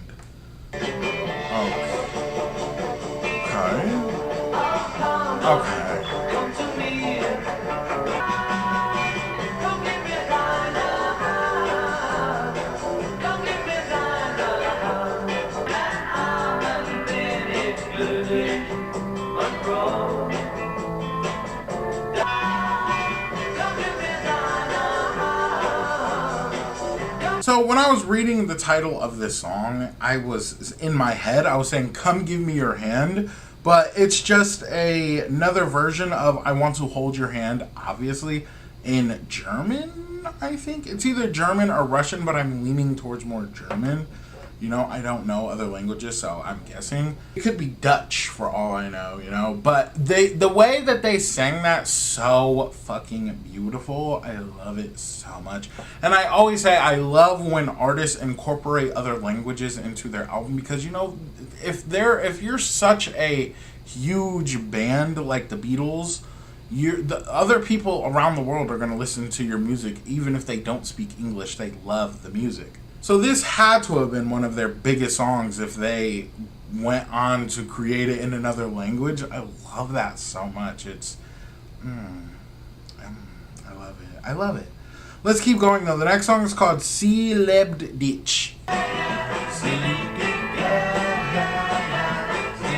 Okay, we're back.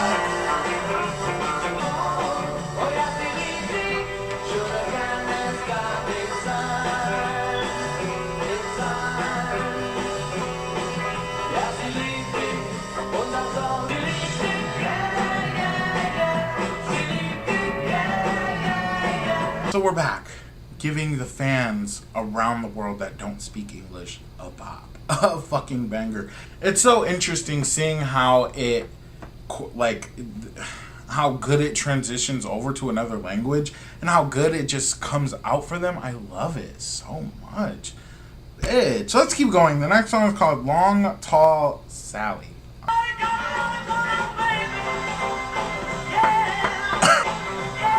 Okay, this is the music I can't.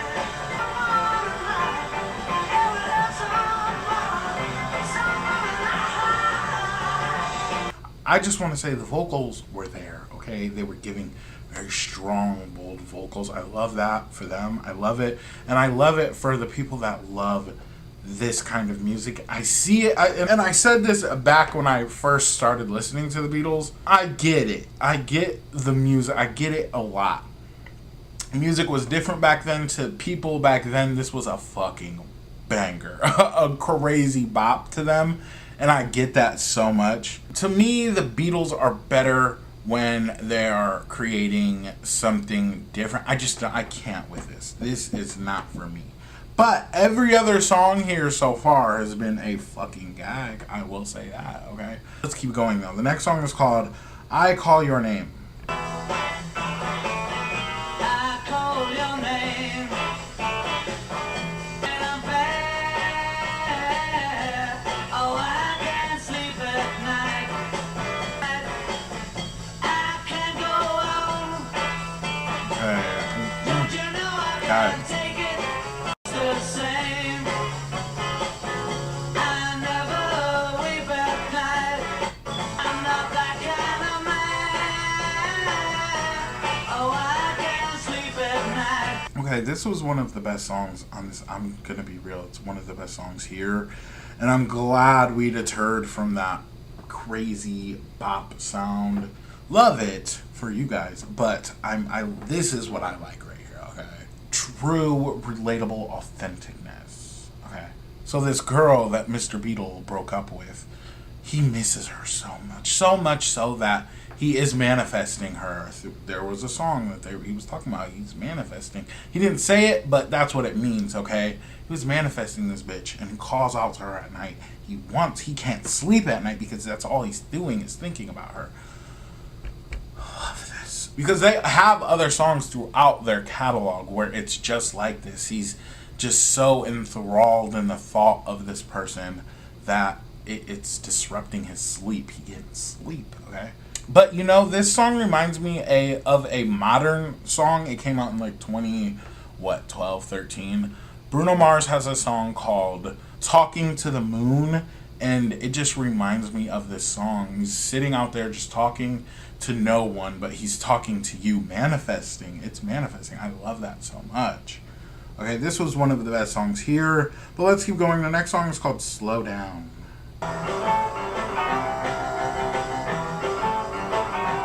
Baby,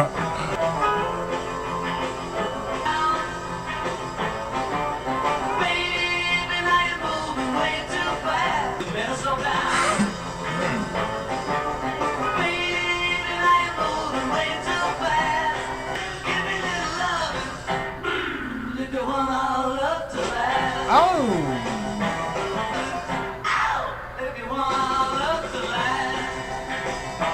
Okay, you know, I was gonna say at first that it was giving me that Long Tall Sally vibe.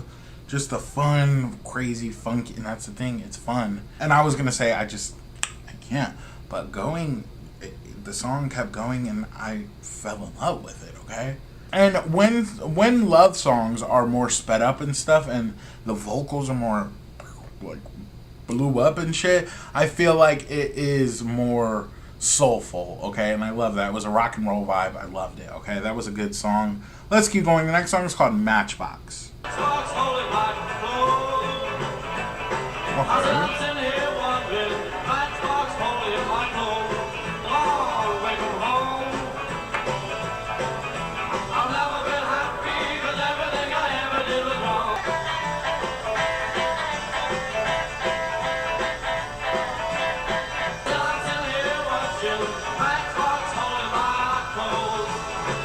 That was a good quality song, but it's once again giving me that long tall Sally vibe. I can't get behind it. But I am happy that I'm doing this, okay? So I can have a better look at the extension of the Beatles, okay? Not bad, it's just not for me, okay? But let's keep going. The next song is called I Feel Fine.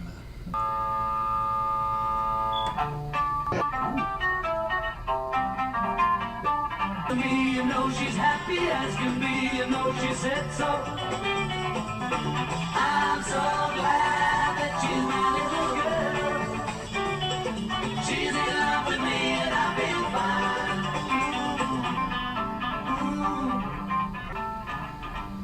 fine. You know, this era it's giving me Revolver for some reason. So also, this is just going to show that they had this like Sgt. Pepper's The White Album in them while they were recording this music in the early 60s, okay? So it's just because it was very early their vibe, but it also was kind of giving me like Revolver, and I just love that a lot. But that feeling of you loving someone and them loving you back, just plain simple as that, is such a good vibe. So I love the feeling of this song. I Feel Fine. It's just a reassurance. Once again, it feels good. It feels good and it feels relatable, and it's making me happy as fuck. It's fun. Fun. But let's keep going. The next song is called She's a Woman.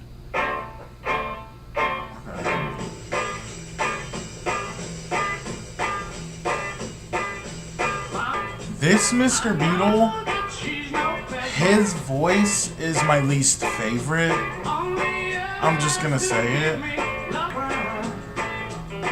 He's always giving that cowboy sound.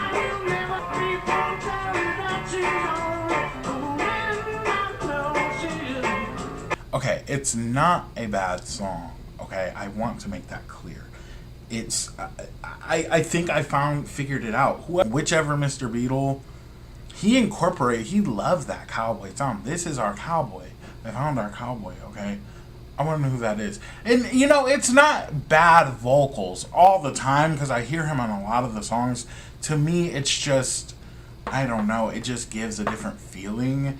I don't really vibe with it, okay? But I don't want that to being somebody's favorite singer, like of all time, maybe, you know, and just feel a certain kind of way about it.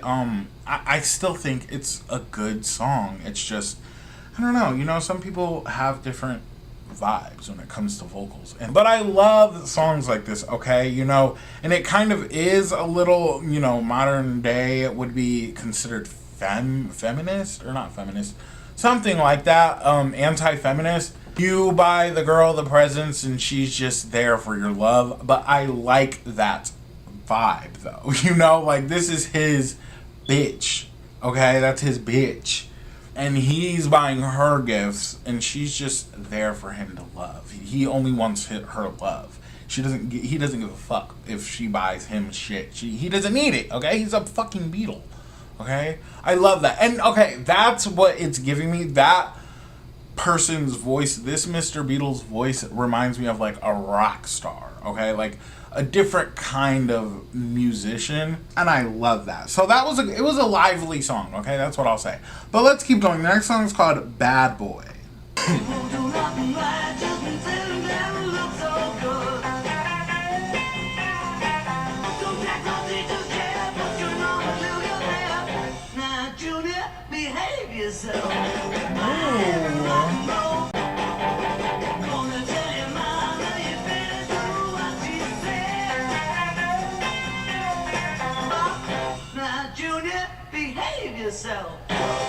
Okay, that Junior behave yourself part right there, that is so cute. I love that so much. That really stands out to me. That was a fun song. And you know, people have been saying this for decades, okay? There's always an artist that's out in the current time. And the news and the media always say that this artist is influencing our children to do bad things and whatnot. And at that point in the 60s, it was the Beatles, okay? You know, and it's just, they weren't even saying anything crazy. There were bands that were saying, like, devilish shit. But the Beatles did have songs that played backwards and shit. And, you know, people thought that that was demonic. And it is your responsibility to watch what your kids are listening to. So that's just what that song was giving me. Just like a little advice. Buddy, listen, don't put thumbtacks on your fucking teacher's chair. That's fucking insane. If a Beatles song is making you do that, bitch, there's something else wrong, okay? Okay, I just want to say that. But let's keep going. The next song is called Yes, It Is.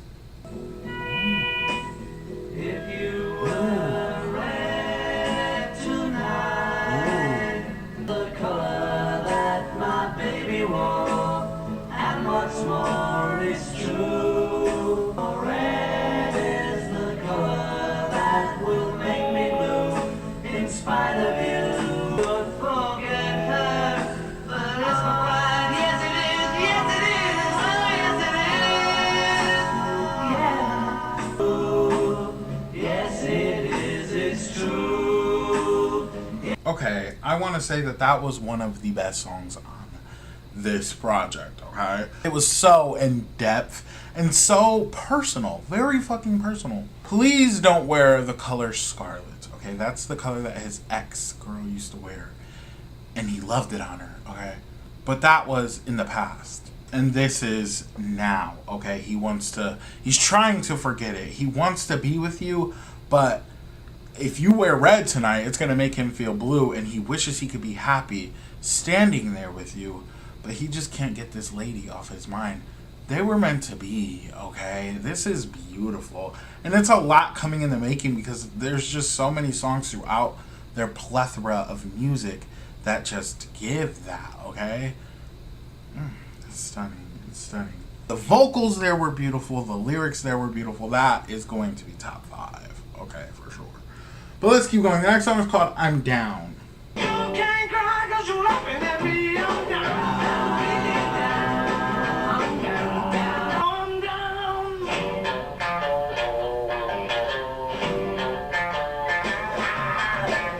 Alone and nobody else. You're still alone. Keep your hands to yourself. I'm down. I'm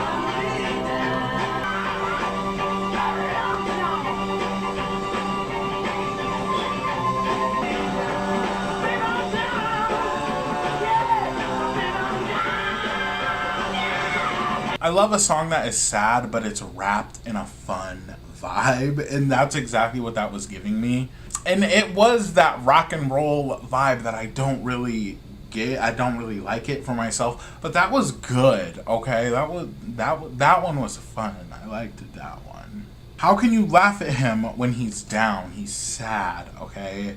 You know, and he was really singing it. This Beatle really be singing. I don't know if that's the same Beatle that I said I didn't like their vocals, but this Beatle be singing, okay? And he be singing, alright?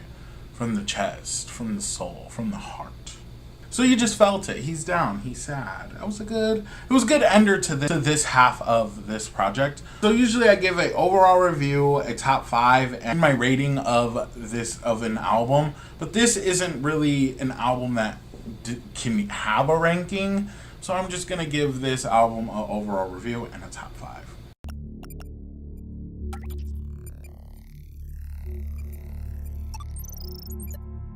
So my overall review of this project, of these past masters, is it's more reassurance as to why the Beatles are who they are. I listened to all the albums, okay?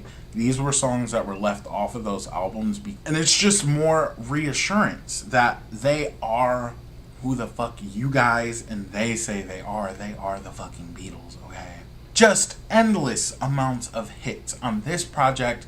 On every single album, there is at least 5 songs that could be classified as God tier songs, okay? And this is an album just full of them, chicken chop sueyed full of them, okay? So I'm living for it. I love this. I love that I'm doing this. And I just think it's just interesting, you know, after I've heard all their albums, listening to something like this and just feeling those vibes that I felt throughout those albums, it's fun. I love this. I love projects like this. So I'm happy I'm doing this. But I want to know your guys' thoughts on these past masters. Should they have just been on whatever album they were, you know, recorded, that era recorded in, you know? Or do you like this? Do you like this more better? I just want to know. But this was really cute, really fun. It's solid. Once again, like I said, every single song here was a banger. And even the songs that I didn't vibe with, I can see why people do and why people love them so much. So gag. My top 5 from the Beatles Past Masters Volume 1 is Thank You Girl, She Loves You, I Want to Hold Your Hand, I'll Call Your Name, Yes It Is. Not in any specific order, but I want to know your guys' top 5 if you have a top 5. This is a long album, so you can give me your top 10 if you want. These were the ones that just gagged me, okay? I can see myself actually listening to this music gagging, okay? So once again, we will be back next week to do the part 2 to this project. I'm very excited about that. We have a top 20 The Beatles songs coming out very soon. Probably at the end of sometime at the end of the month. So look forward to that. And I'm just really excited. I loved this journey, and it's not over yet, and it's not going to be over for a while because I have even more content coming out sooner than later, okay? But this was fun. I love this project, and I'm happy I'm doing this. I want to know your guys' thoughts on everything. And I guess that's it. If you have any little tidbits that you'd like to throw in, any insight that a person that is just now finishing the Beatles albums should know about the Beatles lore. I love the Beatles lore, okay? I just be in the comments gagging with y'all, like, y'all be spilling the tea, and I'll be gagged. But yeah, if you have anything to add, just do it in the comments. And I guess that's it. Make sure you guys like and subscribe. Bye, motherfuckers.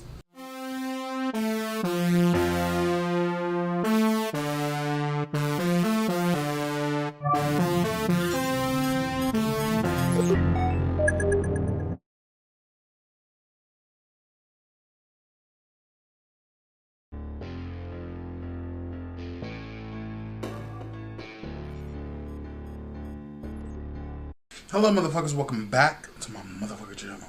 Today, we are going to be reacting to The Past Masters by the Beatles, Volume 2. Okay? Last week, we did Volume 1. It was a gag, which I wasn't expecting. And you guys, even in the comments, because you know I don't really like the early stuff, even said, I'm surprised that you actually liked a couple of these songs, because I did. They were gagging me. So I'm excited to see where we're going to go today. Before I start, please like and subscribe. There is a plethora of the Beatles content by me on my channel. There's a link in the description to a playlist of all the Beatles videos. So this isn't the first, and it's not going to be the last. So make sure you like and subscribe, and let's get into this.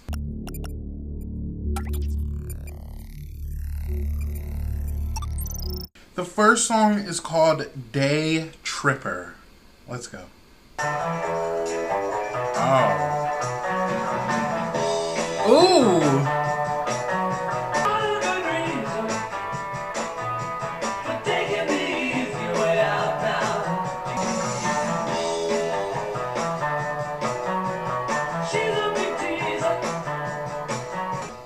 Okay, that was, to me, that was really fucking good. A really good start to this half of this project. Gag.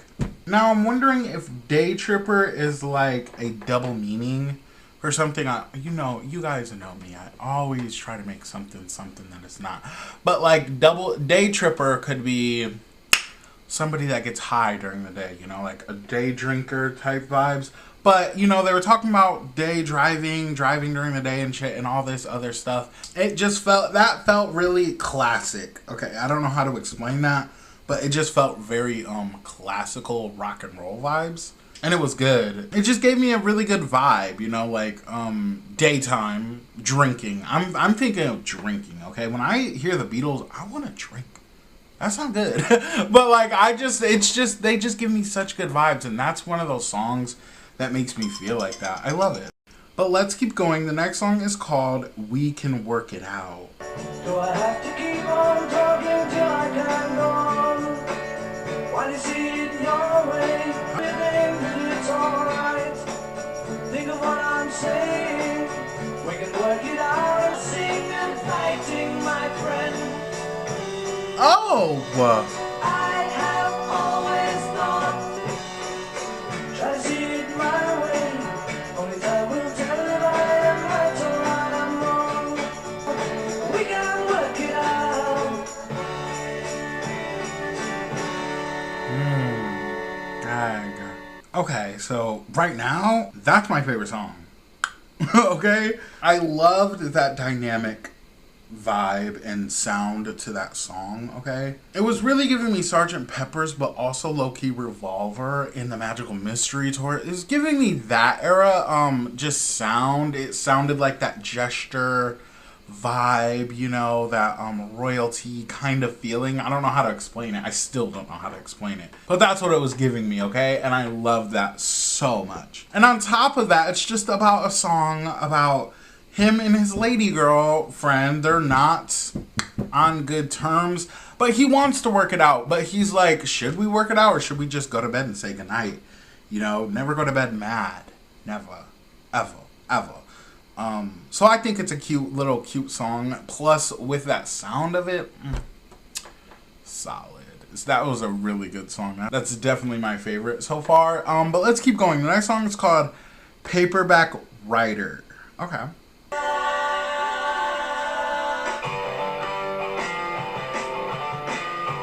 Okay. Oh, I love.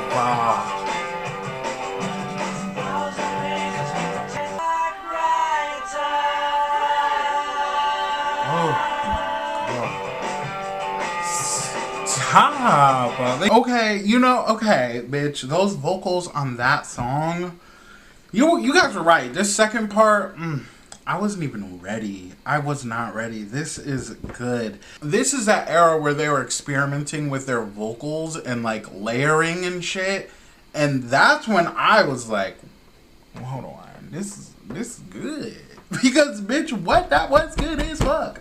And this is that point in time when I was in their journey, and the faster songs, I started to like them more because they sounded more approachable. They sounded more listenable to me personally because of those vocals.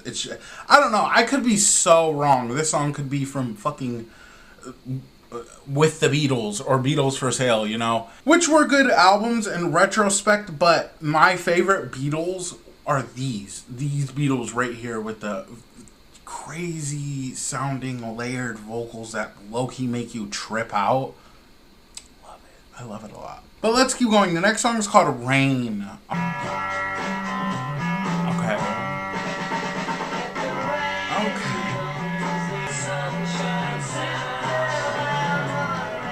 I love this song.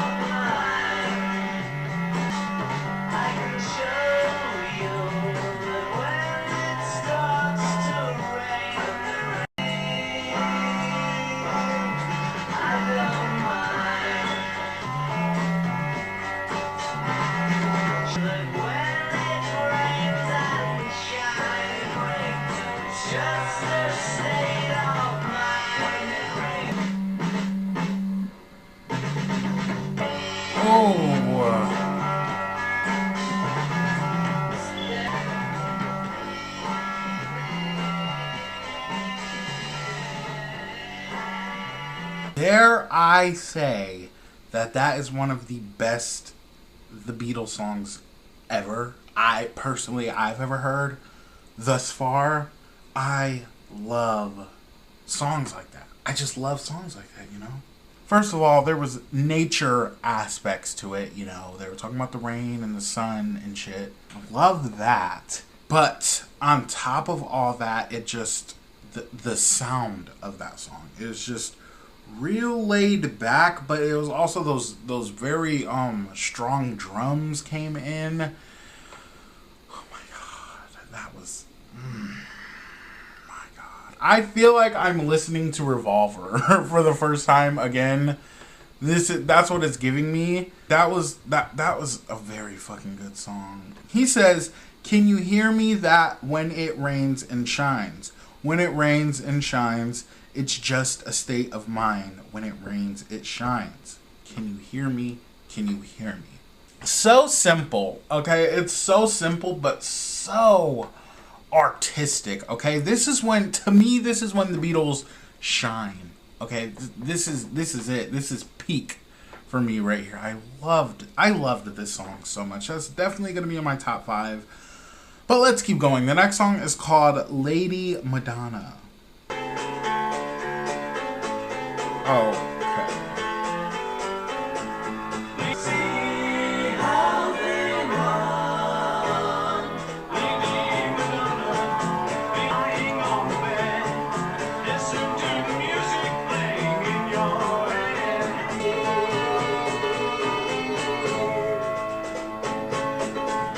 Okay, what I will say is, first of all, it's giving me that, I'm going to just name it this sound, Long Tall Sally. That's what it was giving me. But, may I say, it felt like it was like updated, okay? Like it was better quality, okay? Because if I remember, there were songs like this on my favorite album, Sgt. Pepper's Revolver.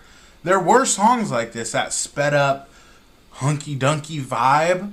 That it wasn't bad, okay? I'm not even gonna hate. It wasn't bad, but that was probably so far my least favorite. I just feel like I always feel like I'm like in the 1920s.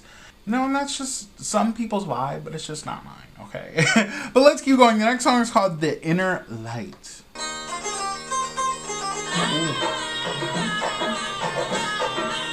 Oh,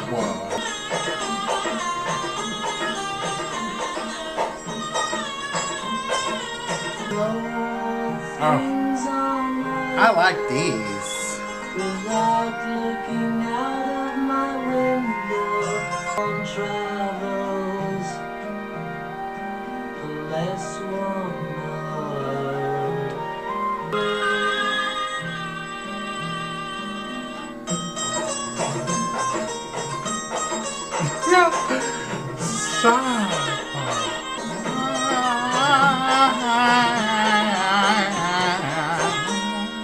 Without looking out of your window, you can know the ways of heaven.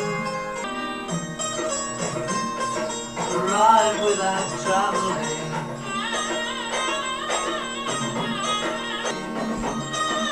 Oh my god. Okay, bitch. They gagged with that one. What the fuck? They really had a moment there in the 60s, okay, where it was their LSD era.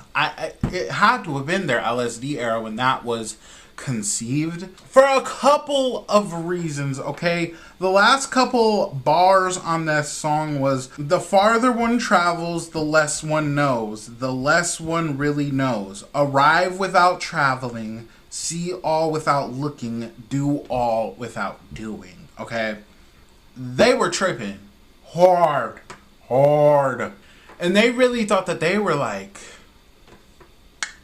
And it was like, you know, like it's giving like very knowledgeable and very just wise. Okay, that's what the sound of it was, just giving wise, and like I felt like I had to hear this song. Okay, I feel like this song was made for me. This is one of the best songs of all time. The inner light, meaning maybe your soul, you know, or just something in along those lines.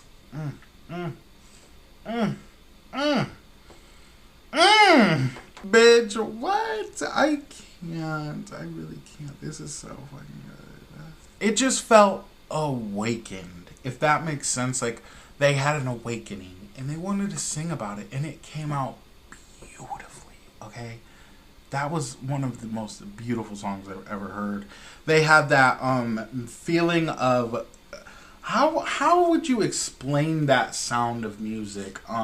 Because it sounds like Bollywood, okay? You know, like India vibes. And I think that's where they traveled to when they, you know, had their awakening and shit. That's what you guys were telling me. And I'm just like... They did it so good, okay? It's not culture appropriation.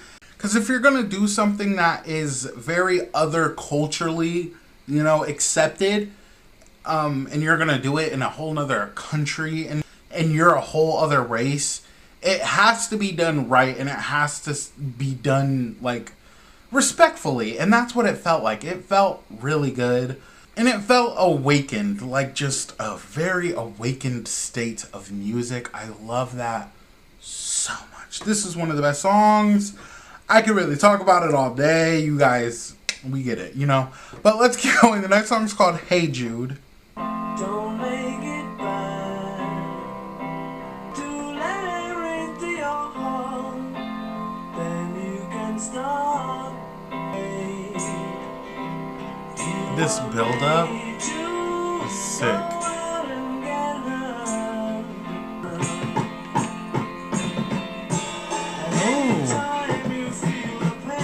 Oh.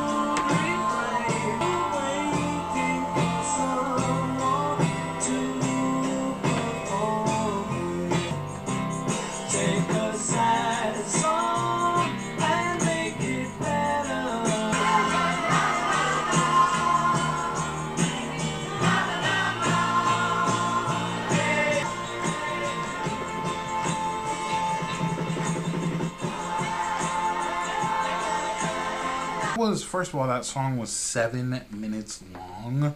I'm not mad at that whatsoever, okay? I love a good long song. But the song itself made me just feel like I was like floating on a cloud. I was low-key how do you say that word? Disassociating low-key while I was listening to it. I just felt like I was like in the sky, just floating around listening to this beautiful song. It was a beautiful song, okay? Don't get me wrong. That was a beautiful fucking song.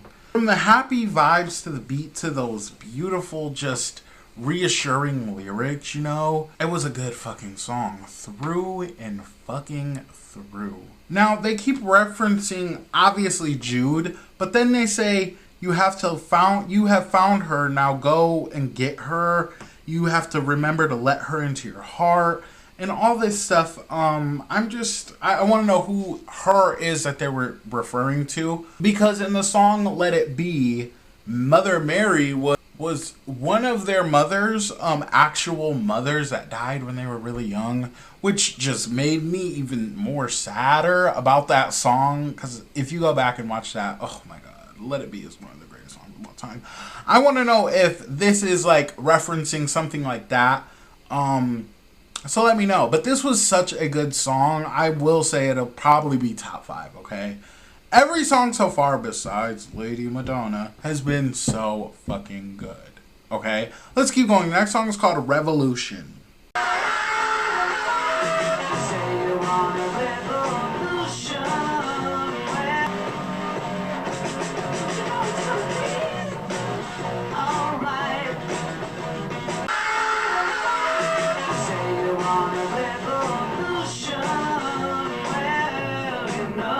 Okay.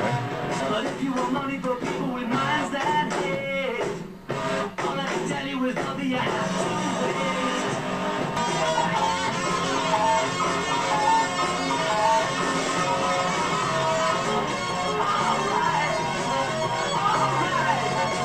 Okay. You know, at first I was gonna say this is long tongue silly, nigga, but that was good. You know, on the White Album they have 2 songs, Revolution 1 and Revolution 9. I'm pretty sure those are called.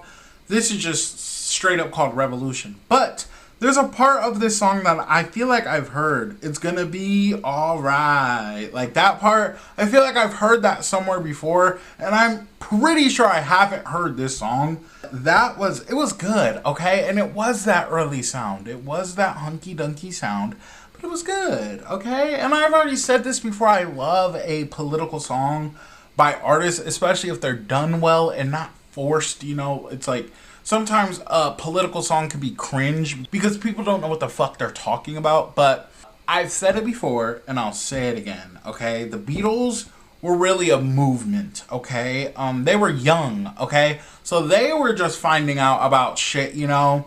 And they had the voices, and I love that they like spoke up and felt a certain way about it. Even outside of the music, I've heard you guys telling me about shit. They were just about a lot of stuff, and I love that so much. Shout out to the Beatles. But let's keep going. The next song is called Get Back. Okay. This was on Let It Be. I'm pretty sure. Get back, JoJo. Yeah, I remember saying that. Cute. Okay, it's still good to me. I think I like that song on Let It Be, and going back and listening to it, I still like it. I don't really have much to add to it. If you want to see my initial reaction to it, you go watch that video. But I do know that you guys said that there are songs on this past masters that I've already heard, but they're like redone. There's like different things about it, and I have to listen to it. So I did, and I still like it. I liked the drums there a lot, and those vocals were really good. I think that might be the Mr. Beatle that I said last week that I didn't really like his vocals.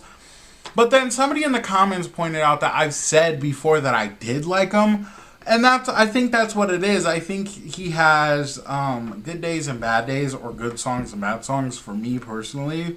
That was good. It was good. Let's keep going though. The next song is called Don't Let Me Down. Don't let me down. Oh, wow. You ever love me like she does? Ooh. She does. Yes, she does. Love me like she do. This is sexy. Kind of.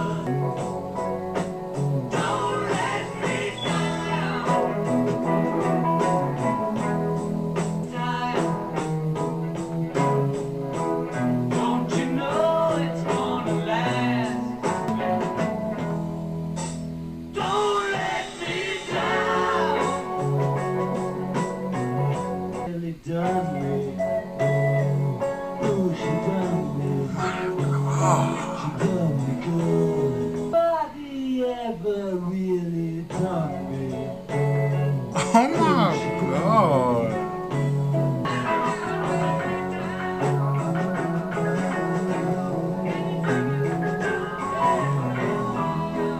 Okay, that was a good ass song, okay? And I did say that it was like giving me like sexy, like somebody was like lusty vibes. Like that's what it was giving me. Because he said no one's ever done me, but she's done me really good. Don't let me down, okay? Then he said, this is a love that has no past. This love is gonna last forever.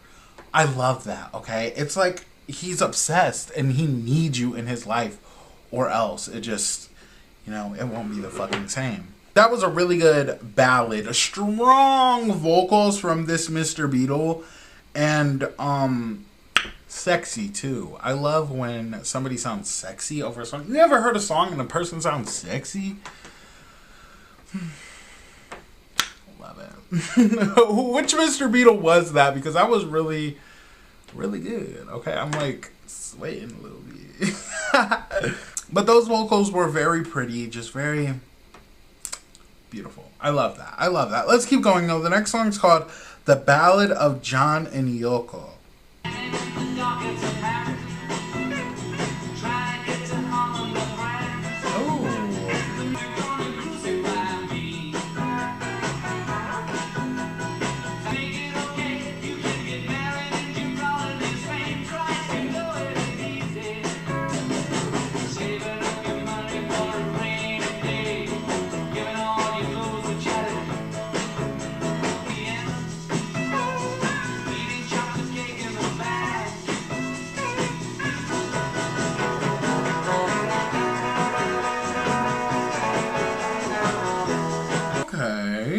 So I know this is popular culture information. John Lennon and Yoko Ono were together at one point, okay? Now, I don't know when exactly John Lennon, passed away or whatever, but I know that him and Yoko Ono were together before that. And this was just a very simplified, just a message for them. I feel like, because, on one hand, they could have made a deep, sorrowing love song, because we all know that Yoko Ono is a great artist, okay? In my opinion, she's a great artist. So they could have made a great song together. But instead, this just felt like a honeymoon song, okay? It was very happy, very funky, and it felt kind of tropical, if that makes sense. Like I felt like I was on a beach listening to that. A gag, okay? Traveling to all these different countries, eating chocolate cake out of bags, giving clothes to charity. I know there's a video. I know there's at least a picture out there of Yoko and John Lennon standing next to each other butt naked. And it's very popular, So I always wondered when I was going to get to this part of if this entered the Beatles' career, not just John Lennon's, but the Beatles overall, and here it is, and it's fun. I love moments like this. Okay, this was cute. This was cute. But let's keep going. The next song is called "Old Brown Shoe." Okay, what is this?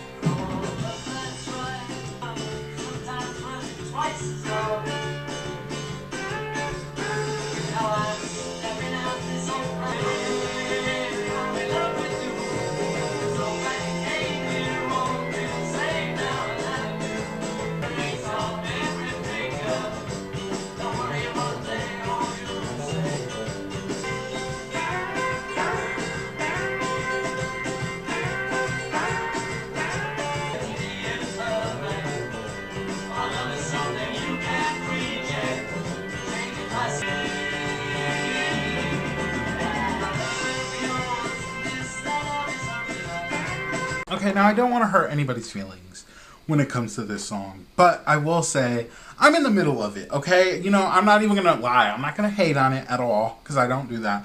But I'm in the middle of it okay, so it's not their worst song, okay? But it's definitely not even close to being their best. In my opinion, it is a cute little love song, and I think that's why I'm like, okay. And I was bopping to it, it was a bop.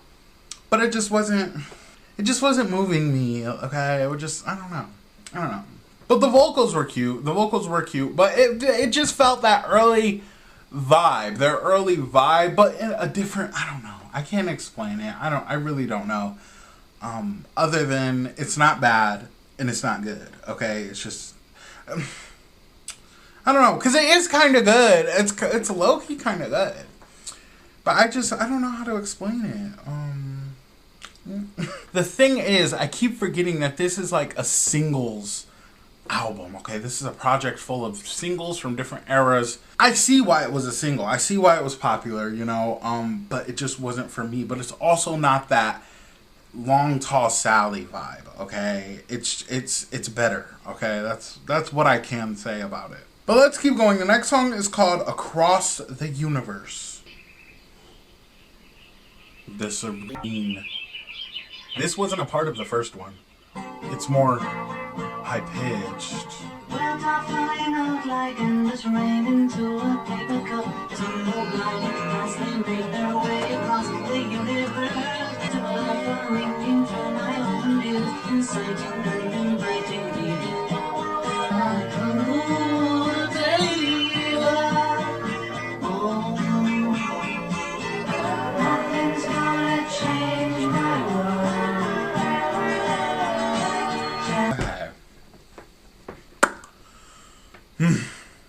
The original that I heard on Let It Be, that's the better version. Okay, I'm just gonna keep it real.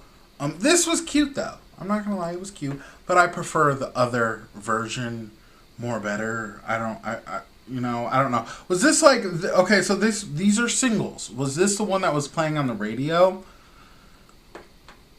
or something? The first one was a lot more like soulful, and just it just felt more solid. This one just felt like it felt cheap.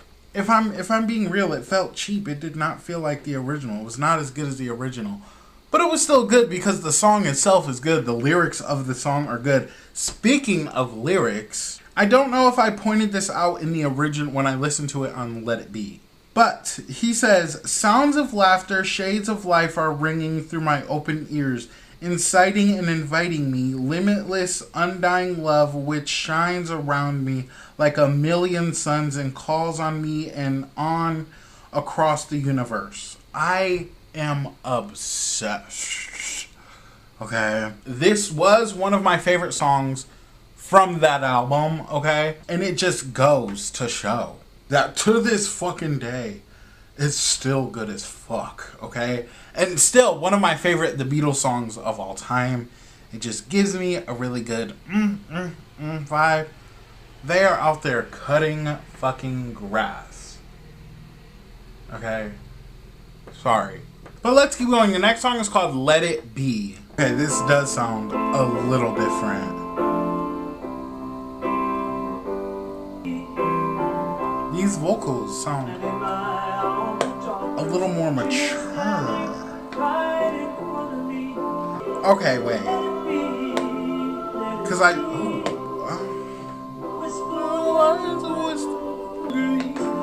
there will be an answer. Let it be. Here we go. Let it be. Let it be. Let it be. Let it be.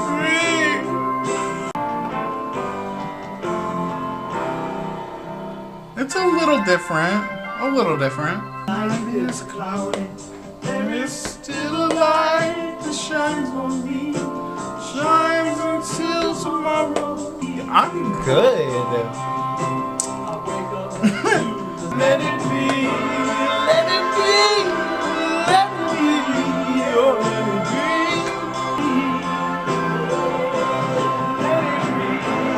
Let it be. Let it be. Let it be.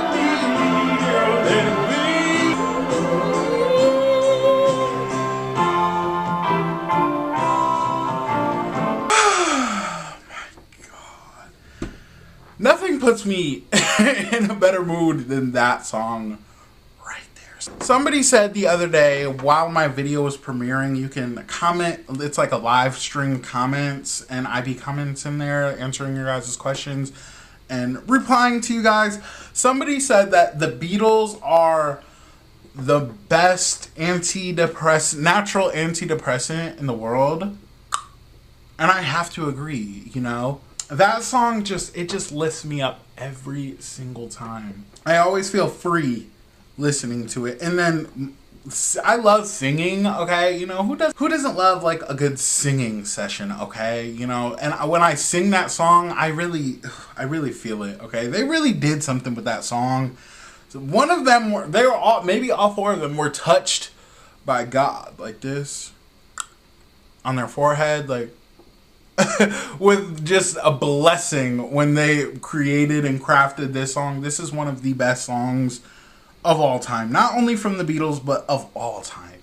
Easily, okay? And I do hear the differences from the original version that was on Let It Be. But with Across the Universe, they just sounded completely sonically different, okay? This still gave me the same vibes, So if somebody put this on in I'm in the club, vibing, and they put this on instead of the original, I wouldn't be mad because I really can't even tell, okay? I can, but I can't, okay? I feel like the original does have a little bit more of that, like I was saying, that soul feeling, but that was still good as fuck and gave me the same vibe. I love it. But let's keep going. The last song on this project is called You Know My Name, Look Up the Number. What the fuck?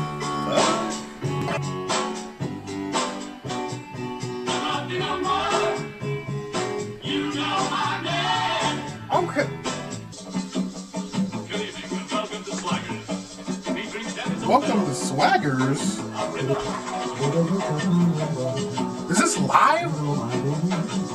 Or is it just supposed to give live? It feels aggressive.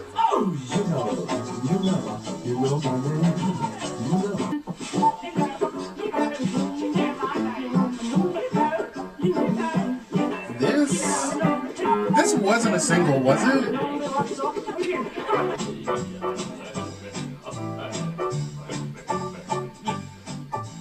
They're just speaking gibberish. It sounds like Waluigi from Mario.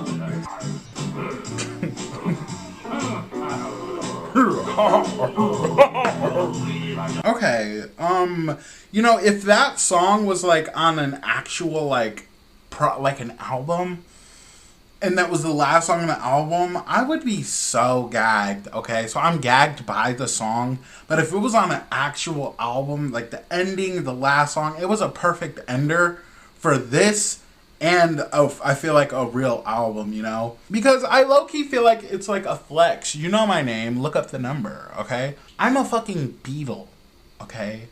Just look up my name. But not only that, it has the aspects of just the end of a night, okay? The end of a song, or the end of an album, the end of a night. It felt really jazzed out. I love that feeling. I love that sound. It felt good. That was a really good ending to this project, okay? But it did take a funky couple, you know, turns and stuff. Especially at the end, like it sounded like Sims language. You guys know Sims, yeah. But still, I think it was a good ender to this project. It was beautiful. Okay, love it. It's artistic. Okay. Now, I said last week that I can't give the album a rating how I usually do with my rating system because it's just not. It's not an album, okay? This is just a different kind of project, okay? That has singles throughout their career on it. So I'm just going to give you guys my overall review and my top 5 from this half of the project.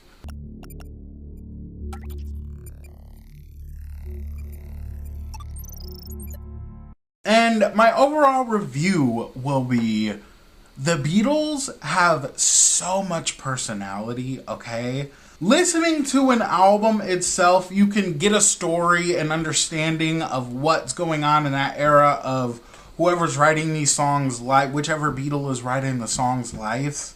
And it makes you feel a kind of way about whatever is going on, you know? But listening to a project like this, you feel all the aspects from everything, okay? I just want to start off by saying, from this statement that I'm saying right now, the funny aspect to their personalities, because that ending, sometimes they just feel like trolls, like they're trolling us, like clowns, like what are we doing here, you know? But it's good, you know, it's fun, it's funky, I love it. And then you get their love aspects with their beautiful, beautiful love songs. Then you get their serious aspects with like Across the Universe, Let It Be, and Rain. Their natural aspects, just the beautiful vocals.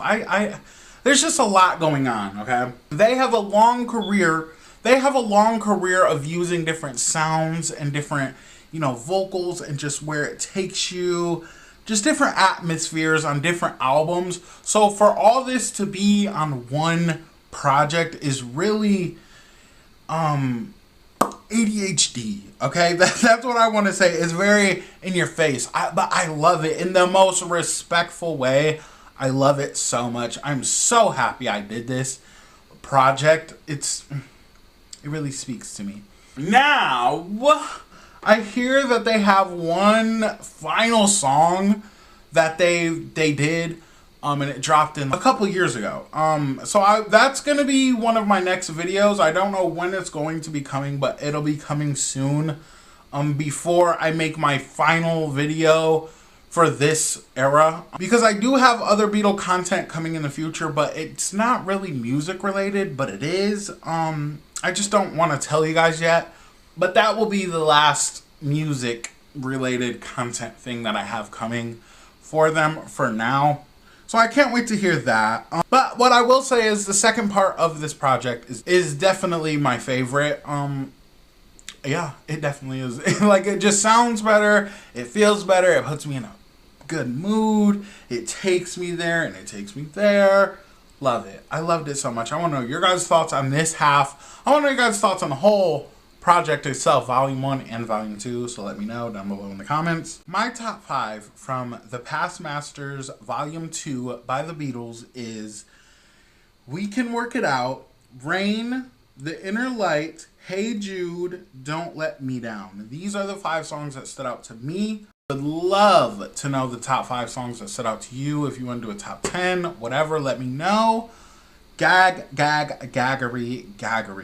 Once again, the Beatles pull through with a beautiful project. Overall, it just sounded top tier, amazing. They just can't go wrong, okay? They can't miss with me, okay? I just think they really have a knack of making great sounding music.